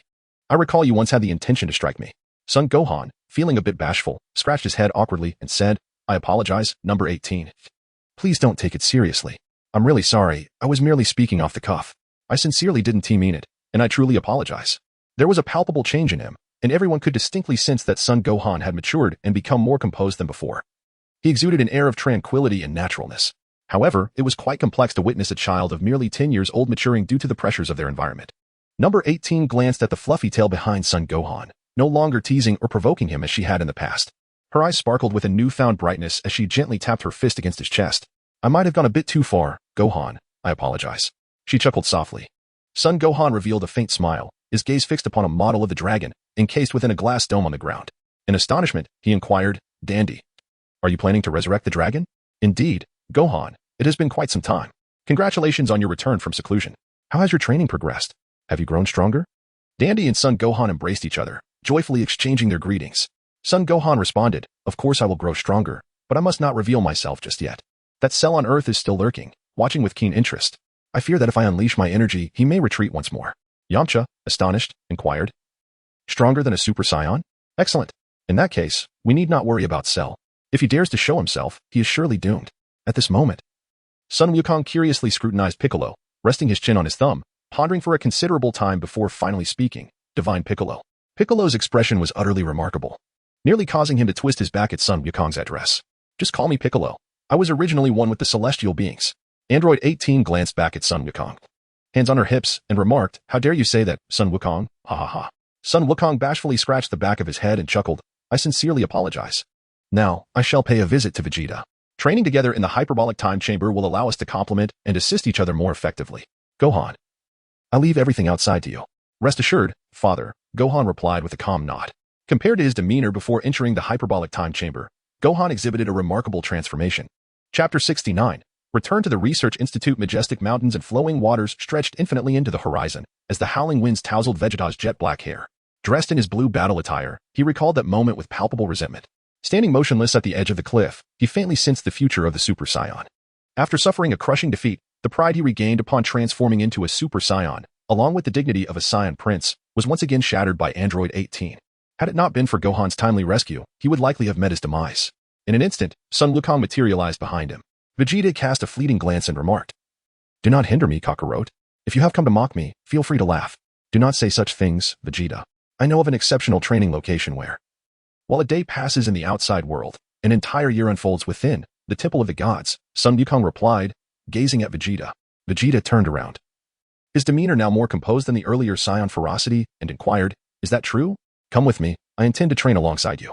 Now that Gohan has emerged from the hyperbolic time chamber, he has surpassed the barriers of Super Saiyan. Training together will expedite our progress.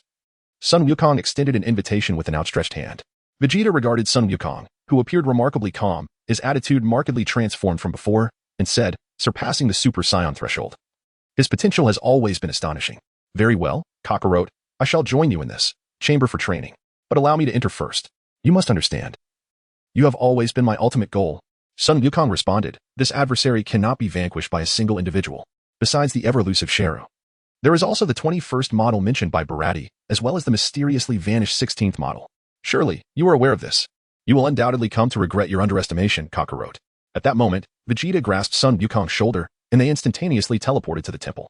The gathered individuals within the temple were present, and after casting a fleeting glance at Android 18, Vegeta shifted his gaze to Son Wukong's son, Gohan. Having emerged from a year-long training in the hyperbolic time chamber, Gohan had grown significantly taller and appeared more mature in demeanor.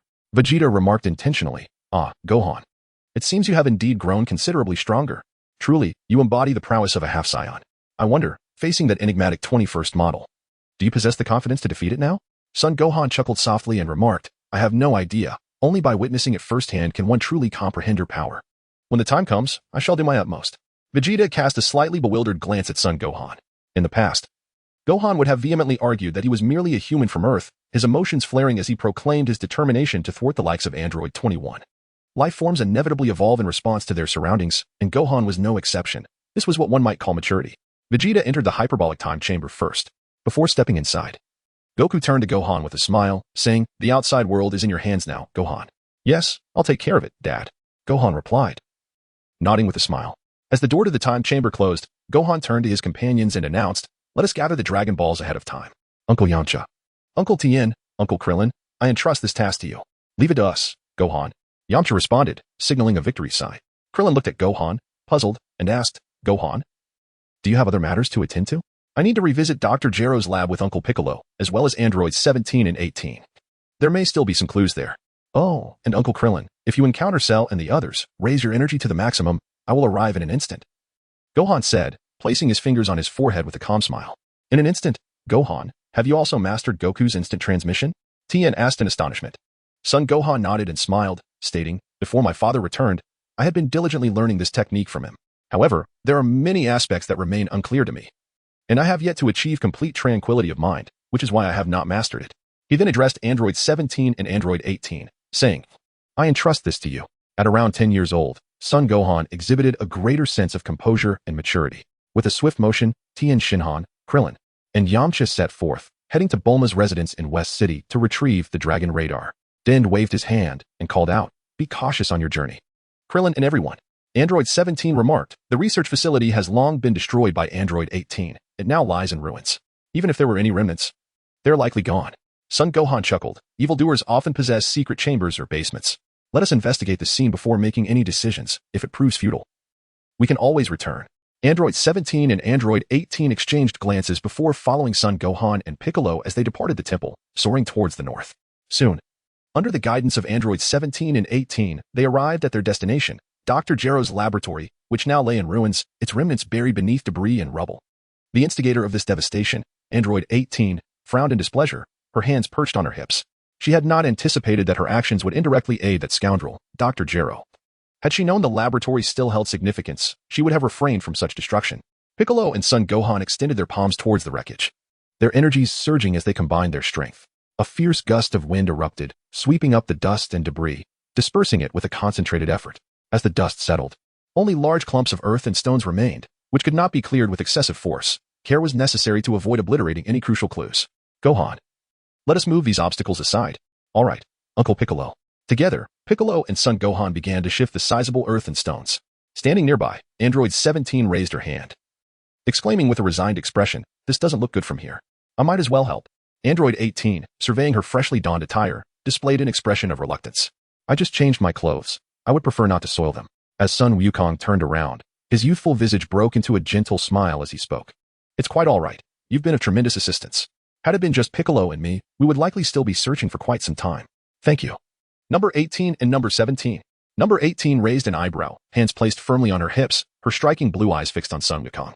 Since his emergence from the hyperbolic time chamber, he had undergone significant transformation. What kind of training had he and Piccolo engaged in during that time? Her curiosity intensified. Chapter 70. Clues of the androids. Number 17, Sun Wukong and Piccolo were no ordinary individuals. They swiftly cleared away the substantial stones and earth. The dilapidated cryogenic chamber, computers, wiring, and nutrient solutions were all reduced to mere fragments. Suddenly, a gust of cold wind swept through, causing Sun Wukong to shiver involuntarily. The northern city was exceptionally frigid, a fact he had nearly forgotten.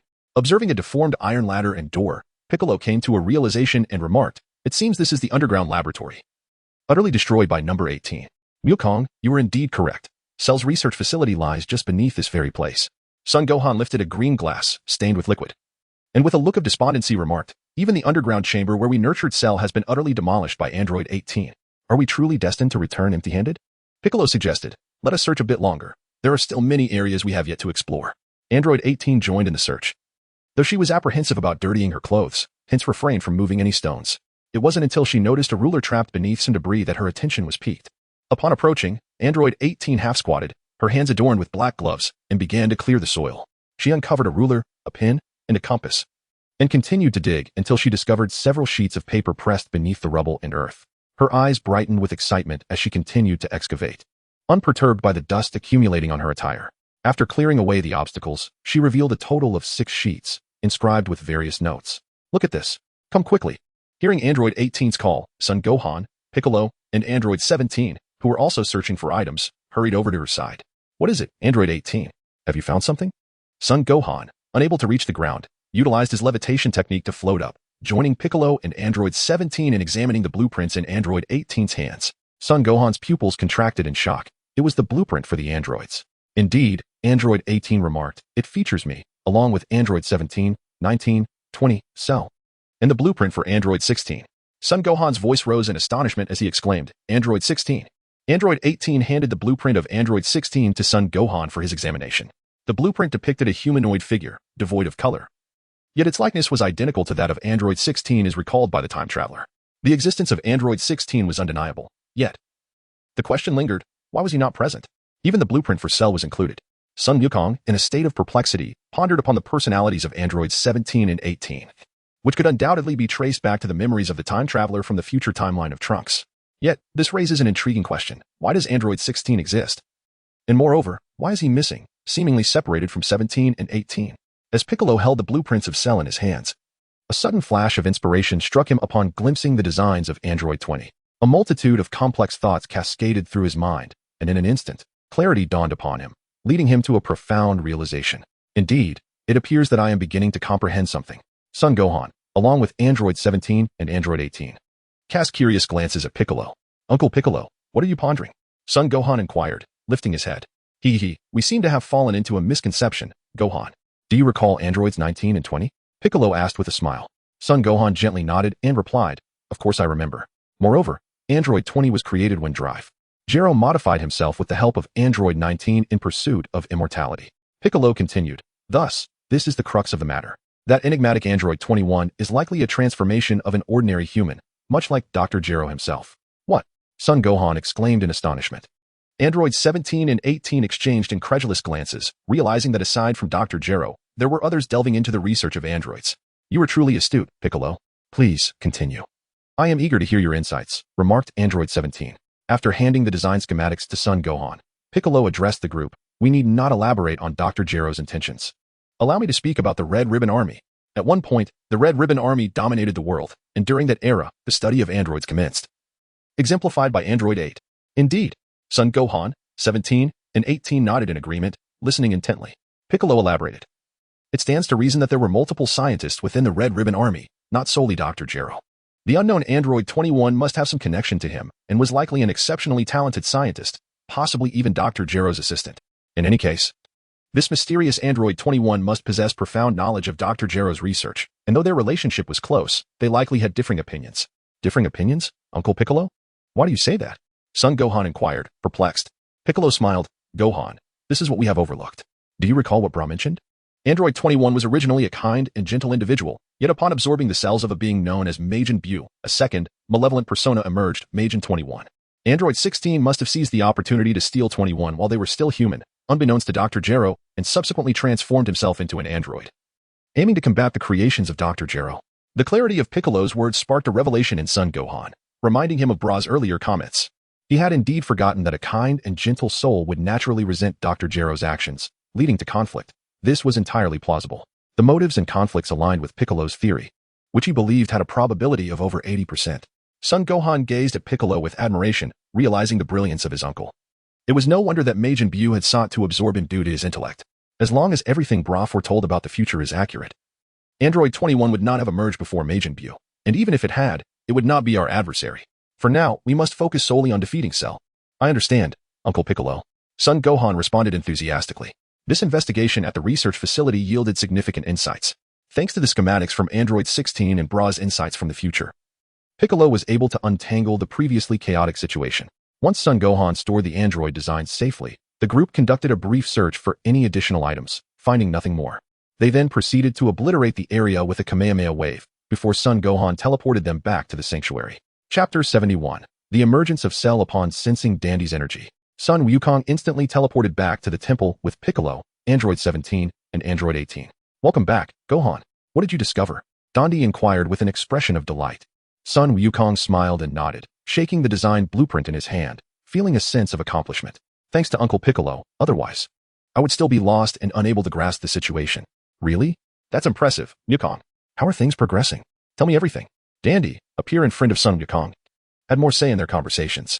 Son Wukong shared Piccolo's earlier analysis with Dandy and Bobo. Piccolo is truly remarkable. Dandy echoed Son Wukong's admiration for Piccolo.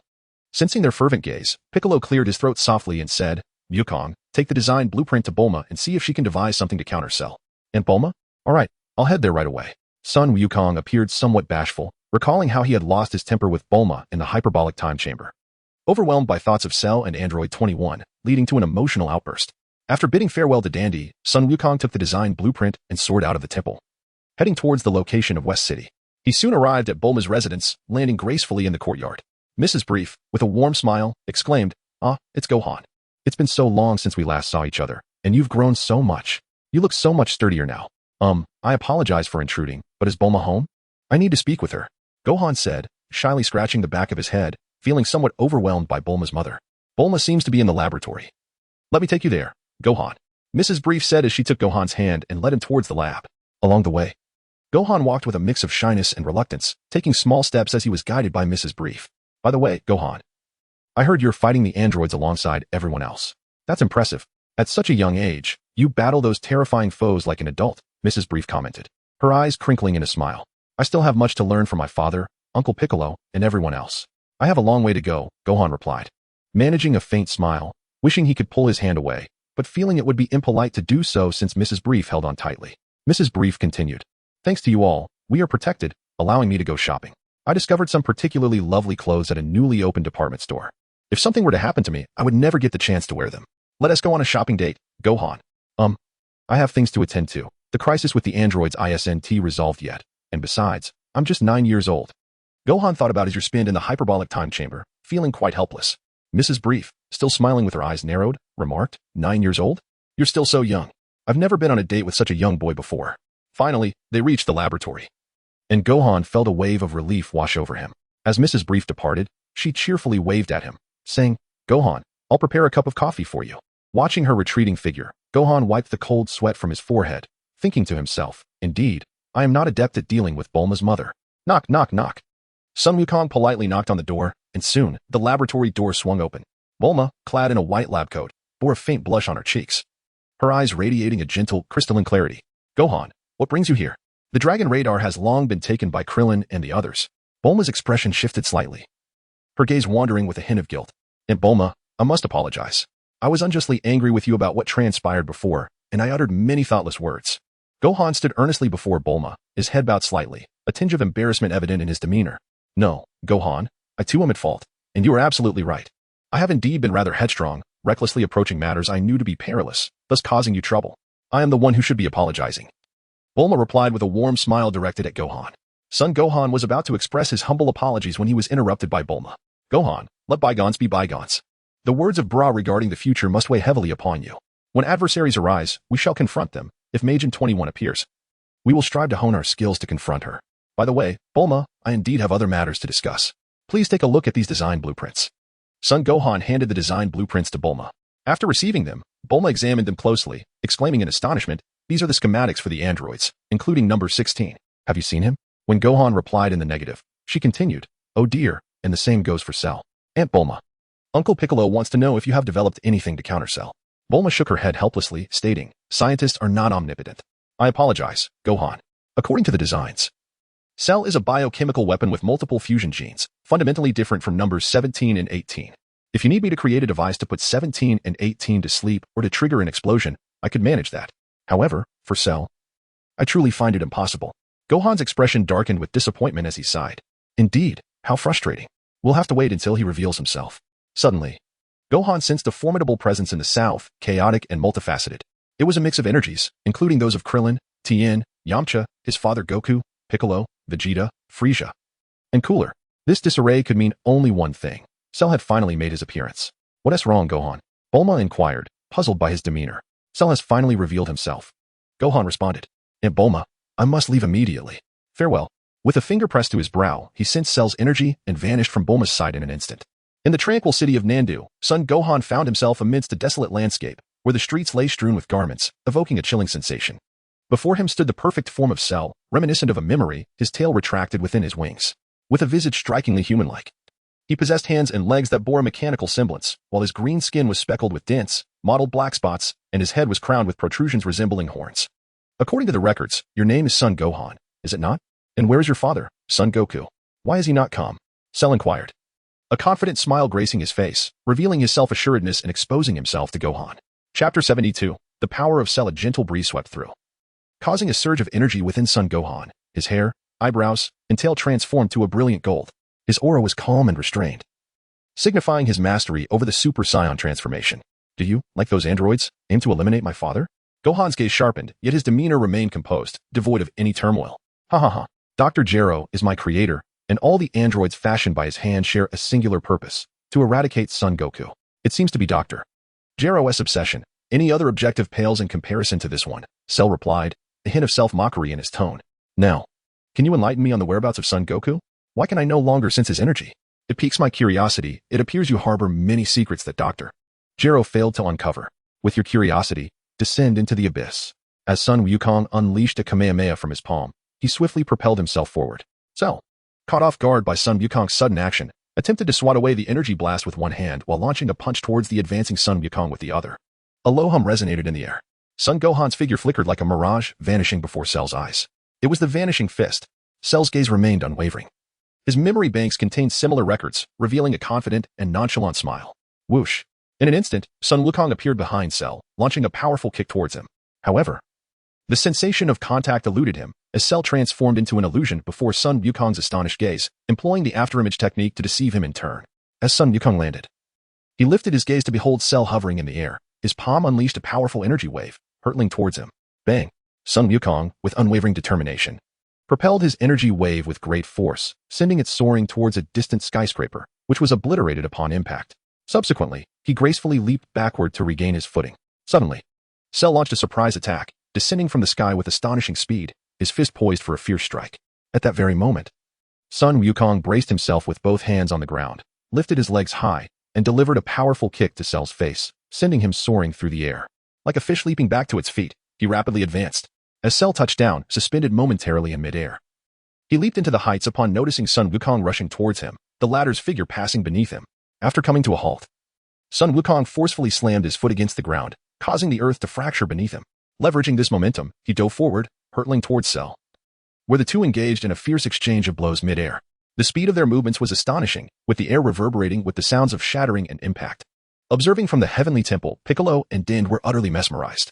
Since assuming the role of the Guardian, Din had swiftly learned to monitor the affairs of the lower realm, while Piccolo, having merged with the Supreme Kai, was equally astounded. How incredible! Gohan has become extraordinarily powerful. Is that monstrous figure Cell? He seems far more formidable than Frieza. Din exclaimed in astonishment, perceiving only fleeting shadows. The strongest adversary he recalled was indeed Frieza. Gohan is truly clashing with him. What does Cell even look like? 18. Unable to sense Ki, stood beside Piccolo and Din, equally bewildered. Piccolo crossed his arms, his voice steady as he remarked, Cell is indeed powerful, however. After his training in the Room of Spirit and Time, Gohan's strength surpasses that of Cell. Meanwhile, Tien, Yamcha, and Krillin, who were searching for the Dragon Balls, had also stopped in astonishment. Krillin gasped, this is Gohan's and Cell's Ki. Despite the distance, it feels as though it is right before our eyes. How impressive. The level of power was beyond imagination. Yamcha glanced at his own hands, a wry smile crossing his face. The growth of Sun Wukong left him feeling increasingly powerless. This time, he refrained from expressing any desire to catch up with Goku. Boom. With each thunderous collision of fists and feet, Gohan struck Cell squarely in the face, only for Cell to retaliate with a powerful punch of his own. Bang. As Son Gohan felt the tremendous impact of Cell's final blow against his face, his figure plummeted from the sky. In the fleeting moment before his descent, he executed a graceful spin, landing smoothly upon the ground. Oh, quite impressive, isn't it? Son Gohan has managed to match me. Now at my complete form, Cell remarked with exhilaration, his eyes fixed on Gohan. The Saiyan cells within him ignited an insatiable thirst for battle. Calm and unperturbed, Sun Wukong stood, his attire immaculate, much like Cell, who had also remained unblemished. You had concealed yourself all along to evade confrontation with us, yet now you willingly expose yourself. Cell, with an air of confidence, queried whether you had yet to unleash your full potential. With a smug smile, Cell spread his arms wide. Despite his youth, did he not possess an acute perception? Indeed. During my time in North City, I sensed the energy signatures of both you and Sun Wukong. I realized that even upon achieving my perfect form, should you two join forces, I would still be at a disadvantage. Consider yourself fortunate, Sun Wukong. You are the first to witness my ultimate power. This is the realm of the super android. As Cell clenched his fists, a surge of energy erupted, illuminating the surroundings with arcs of electricity, signifying the transformation into the super android, akin to the lightning cell from the memories of the traveler. How did you come to command such power? Sun Wukong was genuinely astonished by Cell's prowess. Satisfied by the reaction, Cell chuckled menacingly. Are you frightened? My current strength is merely a fraction of my potential. While I could eliminate you at any moment, I have no desire to do so.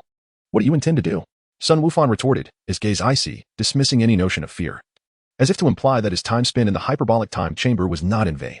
I wish to pose a question. Where is Sun Wukong? What is he occupied with, and why has he not arrived?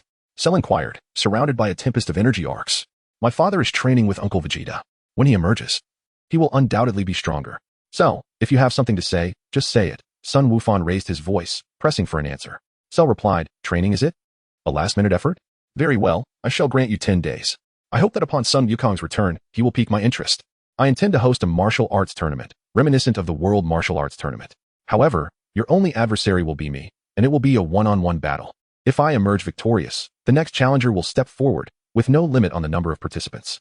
As for the location and further details, I shall broadcast them via television. What do you think? The greater the number of fighters, the more advantageous it will be for you. Sun Wukong's son, Gohan, squinted his eyes and remarked, this behavior is rather uncharacteristic of you, Cell. He chuckled ominously. I merely wish to personally slay Goku before the eyes of the entire world. plunging them into terror and despair. Within Cell resides the essence of the Demon King Piccolo, inheriting the very nature of that malevolent being. Chapter 73. A heartfelt stir, the energy emanating from Cell now astonished Piccolo, Krillin, and others. Indeed, Cell was a monstrous entity whose power had evidently escalated. His aura now surpassed that of Gohan. Yamcha expressed his frustration, while Tien Shinhan, perplexed, remarked, "It's rather strange. Gohan's strength appears unchanged. Having emerged from the room of spirit and time, you should have gained more power, right?" Krillin quickly inquired, "Are you suggesting?" Tien Shinhan nodded earnestly, "Indeed. Gohan must be concealing his true strength. Krillin, Yamcha, let us hasten to gather the Dragon Balls to prevent any further complications." Understood, Krillin and Yamcha replied, following the directions indicated by the Dragon Radar as they soared towards their objective. In the Heavenly Temple, the overwhelming energy from Cell left Dandy and Piccolo in astonishment. "This is bad. Gohan is in danger," Dandy expressed with deep concern. Piccolo reassured him, "Do not worry. Although Cell's power far exceeds our expectations, he still falls short when compared to Gohan. He is not yet a match for him. Let us remain here quietly and observe." Dandy, is it truly possible that Cell possesses such strength yet is still inferior to Gohan? Just how powerful has Gohan become? Dandy found it difficult to fathom. Piccolo furrowed his brow and said, "While Gohan is indeed stronger than Cell, defeating him will not be an easy feat if things go awry. We risk allowing Cell to escape once again." At this moment, Son Gohan was consumed by similar thoughts, fearful that Cell might escape once more. Although he possessed greater strength than the lightning-fast Cell, he was not capable of annihilating him effortlessly, especially given their proximity to the ocean. Within a brief span of time, countless thoughts raced through Son Gohan's mind, yet his exterior remained composed. In the past, he would have transformed into a Super Saiyan and charged forth, declaring, "Cell, we shall meet again in 10 days. However, I hope you do not come to regret this, for I shall never allow you to take my father's life." The sound of Cell's footsteps was crisp as he turned and remarked, "Such fighting spirit, is it? Farewell." With his dark wings unfurled, Cell ascended into the sky. No longer concealing his energy, Son Wukong reverted to his normal state, watching Cell's retreating figure, filled with murderous intent. "Wait for it, Cell. Once my father and the others emerge, you shall have no further opportunities. Whatever unforeseen circumstances arise, you will undoubtedly meet your demise." Upon instantaneously teleporting back to the temple, Son Wukong recounted the recent events to Piccolo, Dandy, and androids 17 and 18, explaining why he had refrained from transforming into Super Saiyan 2 during his battle with Cell. Piccolo replied with a faint smile, "You acted wisely, Gohan. Cell has only just resurfaced. Allowing him to conceal himself again would be quite unfortunate. With 10 days having passed, Goku and Vegeta must have already emerged. Cell has likely been reveling in his brief resurgence." Suddenly, 3 familiar auras approached, revealing Yamcha, Tien, and Krillin, who had successfully gathered the Dragon Balls. Son Wukong reiterated the details of the situation regarding Cell to the trio. "What? Cell would go to such lengths?" Yamcha expressed his frustration. Tien turned to Gohan and inquired, "Gohan, are you currently stronger than Cell? If so, once Goku and Vegeta return, you should enter the hyperbolic time chamber. Given your prodigious talent, you will undoubtedly emerge even stronger, and at that point, Cell will have no chance of escaping your grasp." "Indeed, Gohan," Krillin chimed in, his face lighting up with relief upon hearing that Gohan was currently more powerful than Cell. Sun Wufan gently stroked the back of his head and smiled, saying, "I will enter again, but it requires some time. The environment of the hyperbolic time chamber is harsh and does not allow one to find tranquility." Having reached a bottleneck in his power as a Super Saiyan 2, he understood that no amount of training within the chamber would be fruitful under such circumstances. The surroundings profoundly influence one's state of mind. Thus, Sun Wufan needed a few days to allow both his body and soul to relax at their own pace before re-entering the chamber. When he emerged once more, he aimed to master the full power of Super Saiyan 2, ensuring that under the vast disparity of strength, the lightning-fast Cell would stand no chance of escaping his grasp. In a vast and expansive valley, Cell hovered in the air, expressing his satisfaction. "Isn't this place quite splendid? Let us commence the construction of the venue for the martial arts tournament. The arena should be larger than that of the World Martial Arts Tournament." With the cells of numerous beings within him, Cell swiftly orchestrated the creation of a wide and grand stage under his command. Indeed, while it was still lacking in certain decorations, those could be addressed later. It was time to head to the television station.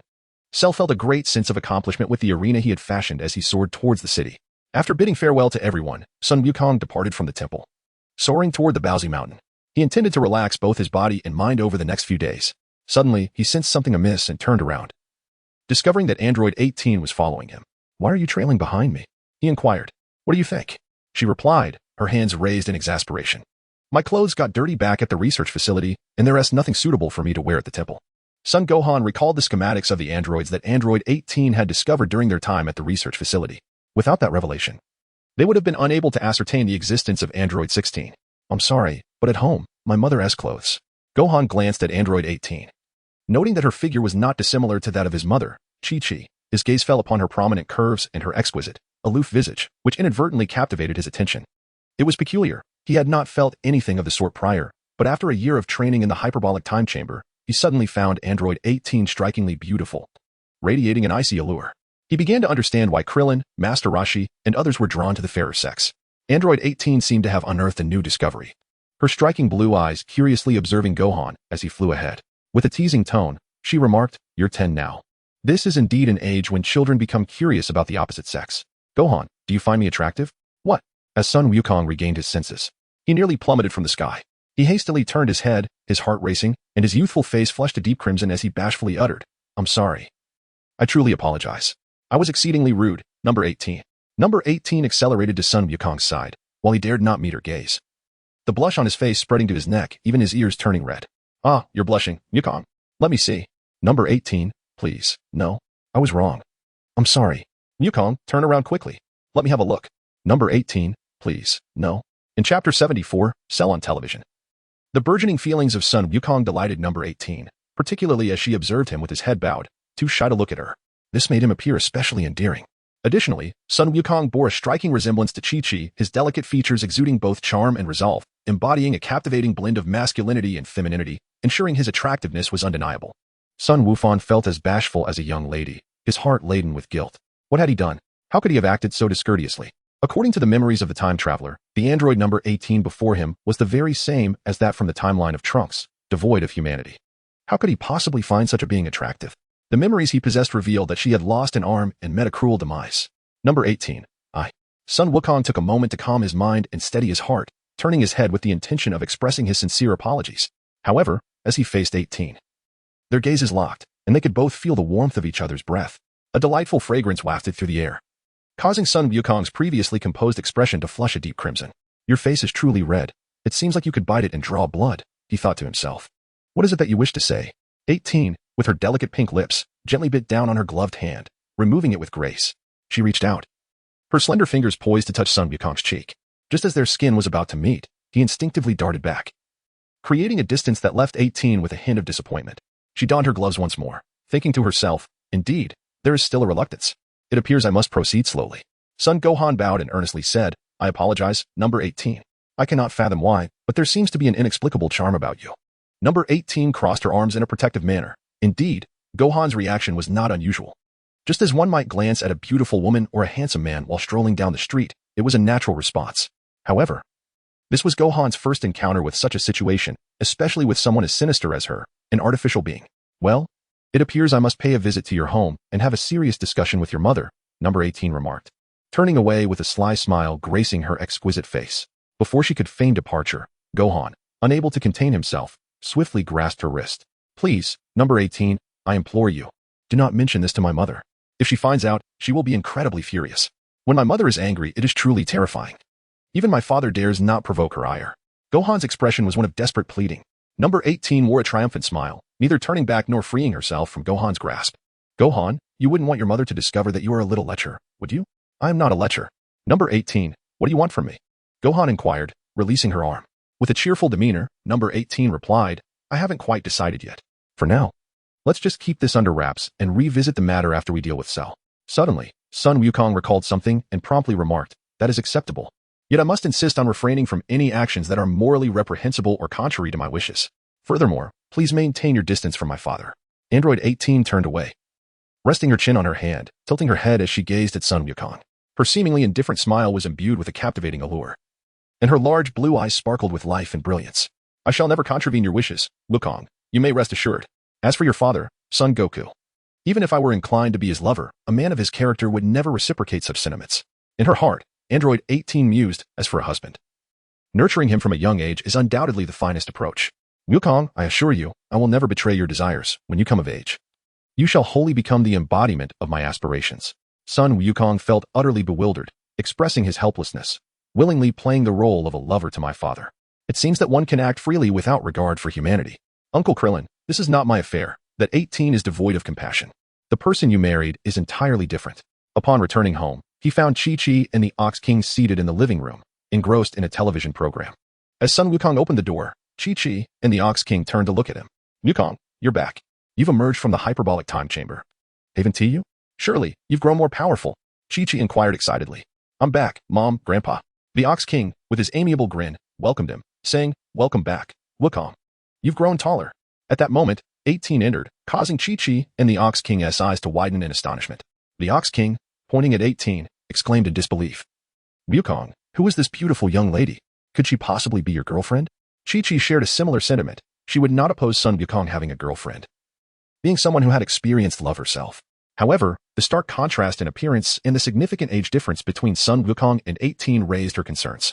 She found herself apprehensive, fearing that her son might be deceived by this seemingly untrustworthy woman. Before Son Wukong could explain anything, Android 18 stepped forward and stood beside Son Wukong, saying, Mr. Bull Demon King, please refrain from such jesting. It causes confusion for both Wukong and me. I am Android 18, a synthetic human. Although we were adversaries in the past, we have since forged friendships with everyone. Earlier, while searching for items at Dr. Jero's laboratory, we accidentally soiled our clothes. Thus, I accompanied Wukong here to change attire. I sincerely apologize for the interruption, Miss Chi-Chi. Son Gohan slightly raised his head, gazing with astonishment at Android 18 beside him. He had anticipated another chaotic episode. Even envisioning the heated arguments between 18 and his mother, Chi-Chi, it seemed that this ostensibly malevolent android was not as wicked as he had once assumed. Perhaps he had been excessively one-dimensional in his judgment. I see now. I apologize for my father's misunderstanding. 18, you are truly beautiful. However, I possess numerous outfits, none of which match your fashion sense. If you wouldn't mind, could you temporarily wear one of my clothes? Given the splendid sunshine today, your attire will soon be washed and ready. Thank you, and I apologize for the intrusion. Oh, not at all, 18. Just as Chi-Chi was leading 18 to her room, a news channel unexpectedly aired a broadcast, capturing global attention. At that moment, Cell stood on a stage, a sinister smile adorning his face, and the room fell into an abrupt silence. With her beautiful eyes narrowing, 18 inquired, Is that Cell? Gohan. Son Gohan nodded silently, his attention fixed on the television. On the screen, Cell wore a faint smile as he greeted the world. Good morning, everyone. I would like to take a moment of your time to share some delightful news that will surely enhance your lives, making them more enjoyable and thrilling. I am Cell, the evolved form of the monstrous entity responsible for the demise of countless individuals not long ago. I am a bioengineered being far surpassing the likes of King Piccolo. I owe my existence to those who provided me with the essence of life. However, fret not, for I no longer require this essence. What I propose now is a game, and should you lose, I shall utterly annihilate every human being on this planet. Chapter 75, Goku and Vegeta's emergence at this moment. Master Roshi, in his humble abode, along with viewers worldwide, witnessed the live broadcast of Cell's chilling announcement, which incited widespread panic reminiscent of the terror experienced during the reign of King Piccolo. I shall be hosting a martial arts tournament known as the Cell Games. Listen closely, for the rules pertain to your very survival. The venue is a plain located to the northwest of West City, and the arena is prepared. Unlike the rules of the World Martial Arts Tournament, if a contestant loses, they may be replaced by another to continue the fight. This arrangement is significantly advantageous for you, as even I shall grow weary after multiple bouts. The remaining rules are akin to those of the World Martial Arts Tournament. Surrender or any part of your body touching the out-of-bounds area results in a loss. Moreover, I shall show no mercy. Being slain in battle also counts as a defeat. Should all contestants fail against me, as I previously mentioned, I will eradicate every human on the planet. With a gesture, Cell unleashed a wave of energy, and in the horrified gaze of the spectators, walls and buildings crumbled into ruins, leaving deep scars in their wake, while a distant mountain was instantly flattened, relishing the fear etched on your faces. I shall delight in the complete destruction of this planet. I eagerly await that day. To those who overestimate their abilities, take heed. Many of you may still recall the terror and despair wrought by King Piccolo. Cell soared through the opening he created, vanishing from the television studio, leaving behind a desolate landscape and the lifeless bodies of the unfortunate. At home, Son Gohan scoffed coldly, Cell. Enjoy your fleeting triumph while you can. Your demise will come in 10 days. Won't you be concerned about battling such a dangerous foe? Chi-Chi asked anxiously. Do not worry, Mother. In truth, my power now exceeds his. However, I fear he may escape, so I have chosen not to reveal my full strength. This cunning adversary would be even harder to track if he were to flee once more, Gohan replied. Very well, I shan't pry further. Just be cautious, Chi-Chi urged, gazing at her son, who, though merely around 10 years of age, bore burdens heavier than those of his peers. Chi-Chi took Android 18 to her room to change clothes. While outside, the world trembled with fear in response to Cell's proclamation. Many who had faced King Piccolo before recalled the dread of those times. Any means of defense seemed utterly futile. The prolonged peace had led many to forget the existence of terrifying monsters, with King Piccolo almost becoming a mere urban legend.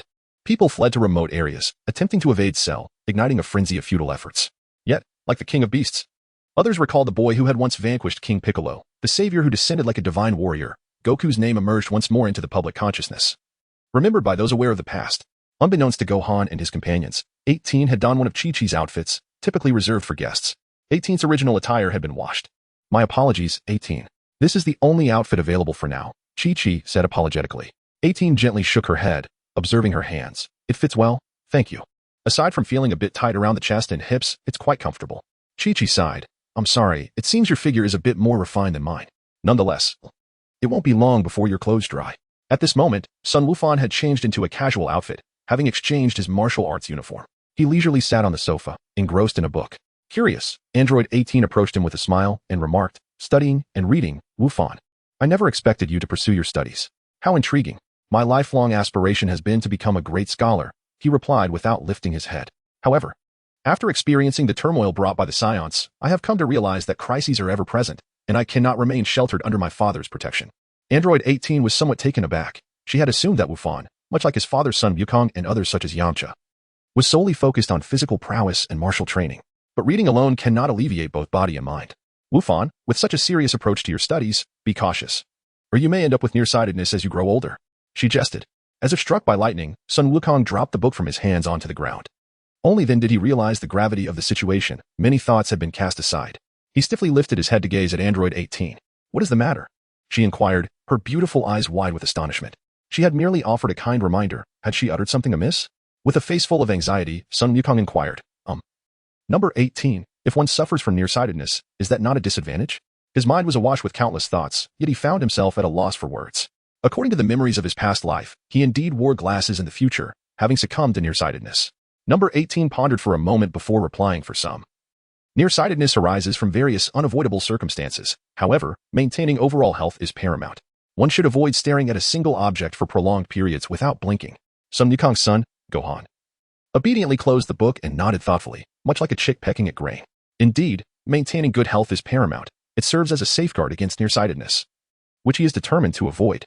He harbors no desire to wear glasses, nor does he wish for his vision to falter as he matures, lest it reveal vulnerabilities in battle against adversaries. Thank you. Number 18, I will be vigilant, he affirmed.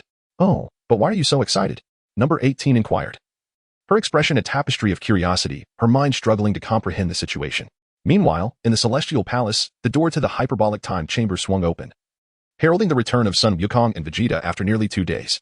Son Wukong appeared nonchalant, while Vegeta displayed a hint of displeasure. Both of their garments were tattered, revealing their robust physiques. So, Wukong, how have you fared? Have you transcended Super Saiyan as well? Piccolo inquired of Son Wukong. Hee, everything is in order. Gohan must have already reached this level, though he still outpaces me slightly. Son Wukong replied with a smile. TCH, Kakarot, do not revel too prematurely. I shall not lag behind for long. If you, a mere low-class warrior, can surpass Super Saiyan, there is no reason I, the Prince of the Saiyans, cannot achieve the same. Unlike Son Wukong and Gohan, who had attained Super Saiyan 2, Vegeta was merely a step away. His power had now reached a level where he could transform into Super Saiyan with calm composure. Chapter 76, The Clash of Energies subsequently. Piccolo elucidated the events that had transpired below, including the details of the Cell games, as well as the current strength of Cell. Son Wukong, in disbelief, exclaimed, What? Has Cell become that powerful? Is Gohan truly unable to guarantee his defeat? How infuriating, this wretched artificial being. Vegeta, with a hint of dissatisfaction, remarked that the situation had once again shifted to favor Gohan and Son Wukong. Piccolo observed, Cell is still assessing us with his previous strength, which is why he appears so confident in revealing himself and daring to hold a martial arts tournament. Gohan lacks absolute certainty in his ability to eliminate him. Hence he has refrained from showcasing his true power. Should we truly eradicate Cell? Indeed, the threat he poses far surpasses that of androids 17 and 18. Yet, the notion of a martial arts tournament is rather intriguing. Son Wukong pondered for a moment, recalling the multitude of lives claimed by Cell, and voiced his thoughts. Android 17, hands in pockets and having remained in the sanctuary, expressed his slight annoyance upon hearing Son Wukong's words. What do you mean, Son Wukong? Are you suggesting that I should prove I am a greater threat than Cell? Oh, no, that's not what I meant. My apologies, Son Wukong stammered, scratching the back of his head sheepishly. Humph. Android 17 turned away, dismissing Son Wukong and signaling his discontent. Son Wukong surveyed his surroundings and inquired with confusion. Where is number 18? Why is she not here? Was she not with you? Yamcha, displaying a hint of schadenfreude, responded, Number 18 went to your home with Gohan, Wukong. She went to my house. What could she possibly want there? Son Wukong asked, perplexed. She needed to change her clothes because she got them dirty earlier. Yamcha grinned wider. During their time in North City, number 18's gaze, aside from being directed at Son Wukong himself, was unmistakably noted even by the young Gohan. Yamcha's imagination ran wild, conjuring a vivid scene of a love triangle involving Chi-Chi, Bulma, and number 18, which would undoubtedly be quite exhilarating. Gossip is an inherent trait of humanity. Yamcha, as an onlooker and former boyfriend, had a unique understanding of Bulma, placing him at the lowest tier of this emotional hierarchy, while number 18 occupied a higher position, representing a significant threat. Little did he know that upon realizing her unlikelihood of pursuing Son Wukong, number 18 had relinquished her ambitions, choosing instead to act freely, devoid of human sentiment. This was the essence of the android 18 from Trunks' timeline as remembered by the time traveler. Vegeta turned to Son Wukong and remarked, "To completely annihilate him, Kakarot, this is unlike you. It seems you lack the confidence to utterly defeat Cell." With a faint smile, Son Wukong remarked, "I am uncertain. I wish to see him with my own eyes first. Let us go and take a look." Piccolo, his eyes wide with concern, quickly interjected, "Hey, Goku. Now is not the time to confront Cell directly. You must not reveal your strength. If Cell senses something amiss, he will retreat into hiding." Son Wukong touched his brow with 2 fingers and said, "Rest assured, I shall not transform into a Super Saiyan 2. Whoosh. In an instant, Son Wukong vanished from the temple, reappearing not far behind Cell, donned in a vibrant orange martial arts uniform. Without turning around, Cell exuded an air of confidence, remarking, "So, you are Son Wukong? How do you find this arena, where, in 9 days, the fate of the world shall be decided? Are you pleased?" Upon returning, Cell adorned the 4 corners of the arena with sharp, conical marble structures. Son Wukong surveyed the arena and remarked, "The space for determining fate seems rather confined." At that moment, Cell's gaze turned icy as he pivoted to face him. The desire to vanquish Son Wukong had long been an obsession of Dr. Gero. Though he had only encountered his name in records, this was the first time he beheld the legendary figure in person. A thunderous roar erupted as the heavens and earth trembled. Even in the absence of combat between Son Wukong and Cell, the mere clash of their auras instigated a colossal upheaval, and ominous clouds flickered with terrifying lightning. Son Wukong gazed sternly at Sheru and declared, "I shall indeed participate in the tournament. Therefore, before that, refrain from taking any lives. Do you understand?" Sheru silently regarded Son Wukong, withholding the full extent of his power. After a prolonged silence, he chuckled, "It appears that the competition will be even more thrilling than I had anticipated. Very well, but if those foolhardy individuals provoke me, hee. Son Wukong instantaneously returned to the celestial temple, where the ominous clouds dispersed, restoring tranquility and allowing light to once again grace the earth. Upon his return, a subtle smile graced Son Wukong's lips as he remarked, "I have just sensed that he has yet to unleash his full potential. Cell is concealing his true power. At my present state, even transforming into a Super Saiyan may second not suffice to defeat him. It is no wonder that Gohan feels incapable of fully overcoming him." Piccolo, his voice low and measured, responded, "If even you acknowledge this, it seems we are presented with a singular opportunity. If we fail to vanquish Cell this time, there may not be another chance. Let us utilize the hyperbolic time chamber once more. There is still time. We must decide on the sequence. Gohan needs to alleviate his stress and attain a more natural state. He will enter the chamber on the 7th day." With a smile, Son Wukong remarked, "I shall refrain from further training. For the remaining 9 days, I will engage in my practice in the outside world. Yet, I am surprised that Gohan still desires to enter the hyperbolic time chamber.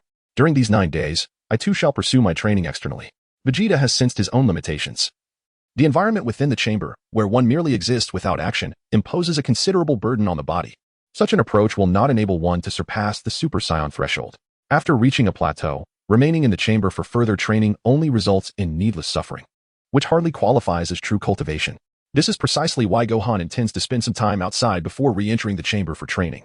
With a swift motion, Vegeta soared through the air, departing from the temple.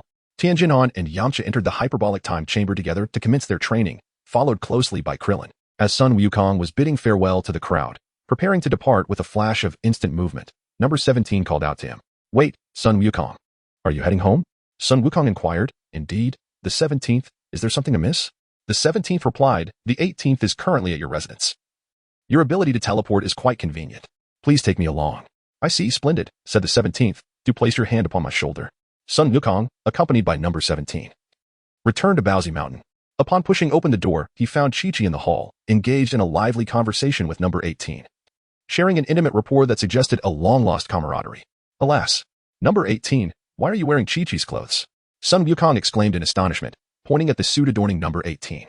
Chapter 77. The underwater cavern of the past. Chi-Chi gestured towards the clothesline outside the window and explained, "Number 18's outfit became soiled, and as it is currently being washed, she is temporarily donning my attire." Son Wukong glanced in the direction indicated, sheepishly scratching the back of his head. Number 17 entered, maintaining a nonchalant demeanor, and said, "I apologize for intruding." Number 18, somewhat taken aback, inquired, "What brings you here, Number 17?" Number 17 shrugged, replying, "Out of boredom. Staying in the temple has become rather tedious, so I decided to come here. Besides, the surroundings are quite pleasant, are they not? There are mountains, water, and even wildlife." With a radiant smile, Chi-Chi remarked, "Number 17, I've heard about you from Number 18. Why not make this place your home as well? Number 18 has already resolved to reside here, after all. I plan to assist, much like Bulma, in creating a spacious house using a multifunctional capsule." At this moment, Son Wukong sat on the sofa, eyes closed in contemplation. Earlier, Android 18 had warned him about the potential onset of nearsightedness, prompting him to take measures to protect his vision. As for Android 18 residing next to him at Bowsy Mountain, he vehemently opposed it. Yet, did his opposition bear any fruit? Now, 18 and his mother, Chi-Chi, seemed like long-lost sisters, and when he had mentioned his concerns, he was met with a barrage of criticism. "Humph, that wicked android, claiming to have given up on my father. I see through your ulterior motives. I will not allow you to succeed. I will keep a vigilant watch over you." Android 18, he mused silently, his eyes slightly opening, filled with determination. Android 18 hesitated, saying, "There is no need for concern, Chi-Chi. Acquiring a universal capsule house is quite simple for me. Do you have the funds for that? You're not thinking of robbing a bank, are you?" Son Wukong sat up, his gaze turning icy. Son Wukong also turned his gaze towards Android 18. Chi-Chi glared at Gohan in anger, but it was Android 18 who spoke first. In the past, transportation was not as developed, and maritime trade was of paramount importance. Countless treasures of gold and jewels lay hidden beneath the ocean's depths. With my strength, such endeavors would be effortless. Rather than being angry, Android 18 smiled warmly at Gohan and remarked that, under the watchful eyes of Son Wukong and Gohan, she and Android 17 would refrain from causing any destruction to the city. The notion of underwater treasures plunged Gohan into deep contemplation, as if he were recalling something significant. Android 17 interjected, stating, "Things are not as simple as you suggest, Android 18. In this age of advanced technology, most of those treasures have long been retrieved." "No, wait. I've remembered something," Gohan exclaimed, rising to his feet in excitement. The words of Android 18 had sparked a memory within him.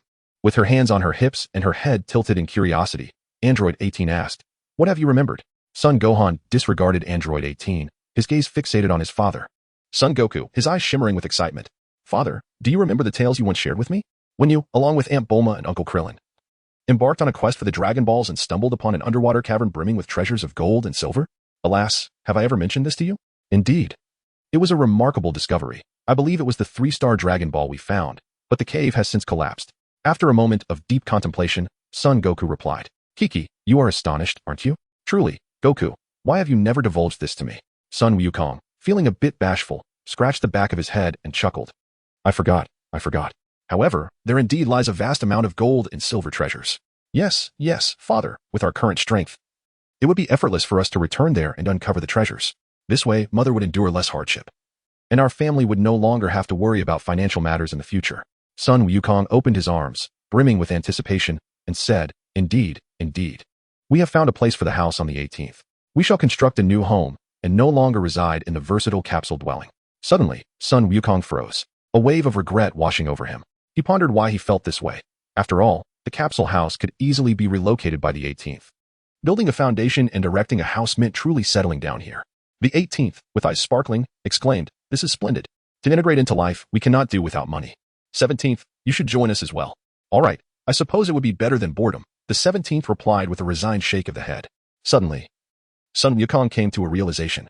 Looking at Android 17 and Android 18 with astonishment, he exclaimed, "So, you two are siblings? I had thought you were a couple."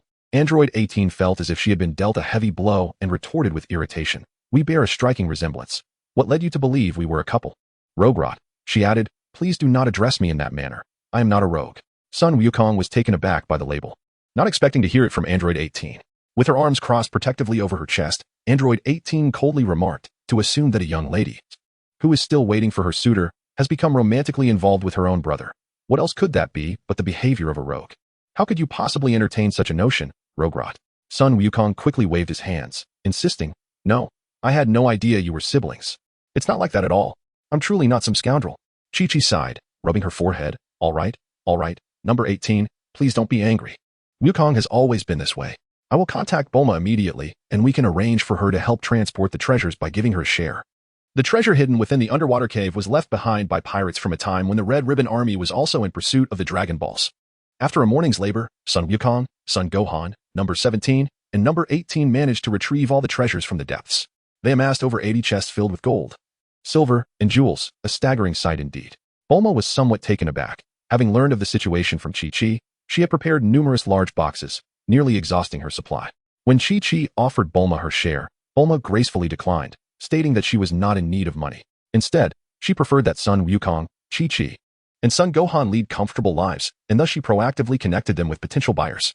No longer burdened by financial concerns, the seventh day arrived, and Son Gohan re-entered the room of spirit and time for training, as the Cell Games were merely 3 days away. During this time, number 18 had finalized the designs for her 2-story apartment, while Chi-Chi also planned to construct a similar dwelling for her family.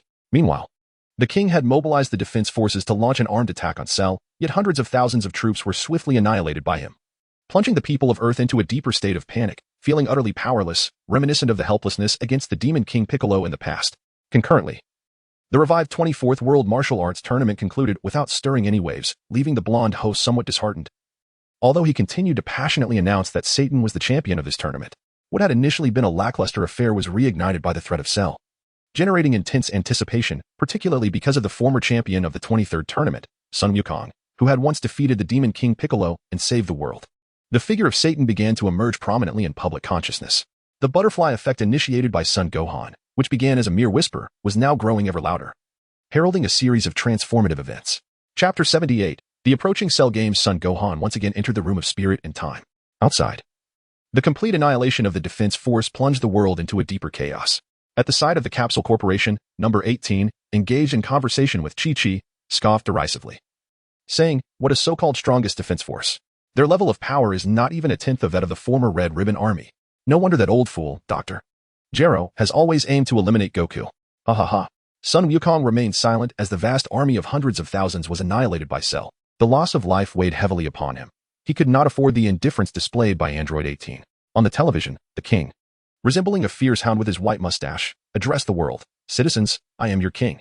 As seen in the recent broadcast, our forces launched a full-scale assault, only to suffer a devastating counterattack from Cell. I take full responsibility for this, and I sincerely apologize. At this moment, I find myself powerless, but please do not panic. The young savior, Son Wukong, who once defeated the Demon King Piccolo, I firmly believe he will return. Let us all pray to the heavens together." The king bowed deeply on television. Android 17 cast a sidelong glance at Son Wukong and remarked, "Speaking of which, there was a legend regarding the Dragon Balls.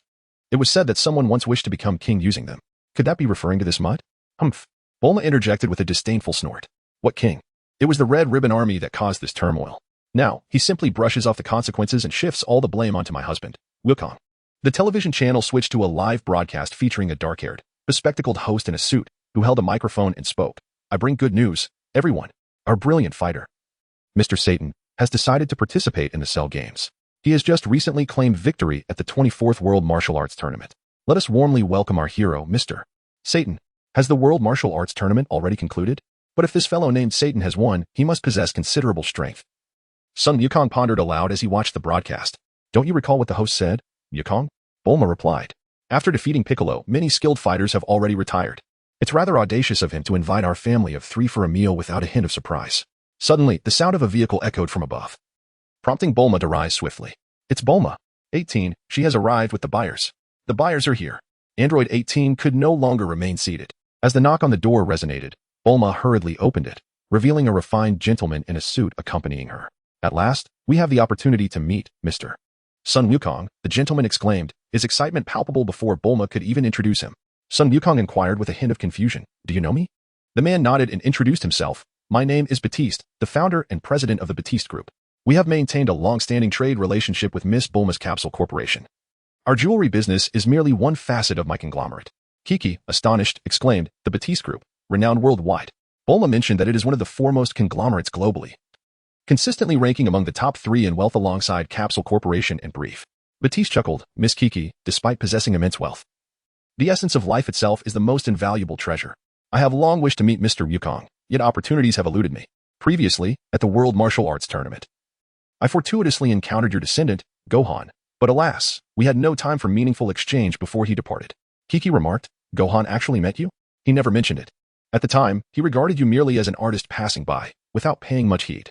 Batiste's enthusiasm overwhelmed both Sun Wukong and Kiki. Nevertheless, it was evident that Batiste sought to align himself with Wukong. His sponsorship of the 24th World Martial Arts Tournament was a testament to this ambition. As for the jewelry matter, the outcome was unsurprising. For safety's sake, with Kiki and Wukong's consent, Batiste even brought his wife, Melas, to Baozi Mountain. It is apparent that a man capable of creating wealth comparable to the Capsule Corporation is no fool. Nevertheless, with the current threat of Cell intent on annihilating humanity, emotions were understandably heightened. In the Heavenly Temple, Gohan emerged from the Room of Spirit and Time, his purple martial arts uniform tattered. After 3 months of rigorous training, he finally met his aspirations. Cell would not escape this time. Piccolo, observing Gohan from outside, noted his newfound strength with a smile. It seems Cell cannot evade his fate. How have you fared, Gohan? Your mastery of Super Saiyan 2 must have sharpened considerably. Son Wukong stuck out his tongue, his youthful face contorted with discomfort as he lamented. I no longer wish to train in the hyperbolic time chamber. It is simply unbearable. Uncle Piccolo, emerging from there, feels akin to stepping into paradise. Gohan. Take these next few days to rest well. The Cell Games are fast approaching, and I am certain that Cell's expressions will be nothing short of spectacular, Piccolo remarked, extending his hand to magically transform Gohan's attire into a resplendent purple martial arts uniform. Well then, dandy, Uncle Piccolo, Mr. Bobo, farewell. Gohan yawned, truly feeling fatigued. Gohan. Do come by to play when you have the time. Dandy waved goodbye. Upon sensing the presence of his father, Son Wukong, Son Gohan instantly teleported back home. At that moment, in his residence, aside from androids 17 and 18, there was also a woman present. The sudden appearance of Son Gohan startled her greatly. Who are you? How did you end up in my house? Son Gohan genuinely failed to remember Myra's and Battis. Upon recognizing Son Gohan, Myra's appeared quite hurt and remarked, You've forgotten me. Gohan. We met at a park outside the World Martial Arts Tournament, the one where I was painting. Son Wukong suddenly recalled, exclaiming in surprise, It's you. Auntie. How did you come to my house? And what about that uncle who can draw? Chi-Chi emerged from the kitchen, accompanied by number 18, both adorned in aprons. Gohan. You're back. The meal will be ready shortly. This is your Aunt Mylasai, and you must be cautious, for she is expecting a little one. Chi-Chi gently reminded him. Filled with curiosity, Gohan cast a glance at Mylasai's belly. She smiled tenderly, lightly caressing her abdomen. Indeed, the examination confirmed it. It's a girl. We have already decided on a name, Pales. Chapter 79. The opening of the Cell Games. Pales. What a beautiful name, Gohan chuckled. After a lively exchange, they became more familiar with one another. However, he was particularly intrigued to learn that Mylasai and Battis came from a very affluent background, especially known for their dealings in jewelry. 10 days passed in the blink of an eye, and once everyone had prepared and organized everything, they gathered at the Heavenly Temple. Son Wukong, Son Gohan, Vegeta, Piccolo, Android 17, Android 18, Tangent Fan, Krillin, and Yamcha soared swiftly towards the location of Cell, where the ultimate showdown awaited. At that moment, Cell stood in the center of the arena, sensing the aura of his challengers, a satisfied smirk playing on his lips. Blissfully unaware of the formidable opponents he was about to face, on a distant hillside, a reporter hid far away. Broadcasting live through his camera, with a resolve to face death, we bring you an exclusive coverage of the Cell Games. Cell remained still. With less than 20 minutes until the commencement of the games, and the hero Mr. Satan has yet to make an appearance. Suddenly, the sound of a flying vehicle pierced the sky, descending with a thundering noise that drew Cell's attention, as well as that of the host and the audience watching the live stream. What was that? The emblem of the Battis Group. The host immediately recognized the aircraft bearing the Battis Group's insignia. As it landed, dozens of stout bodyguards dressed in suits emerged. And at the center stood a blonde man wearing sunglasses, flanked by 3 individuals carrying cameras. Cell gazed at the blonde host in silence, intrigued by the audacity of this insect daring to approach him, while the hidden onlookers merely trembled in the shadows, daring to capture his image. The blonde host stepped forward, displaying no fear, and addressed Cell. Greetings, Mr. Cell. I am the host of the World Martial Arts Tournament. This filming is fully sponsored by the Battis Group, and we have received the King's approval for a live broadcast of the Cell Games to the entire world. Upon hearing this, Cell's interest was piqued, and he engaged in conversation with the blonde host. You possess quite the courage. Who bestowed such bravery upon you? Was it Son Wukong? Cell released a menacing aura, causing the blonde host and his imposing companions to panic and fear. Despite the trepidation coursing through him, the blonde host mustered the resolve to say, Mr. Cell, with your strength, if you truly wish to annihilate us humans, you wouldn't need to grant us any chance. The reason you are hosting the Cell Games must surely be to defeat Mr. Wukong and his allies. Am I correct? Cell remained silent, his cold gaze piercing through the host. The latter continued, Mr. Cell, you wish to personally vanquish Mr. Wukong before the eyes of the world, do you not? Who do you believe would emerge victorious between us? Cell appeared genuinely entertained, finding the host to be quite intriguing. Without a moment's hesitation, the blonde host declared, Mr. Wukong and his companions will undoubtedly triumph. The bodyguards behind him were left dumbfounded, unable to discern whether Cell's expression reflected amusement or rage. With a chilling chuckle, Cell remarked, "After I defeat Wukong and the others, I hope you remain as you are now." He opened his palm slowly, raising it, causing their hearts to leap into their throats. With a swift motion, a ki blast shot towards a distant valley, where the previously hidden reporter and his crew were obliterated, their camera reduced to fragments. Buried beneath the dust, the blonde host turned mechanically, and even Mr. Satan, who had just arrived in a vehicle, was left stupefied. One of Satan's disciples uttered in disbelief. Cell just unleashed a yellow blast that shattered that mountain. "Oh, here come more bothersome flies, incessant and tiresome, much like that wretched woman named Sinnoh. Let this serve as a warm-up." Cell bellowed angrily, casting a derisive glance at Satan's vehicle, unleashing a wave of ki that connected to the blonde host broadcast channel, showcasing the scene to a global audience. "Quick, jump out of the car." Satan, now wide-eyed with fear, scrambled to open the door, but his companions were not as nimble. His disciple and secretary were obliterated along with the vehicle. "Is that Mr. Satan?" The blonde host gasped, his jaw nearly dropping to the ground, confusion clouding his mind.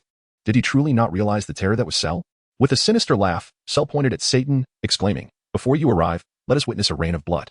His fingers danced in the air, and Satan found himself levitating uncontrollably, a technique reminiscent of Frisia's abilities. Why am I floating? Stop this. What do you intend to do?" Satan cried in terror, recalling past traumas. His real name was Mark, in his youth. He trained at a martial arts dojo in Satan City, achieving championship status through his formidable skills and sheer luck. One fateful night, after drinking with his master, he had mocked the hairstyle of Tao Pai Pai, leading to his master's demise and his own grievous injuries. From that moment, he vowed never to engage with indistinguishable and overwhelmingly powerful foes. Now, he had a singer wife named Miguel. With the World Martial Arts Tournament revived, he had entered the competition for her and for Bidalai, claiming the championship, allowing him to momentarily forget past pains. But now, memories flooded back. Am I destined to follow in my master's footsteps? Am I to die? I do not wish to perish. Miguel, Bidalai. Tears streamed down Satan's face, filled with despair as he gazed at Cell. Cell's eyes burned with a lingering pain, recalling past events that had made him regard these insignificant ants with renewed seriousness. He erupted into maniacal laughter. "Sinnoh, I shall employ methods even more brutal than this to end you." Suddenly, Son Gohan teleported in front of Cell, executing a high kick. Lacking the power of a Super Saiyan, his strike was insufficient, causing Cell to slide back several meters on the arena floor. With a swift motion, Satan plummeted from the air, and Son Gohan rushed to catch him, securing him by the collar and gently bringing him to the ground. In the sky, Sun Wukong and the others soon arrived, landing gracefully. The Cell games were finally set to commence. "Saved. I'm saved. Thank you for rescuing me. I am truly grateful," Satan exclaimed, embracing Son Gohan's leg and weeping uncontrollably.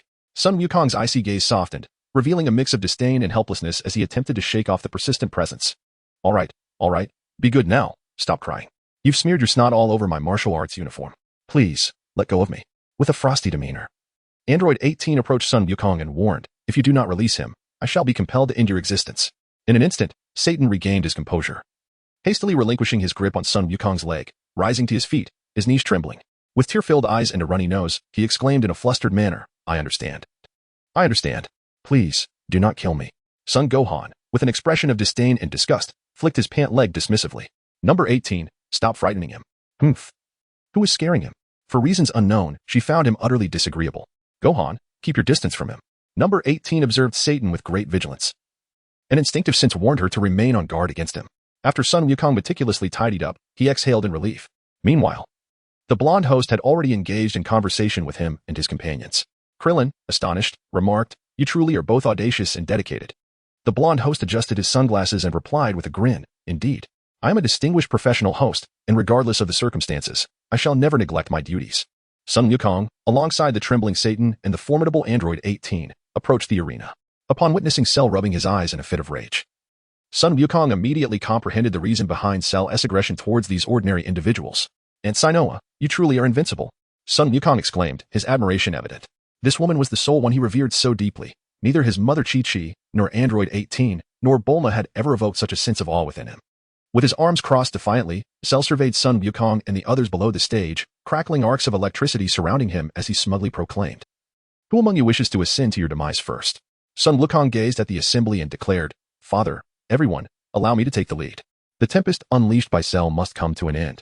Initially, I intended to step forward first, but this adversary is unlike any other and bears great significance. Very well, I shall concede this opportunity to you, Gohan. We will remain vigilant of our surroundings. You may fight without worry." Sun Wukong transformed into the Super Saiyan state, exhibiting an unusual aura as he stood guard to prevent Cell from escaping. His current strength was slightly inferior to that of Lightning Cell. Humph. Vegeta snorted disdainfully before also ascending to the Super Saiyan form, while Piccolo and the others likewise entered their respective states. Son Wukong advanced steadily towards the arena. The surrounding golden auras transforming into Super Saiyans as he faced the lightning-infused Cell, his power surging once more. He ascended to Super Saiyan 2, creating no disturbance. Exuding an air of tranquility, arcane sparks flickered around him, mirroring those of Cell, and his golden hair elongated further. Apologies for the wait, Cell. Son Wukong, donned in a resplendent purple martial arts uniform, radiated the essence of Super Saiyan 2, his golden tail swaying gently behind him, while his pale green eyes sharpened with intensity. Piccolo chuckled with satisfaction. Has your mastery over the power of Super Saiyan 2 reached a level of control, Wukong? Humph, to think you've already attained such heights. Vegeta gritted his teeth, fully aware of his own command over the Super Saiyan transformation, yet recognizing that Super Saiyan 2 remained a distant aspiration for him. Son Wukong is indeed capable of transforming into a Super Saiyan 2, yet his demeanor is far from the tranquil nature exhibited by Son Gohan. The steadiness he maintains allows for an even greater mastery over his power. Cell, too, perceives this. At this moment, Son Gohan's aura rivals his own. However, rather than feeling intimidated by his own confidence, Cell appears more combative. Shall you take the stage first? Excellent. I intend to save the greatest thrill for last. Son Gohan, prepare to experience my ultimate power, which transcends your complete form. In a flash, the figures of Cell and Son Gohan vanish before the eyes of the golden-haired host and the audience. The multitude gathered to witness the event is momentarily taken aback. The seasoned host, recognizing the bewilderment, speaks to the viewers. Ladies and gentlemen, allow me to clarify. It may seem peculiar that Cell and Son Gohan have seemingly vanished. In truth, they have not disappeared. If you listen closely, you can still hear the sounds of their battle. Their speed is such that our naked eyes cannot perceive them. How ridiculous. Where did this host come from? Exactly. What do you mean we can't see them? They must be hiding somewhere. Many viewers of the live broadcast erupted in outrage upon hearing the host's remarks. Despite witnessing so much, their unwillingness to accept the host's words rendered them skeptical. Unperturbed by the audience's reaction, the golden-haired host continues. During the 21st, 22nd, and 23rd World Martial Arts Tournaments, we truly witnessed a gathering of heroes.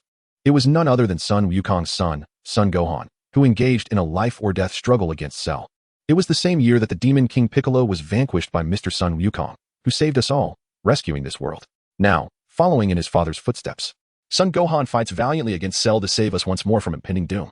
The mention of the Demon King Piccolo quiets the outraged crowd, who reluctantly accept the reality that immense power lurks within the world, alongside beings that can bring about cataclysmic destruction. Faced with events that diverge from the memories of his past, Son Gohan finds himself unsurprised. The power of Lightning Cell exceeds that of Son Wukong's Super Saiyan 2. And in recent days, he has continued to hone his own abilities.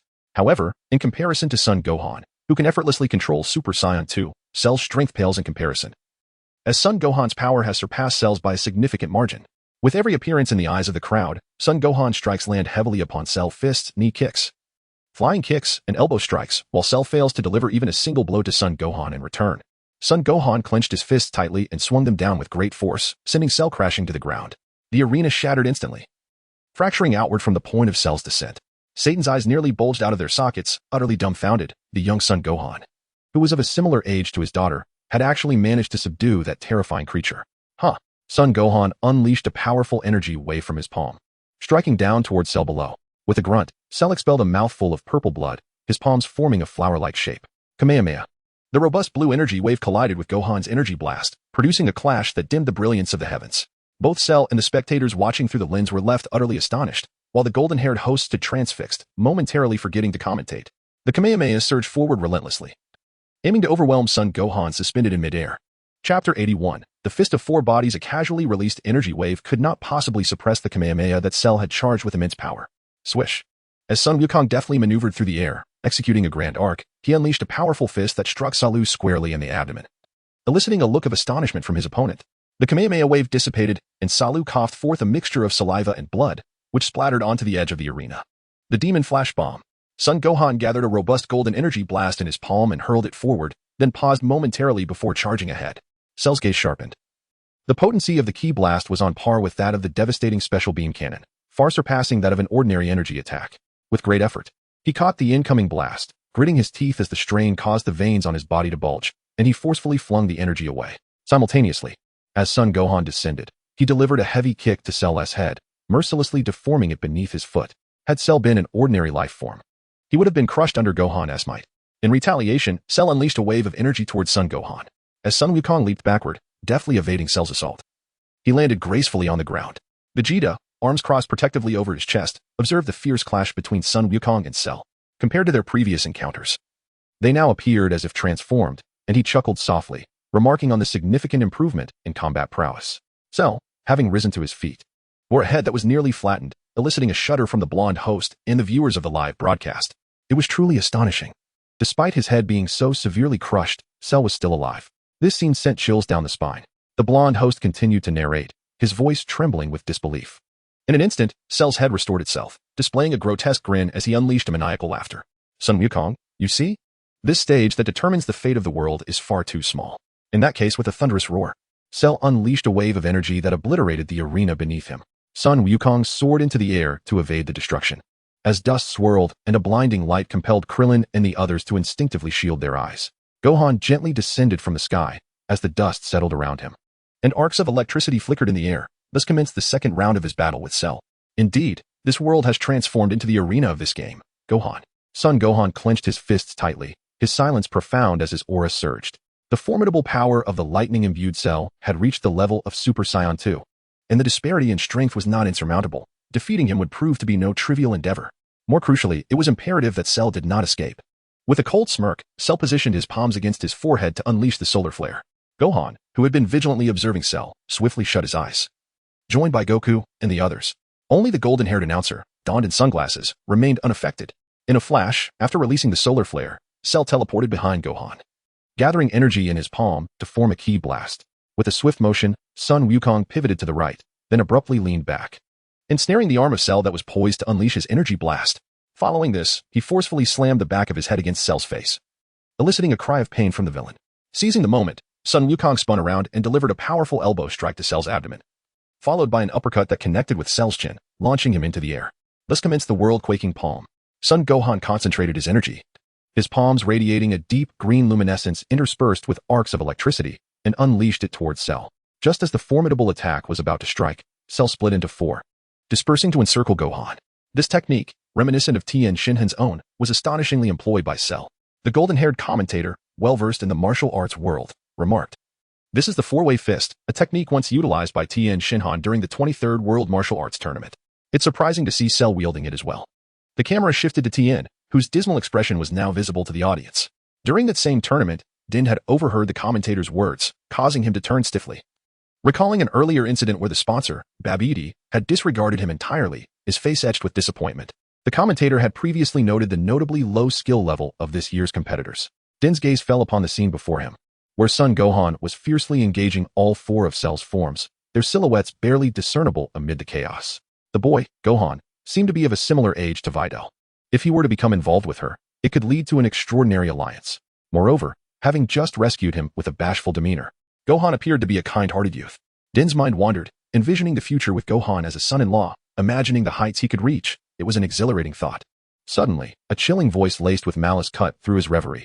"Hey, you with the outrageous hair, what are you thinking about, my Gohan?" Din shivered at the sound, turning to find Android 18, her fists clenched, staring at him with a frosty glare. "And no, absolutely not. Hee, I was merely elated to be alive," he stammered, though internally he pondered the relationship between the stunning blue-eyed woman and Son Gohan. Was she his sister, or perhaps his mother? It would be wise to avoid provoking her. In due time, he would find a way to facilitate a match between Videl and Gohan. If successful, he could soar to new heights. Android 18 crossed her arms, stepping back from Din with a look of disdain. For reasons unbeknownst to her, she found the explosive-haired Din increasingly irksome, almost wishing to obliterate him with a ki blast. Cell's four-way fist appeared more adeptly executed than Tien's own, prompting a frustrated Tien to exclaim, "Damn it."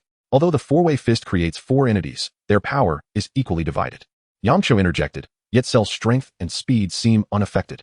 Tien replied, "As disheartening as it is, Cell has mastered the four-way fist far better." With a sudden rush, Cell's form surrounded Son Gohan, each manifestation executing distinct techniques: Kamehameha Wave, Special Beam Cannon, Solar Flare, and Ki Blast. Son Gohan soared rapidly into the sky, the collision of four energy waves beneath him creating a colossal mushroom cloud. The violent shockwave would have surely sent the golden-haired host and his companions flying had it not been for Son Wukong's intervention to shield them. Do not even think about escaping. As Son Gohan ascended, for Cell Jr.'s shimmered with arcs of energy, relentlessly pursuing him. Son Gohan glanced back with a faint smile and said, "I've been waiting for you all." Chapter 82, Kamehameha Wave. With his left hand, apart from the thumb, Sun Wukong's remaining 4 fingertips coalesced into 4 Kamehameha energy spheres. With a determined flick, he hurled them towards the advancing Cell. Bang, bang, bang. The Kamehameha spheres struck relentlessly against Cell's form, causing the fallen creature to collapse and revert to its individual entities once more. As Sun Wukong unleashed his magical flash bomb, Cell glared with fury, gathering a ki blast in his palm. Utilizing the recoil, he propelled himself skyward, evading the explosion's reach. The intensity of the battle did not stir any turmoil within Sun Wukong, had he been the same as before. The prolonged struggle against Cell would have likely instilled a sense of urgency within him. Yet, he remained composed, even in a life-and-death confrontation. He was not overwhelmed by the exhilaration of his Saiyan bloodline. Whoosh, whoosh. Son Gohan darted forward with remarkable agility, closing the distance to Cell with relentless determination. Cell, his gaze sharpening, swiftly turned and crossed his arms to shield his head. The impact of Gohan's powerful kick collided with his crossed arms, sending a tremor through Cell's entire being. The force was so immense that it fractured his arms, causing him to plummet from the sky, landing amidst the dust from the recent explosion of the magic flash bomb. The shockwave dispersed the dust, and had Cell not protected himself with his arms, his head would likely have been obliterated by Gohan's strike. Crimson droplets of blood spurted from his mouth and nostrils as despair began to seep into Cell's mind. He felt his resolve crumbling, realizing that Gohan's strength surpassed his own by a significant margin. Throughout their confrontation, he had inflicted no damage upon Gohan whatsoever. Why? How do you possess such power? He thought, a sense of dread enveloping him. I have achieved an ultimate power that surpasses even my perfect form. I am the strongest. With renewed desperation, Cell gathered energy in his right palm, forming a golden-edged energy blade, which he hurled towards the airborne Gohan. This is my Kienzan. Sun Wukong swiftly maneuvered through the air, while Cell's expression turned icy. He skillfully combined his ki blast with the energy blade, relentlessly pursuing the airborne Son Gohan. Yamcha, taken aback, exclaimed, to think that Cell could merge my ki blast with the energy blade. What a formidable opponent he is. Piccolo, gritting his teeth and trembling, stated, this Cell poses an immense threat. He must not be allowed to escape. Goku, with his light green eyes fixated on the battlefield, remained vigilant, ready to transform into Super Saiyan 2 at a moment's notice should Cell attempt to flee. Cell smirked, directing his other hand skyward, unleashing Frieza's death beam to strike at Son Gohan, who was being pursued by the energy blade. Son Gohan gently tilted his head, evading the initial deadly beam unleashed by Cell. A glimmer of brilliance flickered in his light green pupils as he momentarily amplified his energy to its zenith. With a fierce roar, Aya, Son Gohan's golden aura erupted forth, creating an energy barrier that rapidly expanded, shattering both the energy slashes trailing behind him and the ominous death beam launched by Cell. What? Cell was taken aback by the overwhelming power emanating from Son Gohan. Son Gohan's palm coalesced with a pale green energy as he manifested the world-shattering palm, culminating in a sharp energy spear. This was a further evolution of Master Roshi's technique, transforming the energy originally released from his palm into a solid form, yet retaining the same potency as the original world-shattering palm. He hurled the dark green energy spear, crackling with arcs of electricity, towards Cell with great force. In an instant, the spear pierced through Cell's chest, pinning him to the ground, leaving no time for him to react. A gut-wrenching scream of agony escaped Cell's lips as the dark green energy coursed through his body, rendering him immobile with a paralyzing jolt of electricity. Through the live broadcast, Master Roshi, witnessing this spectacle from the Turtle Hermit's abode, was left in utter disbelief. While Oolong and Pu'er stared in stunned silence, Master Roshi exclaimed, that is my world-shattering palm. Oolong added, that's the very technique you used against Goku during the World Martial Arts Tournament. Pu'er leaned over the table, marveling at the energy spear that Gohan had released. Incredible. Gohan is only 9 years old, yet he surpasses Goku at that age. The battle against Cell had finally come to an end. A glimmer of insight flashed within Master Roshi's eyes behind his sunglasses. Now, Cell was firmly ensnared by the world-shattering palm, and as long as the energy spears might remain, the technique would endure. As Son Wukong's son, Gohan, descended before Cell, his pale green eyes glimmered with an icy detachment, devoid of any emotion. The aura emanating from his being surged to its zenith, poised to vanquish Cell in a single, decisive blow. Marvelous, simply marvelous. Gohan has him restrained. Cell can move no more. Ha ha ha, this is truly splendid. Son Wukong exclaimed with fervent enthusiasm. The golden-haired announcer elaborated with excitement. Behold, everyone. Cell has been immobilized by Gohan's astonishing technique, the universal shockwave, rendering him utterly incapable of movement. Victory is ours. Whether it was the spectators watching the live broadcast or the anxious Chi-Chi and Ox King at Mount Pozu, a wave of relief washed over them at last. Son Wukong's son, Sun Wufan, positioned his palms before him, forming a flower-like shape, as golden energy continuously accumulated and radiated between them, revealing a halo of blue light. What is that? Sun Wukong exclaimed in astonishment, his mouth agape in disbelief. Piccolo, with his arms crossed protectively over his chest, gazed at Son Wukong with a triumphant smile and said, "How about that, Wukong? Surprised, aren't you? In addition to the brand new universal shocking palm, there's also this technique. Wufan has combined the magic flash I taught him with the Kamehameha, creating a new move." A resounding boom echoed as the clouds above were dispersed by the energy unleashed by Son Wufan. He was acutely aware that within Cell's body lay a core Cell. Without destroying it, Cell could not be defeated. Thus, throughout the battle, Son Wufan had been seeking an opportunity to restrain Cell before unleashing his full power to obliterate him completely. The disparity in power between Gohan and the Lightning Cell is not excessively vast. Even with full force attacks, missing the target would merely result in a futile exertion of energy.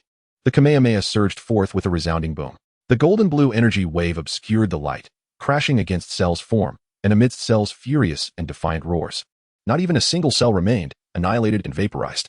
Yet, this was not the conclusion. The Kamehameha continued its relentless advance, piercing through the clouds and into the vastness of space, ultimately departing the solar system and settling in an unknown galaxy. With a hum, the fusion of the Kamehameha and the magic flash resulted in a formidable force that transcended mere addition. The sky was engulfed in a blinding white light, captivating the attention of Goku and others positioned in the hemisphere, who beheld this extraordinary spectacle. The violent tremors reverberated through the earth, causing a collective shudder among the populace, including Piccolo. While training in the hyperbolic time chamber, the magnitude of this power was indiscernible. Now, the entire galaxy quaked. And should it strike Earth or any celestial body within the solar system, it could very well lead to Earth's obliteration. As the dust settled, the sky regained its original hues, and Gohan stared blankly at his own hands. Fearing Cell's resurrection, he had significantly amplified his power, never anticipating that the combination of the magic flash and the Kamehameha would yield such tremendous force. To illustrate, if two individuals of equal strength unleashed the Kamehameha and the magic flash, the former might shatter a stone, while the latter could obliterate a mountain. "Gohan, you have acted recklessly," Piccolo admonished, relieved that your Kamehameha ventured beyond the solar system. Otherwise, the repercussions upon his arrival would have been daunting. Son Gohan reverted to his ordinary state, his ebony hair and dark pupils appearing softer. Bowing his head, he humbly acknowledged his mistake. "I am deeply sorry, Uncle Piccolo, Father, and everyone. I never anticipated the extent of the power. Since Cell possesses Uncle Piccolo's cells, I feared he might resurrect, hence." Son Wukong reverted to his original form, gently touching the back of his head with a smile. "Gohan, it's all right. Just be more mindful next time. You are still unaccustomed to this technique, but with practice, you will be able to concentrate its power." "I understand, Father." Gohan obediently acknowledged his mistake. His purple martial arts uniform remained spotless, untouched by even a speck of dust, as he had maintained the upper hand throughout the battle against the lightning-infused Cell. As Gohan continued to grow, his combat experience accumulated significantly. The events on Namek seemed like a dream, vividly etched in his memory, as if they had occurred only yesterday. Many aspects no longer aligned with the memories of the traveler. Due to his influence, much had changed. For instance, in the traveler's recollection, his father, Son Wukong, was supposed to perish due to Cell's self-destruction. Son Gohan, having learned from his past mistakes, developed a technique known as energy exchange, which enabled him to send the formidable Cell straight to the depths of hell. Furthermore, changes have occurred, such as the host of the live broadcast, who, with the financial support of Battis, was replaced by the original MC of the World Martial Arts Tournament, bringing the battle against Cell into the public eye. It was no longer possible for Satan to flaunt his deceit as he had in the memories of the time traveler. Amidst the celebrations, Krillin, Goku, Yamcha, and Android 18 joyously tossed Son Gohan into the air, reveling in their victory. Piccolo and Android 17 stood to the side, smiling, while Vegeta crossed his arms, observing the scene. This moment was recorded by an insect-like surveillance device. On an unnamed island far from the South City, various creatures thrived amidst dense forests. And at the entrance of a cave atop a mountain lay a research facility. Within it, a tall man with an orange pineapple-like head observed everything through a monitor. If Son Gohan were present, he would recognize this imposing figure as Android 16 from the memories of the time traveler, though he bore no insignia of the Red Ribbon Army. With a gentle smile that exuded a sense of menace, Android 16 left his seat and descended the staircase. Inside a massive glass container floated a graceful figure, her long brown hair gently swaying as she cradled her pale hands against her chest in a coy manner. The container was connected to two tubes, and even though the brown-haired woman remained tranquil, a delicate, ethereal voice resonated. 16, how is it outside? Are the androids still wreaking havoc? She inquired. Goku and his allies have defeated Cell, and both Android 17 and 18 have ceased their misdeeds. Dr. Jero and Android 19 perished long ago, 16 replied, detailing the events that had unfolded. Cell has been vanquished? That's splendid news. Goku and his friends are truly remarkable. What a pity, though, that I haven't had the chance to appear yet. My transformation is still incomplete. 16, I will need your assistance for a while longer. The girl chimed playfully. I am immensely grateful to you, Dr. May Wyman, for granting me freedom. I cherish nature and animals, and I despise fighting and destruction. However, I was created by Dr. Gero to defeat Goku, 16 explained. Do you still wish to kill Goku? She asked. 16 shook his head, responding, no, it is futile. According to the energy calculations from the surveillance device, Goku's strength far surpasses mine. I can never defeat him now. My purpose is to ensure your survival, Dr. May Wyman. That's all right, she smiled. Now that Cell has been defeated, my existence is rendered meaningless. 16, you may end my life and grant me liberation. Remaining in this container is terribly stifling.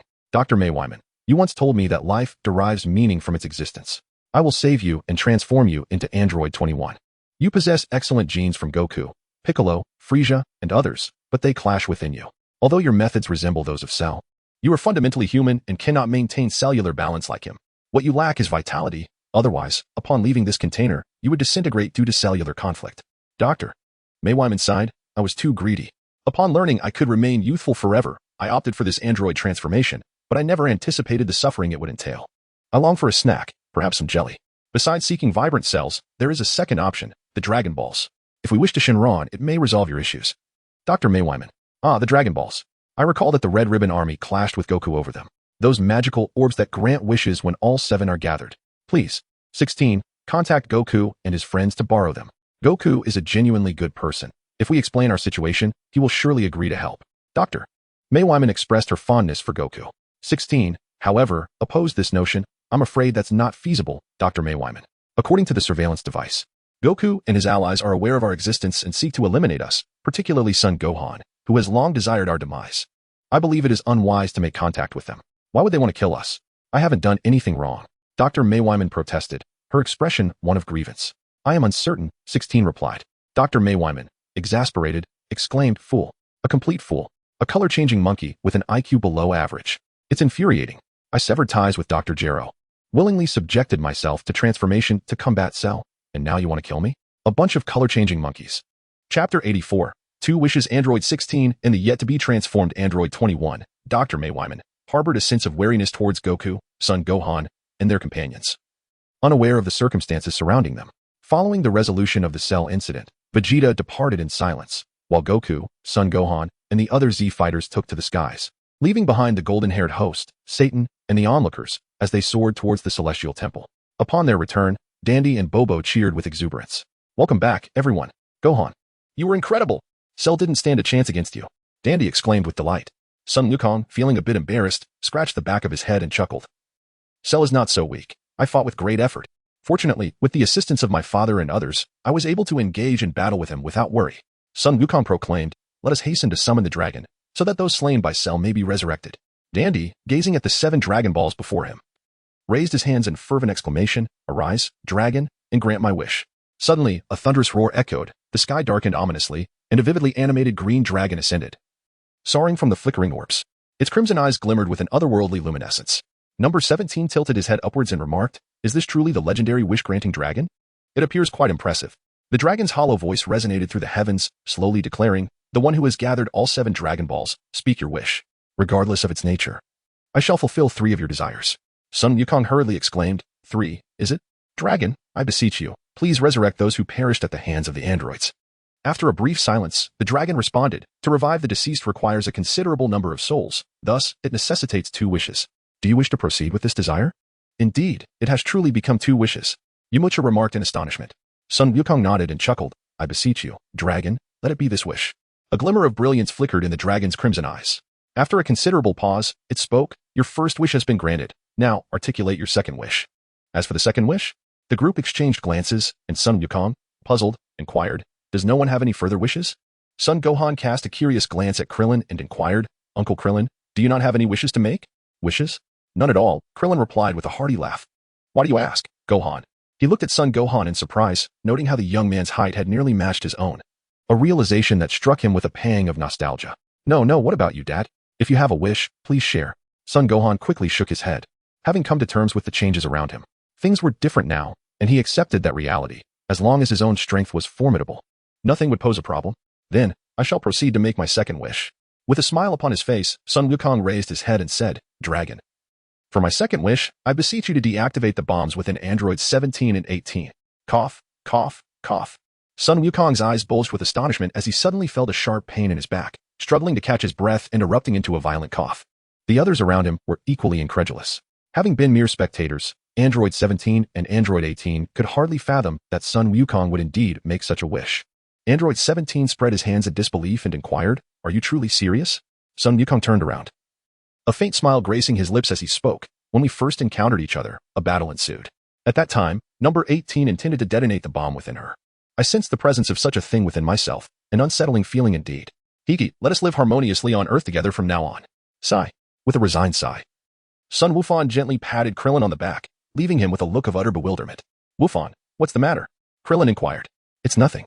I merely wanted to ask you, Uncle Krillin, and everyone else, what plans we have for the future. I suddenly had an idea that I would like to share with everyone shortly," Sun Wufan explained. At that moment, Android 18 feigned indifference, her cheeks flushed a deep crimson. It was impossible for her not to be moved. Her shyness rendered her speechless. She harbored feelings. Yet she had not even the opportunity to be his lover. "How wonderful it would have been if I had met you sooner," Android 18 lamented inwardly. Having set aside her admiration for Sun Wukong to turn her affections towards another, having missed one opportunity, she was determined not to let a second slip away. Yamcha glanced at Sun Wukong, Android 18, and Sun Wufan, perceiving the undercurrents of emotion swirling around them. His heart stirred with tumultuous thoughts, reflecting, "Goodness gracious. This is like a real-life ethical drama. If I can't be your lover, perhaps I could settle for being your daughter-in-law. How tragic that would be." The dragon's eyes shimmered with a crimson light as the second wish was granted. The 7 Dragon Balls soared across the sky, and Sun Wufan leapt into the air, retrieving the 4-star Dragon Ball while the remaining 6 scattered to various corners of the earth. In Son Gohan's hands, the 4-star Dragon Ball had transformed into a smooth stone. He smiled and said, "Father, this is the 4-star Dragon Ball." "Ah, the 4-star Dragon Ball? Thank you, Gohan," Son Goku replied as he accepted it. For the 4-star Dragon Ball held profound significance for him. He would never forget his grandfather. Piccolo chuckled. "This is indeed favorable. With the 4-star Dragon Ball in your possession, anyone seeking to gather the Dragon Balls in the future will surely come to you. If they are avaricious and nefarious individuals, you and Gohan will be able to thwart them." Having merged with the Supreme Kai, Piccolo's thoughts had undergone some transformation. The old Piccolo would never have uttered such words. Krillin inquired, "Gohan, you mentioned you had something on your mind to share with us. What is it?" All eyes turned to Son Gohan, eagerly awaiting his response. Son Gohan addressed everyone, stating, "Money may not be omnipotent, yet a lack of it is utterly debilitating. Uncle Yamcha, Uncle Krillin, Uncle Tien, and even my father. Unlike Uncle Piccolo and the likes of Android 17, we must attend to our basic needs of sustenance and rest. Currently, the blonde host and his team are broadcasting our encounter with Cell live to the entire globe. Uncle Yamcha, Uncle Krillin, and Uncle Tien could seize this opportunity to establish a martial arts dojo. I am certain it would attract many eager visitors." "Open a dojo, you say?" Tien appeared contemplative. Yamcha and Krillin exchanged glances, resonating with Gohan's sentiments. They were no longer the youthful individuals they once were. Now, they had to consider the practicalities of daily life. Chapter 85, The Layers of Android 18 Strategy. One will give it some thought. Gohan, thank you. I must return now. Dumpling and Lanchi must be worried about me. Tien bid farewell to everyone and departed from the heavenly palace.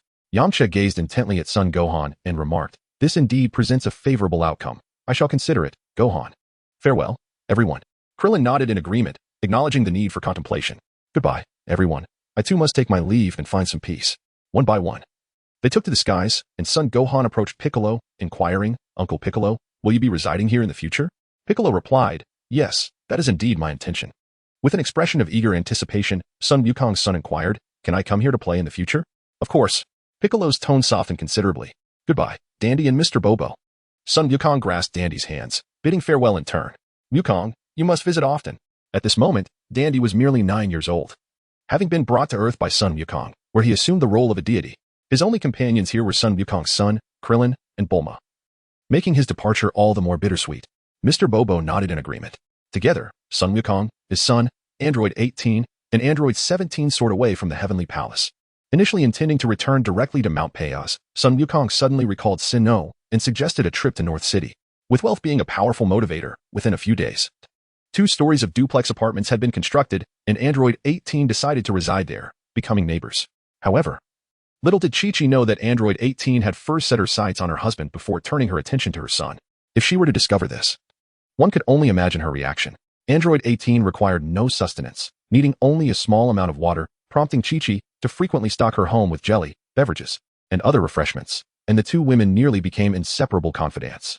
After the events of the Cell Games, more than a month had passed, and life on Earth had returned to its previous tranquility. However, within the confines of Mount Payas, the atmosphere was anything but serene. Mr. Wukong, are you truly not considering it? Betis exclaimed, her face flushed. If you agree, the Betis Group will provide you with annual dividends in the millions. It's free money. Why refuse? Son Wukong shook his head and chuckled. I apologize. I truly do. Engaging in business is not my forte. Betis quickly interjected, no, Mr. Wukong. This represents 23% of the Betis Group's shares. You need not do anything. As long as the Betis Group exists, you shall eternally enjoy such privileges. Why do you still refuse? Chi-Chi added, I am sorry, Mr. Betis, but we truly cannot accept this. We are already grateful for your previous purchase of our jewelry. Sighing, Betis displayed a look of indignation. It has only been a month, yet some individuals have already forgotten the pain after the wound is healed, questioning whether the past was merely a publicity stunt. There are even those intent on discrediting us. It is utterly despicable. Clearly, Mr. Wukong, you and your companions have saved our world on more than one occasion. And the king, huh? He simply accepts this without any acknowledgement or commendation, intending to let time erase the past. They are nothing but a band of scoundrels. Son Wukong gently scratched the back of his head and chuckled. If we could forget everything, that would be splendid. It would certainly alleviate many troubles. At that moment, the 17th sat on the sofa and remarked with a smile. Among humanity, there are always some foolish individuals who are overly self-assured. In their world, they are destined to see no further. Suddenly, Chi-Chi recalled something, her eyes narrowing slightly. Though she smiled, an aura of danger lingered as she asked, Wukong, I haven't yet inquired about what transpired after you defeated Cell. What did you discuss with Sinuo? Nothing. Chi-Chi, absolutely nothing. We are merely friends, I assure you. I've told you everything. There are no secrets, Son Wukong replied, a hint of guilt evident as he turned away. After defeating Cell, he had visited Sinuo on his way home. As for what occurred, Sinuo had confessed her long-hidden affections to Son Wukong, who, of course, declined her advances. When Chi-Chi later inquired, he clarified the entire situation. Betis observed Son Wukong with a knowing smile, understanding that a man of his caliber would inevitably attract admirers. By the way, where's Gohan? Is he not at home? Chi-Chi responded, Gohan is currently out with Android 18. She needed assistance while shopping, so she asked him to help. Betis suddenly changed expression, a look of sympathy washing over her as she remarked, I can't believe that child Gohan, so young, must already experience the pains that only men comprehend. Meanwhile, in the city, Android 18 donned a blue-fitted dress, complemented by a blue jacket and a white blouse. Her high heels accentuating her graceful poise, exuding an alluring charm with every movement. Son Gohan, adorned in a tailored suit, presented himself in his finest attire, typically reserved for outings. He appeared both polished and composed, his tail elegantly coiled around the base of his thigh, concealing any hint of peculiarity. To his surprise, the enigmatic Android 18 requested his assistance in carrying her belongings. A sense of inexplicable relief washed over Gohan, as he had harbored concerns that the unpredictable Android 18 might impose unreasonable demands upon him. What did you call me? She inquired, casting a chilling smile over her shoulder. Her gaze fixed intently upon Son Gohan. Son Gohan was taken aback, pondering for a moment before he replied, Android 18. The coldness on Android 18's face softened, and she broke into a charming smile, taking hold of Son Gohan's small hand. Is this all right? Gohan, let us go. Go where? Son Gohan inquired, perplexed. Android 18 tugged at his hand, leading him into a light jog. Despite her high heels, she moved effortlessly. It's far too early to be shopping for clothes. You've spent so much time honing your skills on the lookout. It's time to unwind a little. Let us have some fun first, and then we can visit them all. Fun for a while? Wait, Android 18, didn't we agree to head straight back after shopping? Although Son Gohan questioned her, he made no effort to decline. At home, he either trained with his father, Goku, or studied under Chi-Chi's watchful eye. During his rare free moments, he would visit the temple to see Din and Piccolo, and he certainly had never indulged in such leisurely outings. A tall, blonde woman with blue eyes and a dark-haired youth appeared akin to a pair of siblings. Yet, the strikingly beautiful woman harbored different intentions. Android 18 internally signaled a victory, thinking, I have not gone against your wishes, Gohan. Let us create an unforgettable day together. Chapter 86, The Martial Arts Tournament in the Underworld in the Amusement Park. They rode roller coasters, explored haunted houses, strolled through the fairgrounds, and watched movies. When they grew warm, they bought ice cream from a street vendor. Upon noticing cream smeared across Android 18's face, Son Gohan struggled to suppress a laugh, offering her a handkerchief while gesturing to his own face. With an impassive expression, Android 18 removed the cream and gently tapped her ice cream cone against Son Gohan's cheek.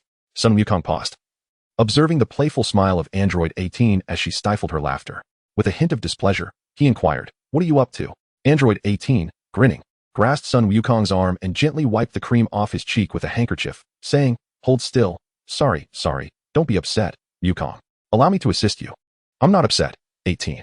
When are we heading home? The sun is nearly setting, and we still haven't done our shopping, Son Wukong replied, pointing towards the sky where the sun was descending. It is indeed getting late. Let us go. I'll take you to buy some clothes, Android 18 responded. By the time they returned home, darkness had enveloped the surroundings. Android 18 held 2 package boxes, while Son Wukong struggled with over 20 bags in his hands.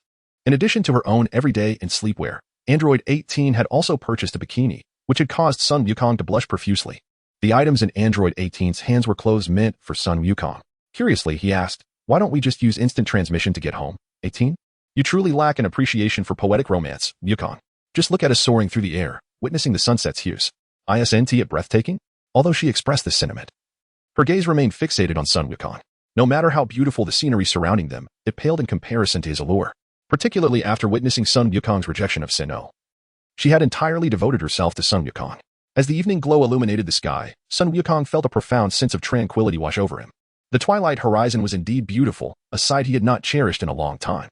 It's a pity the moon has vanished, Android 18 continued. By the way, Wukong, why do you still keep your tail?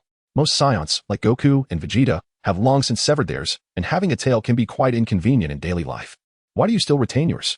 Android 18 glanced at Son Wukong's back, where his tail was coiled around his thigh, thus remaining hidden from view. Son Gohan had long prepared his words, aware that someone would inevitably inquire, though he did not anticipate that Android 18 would be the one to pose the question first. He chuckled and replied, Android 18, ever since I transformed into a Super Saiyan, I have harbored a thought.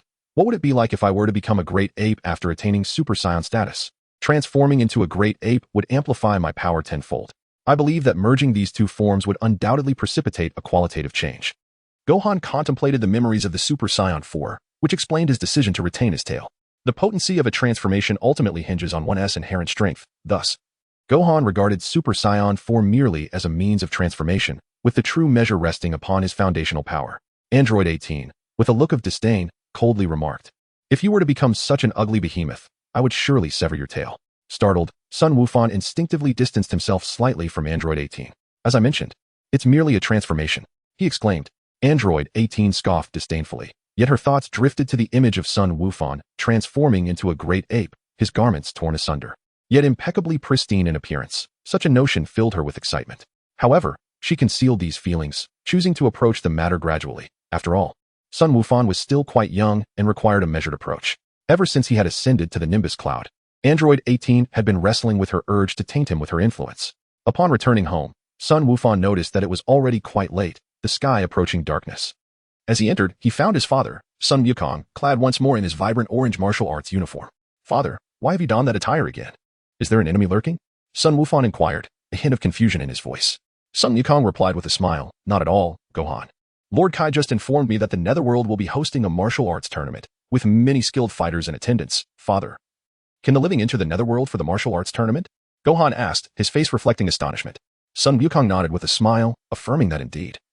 Lord Kai and the Grand Kai had permitted him to reside in the underworld for a duration of 6 months. Hee, Gohan. You have been rather lax in your training during this period. When I return, I shall undoubtedly surpass you. However, Mother is now pregnant, and she cannot be without someone to care for her. As for me, I still have. Before Son Wukong could finish his words, Android 18 donned a casual outfit and emerged from the room alongside Chi-Chi, interrupting him. "I will take care of Chi-Chi. Your mother has already briefed me on the situation." Chi-Chi gently caressed her abdomen, revealing a warm smile as she said, "Goku, please take care." Son Wukong wore a subtle smile as he said, "I apologize, Chi-Chi, for having relied on your constant indulgence. Rest assured, in 6 months, I shall grow stronger, and then I will quietly await the birth of our child." "Indeed. It must be safe, Wukong," Chi-Chi replied with a gentle nod and a smile. Son Wukong instantaneously transported himself to the North Kai's realm, vanishing from the room. Over the course of 6 months, Son Gohan contemplated his father Son Wukong's alternative form, Super Saiyan 3. Currently, his father's prowess had ascended to that of Super Saiyan 2. After half a year of training in the afterlife, it was conceivable that extraordinary encounters awaited him, making the attainment of Super Saiyan 3 within the realm of possibility. Even if he were to be surpassed, Son Gohan would only feel joy for his father Son Wukong. However, with the impending threat of Majin Buu 7 years hence, stagnation was not an option, especially with the ominous mention of Majin 21 by Future Bra. Mastery of Super Saiyan 4 was imperative. Son Gohan intended to experiment with the possibilities. Everything foretold by Future Bra must be averted.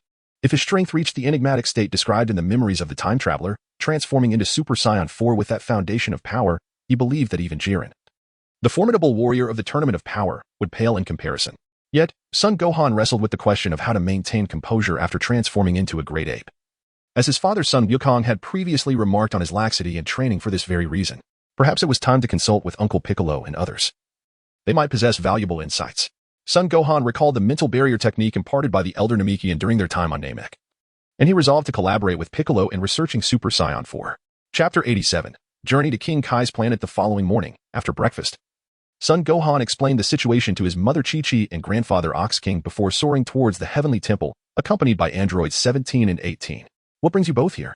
Son Gohan inquired, tilting his head to glance at the two flying behind him. Android 17 replied, I would like to ask Dandy to help me search for something.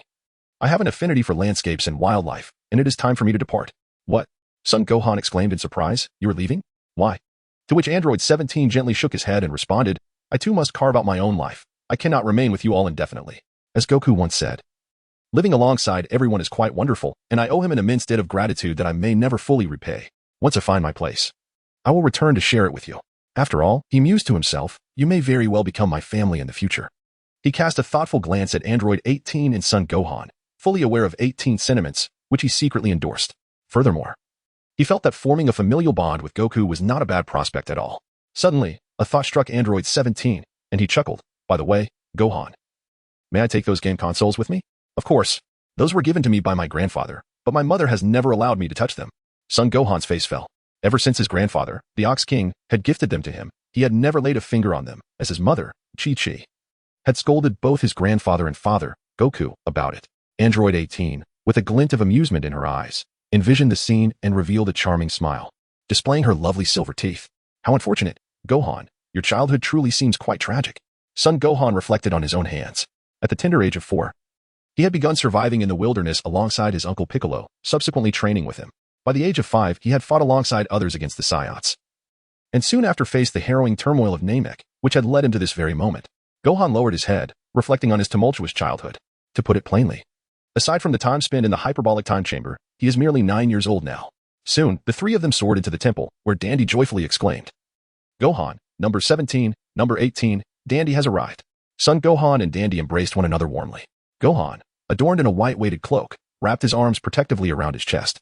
Uncle Piccolo, watching over Gohan, smiled as he lifted his head. Seizing the moment, number 17 asked Dandy for assistance, while number 18 stood by, intrigued, pondering what the fusion of Super Saiyan and Great Ape would manifest as. Son Wukong expressed his intentions to Piccolo, who gazed in astonishment at Gohan's tail and remarked, to merge the transformation into a Great Ape with Super Saiyan, Gohan, isn't that a bit reckless? Indeed, that is my desire, Gohan replied. I seek your assistance. Uncle Piccolo, is there any method or similar technique that could allow me to retain my consciousness while transformed into a Great Ape? Regardless of the authenticity of Super Saiyan 4, I wish to attempt it. If successful, I would feel more confident in confronting the impending threat of Majin 21. Piccolo shook his head and said, I'm afraid I lack the ability or technique in that regard, Gohan. What prompted such a notion? Son Wukong glanced at his tail and remarked, ever since it regrew, I have harbored this thought. However, once I transform into a Great Ape, I lose my reason, which deterred me from attempting it. Piccolo pondered for a moment before responding, we cannot conduct experiments on Earth. If things spiral out of control, it would be disastrous. Where should we go? Perhaps we could try on King Kai's planet. With his left hand resting on his chin, Son Wukong contemplated the initial destination. That's a splendid idea. Wukong, let us proceed there. I shall accompany you. After merging with the Supreme Kai, I now know how to reach that place. We must go at once. Piccolo was also intrigued to see how Son Wukong would merge the transformations of Super Saiyan and Great Ape. Android 18 approached, resting her finger on her chin, and inquired, May I join you? I believe I could be of assistance. Piccolo hesitated for a moment before agreeing, very well, with 18's help to restrain you. I can seize the opportunity to destroy the artificial moon you create. There is no time to waste. We must leave immediately. Now, Uncle Piccolo, may I return home to inform my mother? I am uncertain how long I will be gone, and she will surely worry. No. Your mother will undoubtedly disapprove of your departure. By the way, Wukong, visit Bulma and inform her of our plans. If Bulma speaks to your mother, it will simplify matters considerably. Piccolo had a sudden realization. Women often have endless discussions, and since 18 wished to accompany them, Bulma's involvement would be unnecessary. Understood. I will go at once. Son Wukong swiftly departed, soaring towards West City, and soon arrived at Bulma's residence. Bulma had been staying at home during this period, and after explaining the situation, she readily agreed without a moment's hesitation, as she had not seen Chi-Chi in quite some time. Son Wukong sensed Piccolo's energy and, using instant transmission, returned directly to the temple. Under Piccolo's guidance, the three of them departed together and arrived in the underworld, subsequently making their way through the familiar Snake Way. Given the strengths of Son Gohan, Piccolo, and Android 18, it did not take long for them to traverse Snake Way and arrive on King Kai's planet. The gravity on King Kai's planet exceeded that of Earth by more than 10 times, yet the trio felt little discomfort. Android 18 merely squinted her eyes, lightly stepped on the ground, and remarked in confusion, "Is this King Kai's planet? Why is it so small?" Piccolo opened the door to King Kai's chamber, only to find it empty, devoid of even King Kai's two pets, Bubbles and Gregory. It became apparent that King Kai had taken Goku to participate in the martial arts tournament in the underworld, leaving the place unoccupied. Son Wukong hesitated and said, "Is it truly wise for us to proceed in this manner? Uncle Piccolo, should we not wait for Lord Ko to return and seek his permission before attempting this?" "No need for that, Gohan," Piccolo urged. "You must try transforming into a great ape. By the time Lord Ko returns, it will be half a year from now. We should commence our training at once." Piccolo gestured for Gohan to hasten his efforts, while Android 18 distanced herself. Once Gohan transformed into the great ape, he would lose his reason. Thus, it was imperative to be prepared to halt him should the situation turn perilous, even if it meant destroying the artificial moon. Gohan utilized his energy to create an artificial moon, and the garments he wore were specially prepared for him by Bulma, possessing the same properties as battle attire.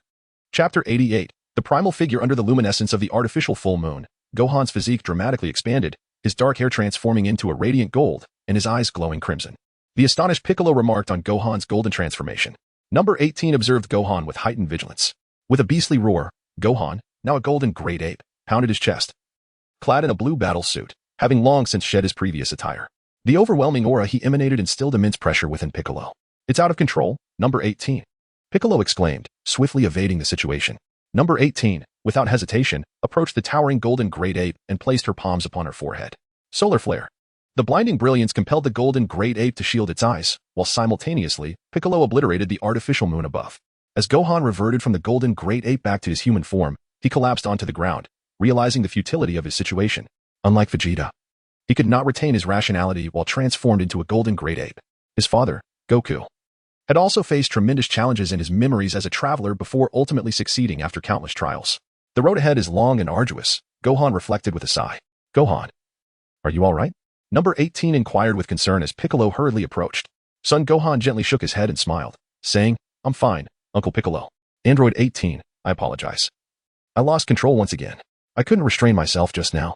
Android 18, typically concerned, inquired with genuine worry, "Gohan, if it becomes too much, perhaps it is best to let it go. Losing control is perilous and could harm you." Piccolo added his own counsel, stating, "The recent transformation into a great ape indeed exhibited unique changes. However, to lose one's reason and wield such power resembles that of a wild beast."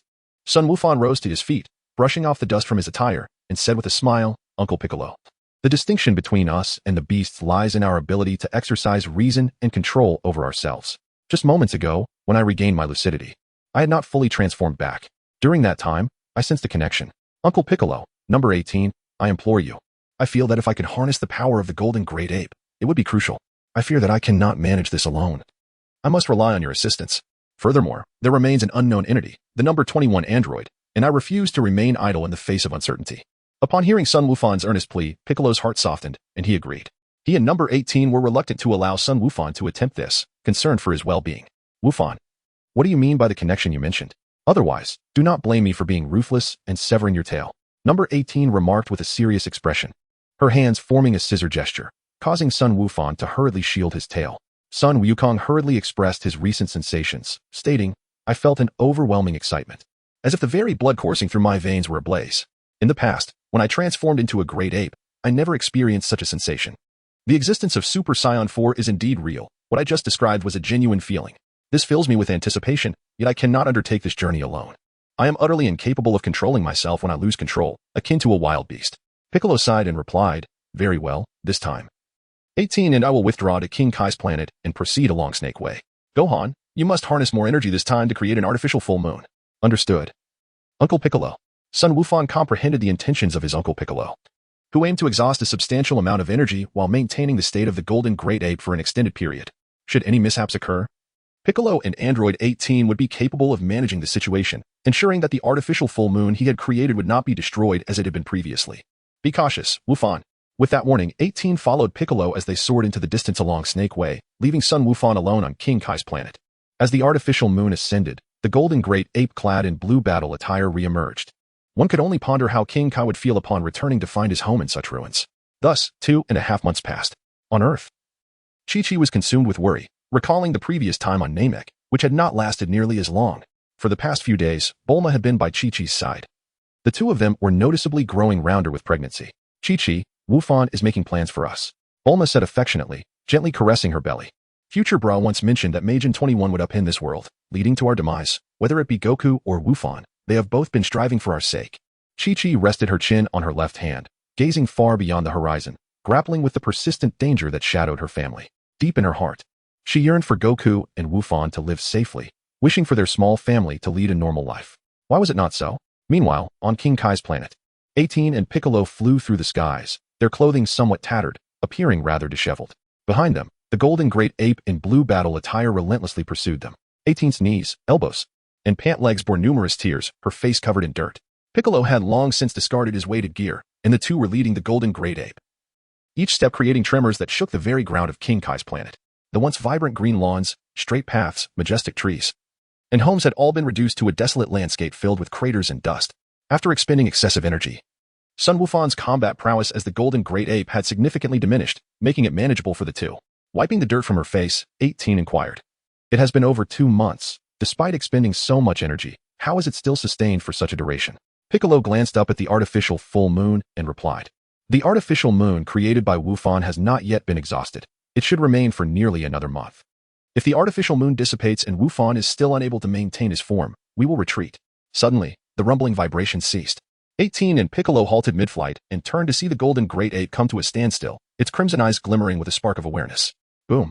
The area surrounding the golden great ape shimmered with arcs of energy due to its immense power, the previously savage beastly aura dissipating. Is it possible?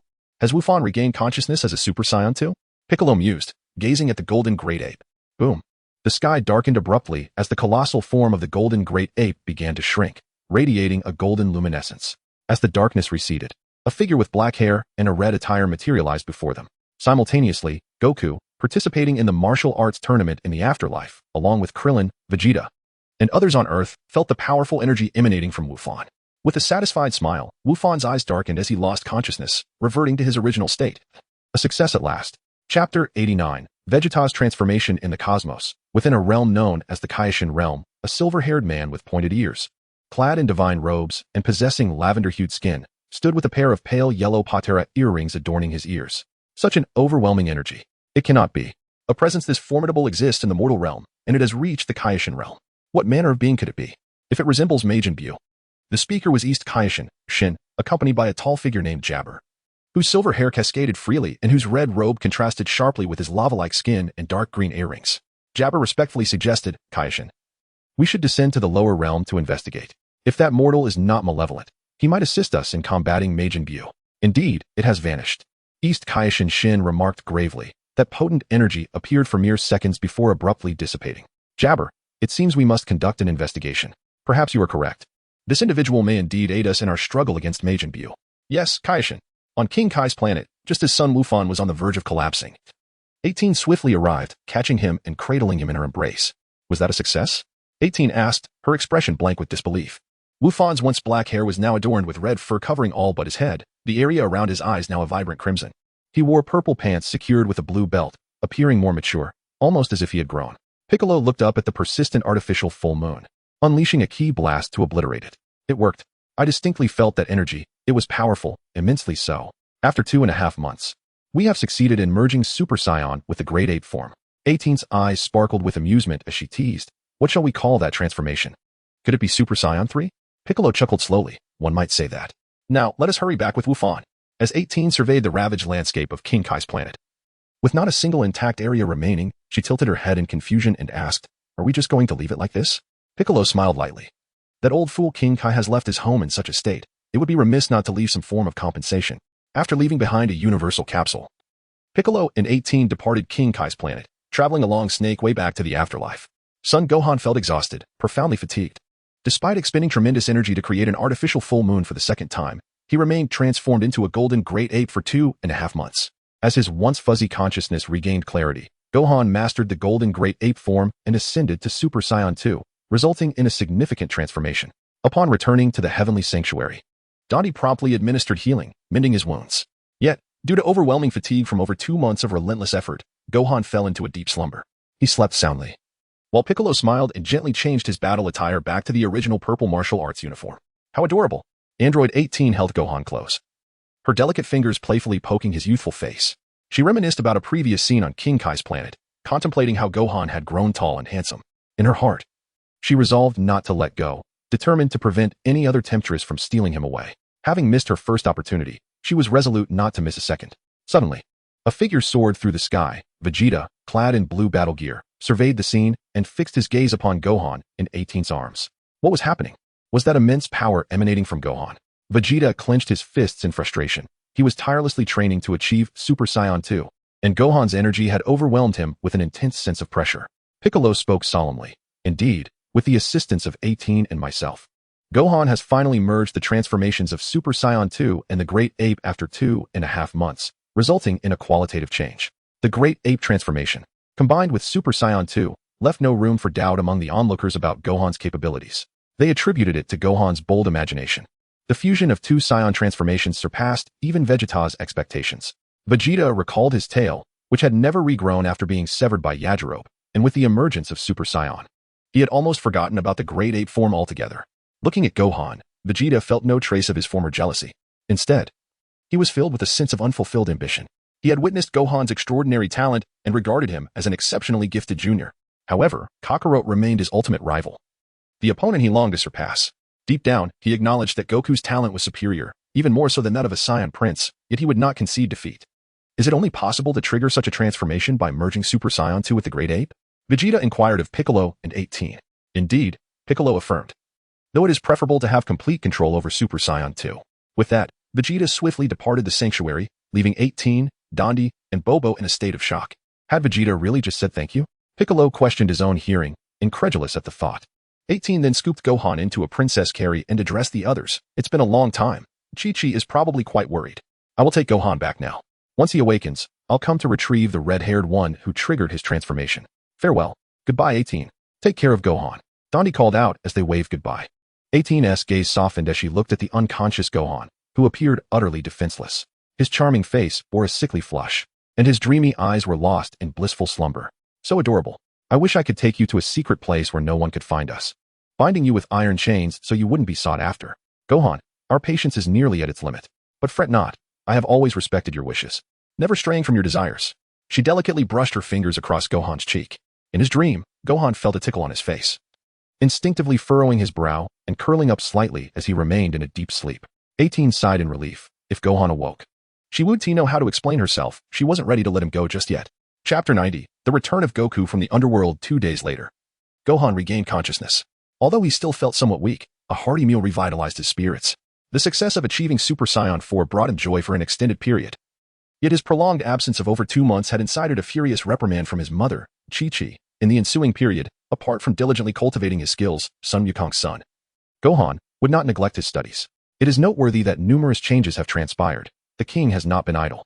The city where the current monarch resides has been renamed Wukong City. Tien, Krillin, and Yamcha have indeed established martial arts schools as he envisioned.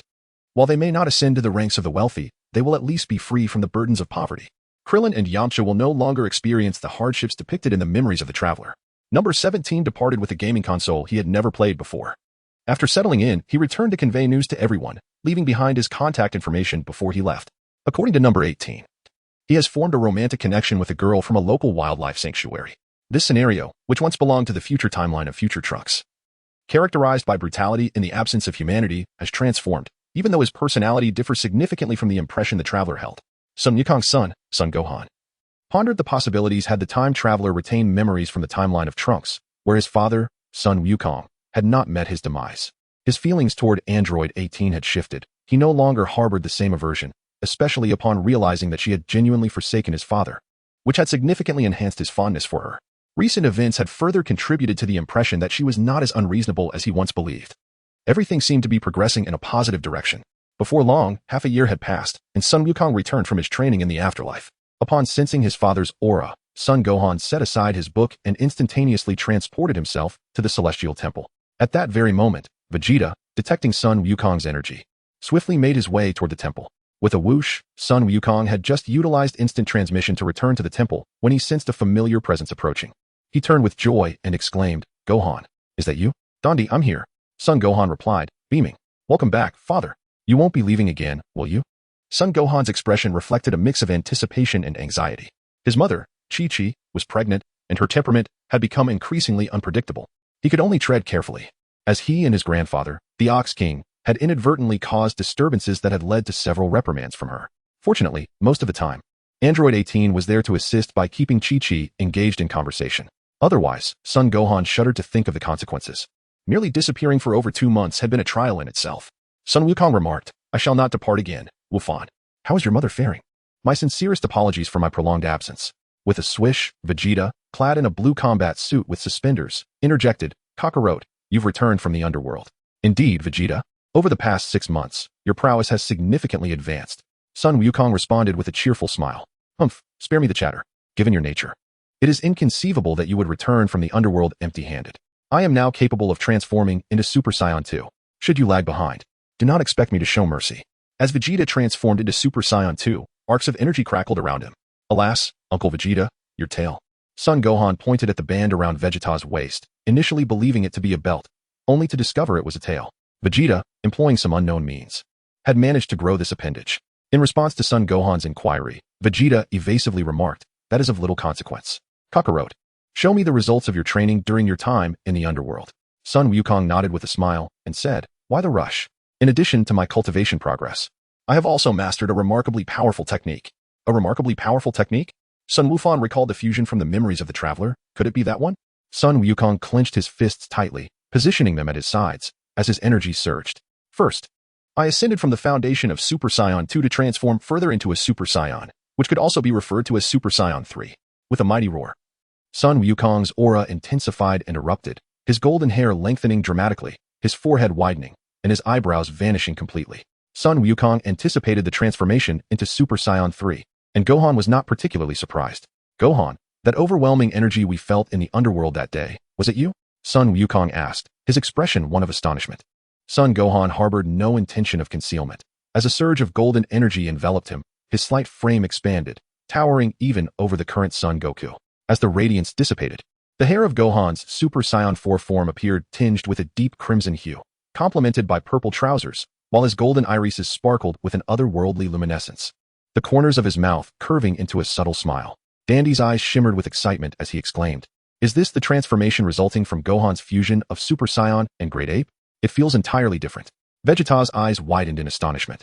It was his first encounter with this aspect of Gohan, and the primal essence emanating from him was unlike anything he had experienced before, making his own bloodline feel subdued in its presence.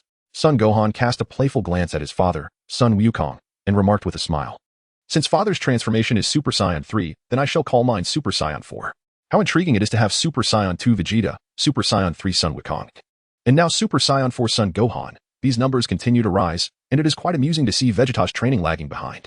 The fusion of Super Saiyan and Great Ape transformations results in Super Saiyan 4. Sun Wukong surveyed the surroundings for a moment before shifting his gaze to Gohan's tail. Sun Wukong carefully elucidated, the Super Saiyan 4 transformation necessitates a tail. Father, after taking a sufficient period to recuperate, you may consider attempting it.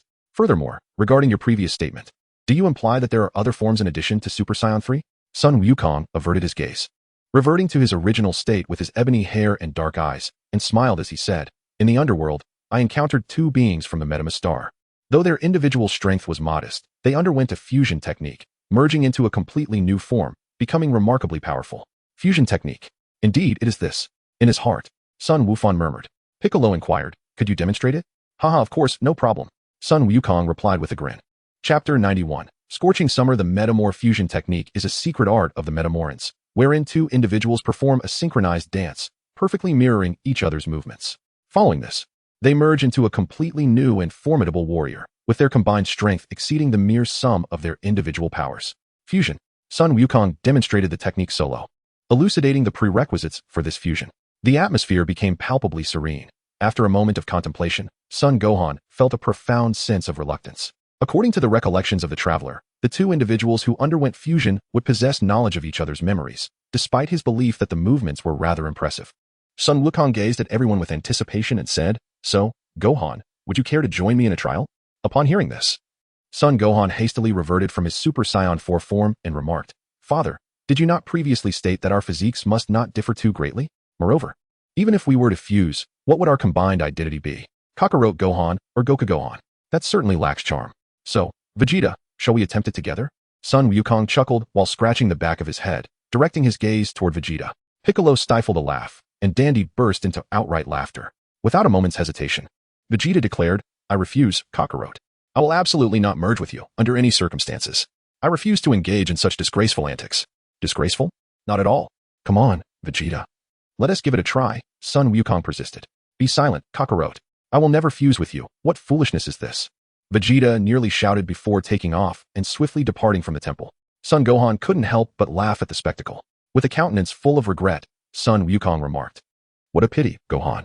Let us return home. Chi-Chi must have been waiting for us for quite some time. Indeed, Dandy, farewell. Goodbye, Gohan. Do visit us again when you have the time.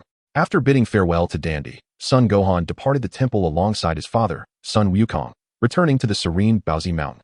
6 months had passed, and Chi-Chi had accumulated numerous grievances, thoughts, and worries, pouring out her feelings of injustice to Son Wukong, the Ox King, Son Gohan. And Android 18 had left, granting the two some much-needed solitude. Finally, he has returned. After his training in the underworld, he must have grown even stronger. The Ox King remarked with a hearty smile. Indeed, grandfather. Father has now achieved Super Saiyan 3, while my transformation is known as Super Saiyan 4. Son Gohan explained. Casting a glance at Android 18, Android 18 blinked in realization and remarked, You Saiyans certainly have a plethora of transformations, don't you? First 1, then 3, and now 4. Is there a whole series of 5, 6, 7, 8, and 9 to follow? Son Wukong shook his head in denial, saying, Not at all. Please don't jest. The transformations of Super Saiyan, regardless of their stages, ultimately serve merely to enhance combat prowess. Even if there are further transformations such as Super Saiyan 5, 6, or 7, I shall no longer pursue these transformations blindly. 18 nodded, seemingly understanding as the scorching summer had arrived. Son Wukong had grown another year older, now taller than before. If one were to account for his time spent in the hyperbolic time chamber, he would indeed be 11. It's so hot today, Gohan. Would you care to join me for a swim in the lake? 18's beautiful eyes sparkled with a hint of mischief. Son Gohan lifted his head to the blazing sun, under the vast expanse of azure sky, and exclaimed, It is indeed quite hot. Grandpa, number 18, let us go swimming in the lake together. The Ox King cheered with delight. Absolutely, Goku has returned, and Chi-Chi will be there to look after him. Let us all go swimming. Number 18, however, slightly pouted, her mood dampened. The Ox King, towering over 2 meters in his loose overalls and short-sleeved shirt, would have made her more agreeable had Goku joined them. But with the Ox King, she had reservations. Gohan, why don't you go inside and fetch your swimsuit? I have some adult matters to discuss with your grandfather, number 18 suggested. Her thoughts shifting as she contemplated a way to send the Ox King away, realizing that such an opportunity for solitude might not come again. All right, I'll change my clothes right away. Gohan replied innocently, hurrying to his room to don his swimming trunks. Meanwhile, number 18 stood with her hands on her hips. Her earlier smile replaced by a frown as she expressed her irritation. Mr. Ox King, what is the meaning of this? Chi-Chi has been quite upset since Goku left. She must be brimming with frustration, and you seem so unconcerned about leaving Goku alone to face her volatile emotions? Oh, my apologies. I hadn't considered that. You are indeed quite thoughtful, number 18. Thank you for looking after Goku during these past few days. The Ox King scratched the back of his head, smiling sheepishly. Number 18's stern expression softened, and she replied, It's no trouble at all. Chi-Chi and I are neighbors. Distant relatives are not as dependable as close neighbors. If I find myself in any trouble in the future, I would certainly rely on you. Ha ha ha, number 18, you and Gohan should go and enjoy yourselves. Take the time to relax, the Ox King chuckled, completely unaware that this seemingly emotionless android had shifted her focus from Goku to his grandson, Gohan. The Ox King's words nearly caused number 18 to lose her composure, yet she restrained her inner excitement and replied, No worries, we will undoubtedly have a splendid time. Emphasizing her words, she deliberately enunciated splendid. Son Gohan has changed into his attire and emerged, clad in deep blue swim trunks with his tail visibly swaying gracefully. He draped a jacket over himself as Chi-Chi, concerned about him catching a chill, insisted he wear it. Ah, number 18, Grandpa, haven't you finished yet? Son Gohan gazed at the two in a daze and inquired. Number 18 replied, Indeed, you may go ahead, Gohan. Son Wufan nodded and said with a smile, Then I shall take my leave. Do arrive early. With a swift motion, he soared into the sky, heading towards a waterfall outside Bao Bao Mountain. The scenery of Bao Bao Mountain was already familiar to number 18. She often visited that place to swim with Chi-Chi. However, now that Chi-Chi's belly had grown considerably, such outings were no longer possible. After parting ways with the Ox King, she returned home. A few minutes later, 18 donned a pair of pink leisure joggers and a matching jacket, removing the pearl necklace that adorned her neck. Wufan, The first love during the blossoming of one's emotions is the most unforgettable. I promised you, and I shall not go against your wishes, no. 18 said with a charming smile, gently tossing her golden hair, which fell in a graceful divide as she flew towards her destination. Chapter 92, The Youthful Dreamer. Ah! How delightful it is to swim in the water during summer. Son Gohan, clad in swim trunks, frolicked in the water like a jubilant fish, his jacket resting on the bank of the pond. The sound of cascading waters enveloped him, bringing a profound sense of comfort. A familiar, melodious female voice prompted him to turn around, revealing Android 18, dressed in a casual pink athletic ensemble, her hands tucked into her pockets, greeting him with a warm smile. Why are you alone? Where's your grandfather? Gohan's smile gradually faded as he submerged himself deeper into the water, leaving only his head visible. It's just the two of us today, Gohan. Android 18 slowly unzipped her jacket, her clear blue eyes sparkling with an enchanting allure. Son Gohan's eyes widened in astonishment as Android 18, standing before him, removed her outer garment, followed by her athletic shoes and pants. She donned a three-piece white bikini. And with a deliberate grace, she pulled out her sunglasses and adorned herself with them. At that moment, with the sunglasses perched upon her nose, Android 18's crimson lips appeared alluring, as she gently tousled her golden neck-length hair. Her curvaceous figure, both enchanting and beguiling, captivated him. Perhaps Gohan, through the memories of the traveler, had glimpsed such scenes from a third-person perspective in those films of yore. In his youth, he was oblivious to their implications. But as he matured, a flicker of curiosity and contemplation began to stir within him. Yet, those recollections remained mere shadows of a distant perspective. The traveler had only possessed hands in his lifetime, devoid of the privilege to witness such sights as Gohan did now, face to face. The youthful visage of Son Wukong's son blushed deeply in an instant, hastily turning away, his posture sinking lower. Bubbles incessantly escaped his lips, and every nerve in his body tensed. Android 18 stretched her arms wide, gliding slowly through the water, her substantial form buoyantly floating upon the surface. Beneath her sunglasses, her eyes sparkled with an unsettling madness, and her smile took on a more sinister quality, for her excitement had rendered her cheeks an abnormal shade of crimson. What troubles you, Gohan? If you are not a lecher, then why do you not dare to meet my gaze? Son Gohan floated gently upwards, his small head emerging from the water, exuding a hint of uncertainty as he stammered his retort. I am not a lecher, but with you dressed like this. His ears turned crimson upon seeing Android 18, a desire to gently nibble at her tempting form flickering in his mind, to see if he could draw blood. She had been enduring this tension, persistently coaxing Gohan to lower his defenses, encouraging him to gradually accept her presence. After all, one should not sacrifice a substantial gain for a trivial loss. Success would bring ample opportunities. The so-called boundaries often entailed a continuous self-diminution, did they not? Resisting the impulsive urges within, 18 took a moment to compose herself. Standing more than 2 meters apart from Gohan, she removed her sunglasses, allowing the arms to rest upon the central knot of her bikini top. Gohan, she thought, Chi-Chi's approach to your education is far from adequate. She insists solely on academics, on studying, and even if she allows you to pursue martial arts, should she comprehend your current feelings, she would likely respond with harshness, urging you to suppress your thoughts, instilling a sense of aversion that could lead to future discomfort around other girls. Son Wukong was taken aback. He had not anticipated that Android 18 would broach such a topic with him. Indeed, she was correct, and it went beyond mere conversation. According to the memories of the time traveler, in the future, he often felt anxious even in interactions with classmates, fearful of bullying and other forms of violence. He had never discussed these matters with anyone before. This was Android 18's first attempt. He had been suppressing the tumult of youth, grappling with fear and insecurity. Unable to confide in his family, concealing everything deep within, Android 18 stated, "The previous comment of mine was merely a jest. Gohan, you are not a lecher." A true lecher coerces others into actions they vehemently resist, harassment, obsession, perversion, and so forth. You, who can ride the flying nimbus, are certainly not a lecher. If my earlier words burdened you psychologically, I sincerely apologize. I am not a lecher. How wonderful it is that I am not a lecher, Gohan exclaimed joyfully. Android 18 slowly donned her sunglasses and continued, in the future, if you encounter any troubles related to adolescence, do not hesitate to seek me out. You may turn around now. There is no need to be anxious.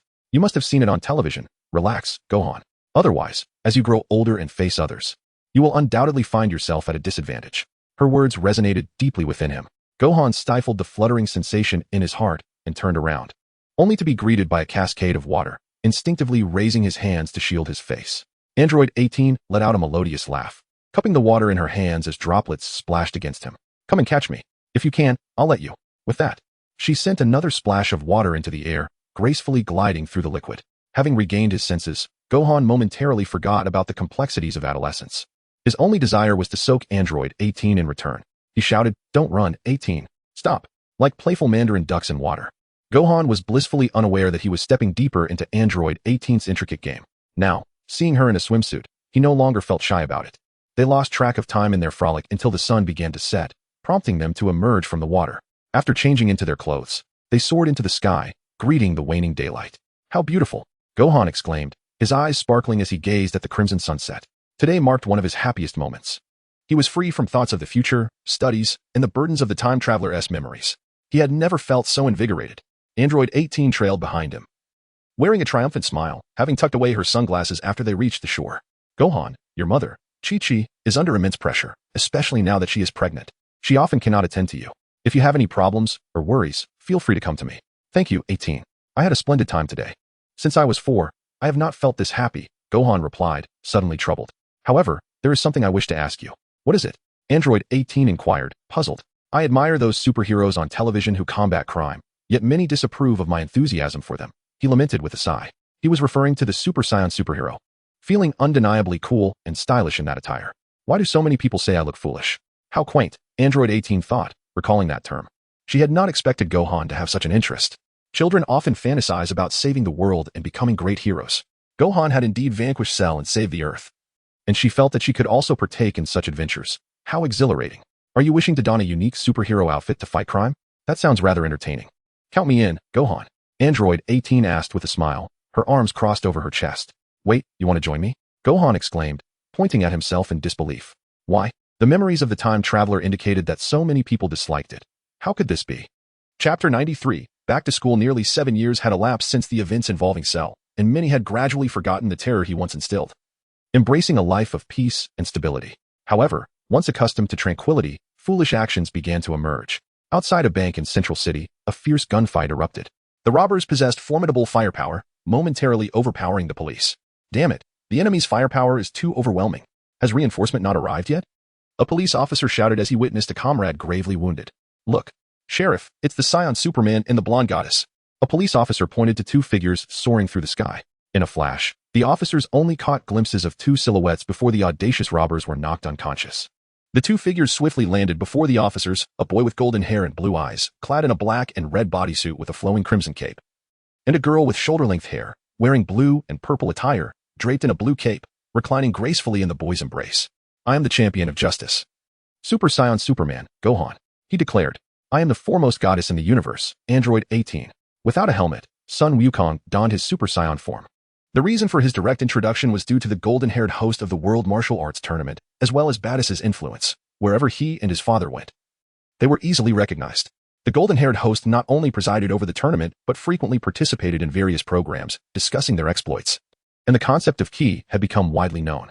However, few possessed the qualifications to be trained. The unfolding of reality diverged entirely from the memories of the time travelers. He had lost track of Satan's whereabouts, having not heard any news of him. Initially, Android 18 merely accompanied Son Wukong in his youthful antics, but gradually found enjoyment in the thrill of openly fighting. The reporters on site turned their cameras to the two, and from the vantage point of Kiki and Bulma at Bowsy Mountain, they witnessed the unfolding scene. Kiki sighed, "Oh dear, why does 18 continue to indulge him like this?" Bulma replied with a smile, "I believe 18 is quite enamored with it herself. Brother is so amazing and handsome," exclaimed a young girl with black hair and blue eyes, resembling Bulma, who soared down the stairs from the 2nd floor. Her bright, captivating eyes were glued to the news broadcast. "Bulla, slow down," Bulma exclaimed in surprise. This little girl was indeed Bulma's daughter, Bulla, now 6 years old, dressed in a purple martial arts uniform akin to Son Wukong's, with a long sword strapped to her back, the very sword Piccolo had gifted to Son Wukong during his childhood wilderness survival training. Bulla disregarded Bulma's call and turned to Kiki, asking, "Auntie, when will my brother return? There are many aspects of my training that I do not understand and would like his guidance." After pondering for a moment, Kiki replied, "He should be back very soon." The sound of the door unlocking prompted Bulla to cheer. "Is it my brother returning?" However, her expression soured instantly, revealing disdain as a boy with a crab-shaped hairstyle, clad in an orange martial arts uniform and strikingly resembling a young Son Wukong, appeared. He was Kiki's 2nd child. Son Gohan, another boy with short purple hair, the child of Vegeta and Bulma, was Trunks. "Hi Bulla, you're here?" Son Gohan greeted with his youthful voice. Beaming with joy, Bulla turned her head away, showing them her back in a display of disdain, completely ignoring the two. "Hey, Bulla, what's the matter?" "Gohan is trying to say hello," Trunks remarked, visibly irritated. "Just because he greets me, must I respond? Humph. Don't think that being able to transform into Super Saiyan makes you special. My brother was already battling evil extraterrestrials in space at your age. Bulla's words dripped with jealousy. Goten and Trunks could transform into Super Saiyans with ease, creating an imbalance in her feelings. Despite her tireless efforts and longer training duration, she struggled to achieve the same. Suddenly, a tall figure emerged from behind Trunks and Goten, Son Wukong. Donned in his orange martial arts attire with his tail wrapped around his waist, smiled faintly, and said, "What is this? Another quarrel, Bulla? Daddy, you're back," Bulla exclaimed, jumping up and running over to him, gazing up in delight. Son Wukong gently caressed the little head of Bra and said, I just caught 2 big fish. Bra. Do not let anger cloud your judgment. Goten is your brother as well. Brother Bra recalled something amusing and, pointing at son Goten, pouted and remarked, Dad, are you joking? How could my brother possibly be rolling in the mud, using the ladies' restroom, catching caterpillars to tease Paris, neglecting to fold his clothes properly, and leaving his room in such a mess? Every day, he makes Auntie and the grown-ups suffer. Sun Wutian hurriedly clarified, the incident in the women's restroom was an accident. It was Trunks who switched the signs, causing my mistake. It truly was a bit of a conundrum. Sun Wukong chuckled while scratching the back of his head. Chi-Chi, unlike in the past with Sun Wufan, was no longer as strict with Sun Wutian. She understood that peace in this world could not be everlasting, and crises could arise at any moment. Having engaged more with Android 18 and Bulma, her approach to parenting had evolved. Moreover, Sun Wutian was quite mischievous, lacking the docility that Sun Wufan had exhibited in his youth. Wukong, I have something I wish to discuss with you, Chi-Chi said as she chopped vegetables on the countertop, glancing at Sun Wukong, who was organizing the meat. What is it? Sun Wukong inquired. Now that Wufan is 16, he has been self-studying at home for far too long. This cannot continue. I would like him to attend school. Chi-Chi expressed her concerns. Sun Wukong remarked, That's splendid. But in this current situation, it seems we may encounter some difficulties, as there are individuals who recognize us everywhere. Chi-Chi replied, What is the harm in that? This way, I can see who dares to bully our Gohan. He has had so few interactions with others. By the way, Krillin has a girl in his dojo from that high school. Perhaps we might run into her. Chapter 94, the final tactic of number 18. Swish, swish. As the evening glow painted the horizon, Gohan and number 18 clasped hands tightly, their other fists clenched, charging forward with exhilaration. In the past, a mere glance from him would have left Gohan blushing, but now, holding number 18's hand in public and posing together appeared to be a natural occurrence for him. Number 18 tilted her head and softly inquired, Gohan, Chi-Chi mentioned to me that you were going to high school. Sun Wukong replied, Indeed. My mother will discuss with my father today, and if my father consents, I shall take the examination at Orange Star High School tomorrow. Those questions should pose no challenge for you. However, if you attend school, won't your training time be significantly reduced? What about the upcoming 21st? Are you not concerned? Wukong's smile slowly faded at the mention of the 18th. How could I not be concerned? According to the memories of the traveler, the East Kaishin will soon arrive with his servant, Jebit, due to the emergence of Majin Buu. Sun Wukong, unlike the memories of the traveler, will not permit the resurrection of Majin Buu. Due to an enigmatic reason related to the number 21, he has resolved to adopt a humane approach towards the annihilation of Majin Buu. After 7 years, he has attained complete mastery over the transformation into Super Saiyan 4. Subsequently, he intends to solicit the assistance of East Kaishin, seeking wisdom from the divine. He plans to venture to the Kaishin realm, where he will release the Elder Kaishin to unlock his latent potential. Son Gohan has indeed contemplated that enigmatic state, yet he has consistently struggled to grasp its essence. His ordinary strength surpasses that of a Super Saiyan 3, and with that foundation, he seeks to ascend to Super Saiyan 4. The concept appears simple and practical, aligning with Son Gohan's thoughts. Should such power fail to vanquish the formidable Majin 21, as foretold by future Bra, he would be left with no recourse, relying solely on his father Goku's spirit bomb for resolution. Of course, I will not abandon you, 18. I shall not perish. None of us will. We will undoubtedly prevail against her, Son Gohan asserted with unwavering determination. With a playful smile, 18 replied, I share your sentiment, Gohan. Why not visit my home tomorrow night? I have devised numerous moves and poses. We could practice together. Once school starts, our time will be limited. Absolutely. In fact, 18. I too have conceived many moves to enhance my entrance, Son Gohan expressed, his interest piqued. Often, he would spend nights with 18, exploring stances, ways to appear more impressive, and even crafting slogans like Super Saiyan Superman or Golden-Haired Goddess. Their discussions would stretch for hours, resulting in numerous nights spent at 18's home, to the point where Chi-Chi, Goku, and the Ox King had grown accustomed to it. As 18 listened to Son Gohan, her smile became increasingly enchanting, her blue eyes shimmering with a subtle radiance. Upon returning home, Goku endorsed Son Gohan's plan to attend the entrance examination at Orange Star High School the following day. Although they recognized him, the formalities must still be observed. The high school subjects posed no challenge for Son Gohan, and after receiving the Orange Star High School emblem, he returned home. That evening, he donned his Super Saiyan attire once more, having explained his reasons to Chi-Chi and Goku. before heading to 18's residence. At that moment, 18 had also transformed into her golden-haired goddess outfit, her cheeks flushed with excitement as she joyfully exclaimed, "You finally arrived, Gohan. I've been waiting for you. I thought you might not come. Apologies, 18. I'm late because Bra Woon-T let go of me. I just managed to lull her to sleep," Son Gohan said. Sheepishly scratching the back of his head, 18 sighed and shook her head. Bra truly loves to cling to you. Our Gohan possesses such charm, captivating everyone from elderly grandmothers to young girls. Once school commences, she'll likely forget all about me. Son Wukong hurriedly replied, "No way. Number 18, how could that be? Even if I eventually find a girlfriend, I could never forget you. You are my dearest companion. As for Bidalai, I should be able to see her after school starts. According to the memories of the traveler, she is destined to be my girlfriend and wife in the future. However, Satan is unlikely to be as renowned as before. She must also be attending Orange Star High School. What should I do when I see her? What should I say?" After reviewing the traveler's memories, I am uncertain how to face her. Despite the countless lessons I learned from number 18, the thought of meeting her still brings a twinge of anxiety to my heart. Son Wukong pondered. Number 18's expression remained impassive, yet a glint of icy intensity flickered in her eyes. It had taken her 7 years to finally reach this point. From Son Wukong's childhood to now, only to have another woman potentially snatch him away. "Do you have someone you like?" Number 18 asked with a playful smile. Son Wukong, feeling a bit bashful, scratched the back of his head and said, "I'm not sure if it's affection, as I haven't truly met her yet. Perhaps it is a destined connection. However, the future remains uncertain." "Indeed," he replied with a chuckle, "the future is indeed unpredictable. It is quite warm in here. Let me turn on the air conditioning and remove your clothing." After pressing a button on her wristband, number 18's attire vanished, revealing her in a set of pajamas as she gently bent forward, a glimpse of spring apparent. Their garments, crafted from the same material as their battle suits, were uniquely designed by Bulma. Son Wukong had long since grown accustomed to number 18's attire. Observing the closed window, he inquired, "If it's so warm, why not open the window? There are pesky little insects outside, quite bothersome. Besides, do you think the Earth can compete with an air conditioner?" Number 18 shot him an exasperated glance and poured 2 glasses of water, handing one to Son Wukong. Son Wukong, feeling a bit bashful, scratched the back of his head. After accepting the drink, he downed it in one go, appearing entirely unguarded, and inquired, "Number 18, what entrance pose have you conceived?" "In truth, I too have envisioned numerous poses concerning the Super Saiyan and the golden-haired goddess." Upon witnessing Son Wukong finish his drink, number 18 revealed a satisfied smile. Placing her cup down and responding, "I believe incorporating some smoke effects for the entrance would enhance it significantly. All the necessary tools are in my room. Come along with me. Smoke effects for the entrance sound splendid. How did I not think of that? Number 18, you truly are remarkable." Sun Wufan followed Android 18 out of the hall. At that moment, 18 had her back turned to him. A hint of an indescribable smile gracing her lips as she remarked, "There are many things you have yet to anticipate, Wufan."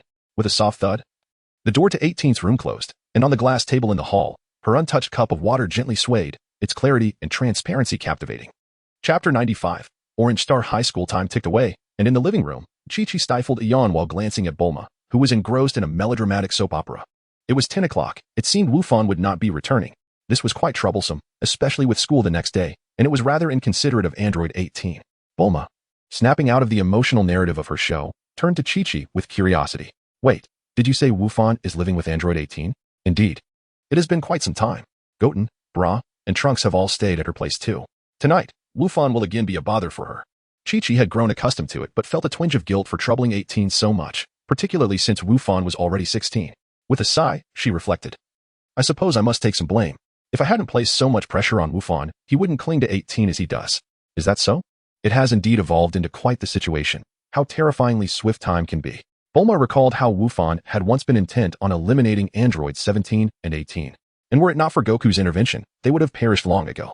She marveled at how she now resided on Paoza Mountain with them. Still incredulous that Chi-Chi had relented, Chi-Chi, filled with regret, added, "Had 18 not confided in me so much, I would have had no idea about the immense pressure Wufan faced." Bulma comforted her with a pat on the shoulder. "Do not fret, Chi-Chi. Once we defeat Majin 21, all will be well." That night dragged on interminably. Half awake, Wufan felt engulfed by a dark fog, gradually transforming into a Super Saiyan, then Super Saiyan 2, Super Saiyan 3, and finally Super Saiyan 4, as clarity began to emerge.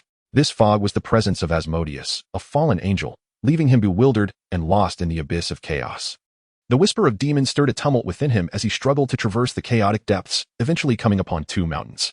Though his mind remained alert, his body was caught in a trance, striving to scale those peaks.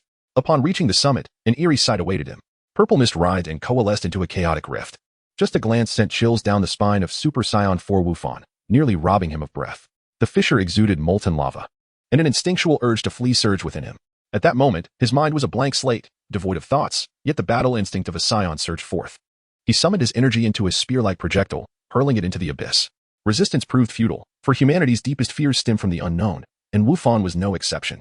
In this moment, he fought purely on instinct. The protracted night eventually drew to a close. The fallen angel Asmodeus departed with a piercing laugh. And despite Wu Fan's transformation into Super Saiyan 4, his efforts were in vain. He succumbed to the demon. The following day, upon awakening, Wu Fan left Android 18's home early and hurried back to his own, rushing into the shower. The warm spray enveloped him, and he realized that he had grown from that night, confronting an unprecedented setback. He struggled to comprehend how things had spiraled to such a state. Still unable to accept this new reality, he grappled with the fact that he had succumbed to the demon's temptation, lured into confusion by the fallen angel Asmodeus, who had opened the door to a new world. Everything felt disordered, chaotic. How could this happen? Why had it come to this? He pondered for a long time before finally recognizing that he and Videl were now merely strangers. After finishing his morning routine and changing into fresh attire, Son Gohan donned the emblem of Orange Star High School and returned to his room in a daze. The memories of the traveler could only serve as a reference for him. His butterfly had finally triggered a profound transformation. After a considerable time, the sounds of activity from the kitchen indicated that his mother, Chi-Chi, had awakened. As Son Wukong stood before the mirror, he donned a smile, feeling assured that it would not reveal anything amiss. Satisfied, he departed from the room. "Gohan, you have returned," exclaimed Chi-Chi from the kitchen, having heard the sound of the door opening. Upon seeing Son Wukong, she greeted him with a warm smile. "I was just thinking of inviting you over to the house of number 18. With a gentle smile, Son Wukong remarked, "Today marks the beginning of a new school day. I shall not squander my time. Thank you, Mother, for your efforts." Soon, Chi-Chi prepared a delightful breakfast. After finishing his meal, Son Wukong departed, casting a glance back at the residence on number 18. As the jubilant cheers echoed nearby, Son Wukong hesitated for a moment before seating himself upon the nimbus, a satisfied smile gracing his features as it whisked him towards Orange Star High School. Within the halls of Orange Star High, the bell rang, signaling the commencement of classes, and students gradually settled into their seats. A girl with chic short hair turned to her companion, a girl with flowing black locks, and inquired, "Hey, Bidalai, have you heard? The legendary Son Wukong is set to attend our high school." The girl named Bidalai, her long braids cascading on either side and her eyes sparkling with anticipation, replied, "I have indeed heard, Elisha. Son Wukong.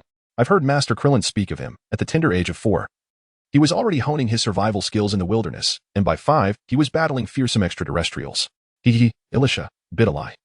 I encountered the real Son Wukong on my way to school today. He truly has arrived at Orange Star High," chimed a young man with flowing golden hair. Elisha exclaimed with excitement, "He really came. Shapna, do you think he might join our class?"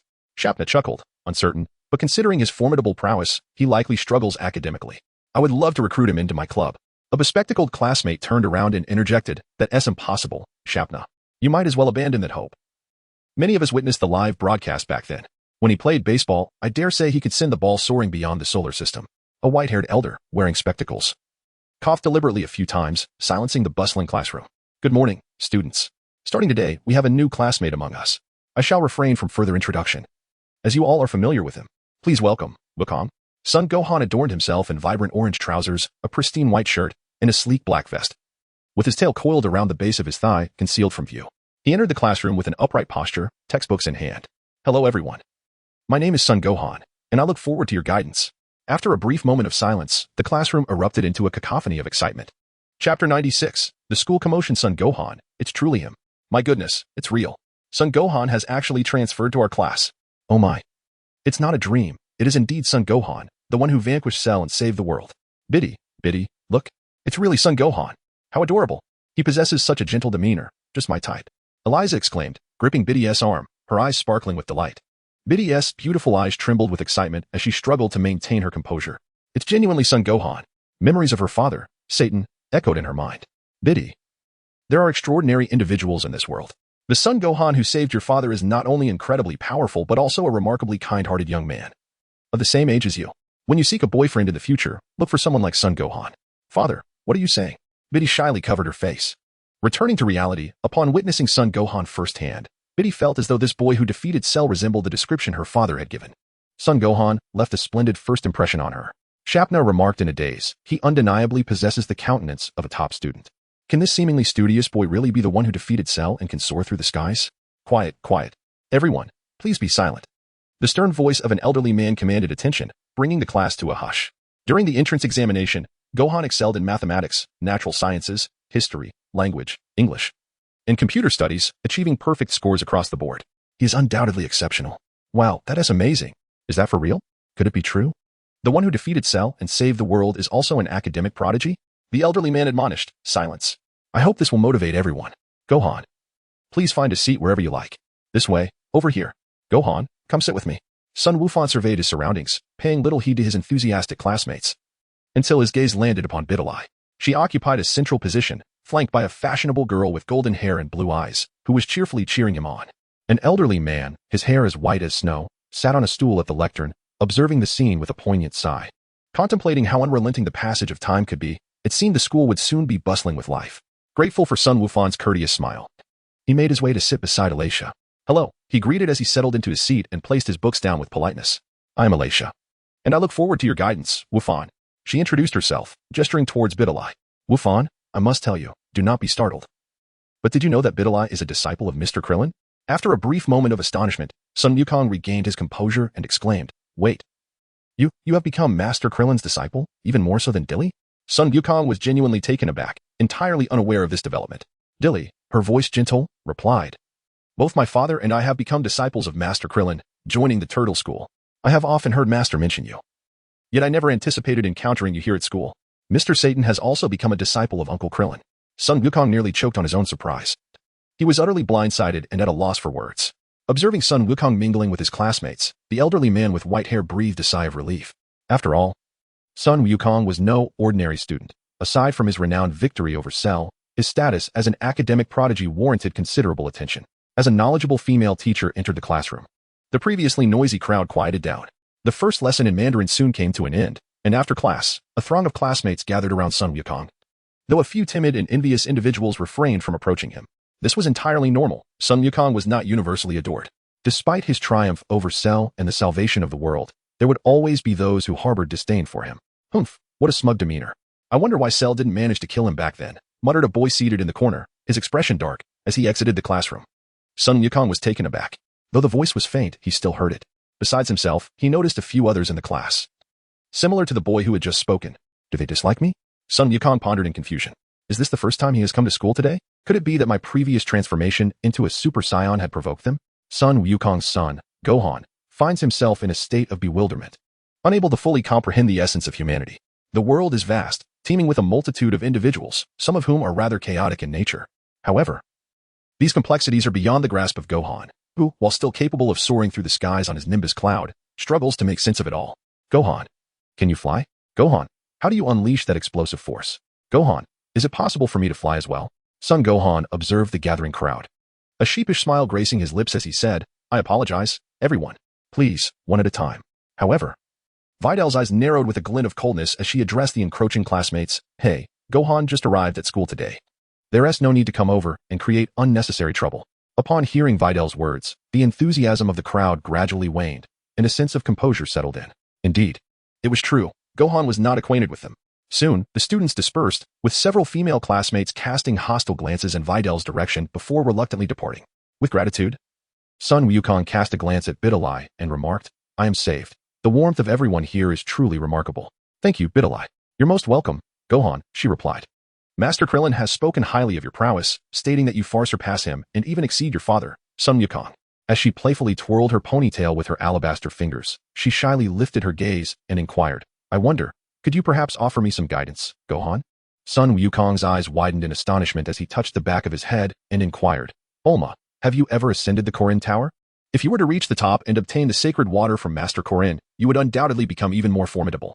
I've heard my Master Krillin mention this place before. My father is currently climbing the Korin Tower. Bulma exclaimed in surprise. Son Gohan remarked, my father, during his childhood, ascended the Korin Tower to train with Master Korin and successfully partook of the sacred water. Chapter 97, The Unknown Living Cells. Son Gohan is still attending Orange Star High School, located on an island outside South City. A small mechanical insect flies into a cave where Android 16 stands at the entrance, extending his palm to catch the insect as it gently lands in his hand. Carefully, he opens the tail of the mechanical insect, revealing a glass vial filled with bright red blood, which he gingerly extracts, cautious not to shatter the fragile container. After reattaching the insect's tail, it takes flight once more, soaring away from the island towards the horizon. Upon entering the laboratory, Dr. Briefs expresses his delight, exclaiming, 16. You've returned. At last, we've found it. Indeed, Dr. Briefs, Android 16 replies, this blood is teeming with vitality. If injected into your body, you will be liberated from your container and surpass the ultimate fusion of cell, Android 21. Dr. Briefs joyfully responds, this is magnificent. But, 16? Where did you acquire this cell? Could there be any danger? Android 16 explains, recently, an unusual magnetic field has emerged in the suburbs outside South City. Upon investigation, I discovered an unidentified alien spacecraft, where I encountered several extraterrestrial beings. With a sense of experimentation, I dispatched a probe into the ship, ultimately discovering a suitable active cell within a colossal egg. An alien egg? Is there any risk involved, 16? Dr. Briefs inquires anxiously. While the egg harbors unknown life forms, the sample I possess is merely a small fraction of their blood. By combining it with your existing cells, those of Frieza and his father, Goku, Gohan, Vegeta, Piccolo, Krillin, Tien, Yamcha, Master Roshi, and Turtle Hermit, a qualitative transformation will undoubtedly occur. Moreover, you possess an infinite energy device akin to mine. Will I not become extraordinarily powerful? Just wait until I emerge. I shall teach Gohan and Goku a lesson for their attempts to eliminate me. They deserve a good thrashing for causing me such distress, Dr. Briefs muses, imagining the scenario of her ascension to Android 21, triumphantly overpowering Gohan and Goku until they plead for mercy, igniting her excitement. Do you truly wish to defeat Goku and his companions? Android 16 queries. Absolutely. It's infuriating, utterly infuriating. Dr. Brief's voice rises in exasperation, her discontent palpable. If she were able to move at that moment, she would undoubtedly appear quite endearing. Unless I give them a proper beating, I shall remain discontented.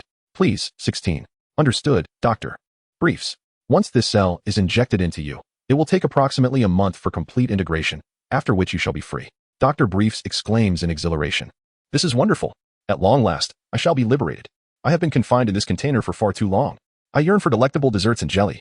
In Orange Star City, if one were to follow the memories of a time traveler, this place would eventually transform into Satan City due to the influence of Satan. Currently, the capital has been renamed Wukong City by the king, yet Orange Star City remains unchanged. As another day at Orange Star High concludes, Gohan approaches his locker to change his shoes when he is called by a classmate with flowing golden hair. This classmate is Sharpener, who, having had no opportunity to converse with Gohan throughout the day, asks, Gohan, have you decided whether to join that club yet? After shutting the cabinet, Sun Wukong remarked, No. I have yet to make a decision. Shapta then invited. In that case, why not join my baseball club? Son Gohan replied with a wry smile, I apologize. But I do not wish to undermine your efforts. I have decided against joining the club as I must dedicate my time to training. At that moment, Irela approached with her backpack in hand, chuckling as she said, Indeed, Shapna, Gohan's home is in the Eastern District 439, which is over 1,000 kilometers away. Moreover, he needs to train and simply has no time to participate in club activities, right? Gohan, I heard from our classmates that you arrived riding a yellow cloud. What kind of vehicle is that? Bidalai also paused and approached, saying, I heard Master Krillin mention that cloud is called the Flying Nimbus. It is said that only those with a pure heart can ride it. Is that true? Son Gohan gently touched the back of his head and chuckled, Indeed. I never expected you to possess such knowledge, Dilly. Alicia, intrigued, inquired, Is there such a thing? Does that mean we could also ride on that Nimbus cloud? Gohan. Could you let us try? Shapna, equally curious, approached despite knowing he might not be able to mount it. Nonetheless, he yearned for the experience. Simultaneously, he found himself even more curious about Son Gohan, the one who had vanquished Cell, possessing immense power while maintaining a heart of pure kindness. Upon arriving at the playground, Son Gohan exuberantly called for the Nimbus cloud. Gazing at the pale yellow puff, Alicia curiously reached out to touch it. Its seemingly empty form left her momentarily stunned as she asked, Is this the Nimbus cloud? Gohan, did you attend school on this? Indeed, Alicia. Son Gohan replied with a faint smile, the corners of his mouth lifting slightly. Dilly, rolling up her sleeves, declared, Allow me to give it a try first. With a deep exhale, she donned a confident grin, leaped, and then, Ouch, that hurts. Dilly exclaimed, clutching her backside, tears welling in her eyes. She had plummeted right through the Nimbus cloud, unable to sit upon it. Oh dear, this is so frustrating. I really can't ride the Nimbus. Are you alright, Dilly? Son Gohan's expression shifted drastically as he hurried to his sister, concern etched on his face. Dilly shook her head gently, her expression one of dejection as she replied, I'm fine, but how embarrassing. Alicia slowly distanced herself from the Nimbus cloud. If Dilly couldn't manage it, she feared she might be similarly incapable. Son Gohan comforted, It's all right. Bitterly, after all, Uncle Krillin couldn't fly either. According to my father, it was he who carried Uncle Krillin on the flying Nimbus. Bitterly, incredulous, replied, Is that true? I never realized that Master Krillin wasn't entirely virtuous. At that moment, Krillin, in his own dojo, sneezed unexpectedly. Chapter 98, Number 18 in Bitterly at Orange Star High School, Son Gohan sat atop the flying Nimbus, evoking a sense of envy in Bitterly. Eliza circled around Son Gohan, envisioning a romantic scene where he embraced her as they soared through the skies on the Nimbus, a vision that filled her with delight. Especially since Gohan was precisely her type. Gohan, may I pursue you? Eliza timidly inquired, her bashfulness evident. Such a candid expression left Biddy Lee and Shapna astonished. Her boldness was indeed striking. Son Gohan propped his chin on his left hand and spoke directly to Irisha, expressing his confidence in his speed. Oh, compared to Biddy, he remarked, leaving Shapna in astonishment, utterly taken aback by his words. Irisha stared blankly at Son Gohan, momentarily at a loss. Her heart filled with frustration to the point of wanting to spit blood. Ahem, that's not quite it. Does Gohan enjoy watching movies? We could go together this weekend. She inquired, her smile appearing somewhat rigid. The thought of watching a movie reminded Son Gohan of past moments spent with Android 18, going to the cinema, visiting amusement parks, swimming, and shopping. After completing superhero activities together, they would always celebrate. Now, he understood the intentions of the girl named Irisha, yet she had not made her stance clear. And stating a refusal might come across as self-absorbed. He pondered the potential awkwardness of misunderstanding her intentions. Sure, Irisha. Besides watching movies, we could also visit an amusement park. He began, before suddenly recalling something that caused his expression to change slightly. Irisha, both surprised and delighted, hadn't expected Son Gohan to genuinely agree.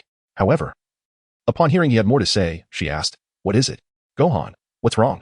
Sun Wukong lowered his head, shrouded in gloom, and said, could we please refrain from visiting the shopping mall? Every time, I end up going shopping with number 18, and I feel like blowing the place up. Number 18. You mean the golden-haired goddess accompanying you? Exclaimed Alicia with delight. Suddenly, a thought struck Alicia, and she inquired, Wukong, what is your relationship with that golden-haired goddess? Could she possibly be your girlfriend? The term girlfriend weighed heavily on Sun Wukong's heart. What kind of relationship was it? They had grown so close. Yet he found himself torn over what exactly their bond entailed. Ah, Wukong, your classmate appears quite beautiful too, doesn't she? Her hair and eyes bear a resemblance to mine. Don't they? At that moment, number 18 strolled over casually, adorned in her golden-haired goddess attire. When did you arrive? Sun Wukong was completely oblivious to number 18's presence. As androids possess no scent, and he had not noticed her approach. I came over while you were finishing school, but seeing your current state. Perhaps I should not have come. Number 18's gaze shifted towards Alicia and Biddy, lingering a moment longer on Biddy. A woman's intuition urged her to pay special attention to the girl named Biddy. Sun Wukong's cheeks flushed slightly as he hurriedly retorted, what are you talking about, number 18? Our relationship is merely that of classmates. We can watch movies together, visit amusement parks, and swim as female companions, can't we? Number 18 cast a sidelong glance at Irilla, who shared her golden hair and blue eyes. However, in both appearance and demeanor, Irilla fell far short of her, posing no real threat, aside from being a tad younger. Sun Wufan quickly retorted, but what is there to discuss? Suddenly, he recalled the scene from the previous night. His relationship with number 18 had transcended its former innocence. Reflecting on those past moments, he now realized that they had, unbeknownst to him, been on dates. Eulalia felt a twinge of fear at the piercing gaze of number 18. Her cold and aloof demeanor rendering Eulalia hesitant to make eye contact. Wufan, I'm sorry, truly sorry. Let us just forget about the weekend date. I deeply regret the disturbance I have caused you. Son Gohan remained silent, previously unaware that such encounters were considered dates. He now realized he could not possibly agree to Eliza's advances. Meanwhile, Videl harbored an inexplicable animosity towards Android 18, feeling as though something precious had been snatched from her, rendering her gaze upon the woman unwelcoming. Pray tell, what sort of relationship do you share with Gohan, my dear aunt? Videl emphasized the word aunt with palpable disdain. Android 18, irked by Videl's remarks, wore a smirk that hinted at her irritation, and the atmosphere thickened with tension, prompting Sharpen and Eliza to instinctively distance themselves. Aunt? Ha! Little girl, have your eyes been dusted with lime powder? How dare you refer to this young and beautiful lady as aunt? Videl placed her hands on her hips. Retorting coldly, do not presume I am oblivious. I witnessed the live broadcast. You threatened my father then, and your demeanor remains unchanged. Thus, it is only fitting I address you as aunt. Android 18 paused, recalling the events of the Cell games, and comprehended who Videl's father was. She crossed her arms. Tilting her head slightly, her expression one of disdain. That fool with the explosive hairstyle? If it weren't for Gohan, he would have nearly been crushed by Cell. How laughable. I've heard that imbecile babbling about tricks. I can't help but wonder, had it not been for Battis and the announcer publicly exposing the Cell games, would your foolish father have shamelessly usurped Gohan and Goku's fame, parading around like a charlatan? Videl's face flushed with anger, tears brimming in her eyes at the disparaging remarks about her father. You shall not speak of my father in such a manner. He is no fraud. He would never resort to such deceit.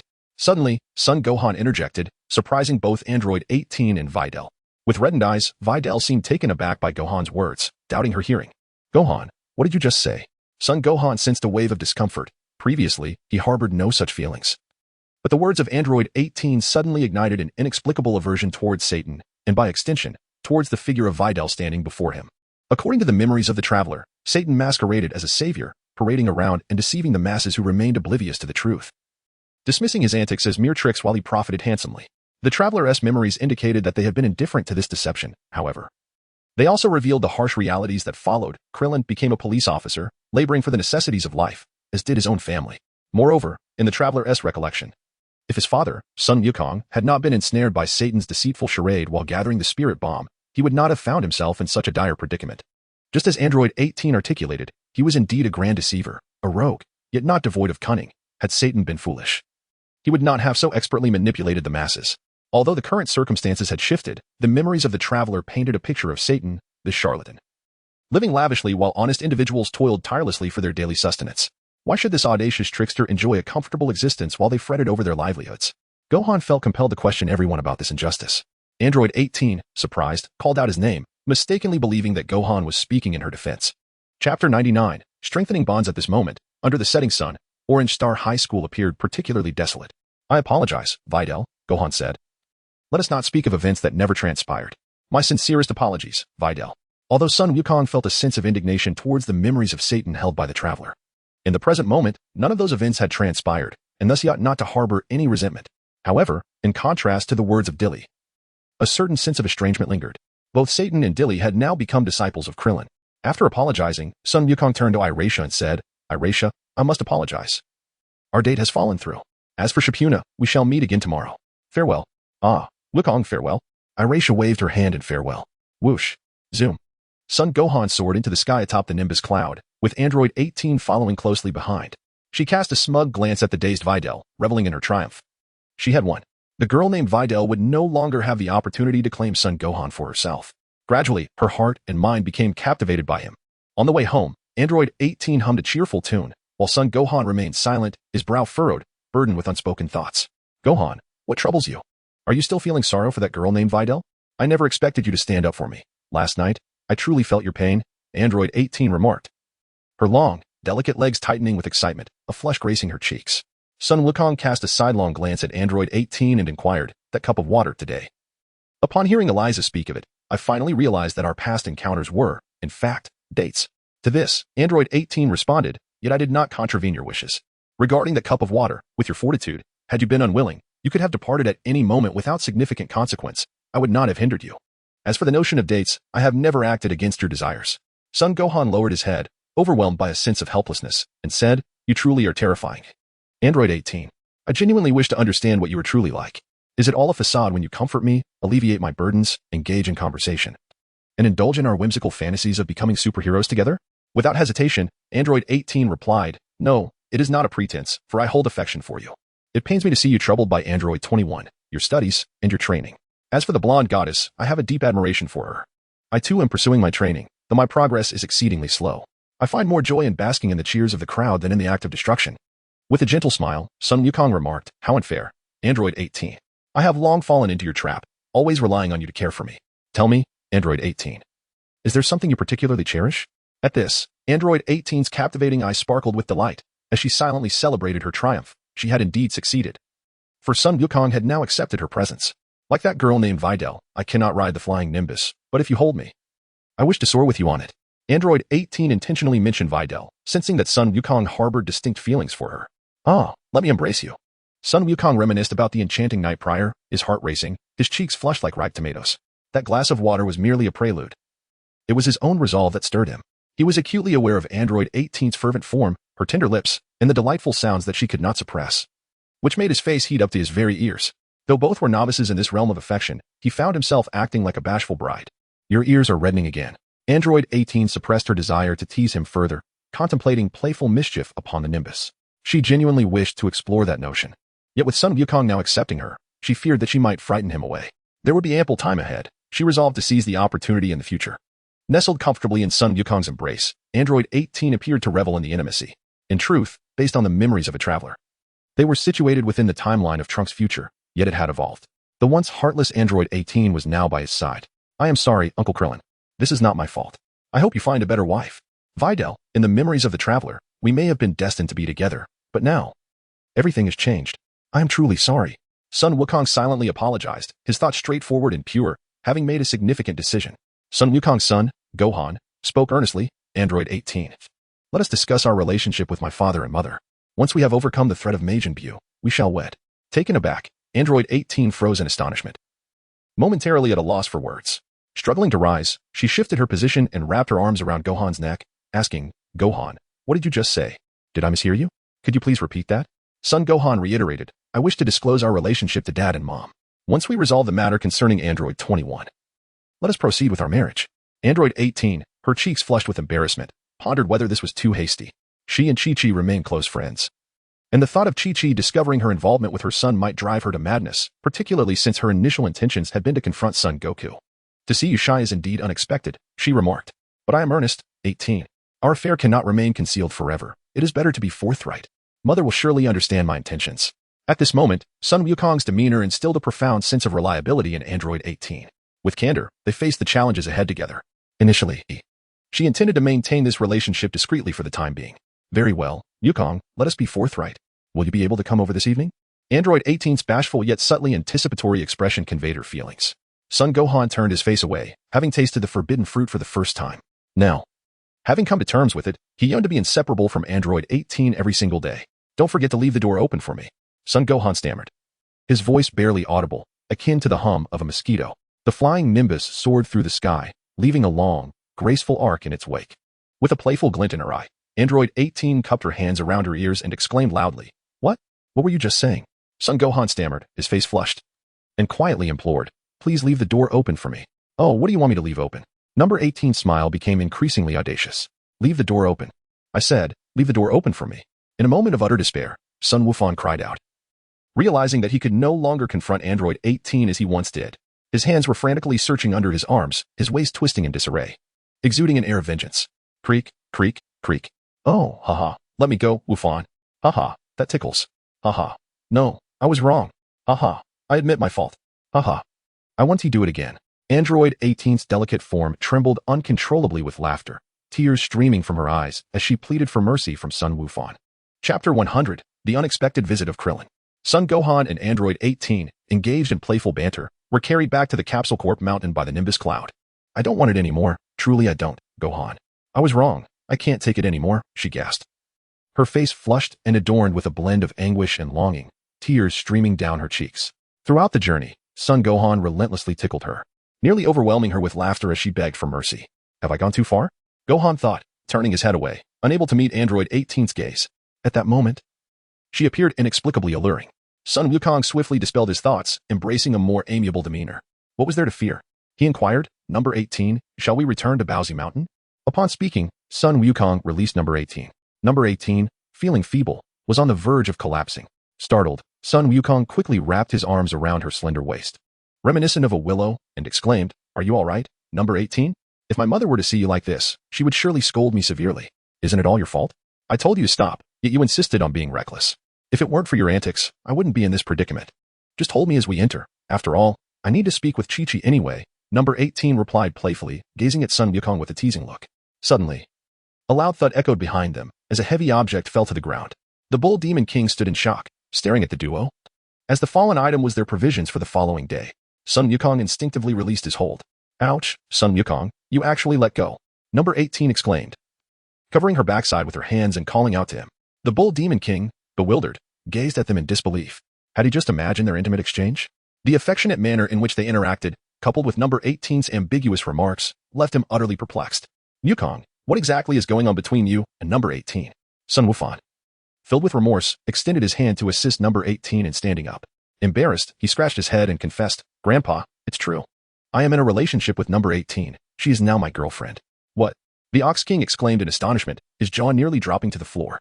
Number 18 leaned against Son Wufan's shoulder, and his candid admission caused her cheeks to flush a deep crimson. The sensation was akin to being peeled like an egg, exposed to the gaze of onlookers, a blend of shyness and a subtle thrill coursing through her heart. Son Gohan and Android 18 entered the room hand in hand, clarifying matters with his mother, Chi-Chi, and father, Goku. At that moment, the 6-year-old Goten and Bra quietly enjoyed their snacks, while Bulma had returned to the Capsule Corporation. Chi-Chi found it difficult to accept the reality and nearly fainted, as she could not believe that her best friend was involved with her son. Overwhelmed with emotion, she felt the urge to weep and to scold Android 18 for her audacity. Her heart was in turmoil as she clutched Goku and sobbed, "What? Goku, our Gohan has entered into an early romance." Goku gently patted Chi-Chi's back and comforted her, saying, "It's all right. It's all right. Do not worry. Gohan has grown up. We were once like this too." Son Wukong and Android 18 exchanged glances. Chi-Chi wiped away her tears and emerged from Son Wukong's embrace. Gazing at Android 18 as she inquired, "Android 18, was your initial intention in approaching me to get close to my son? At that time, Gohan was still so young. And you had already set your sights on him." Android 18 released Gohan, deeming it prudent not to further provoke Chi-Chi, and replied, "No, that was not my intention. In fact, my initial target was Son Wukong, but I recognized that such a pursuit was unattainable." Chi-Chi felt as though a dagger had pierced her heart, while Son Wukong stood dumbfounded, pointing at himself with an expression of utter disbelief. Android 18 continued, "Gradually, Gohan captured my attention. Chi-Chi, our relationship must inevitably evolve." Chi-Chi, struck with terror, felt her strength drain away, as goosebumps prickled her skin. "Do not call me mother," she wailed, collapsing into tears, unable to fathom that her longtime confidant had suddenly transformed into her daughter-in-law. This morning, she should have sensed something amiss upon seeing Android 18. For as someone who had experienced such matters, she understood, yet she never anticipated that it would be Gohan. Son Gohan appeared somewhat humble, unlike how he would be compared to Dilly. However, at this moment, he had cast aside any thoughts of Dilly. As for the development within the memories of the traveler, he was Son Gohan. The current trajectory diverged significantly from that of the traveler's recollections. The traveler's memories did not even mention Android 21. So why should he adhere to those memories? "Mother, I apologize for causing you worry. The events unfolded last night, and at first, I too found it hard to accept. However, upon my return today, I have come to terms with it. Please support us. I am earnest in my intentions," Son Gohan declared with unwavering resolve. Android 18 found Gohan's earnestness incredibly charming, her heart brimming with happiness. She felt an exhilarating urge to embrace him, as if she had reached the zenith of ecstasy, akin to a volcano on the verge of eruption. "You truly have made a decision, Gohan. You are but 16 years old, and Android 18 is already," Chi-Chi began, but was interrupted by 18. "Grandma, I'm an android, equipped with an infinite energy source and a history that spans eons. My age cannot be calculated in the same manner as that of ordinary humans. If I were to live for 100 or even 1,000 years, the age difference between Gohan and me would not matter as greatly." 1,000 years? Chi-Chi pondered aloud. "I have always felt remarkably youthful. I don't even have wrinkles," she said, glancing toward Gohan, who had once wished for good health from the dragon of Namek. Suddenly, a knocking sound interrupted their conversation. Goku and Gohan turned their gaze toward the door, where Krillin's voice could be heard. "Goku, Gohan, I apologize for disturbing you at this late hour.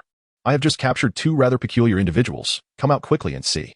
Gohan's hand trembled slightly as he cast a furtive glance at 18, feeling an inexplicable sense of guilt akin to being caught in a theft. As they all stepped outside, they saw Krillin, clad in his orange turtle school martial arts uniform, sporting a head of black hair that had grown long since their last meeting. Beside him stood two burly men, each adorned with a distinctive M symbol on their foreheads, bound tightly. Gohan's pupils dilated in shock. According to the traveler's memories, these two individuals were Spopovich and Yamu, agents of Babidi, tasked with gathering energy from Majin Buu. He could hardly believe that they had been apprehended by Krillin. Son Wukong expressed his astonishment, remarking on Krillin's short black hair. "Krillin, I must admit I preferred your previous bald appearance. This hairstyle." Chapter 101. The spaceship beyond the southern capital. Krillin chuckled, scratching the back of his head. "Well, considering I am now married and have a lovely daughter, it feels rather inappropriate to maintain a bald look. I am, without a doubt, the happiest man in the world." Son Wufan was taken aback and hurriedly inquired, "Marriage? Wait, Uncle Krillin, when did you get married? What is the name of your daughter, and who is your wife?" Krillin scratched his head, feeling somewhat bashful as he cast a shy glance at Son Wukong. He replied, "It's Sinnoh. I pursued her earnestly, and as for our daughter, her name is Noah." Suddenly, Son Wufan erupted into a fit of intense coughing. The name Noah, which echoed in the memories of the traveler, reminded him of a certain giant of light with wings of time and space, creating a strong sense of dissonance. Krillin asked, "This name was given by Sinnoh. Wufan, what is wrong?" Son Wukong adjusted his brow and said, "Uncle Krillin, perhaps you should take some time to delve into religion. It might offer you clarity." Krillin, unsuspecting of any underlying motives, initially considered naming his child Marlin, as his first love had left an indelible mark on his heart. Yet, he found it increasingly difficult to forget her. However, upon reflecting on his current partner, Sinnoh, he realized she eclipsed his first love in every conceivable way. Sinnoh was gentle, virtuous, gracious, and possessed both beauty and an admirable figure. Every time he returned home and heard Sinnoh tenderly say, "You've worked hard today, my dear," he felt an instant sense of healing, as though the weariness of the day melted away, leaving nothing but blissful oblivion. Son Gohan cast a sidelong glance at his father, Son Goku, reflecting on the latter's undeniable charm with women. His mother Chi-Chi, Bulma, the former Android 18, and even Sinnoh. If only his father were slightly more akin to an ordinary man, he would undoubtedly have a harem by now. Chi-Chi pointed toward the two individuals bound and unconscious behind Krillin, her brow furrowed in confusion. Krillin, who are these two? What is that peculiar symbol on their foreheads? Returning to the matter at hand, Krillin wiped the smile from his face and replied earnestly, recently, there have been numerous cases of martial artists being drained of their vitality, leading to fatal comas. Even my own disciple fell victim to this. The police approached me, and I managed to defeat the culprits. Goku, Gohan. They are certainly not ordinary humans. I suspect it may be connected to Android 21. In his heart, Son Wukong pondered, if I were to eliminate the slumbering and sealed Majin Buu in advance, perhaps the Majin 21 that Bra spoke of would never come to pass. Suddenly, a familiar energy enveloped the sky. Piccolo sensed Krillin's aura alongside Son Wukong and the others, gathering at the temple. Observing the situation, he realized something was amiss and hastily flew over from the temple. Uncle Piccolo, Son Gohan exclaimed with delight. Ah, Gohan, Piccolo replied, crossing his arms over his chest. Smiling as he greeted him, he then turned to Krillin and inquired, I sensed your presence at the temple, Krillin. Who is this? What transpired here? Krillin recounted the events concerning Spopovich and Yamu, who were capturing martial artists to absorb their energy. Piccolo glanced at the peculiar symbol above the two men's heads and deduced. 7th grade, the timing aligns with this moment. With a slight smirk at the corner of his mouth, Son Wukong slowly approached the two individuals before him, placing one hand upon Spopovich's head. As long as we know who they met with, won't that reveal everything? This maneuver left Son Gohan and Krillin momentarily stunned. Upon arriving at Namek, Son Wukong had delved into his memories, uncovering the entirety of the events on Namek, nearly forgetting this particular technique. Through the memories of Spopovich, Son Wukong discerned the unfolding events and their origins, uncovering the involvement of Babidi and the King of Hell, Depura. In the southern capital, he encountered a diminutive and rather peculiar extraterrestrial named Babidi, who orchestrated these machinations. Babidi commanded several subordinates, seemingly intent on gathering energy for the resurrection of some entity. The insignia upon their foreheads signifies their subjugation under Babidi's influence. Krillin, at a loss for words, remarked, why is it always in the southern capital? Wukong, do you have any insight into the adversary's strength? Son Wukong shook his head, his tail coiling around his waist swaying with agility as he remarked. Without having met the opponent in person, I cannot be certain. Piccolo cast a glance at Yamcha's little girl, Bra, who was currently kicking Spopovich, and continued. Do you all remember Majin Buu? It was due to the absorption of Majin Buu's cells that Android 21 came into existence with an evil persona. If we eliminate Majin Buu beforehand, Son Wukong's son, Gohan, exclaimed with surprise, indeed, I share the same sentiment, Uncle Piccolo. If we eradicate Majin Buu, then Majin 21 shall never come into existence. I shall change my attire at once and head out immediately. Mother, could you please inform the school that I need to take a leave of absence? Just tell them I am off to save the world. Kiki retorted angrily. Let's discuss this tomorrow morning, Gohan. Surely you do not intend to skip class the very next day. No, mother, absolutely not, Gohan replied, hastily shaking his head. After returning to his room, he donned a purple martial arts uniform, and the tail wrapped around his thigh began to sway with agility. As for Spopovich and Yamcha, Piccolo took advantage of Goku's momentary distraction and swiftly dealt with the two, reducing them to mere ashes. Their demise was inconsequential, and Goku offered no further commentary. Once Gohan was appropriately attired, the four of them set off together, soaring towards the southern city. Bra and Goten also wished to accompany them, however. They were unceremoniously lifted by Android 18. Do not add to the chaos, Bra and Goten. Android 18 scolded as she unceremoniously tossed the two children back into the room. Bra pouted and quietly complained, I am clearly stronger than Uncle Piccolo. Why won't they let me go? As Son Wukong and his companions soared through the skies at great speed, Krillin suddenly remarked, should we inform Vegeta to join us? His strength is formidable as well. Son Wukong hurriedly shook his head in disapproval. No, Uncle Krillin, please do not. If Uncle Vegeta arrives, he may inadvertently unleash Majin Buu, leading to a confrontation. In the future, Bra mentioned that Majin 21 has appended everything, annihilating us and obliterating Namek, along with indirectly destroying 8 other universes. Even if the memories of the time traveler suggest that the rotund Majin Buu could reform, Son Wukong would not take the risk of harboring him. The chain of consequences caused by Majin 21, as described by future Bra, is simply too precarious to wager upon.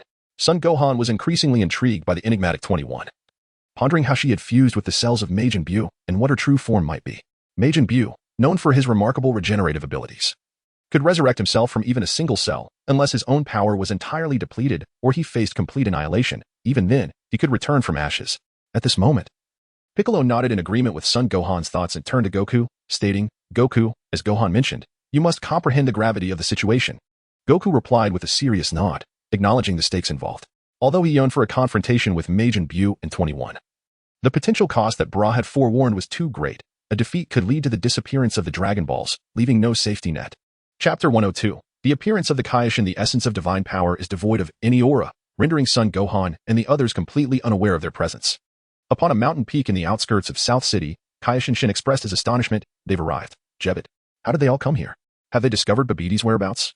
Jebet responded, Lord Kaishin, it seems we have not erred in our search, but how do they know Babiti's exact location? Kaishin Shin replied, my original plan was to track down Babiti's minions to locate his hidden spaceship. Suddenly, Jebet became anxious, exclaiming, this is bad, Lord Kaishin. If these individuals inadvertently disturb Babiti, it could lead to the resurrection of Majin Buu. We must prevent that at all costs. If Majin Buu is revived, it will be disastrous. Let us move swiftly, Jebet. With that, Kaishin Shin and Jebet propelled themselves into the air at high speed, becoming mere shadows that vanished into the dark starry sky. Sun Wukong delved into the memories of Spabich, uncovering the direction of Babiti's spaceship, and set forth with his companions. Piccolo, endowed with sharper eyesight and hearing, discerned two figures standing before them. Initially sensing no aura, he even questioned his own perception. Everyone, take heed. There are two individuals ahead, Piccolo exclaimed, instilling a sense of tension and vigilance among the group. With astonishment, Krillin inquired, could they possibly be Babiti's subordinates? Son Gohan spoke with a resolute tone. Whoever they may be, if they dare to obstruct us, we shall annihilate them without hesitation. I will not permit these scoundrels to harm anyone in my vicinity. His words, filled with determination and a chilling aura, left Son Goku, Krillin, and Piccolo momentarily stunned. A cold sweat trickled down Piccolo's brow as he pondered. I thought I had truly relaxed, yet I remained deeply concerned about that number 21. Within moments, less than half a minute later, Son Gohan and the others beheld the silhouettes of two figures, instantly recognizing them as the Supreme Kai of the East, Shin, and his attendant, Kibito. Considering the timing, it was indeed the moment for Majin Buu and the Kaishin to appear. As Sun Wukong gazed at his own hands, he recalled the enigmatic state from the memories of the traveler. His ordinary foundational strength was sufficient to surpass that of a Super Saiyan 3. Given the words of the Supreme Kai Shin and Kibito, he pondered how to vanquish the menace of Majin Buu and subsequently journey to the Supreme Kai realm to liberate the old Kai. After a moment of contemplation, an idea began to form in his mind. The threat posed by Majin Buu is indeed grave. Thus, it would be prudent to inform them about the situation regarding Android 21. Although Shin, during his tenure as the Supreme Kai, might not possess extensive knowledge or experience, he certainly had a sense of responsibility. Very well, this shall be the course of action, Sun Wukong affirmed to himself. Sun Wukong, Piccolo, Son Gohan, and Krillin hovered in midair. With a faint voice, Xian spoke, Mr. Wukong, it is a pleasure to finally meet you. I have long wished to see you. And now the opportunity has presented itself. Sun Wukong, perplexed, inquired, may I ask who you are? In response, Piccolo, with a grave demeanor, admonished, do not be disrespectful. Before you stands the esteemed lord of the Kaishin. The Kaishin, a legendary figure whose status surpasses even that of the great Kai, commanded great reverence. Piccolo, imbued with the essence of the Supreme Kai, felt the formidable authority emanating from the Kaishin. As Sun Wukong frowned and stepped forward, he stood before Piccolo, his energy surging. Under the astonished gazes of the Kaishin and Jebet, he transformed into a Super Saiyan 4. Let us be straightforward to avoid the convolutions of memories from the traveler. Sun Wukong mused. The Kaishin's jaw dropped in astonishment. This was unmistakably the energy he had sensed before. To think that such a formidable individual existed in the lower realm. Son Gohan tilted his head, his gaze icy, and inquired, forgive me for interrupting your conversation, King Kai, but are you not in league with Babidi? If that is not the case, we currently have no time to entertain you, as we are determined to defeat those vile fiends. Jebet attempted to respond. Yet the overwhelming aura emanating from Son Gohan rendered him paralyzed with fear. No, wait. Mr. Son Gohan, we are not Babidi's accomplices. We have also come to the lower realm to confront the menace of Majin Buu. King Kai quickly interjected, his previous authority evaporating in an instant before Son Gohan. Even Piccolo found it peculiar that this mysterious and seemingly exalted King Kai was not as distinguished as he had initially perceived. As Son Gohan reverted from the state of Super Saiyan 4, he regained his usual gentle demeanor and discreetly gave Piccolo a thumbs up behind him. Piccolo nodded slightly, arms crossed, eyes closed, a faint smile gracing his face. Gohan had just avenged him, acknowledging that he had indeed acted somewhat out of character moments before. My apologies. Lord Kaishin, it was my misunderstanding. Please do not take it to heart. Gohan quickly offered, sheepishly rubbing the back of his head. And whether it was intentional or not had become irrelevant. It's quite all right, Mr. Gohan. As long as the misunderstanding is resolved, that is what matters. Mr. Goku. Can you also demonstrate such prowess as Mr. Gohan? Xian inquired with eager anticipation. Sun Wukong rested his chin on his hand and replied, at first, I was unable to transform, but after several years of diligent training, I successfully achieved Super Saiyan 4. Oh, by the way, Vegeta attained Super Saiyan 4 last year. Thankfully, we didn't invite Uncle Vegeta here. In his heart, Sun Wufan mused that a single remark from his father, Sun Wukong, could potentially infuriate Vegeta, the Supreme Kai. Sensing the strength of Sun Wukong and Sun Wukong, chose not to impede their progress and accompanied them to Babbidi's spaceship, where he explained the circumstances surrounding Majin Buu, thus fostering a closer relationship. Likewise, Sun Wukong took the opportunity to elaborate on the situation with Android 21, deliberately portraying it as quite dire. What? Is this true, Wufan? Androids? How could this be? Why would something created by mortals be so terrifying? The Supreme Kai exclaimed in disbelief. Jebbit queried, time travel from the future? That should be forbidden, as it could result in significant alterations to the timeline. As Son Gohan raised his voice slightly, he exclaimed, a future that is destined for destruction is not worth having, Jebbit. Do you truly wish for the future to be upended? I am determined to defeat it. At that moment, Goku's voice interrupted everyone's thoughts. Is that the spaceship of Babbidi? Under the night sky, the outskirts of South City lay in tranquil silence. With a hatch leading outside, where Babbidi had concealed his spacecraft deep beneath the earth, Sun Wukong shifted his gaze, and indeed, everything was as it was in the memories of the traveler, the only difference being that it was now nightfall. Chapter 103, Insect Type Detector. Son Gohan and Son Goku unleashed a furious roar, transforming into Super Saiyan 4. Father, please guard the perimeter outside. If anyone emerges, you, Uncle Piccolo, and Uncle Krillin will deal with them together. Meanwhile, Shins, Jebbit, and I will descend together. Despite it being a request, Son Gohan's tone left no room for refusal. Son Wukong understood everything and did not compete with Son Gohan. He replied, I understand, Gohan. You all may enter, but do be cautious. Well then, Xian and Jebbit, let us proceed together. As Son Wukong, Son Gohan, and others descended, while Jebbit and Xian were entangled in the dilemma of how to open the door without drawing attention. Son Gohan forcefully smashed the mechanical hatch open with a single punch. Let us go, Son Gohan said, wearing a confident yet calm smile. Stunned, Jebbit and Xian nodded and followed Son Gohan into Babbidi's spaceship. Outside, Piccolo and the others stood in a daze, exhibiting a profound sense of boredom. Son Wukong even hoped for a challenge, yearning for a confrontation. Sighing, he recalled the matter of number 21, which seemed to unsettle Gohan. Rubbing his forehead, he noted that since transforming into Super Saiyan 4, he had yet to truly engage in battle. As for combat experience, Gohan had matured. He was no longer the child he once was. Over the span of 7 years, Gohan had diligently honed his skills. Krillin sat down on the ground, remarking, it's been quite a while. Do you think Gohan will be all right on his own? Piccolo replied, Gohan's strength far surpasses ours, including yours, Goku. Despite both being Super Saiyan 4, Gohan has exceeded you by a great margin. Hee, indeed, Gohan has completely outstripped me. My apologies, Son Wukong chuckled. He felt a sense of joy seeing Gohan's relentless dedication to training and was eager to discover the heights he could attain. Krillin lay atop the mountain, musing, ha ha ha. Just how strong can Gohan become? Suddenly, Krillin's gaze sharpened, and he quickly rose to his feet, having noticed what seemed to be an insect flying overhead, resembling those he typically encountered. What kind of flying insect is that? It seems a bit different, he exclaimed. Piccolo, I just saw a bug fly past my head. It didn't look like a mosquito. Piccolo, focused on the spaceship, found Krillin's comment somewhat amusing, replying, what is the significance of a bug? At this moment, Son Wukong was in the state of Super Saiyan 4. Upon hearing Krillin's words, his gaze sharpened as he surveyed the surroundings and remarked, this is bad. I recall Android 18 mentioning that Drive Jero is using an insect-like probe to monitor us. What? Exclaimed Piccolo, astonished. Krillin sprang to his feet. The recently vanished flying insect lost to the night. He shouted, Wukong, it must be Dr. Jero's insect probe. It has to be it. We're in trouble, Piccolo realized. His expression changing dramatically upon hearing Son Wukong's words. He redirected his focus from the spaceship to the area around him, clearing his mind, yet he found nothing. Nothing. Still nothing. Damn insects. Piccolo felt an ominous premonition arise within him. If there were surveillance insects present, then that could only mean, no way. Could it be that Android 21 has truly acquired the cells of Majin Buu? Piccolo broke out in a cold sweat. Son Wukong and Krillin's expressions changed dramatically, as the worst scenario was indeed approaching. The hidden number 21 had absorbed the cells of Majin Buu, and the Majin number 21, as foretold by Bra, was about to emerge. Meanwhile, Son Gohan remained unaware of the situation outside. After consecutively defeating and eliminating Babbidi's minions, even the so-called King of Hell, Dabura, could not withstand a single punch and was swiftly defeated. After vanquishing Babbidi, he stood before a colossal egg. This is it, Gohan. This is the egg that seals Majin Buu, Xian exclaimed excitedly. Son Gohan gently nodded, his palms converging and resting upon his forehead, the golden energy emanating from his hands. He declared, Shin, Dabura, stand back. Special beam cannon.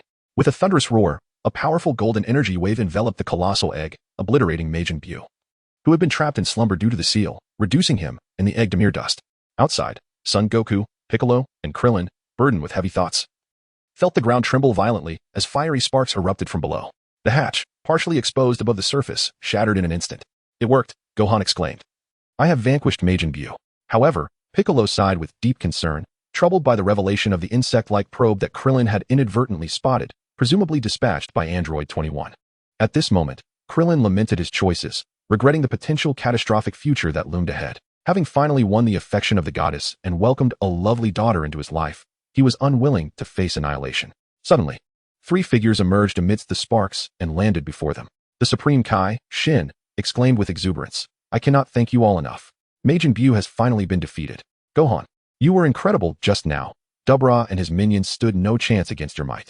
A heavy silence fell over Son Goku, Piccolo, and Krillin, their expressions grave. Leaving Shin perplexed as he inquired, "What is the matter, Mr. Goku?" Son Wukong wore a resigned yet forced smile as he remarked, "We have just seemingly discovered an insect-like detector. However, whether it truly belongs to Android 21 remains uncertain." "What did you say? Father, have you really found an insect-like detector?" Son Gohan's heart plummeted into a state of panic. At that moment, Krillin, with a face full of frustration, lamented, "Damn it, I should have seized it just now." Piccolo interjected, "It's too late for regrets. Our primary concern now is whether Android 21 has absorbed the cells of Majin Buu." Jebbit and Shin stood utterly astounded, their eyes nearly bulging out of their sockets. Shin quickly exclaimed, "That's impossible. As long as a single cell of Majin Buu exists, he can resurrect indefinitely, making him virtually an indestructible monster. How could that android, known as 21, possibly gather and fuse with the cells of Majin Buu?" Son Gohan harbored deep suspicions regarding the manifestation of Majin Buu within the memories of the time traveler. He found it hard to believe how the enigmatic android 21 had managed to consume it. After a prolonged period of contemplation, Piccolo arrived at a conclusion. He mused, "As Bra from the future mentioned, there exists a Majin version of Android 21, alongside a benevolent and ordinary variant. Could it be that Majin Buu is aware of his own confinement and inability to escape, thus acting with intention? Might the Majin 21 be merely another incarnation of Majin Buu?" Chapter 104. Journey to the Supreme Kai's realm on an unnamed island far from the southern capital. Images transmitted by insect-like probes were relayed to the computer. Inside a containment unit, Android 21 had opened her eyes, her striking blue orbs gleaming vibrantly as she joyfully swam about in her transparent enclosure, her bare form unadorned. Android 16 remarked, "The recovery is quite impressive, Dr. May-Avi-Man. The cells of Majin Buu exhibit more vitality than anticipated. At this rate, in just a few days, you will transform into the ultimate Android 21, surpassing Cell. Once I am free, I shall annihilate those fools. I believe that vanquishing them would be exceedingly entertaining. Ha ha ha."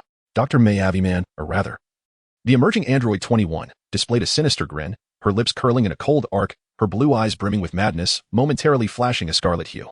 16, who had initially intended to report the situation, froze in place, his brow furrowing as he distanced himself from the container. "You are not the doctor. Who are you? What have you done to Dr. May-Avi-Man?"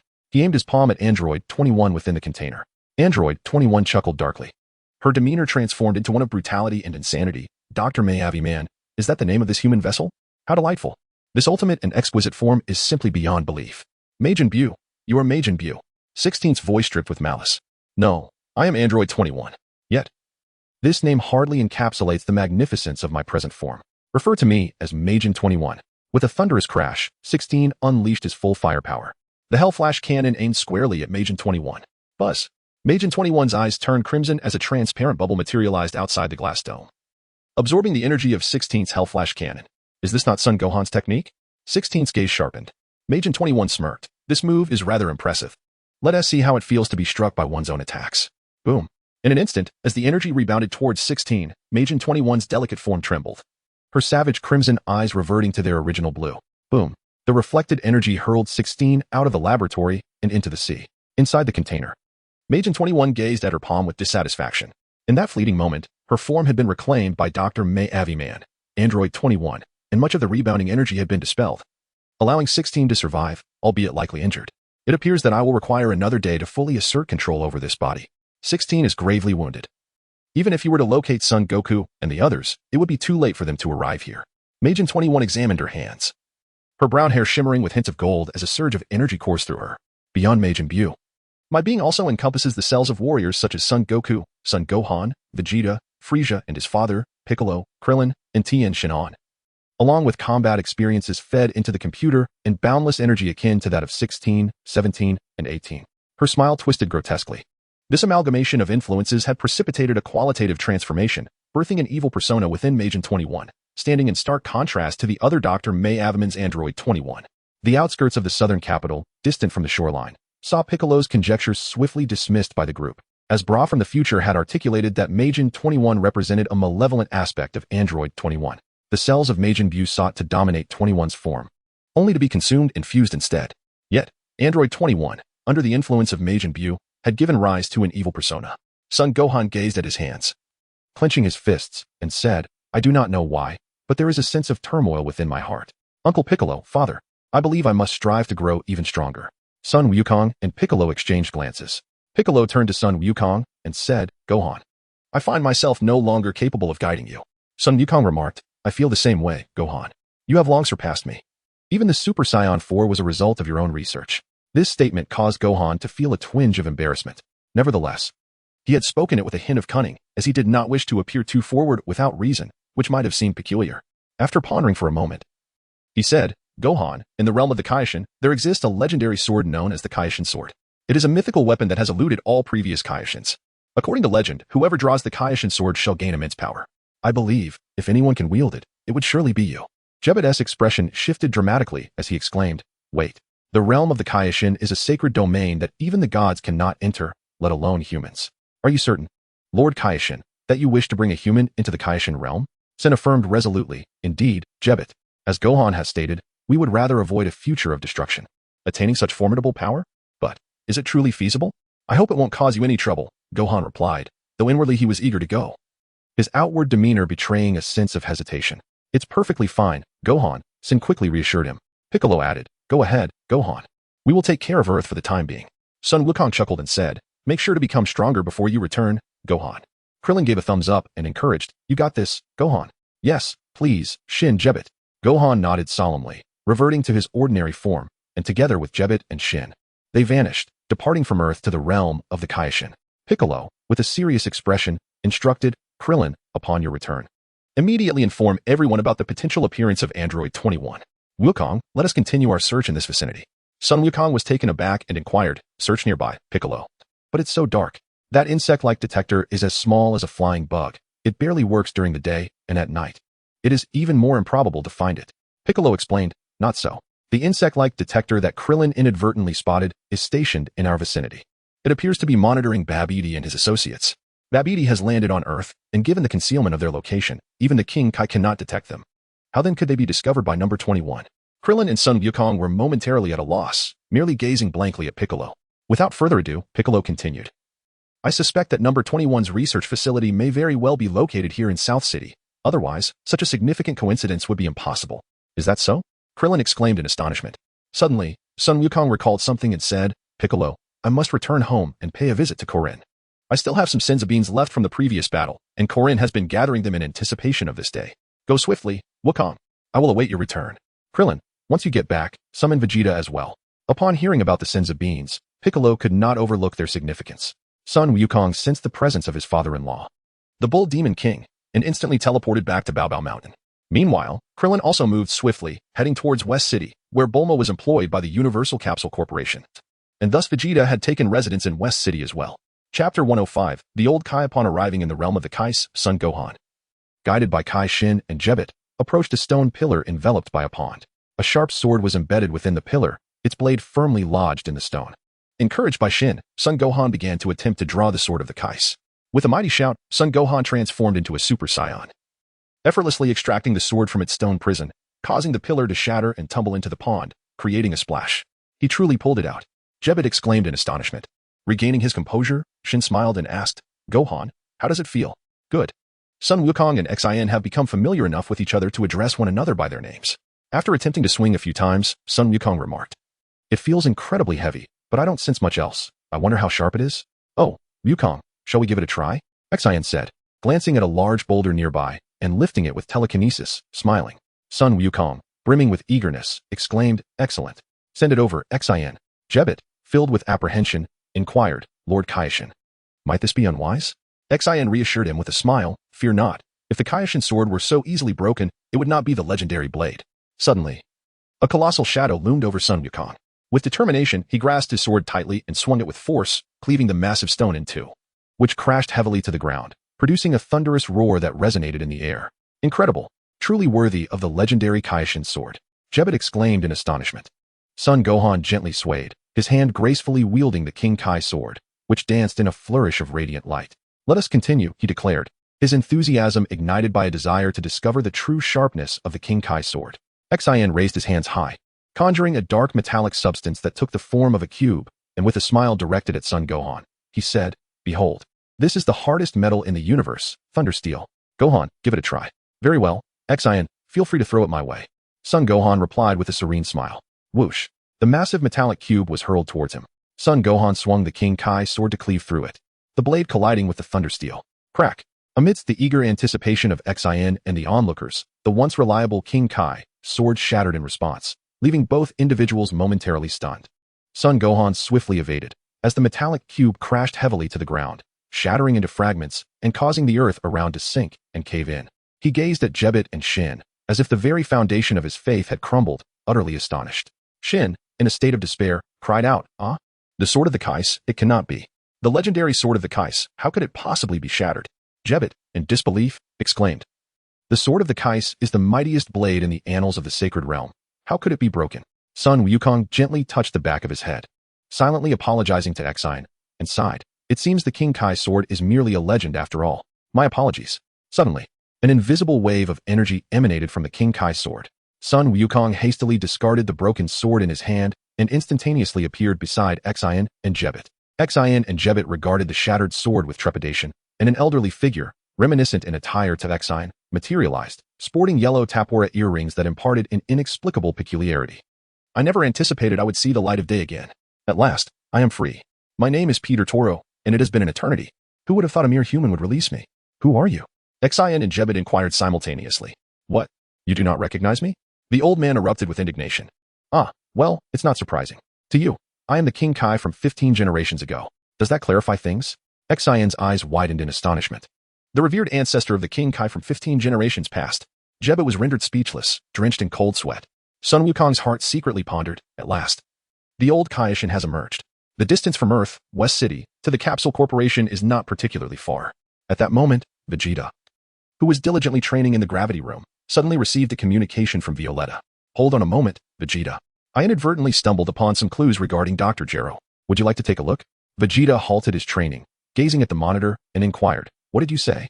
Violetta replied, "Whenever Bulma and I have some free time, we often gather information about Dr. Gero.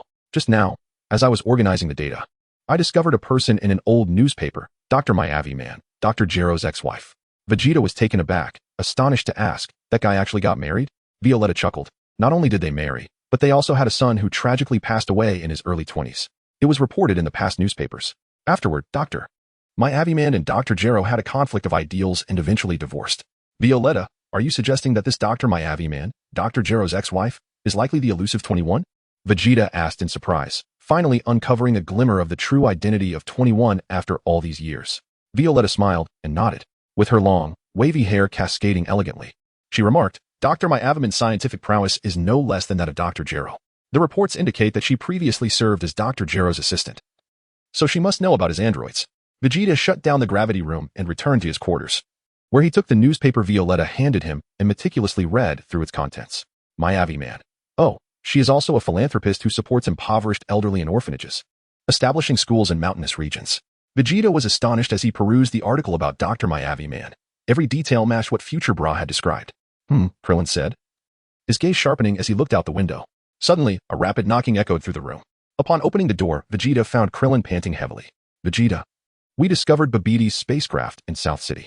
Babidi and his Majin Buu have already been vanquished by Gohan. But, after catching his breath, Krillin continued, while we were stationed outside, I inadvertently spotted a bug-like probe monitoring Babbidi's spacecraft. It appears that 21 is suspected to be hiding near South City, and Piccolo and Goku are currently investigating there." "What?" Violetta's heart raced. The day foretold by Future Bra had finally arrived, the day of Majin 21. Vegeta, withholding further words, solemnly stated, "Violetta just uncovered information about 21 as well. I will head over first. Krillin, you take that newspaper and share it with the others." With a swift motion, Vegeta soared towards South City, while Krillin, having taken the newspaper from Violetta, promptly departed, engrossed in its contents along the way. Chapter 106, The Damaged Android 16 in the Kaioshin Realm. Sun Wukong sat cross-legged, eyes closed, embodying tranquility and patience. After completing the ritual, the old Kaioshin began to tap into Sun Wukong's latent potential. "Your name is Gohan, correct?" Gohan, what you just promised me, does it truly hold significance?" What does that woman look like? The old Kaishin's expression grew increasingly peculiar, laughter escaping from his lips.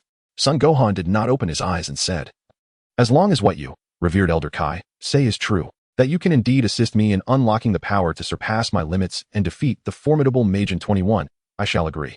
With a mischievous chuckle, he added, "It's a promise. You possess astonishing potential. Your current strength is already quite fearsome. I believe that with my guidance, you will be able to vanquish that Majin 21 with ease." The Elder Kai, flipping through a magazine featuring beautiful women, replied casually, "The Elder Kai possesses a unique ability to awaken an individual's latent potential, distinctly different from the previous Grand Elder of Namek, whose power merely unearthed unexploited strength. However, the Elder Kai shares a personality akin to that of Master Roshi." Gohan consented to allow him a brief indulgence in the company of women, a request he humorously delegated to Oolong for a transformation, as it was not his first encounter with such a situation. Xing and Jebet stood by, astonished. Unable to fathom Gohan's remarkable patience, the Elder Kai directly addressed their unspoken thoughts, asking, "Gohan, you seem to hold no doubts about me. Do you truly believe I can help you unlock your ultimate potential?" Son Wukong opened his eyes, his brow furrowed, and spoke, "I cannot deny what I must believe. Uncle Piccolo mentioned that the insectoid detector number 21 might have been discovered, and I have been plagued by an unsettling feeling, one I have never experienced before." Xian comforted him, saying, "It's all right, Gohan. You are merely feeling anxious. Even if number 21 has absorbed the cells of Majin Buu, its strength can at most exceed that of Majin Buu by a slight margin. It could never be your adversary." Jebet added, "Indeed, the Lord of the Kais is correct. Your powers have surpassed my expectations immensely. Gohan, you are simply too tense. You and Mr. Goku, in your Super Saiyan 4 forms, are unparalleled among those I know." The old Kai spoke with great confidence. "It seems you are lacking in assurance, Gohan. Rest assured, through my guidance, your strength will reach unfathomable heights." Gohan closed his eyes and nodded solemnly, drawing from the mysterious state within the memories of the traveler, transforming into Super Saiyan 4. He knew that his power would far surpass that of Jiren from the traveler's recollections, equating to the form of Ultra Instinct in its silver-haired state. "I wonder how Dad and Uncle Piccolo are faring. Have they found number 21? Gohan pondered anxiously. In the southern capital, the sky had brightened, and Son Wukong yawned wearily. He, along with Piccolo, Vegeta, Tien, Yamchu, Krillin, and number 17, had searched throughout the night. Number 17 queried, "Did Dandy find anything?" Piccolo shook his head and replied, "No. After I informed him, he has been observing the situation below whenever he has the chance." Vegeta chuckled as he looked at Son Wukong, cockroach. "Did Gohan and that fellow known as the Lord of the Kais leave?" Son Wukong remarked, "Indeed, it is not just him. I too feel an overwhelming sense of unease within." He turned to Vegeta, "What about you?" Vegeta clenched his trembling fist and replied, "Though I am reluctant to admit it. Ever since Krillin informed me last night that he might have discovered Android 21, I have been plagued by a profound anxiety. My instincts honed through years of battle warn me that this situation is perilous, extremely perilous." Yamcha sighed. "I thought I was the only one feeling this way." The group commenced their investigation from the outskirts of the southern city and gathered at the coastline. Krillin continued Yamcha's sentiment. "Dr. My Weibin, the ex-wife of Dr. Gero, appears quite attractive. Could she truly be Android 21? Suddenly, a surge of waves crashed, and Tien Shinhan noticed that the tide had washed a figure ashore, revealing a complex array of mechanical circuitry through a gaping wound in its chest. "Look, everyone, it's a robot," he exclaimed, following Tien's gaze. They recognized it as Android 16, who had been blasted away by Majin 21. "Is that?" Vegeta and Krillin gasped in astonishment. Piccolo inquired, "What is it? Do you know him?" Krillin quickly responded, "In the newspapers, it was reported that Dr. Gero's son, who had long been deceased, bore an uncanny resemblance to him." "What?" shouted Piccolo, Son Wukong, Yamcha, and others in disbelief. At that moment, Android 16, unable to move, stated, "Though I bear the appearance of Dr. Gero's child, I am in fact Android 16, an artificial being created from scratch. My internal circuitry has suffered severe damage, and my control links are completely severed." Android 17, with his hands in his pockets, asked, 16, "It's been a long time. I never expected to find you in such a state. Who did this to you?" Android 16 replied, "I was fortunate to be washed ashore by the sea. Dr. My Weibin has been taken captive. The current Android 21 is a malevolent persona born from the absorption of Majin Buu cells. Please, Son Wukong, you must stop Majin 21. Dr. My Weibin is a pacifist with a kind heart. She severed ties with Dr. Gero to transform herself into an android in order to prevent the creation of the ultimate android cell. What she has become now is far from her true desires." Everything became clear. Piccolo's analysis was largely correct. The absorption of Majin Buu cells had given rise to a terrifying and evil persona. "Where is your laboratory, 16? Where can we find it?" Piccolo urgently pressed. "Fly south for about 50 kilometers, and you will spot an isolated island. Dr. My Weibin's research facility is located within a cave. I implore you, Son Wukong, she has always held you in great esteem. You must stop Android 21." She truly loves Earth, cherishes the life upon it, and adores animals. I beg you, Son Wukong, Android 16 pleaded, the first directive within him to eliminate Son Wukong ever present. Son Wukong spoke with a grave seriousness. Indeed, we shall exert every effort to thwart the efforts of Demon 21. Krillin, Yamcha, please escort number 16 back to Bulma's residence and see if her father can restore him. Goku, let us proceed at once, Piccolo instructed. Understood. Son Wukong nodded and swiftly soared toward the direction indicated by number 16, with Piccolo, Vegeta, Tien, and number 17 closely in tow. Meanwhile, Krillin and Yamcha carried number 16 as they ventured toward West City, the rising sun casting an unusually chilly aura upon the day. Chapter 107. Demon 21. Endless stretches of the sea unfolded before them, and after a few minutes of flight, Son Wukong and his companions finally beheld an island. Is that the place? Piccolo's gaze sharpened. Number 17 remarked, aside from this, there are no other islands in the vicinity. Son Wukong exclaimed. Let us descend and take a closer look. The group gradually descended, and as they approached the island, they noticed a mountain peak, which bore a massive gash. What could that be? It appears to be a cavity created by some kind of laser. This must be the location referred to by number 16. Number 21 is indeed at that opening, Piccolo remarked with excitement. This fiend has finally made an appearance. Kakarot, hold your horses. Allow me to confront this individual first. I assure you, I will not show any mercy simply because she is a woman. Vegeta transformed into Super Saiyan 4 and soared ahead. Wait, Vegeta, do not underestimate her.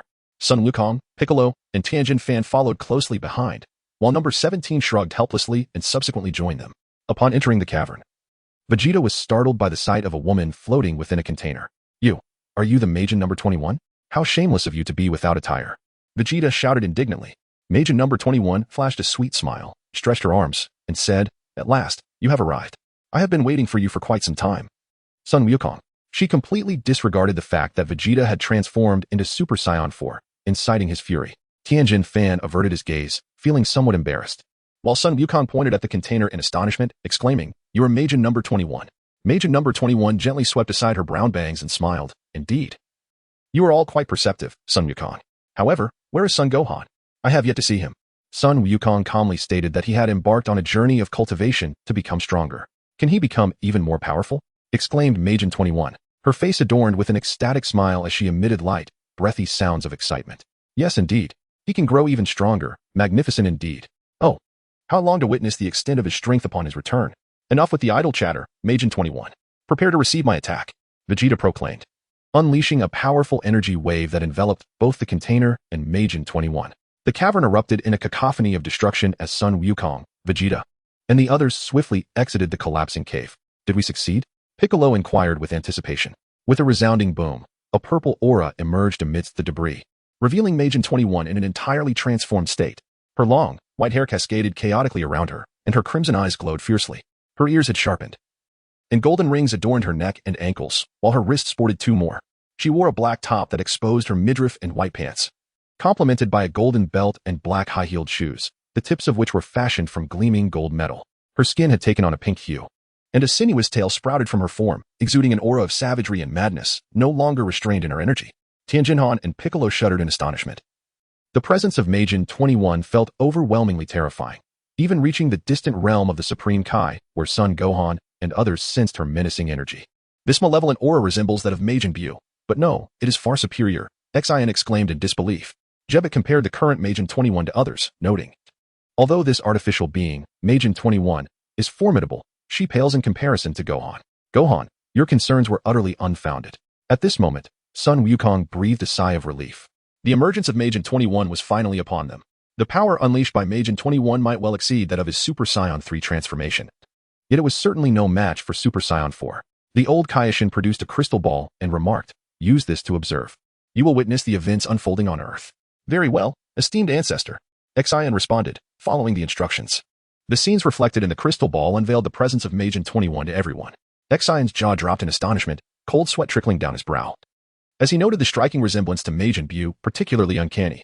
Son Gohan was also taken aback by the seismic intensity of the pupils, captivated by the alluring figure of Android 21. The very essence of her presence was astonishing, not to mention that Android 21 was indeed a woman. No, it's not a problem, he declared to the others. The aura of Android 21 pales in comparison to that of Uncle Vegeta. Uncle Vegeta could easily triumph over her alone. Suddenly, the old Supreme Kai interjected, his demeanor shifting from somewhat comical to a more serious tone. The malevolent energy contained within Android 21 exceeds what is merely apparent. Son Gohan was taken aback, gazing incredulously at the old Kaishin, and inquired, "What did you say? Esteemed old Kaishin? Are you implying that Majin 21 still conceals her true power?" The old Kaishin replied, "Indeed, that young prodigy must come here to assist me. We need to hasten our efforts. Can I join as well, ancestor?" Xian, regaining his composure, pointed to himself in astonishment. The old Kaishin instructed, "Come closer, and I shall teach you.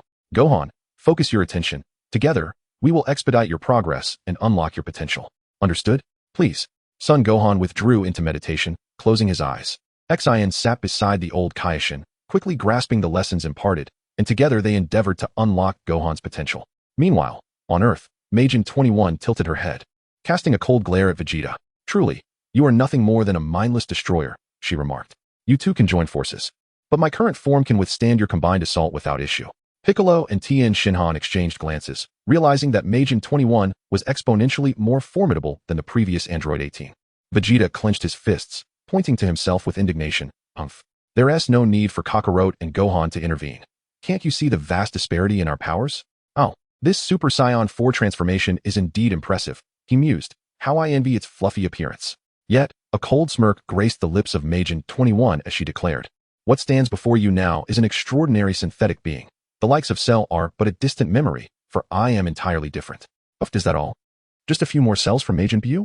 You may embellish your prowess, but before me, your fate is sealed." In an instant, Super Saiyan 4 Vegeta launched a surprise assault, appearing directly before Majin 21. Chapter 108, The Might of Majin 21 Boom. Majin 21 showed no inclination to evade as Vegeta's fist landed heavily upon her face. The sea erupted like stones tossed into the water, sending waves crashing. After stabilizing herself, Majin 21 found Vegeta reappeared before her, channeling immense energy into a colossal energy sphere that engulfed her. Buzz! A violent tremor shook the earth, the cataclysmic scene ceasing abruptly as the energy sphere detonated. Majin 21's form was obliterated, her cells disintegrating and scattering in all directions. Vegeta laughed triumphantly. "Haha, what of Majin 21? She has been reduced to mere fragments. Incredible. The power of Super Saiyan 4 is truly beyond imagination." Piccolo exclaimed in astonishment. Son Wukong chuckled. "I never expected it would be resolved so effortlessly. Haha, it seems there was no opportunity for either me or Gohan to intervene." Suddenly, a powerful surge of energy surged forth, causing the cells to abruptly coalesce, and in an instant, Majin 21 was formed, freezing the smiles of all present. "Impossible?" Vegeta was taken aback by the regenerative prowess of Majin 21. Majin 21 gazed at his hands and exclaimed, "Buu's regenerative ability is even more formidable than I had anticipated." "Not bad. Buu, is that the power of Majin Buu?" Piccolo murmured. Majin 21 floated gracefully in midair, fists clenched, radiating an exuberant smile as he gently swayed. "I never imagined that the fusion of so many warrior cells would incite such a tremendous transformation. I didn't foresee becoming this powerful myself. For now, I shall indulge in a little playtime with you all." With a wicked grin, Majin 21 cupped his hands before his mouth, forming a trumpet-like shape. "That is my new Kamehameha," Tien Shinhan remarked in disbelief. "Here it comes." Majin 21 unleashed a Kamehameha of greater intensity than Tien had ever produced. In the memories of the traveler, Tien had once used this technique to suppress Cell, granting Android 18 time to escape, yet now, Majin 21's strength far surpassed that of Tien. Oh, Vegeta was directly blasted away by the new Kamehameha, vanishing into the horizon, lost from sight. Majin 21 shielded his brow with his palm, curiosity piqued. "Ah, it seems Super Saiyan 4 is even stronger than I imagined." Having taken a direct hit from the Kamehameha, he hardly sustained any damage. Son Wukong transformed into Super Saiyan 4, launching a surprise attack. "You have finally arrived, Son Wukong. You should possess greater endurance than Vegeta." The voice, laced with mockery, echoed through the air as every strike from Son Wukong was effortlessly evaded by Majin 21. She had discerned his patterns of attack. However, Son Wukong, a seasoned warrior, swiftly adapted his strategy, seizing an opening in Majin 21's defense and delivering a powerful blow to her abdomen. The intense pain contorted Majin 21's features, and Son Wukong, tightening his fists, struck her head with tremendous force, sending her flying to the edge of the shore. As the indentation on her abdomen rapidly healed, she formed a pinkish-purple energy ball in her palm and hurled it towards Son Wukong with great force. Whoosh! In an instant, Son Wukong materialized before Majin 21, his palm gathering a sphere of Kamehameha energy. With a swift motion, Majin 21's figure splintered into four, and under Son Wukong's astonished gaze, he was sent flying, the nascent Kamehameha dissipating into the distant sea. Magic Cannon, Kamehameha Wave, Gallic Gun, New Key Blast. The four manifestations of Majin 21 unleashed powerful energy waves simultaneously. In midair, Son Wukong steadied himself, his palms converging to form a Kamehameha wave that collided with them. Darkness enveloped the surroundings as the energy waves clashed in a spectacular explosion. The remaining three forms of Majin 21 reconstituted into one, revealing that the previous technique was Tien Shinhan's four-way fist, executed with even greater finesse than by Cell himself. Son Wukong, unfazed and breathing steadily, chuckled, "You truly are impressive." Majin 21. Tien's new Kikaho technique consumes an immense amount of energy, yet you've managed to unleash so many attacks without a hint of exhaustion. Majin 21 rubbed her shoulder, tilting her head with a smile. "My shoulders are quite sore." Son Wukong, you are indeed far more resilient than Vegeta. I have a fair understanding of your strength. Will Son Gohan truly return stronger? Why do you ask? Son Wukong inquired, his brow slightly furrowed.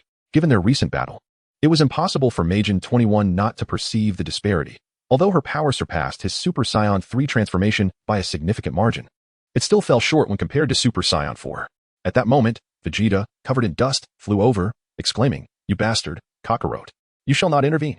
Majin 21 observed the two with a placid gaze, gently floating in the air, and remarked to Son Wukong, "Although my current strength may not match yours, have you forgotten that I am an android?"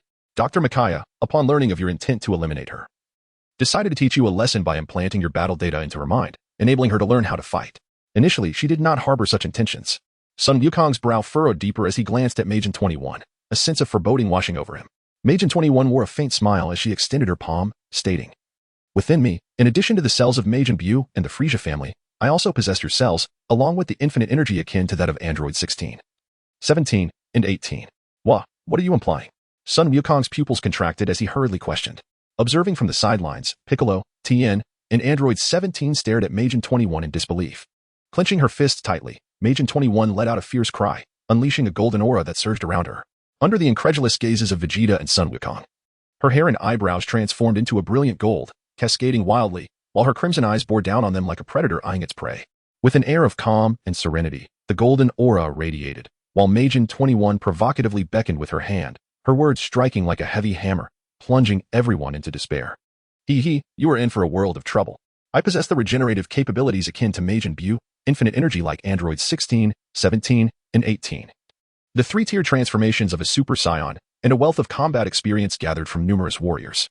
Majin 21 gazed at the astonished Vegeta and Son Wukong, tilting her head ever so slightly, her demeanor laced with provocation. Far away in the Kaioshin realm, Son Gohan, Jebit, Shin, and the old Kaioshin felt a tremor of shock at the aura emanating from Majin 21. Her strength had exceeded all their expectations. Impossible? What a joke. How could that Majin 21 transform into a Super Saiyan? Jebit exclaimed, watching the scene unfold in the crystal ball. Shin instinctively attempted to take a glance but was promptly halted by the old Kaioshin. Do not lose focus. We must expedite the process of unlocking Gohan's potential. Or who knows what kind of trouble that creature will cause. Yes, ancestor, Shin replied, redirecting his attention to Son Gohan. At this moment, Son Wukong frowned, pondering inwardly, what is happening? This Majin 21 possesses formidable strength. This is troubling. The power of Majin 21 seems to rival that of the Majin Buu I recall from the memories of the time traveler, and yet, she can transform into a Super Saiyan. In that instant, it dawned upon him why Bra had ventured through time to inform them. Being ambushed by such an adversary is perilous, particularly since Majin 21 wields the abilities of Majin Buu, unbeknownst to them. The future has already been altered, thanks to you, Bra. If it were not for your intervention, this being known as Majin 21 would undoubtedly remain lurking in the shadows. I shall defeat her and reshape the world. Under the guidance of the Elder Kai and Shin, Son Wukong felt a distinct surge in his own power, and this progression showed no signs of abating. Meanwhile, on Earth, Majin 21's hair and eyebrows transformed into a golden hue. Impossible. How can this be? Piccolo exclaimed, stunned. At this moment, Son Wukong and Vegeta assumed a battle stance before the formidable Majin 21. Vegeta, it seems we must join forces from here on out, or else. Vegeta, gritting his teeth, did not refuse and surged forward alongside Son Wukong, charging at Majin 21.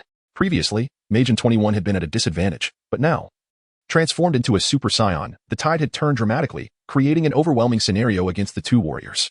Suddenly, shadow swept across the sky as Android 18, Yamcha, Krillin, Son Goten, Bra, and Trunks arrived, joining Piccolo, Tien, and Android 17 at a safe distance to observe the unfolding battle. They could do nothing but watch from afar, completely unable to intervene. With each strike from Vegeta and Son Wukong landing on Majin 21, it felt to the latter as though they were merely tickling him. Vegeta unleashed his princess battle technique once more, unleashing a barrage of energy blasts like a torrential rain, his demeanor bordering on explosive. Majin 21 danced effortlessly amidst the storm of light, completely disregarding them, as if toying with their efforts. Sun Wukong gazed solemnly at Vegeta and remarked, Vegeta, we are utterly no match for her. Even with Gohan returning from the Kaioshin realm in such a short span of time, he may not stand a chance against her. What do you intend to say? Vegeta, though he somewhat comprehended Sun Wukong's thoughts, felt a lingering reluctance within. Of course, we must fuse, Vegeta. If we do not, this Earth, no, the entire universe, will be annihilated, Sun Wukong declared, his discontent palpable. Enough with the nonsense, Kakarot. I refuse to perform such a humiliating act in front of so many, Vegeta retorted angrily. Ah, fusion. Is it not the dance you taught your son and Vegeta's son? Suddenly, Majin 21 appeared behind them, startling them both. Take this. Vegeta and Sun Wukong unleashed a powerful energy wave simultaneously. Majin 21 deftly evaded the attack with a graceful motion. However, the two warriors, with a firm grasp on their energy waves, redirected them into an arc aimed at Majin 21. What? Majin 21 exclaimed in astonishment as the combined energy waves of Sun Wukong and Vegeta surged towards her. She leapt into the sky, narrowly avoiding the energy wave, yet her tail was severed and fell to the ground. How dare you toy with a lady's tail?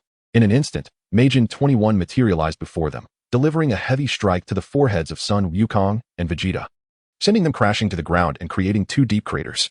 Notably, her tail did not regrow as before, gradually descending before the two warriors. Majin 21 rested her chin on her thumb, observing the now standing Sun Wukong and Vegeta with a smirk. The Metamor infusion technique, is it? Haha. Sun Wukong, are you certain that fusing with this fellow will make you stronger rather than hinder you? What did you say? Vegeta coughed violently, his anger flaring as he felt utterly belittled by Majin 21's words.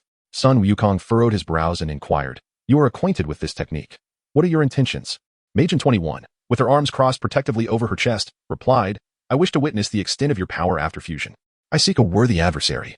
Although I doubt that you will surpass the strength of that Vegeta fellow, had a gaze the capability to slay. Majin 21 would have perished at Vegeta's hands multiple times, for Sun Wukong had never regarded him, the Prince of Saiyans, with any measure of respect. In that case, allow me to exhibit my full strength. Sun Wukong, do not blink. Majin 21 playfully declared. With a thunderous boom, Majin 21's aura surged violently, surrounding her with crackling energy arcs. Yet, this was not the end. Her power escalated further, intensifying the luminous arcs, her furrowed brow vanishing as her forehead slightly protruded.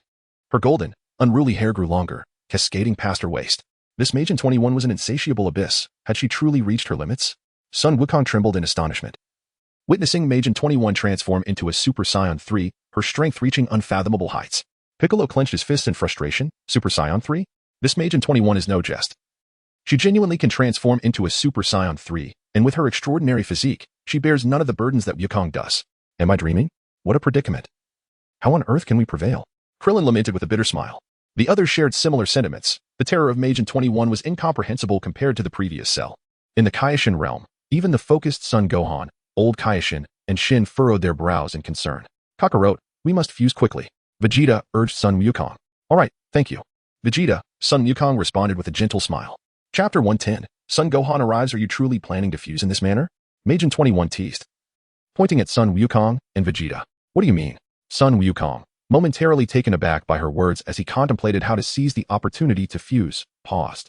Majin 21, with her arms folded and a proud demeanor, said, consume the Senzu beans to restore your peak condition before fusing.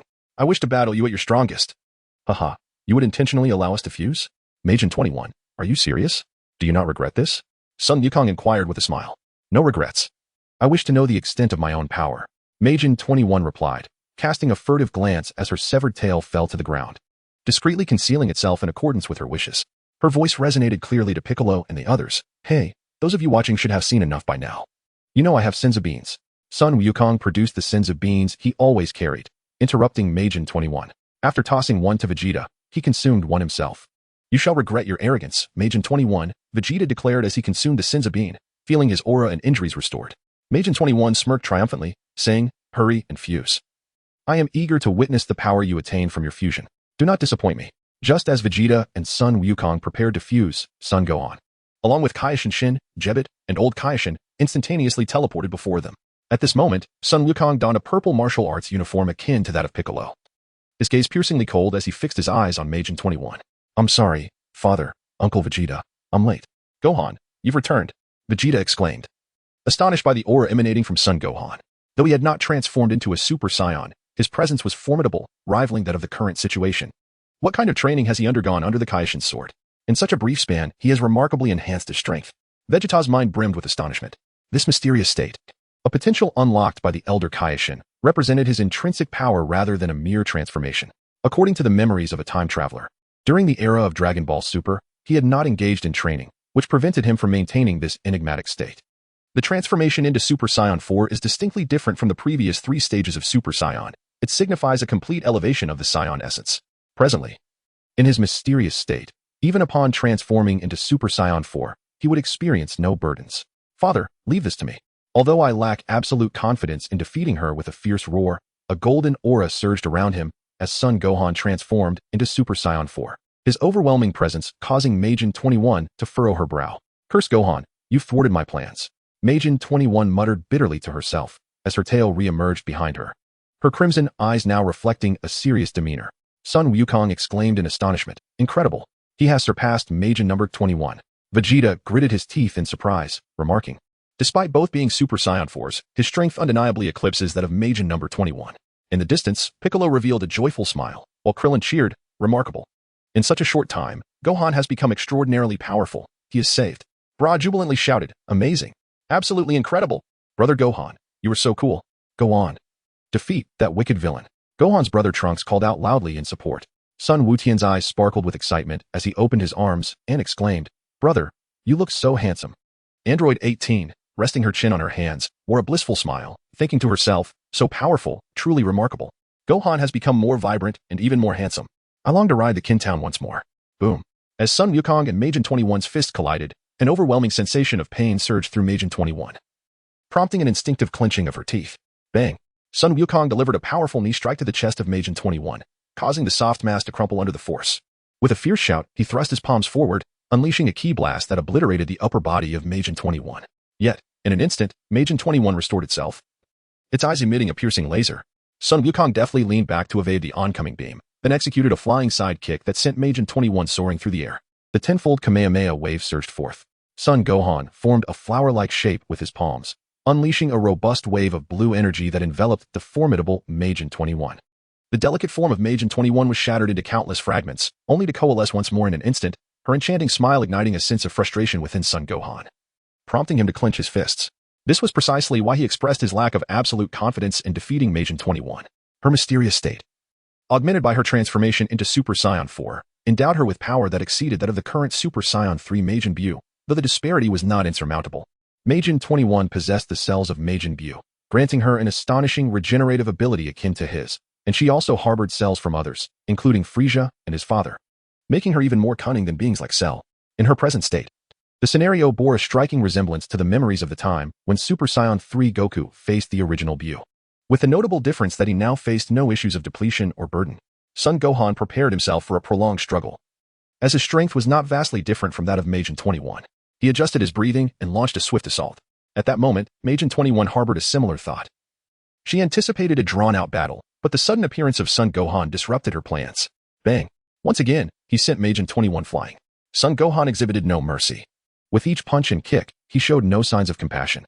After being obliterated once, Majin 21 would reconstitute her form. A fleeting thought crossed her mind about absorbing Son Gohan, but she quickly dismissed it. Bang!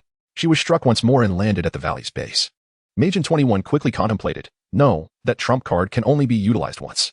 According to the gathered intelligence, after Son Goten fused with Trunks, the resulting Gotenks exhibited an extraordinary transformation in strength, not to mention the fusion of Goku and Vegeta. Noticing Son Gohan gathering power, Majin 21 instantaneously appeared before him and conjured a colossal energy sphere, launching it towards him to disrupt his movements. Gohan, left with no choice, abruptly halted and instantaneously teleported to the rear of Majin 21. The slender, alluring curves before him were met with a fierce kick to the back of her head. In an instant, Majin 21 plummeted, causing the valley to shatter, but her concave skull rapidly mended. With her crimson gaze brimming with malice, she glared at Gohan, who was soaring through the air to launch an assault. In her heart, she mused, I can only wait. Gohan's stamina and energy must eventually wane, and at that moment, Goku and Vegeta will undoubtedly employ the Metamor infusion technique to assist. Once I consume them post-fusion, my power will ascend to an unimaginable level. Chapter 111, a fierce battle the wind stirred. In the yellow sand roared. The outskirts of the southern city had transformed into a battlefield. In a secluded valley, Son Gohan stood resolute as Majin 21 gently brushed off the dust from her attire, her wounds healing instantaneously. She gracefully descended to the summit of the high cliff, arms crossed, mirroring the stance of Son Wukong and Vegeta from a bygone era. However, The individuals and their powers now bore no comparison to those of the past. Majin 21, brimming with excitement, gazed at Son Gohan and inquired, "How have you elevated your strength so remarkably in such a brief span?" "That deity known as the Kaishin. Perhaps. This world harbors so many mysteries unknown to me." Son Gohan replied, "Indeed, there are numerous things you remain unaware of." Majin 21. "What is your ultimate ambition?" He assumed a combat stance. Majin 21 chuckled, "Ambition? Oh, I simply yearn to grow stronger, to become even more formidable, and to savor delectable desserts, such as cakes with a human flavor. I am also curious to sample the tastes of other extraterrestrial cuisines, like those of the Saiyans." As she lightly tapped her lips with her finger, her pink skin radiated an alluring charm, yet her words sent a chill down one's spine. Son Gohan declared resolutely, "I will not allow you to succeed." Majin 21, with a playful tilt of her head and a gentle shake of her index finger, replied with a mocking smile, "Do you truly believe that your strength surpasses mine, enabling you to defeat me? Do you really think I am as foolish as that imbecile Cell? Haha, to me, you are no different from him." Son Gohan admonished loudly, yet Majin 21's grin widened further as she continued, after assimilating the cells of Majin Buu. "I have experienced a qualitative leap, merging various warrior cells with my own. Indeed, I can transform into a Super Saiyan. What more can you say? Can you transform into Super Saiyan 4? Gazing at Majin 21's tail, reminiscent of Frisia's, Son Gohan pondered. Majin 21 shrugged her shoulders and stated, "That is indeed impossible. I cannot transform into Super Saiyan 3 like you. That is my limit. However, have you forgotten that within my memory banks lie the combat data of all of you? I possess your techniques, and my physique is entirely beyond Cell's capabilities." Son Gohan whispered softly, suddenly struck by a thought as his pupils widened and his heart contracted in disbelief. He looked at the self-assured Majin 21 and incredulously asked, "Could it be that you? This is impossible." At that moment, the old Kaishin Shin, and Jebet were gathered with Piccolo, Son Goku, and others. Having briefly introduced themselves while observing the battle from a distance, Krillin suddenly recalled something and remarked, "This scene feels oddly familiar." Vegeta, arms crossed and a sardonic expression on his face, looked on. Sun Wukong shyly scratched the back of his head. Piccolo, possessing superior eyesight and hearing, caught the words of Son Gohan and Majin 21. What could have caused such sudden astonishment in Gohan? Piccolo pondered for a moment, then abruptly turned his gaze towards Son Wukong, realization dawning upon him, and he exclaimed in surprise, "What?" The others turned their attention to Piccolo. Tien Shinhan quickly inquired, "What is the matter, Piccolo?" Piccolo shouted that Majin 21, in addition to our cells and combat experience, has mastered all of our techniques. This is bad. Gohan is in danger. Majin 21 clenched her fists, a searing crimson aura swirling around her as she declared, "Just as you imagined, 20 times Kaioken." Boom. The 20 times Kaioken once again amplified Majin 21's power 20-fold, revealing all her hidden cards. With a swift motion, Majin 21 lunged towards Son Gohan, executing a sudden attack that landed a powerful punch to his abdomen, gushing blood from his mouth. Gohan refused to back down and retaliated with a punch to Majin 21's face. She savored the blood on her lips, and as their fists collided, the power unleashed from her 20 times Kaioken matched Gohan's strength. The ear-splitting sound of an explosive clash echoed through the sky, leaving the onlookers unable to discern the figures of Son Gohan and Majin 21. Upon the transformation of Son Wukong and Vegeta into Super Saiyan 4, they could barely discern the situation at hand. "This is impossible. My Kaioken cannot be utilized alongside the 20-fold Kaioken while simultaneously transforming into Super Saiyan 3. Son Wukong exclaimed in disbelief, his mouth agape. Vegeta, with clenched fists and a sense of indignation, remarked, "Now, Majin 21's power has become comparable to Gohan's. How infuriating. What kind of aberration is this?" At that moment, Piccolo was engulfed by an overwhelming sense of helplessness. Each time Majin 21 sustained an injury, it would promptly regenerate, whereas Gohan, upon being wounded, could not recover, compounded by the fact that he was devoid of infinite energy. Prolonged engagement would be exceedingly detrimental to Gohan. Brother Goten, Brow whispered, filled with apprehension. Whoosh, whoosh. The sound of energy blasts colliding echoed as time wore on, and Gohan began to succumb to fatigue, gradually finding himself at a disadvantage. A thunderous roar erupted as Gohan was violently kicked away, plummeting into a valley among the hills, where dust swirled and enveloped his figure. Majin 21, whose head appeared nearly concave, swiftly regained its original form. With a casual flick of his disheveled golden hair, Majin 21 taunted, "Gohan, if this continues, you shall surely be the one to lose. Your demise is imminent." As the dust settled, Gohan faced Majin 21 with his palms directed towards him, a small vial positioned before him, causing Majin 21 to pause in surprise. Majin Seal Wave. Son Gohan bled from his 7 orifices, his arms outstretched as he cried out with fervor. A swirling vortex of dark green energy surged towards Majin 21. Unfazed, Majin 21 formed a barrier with her palms, channeling a similar dark green aura that redirected Son Gohan's magical sealing wave back towards him. What? Son Gohan's expression shifted dramatically. Majin 21 chuckled with triumph. This technique is a counter-magic sealing wave, developed by the current Piccolo during the 23rd World Martial Arts Tournament to ensnare the Supreme Kai within his own magic sealing wave. I told you before, I am well aware of your combat data. Our strengths are evenly matched. However, given time, the situation will turn unfavorable for you. I anticipated you would resort to this technique against me. Majin 21, possessing terrifying strength, exhibited an extraordinary combat intellect during the fray. Damn it! Son Gohan shouted in frustration. Chapter 112, Fusion, Super Saiyan 4 Gogeta. Gohan, Piccolo, Goku. And the others cried out in despair as Son Gohan was drawn into a small sealing vial he had prepared beforehand. The whirling dark green vortex vanished, and Majin 21 retrieved a sealing talisman from her black bodice, affixing it to the vial. Humph, Majin 21 muttered, exhaling softly, her pale cheeks flushed with a manic excitement. Is this the joy that comes from defeating an opponent? How delightful, how exhilarating. It feels as if I could dance. Is this the pinnacle of battle? Aha. It is truly splendid. Son Gohan, I eagerly anticipate the fusion of Goku and Vegeta. The joy that will ensue will surely surpass this moment. Majin 21 stowed the vial within her black bodice and soared towards Goku and the others. At that moment, old Kai exclaimed in despair. What purpose do you have in bringing me here? It's over, it's over. Unless one of the gods of destruction intervenes personally, we are doomed. The group, paralyzed by fear, dismissed old Kai's words regarding the gods of destruction. Shin clutched his head and lamented, this being is far beyond the capabilities of Majin Buu. We are finished, the entire universe is at stake. Jebet expressed disbelief. Such a powerful Son Gohan has been defeated? You monster. You've taken my brother Gohan. Return him. Cried the diminutive Bra, her pupils dilating in shock as tears streamed down her face. Her body inflated instantly, turning from black to a vibrant green. A wave of energy radiating outward from her core. What? The crowd stared in astonishment at Bra, whose aura continued to swell, surprising even Majin 21. Vegeta, in disbelief, remarked. Could it be a Super Saiyan? No, this must be the legendary original Super Saiyan, a form that appears once every 1,000 years. Kakarot's daughter? But I am the Prince of the Saiyans. Why is Trunks not? As the others stood in stunned silence, Goten and Trunks remained transfixed. Sun Wukong was equally astounded as Bra's aura unleashed a tremor, her explosive muscles surging forward like a wild beast towards Majin 21. Bra, be careful, Sun Wukong exclaimed, filled with concern, as he instantaneously teleported and embraced the frenzied Bra. Bra, it's me, calm down. I understand your worry for Gohan, but with your current strength, before he could finish, his pupils quivered as Majin 21 delivered a powerful punch, sending him hurtling away. A frantic Bra seized Majin 21 by the hair, and in the astonished gaze of her adversary, forcefully slammed her into the ground.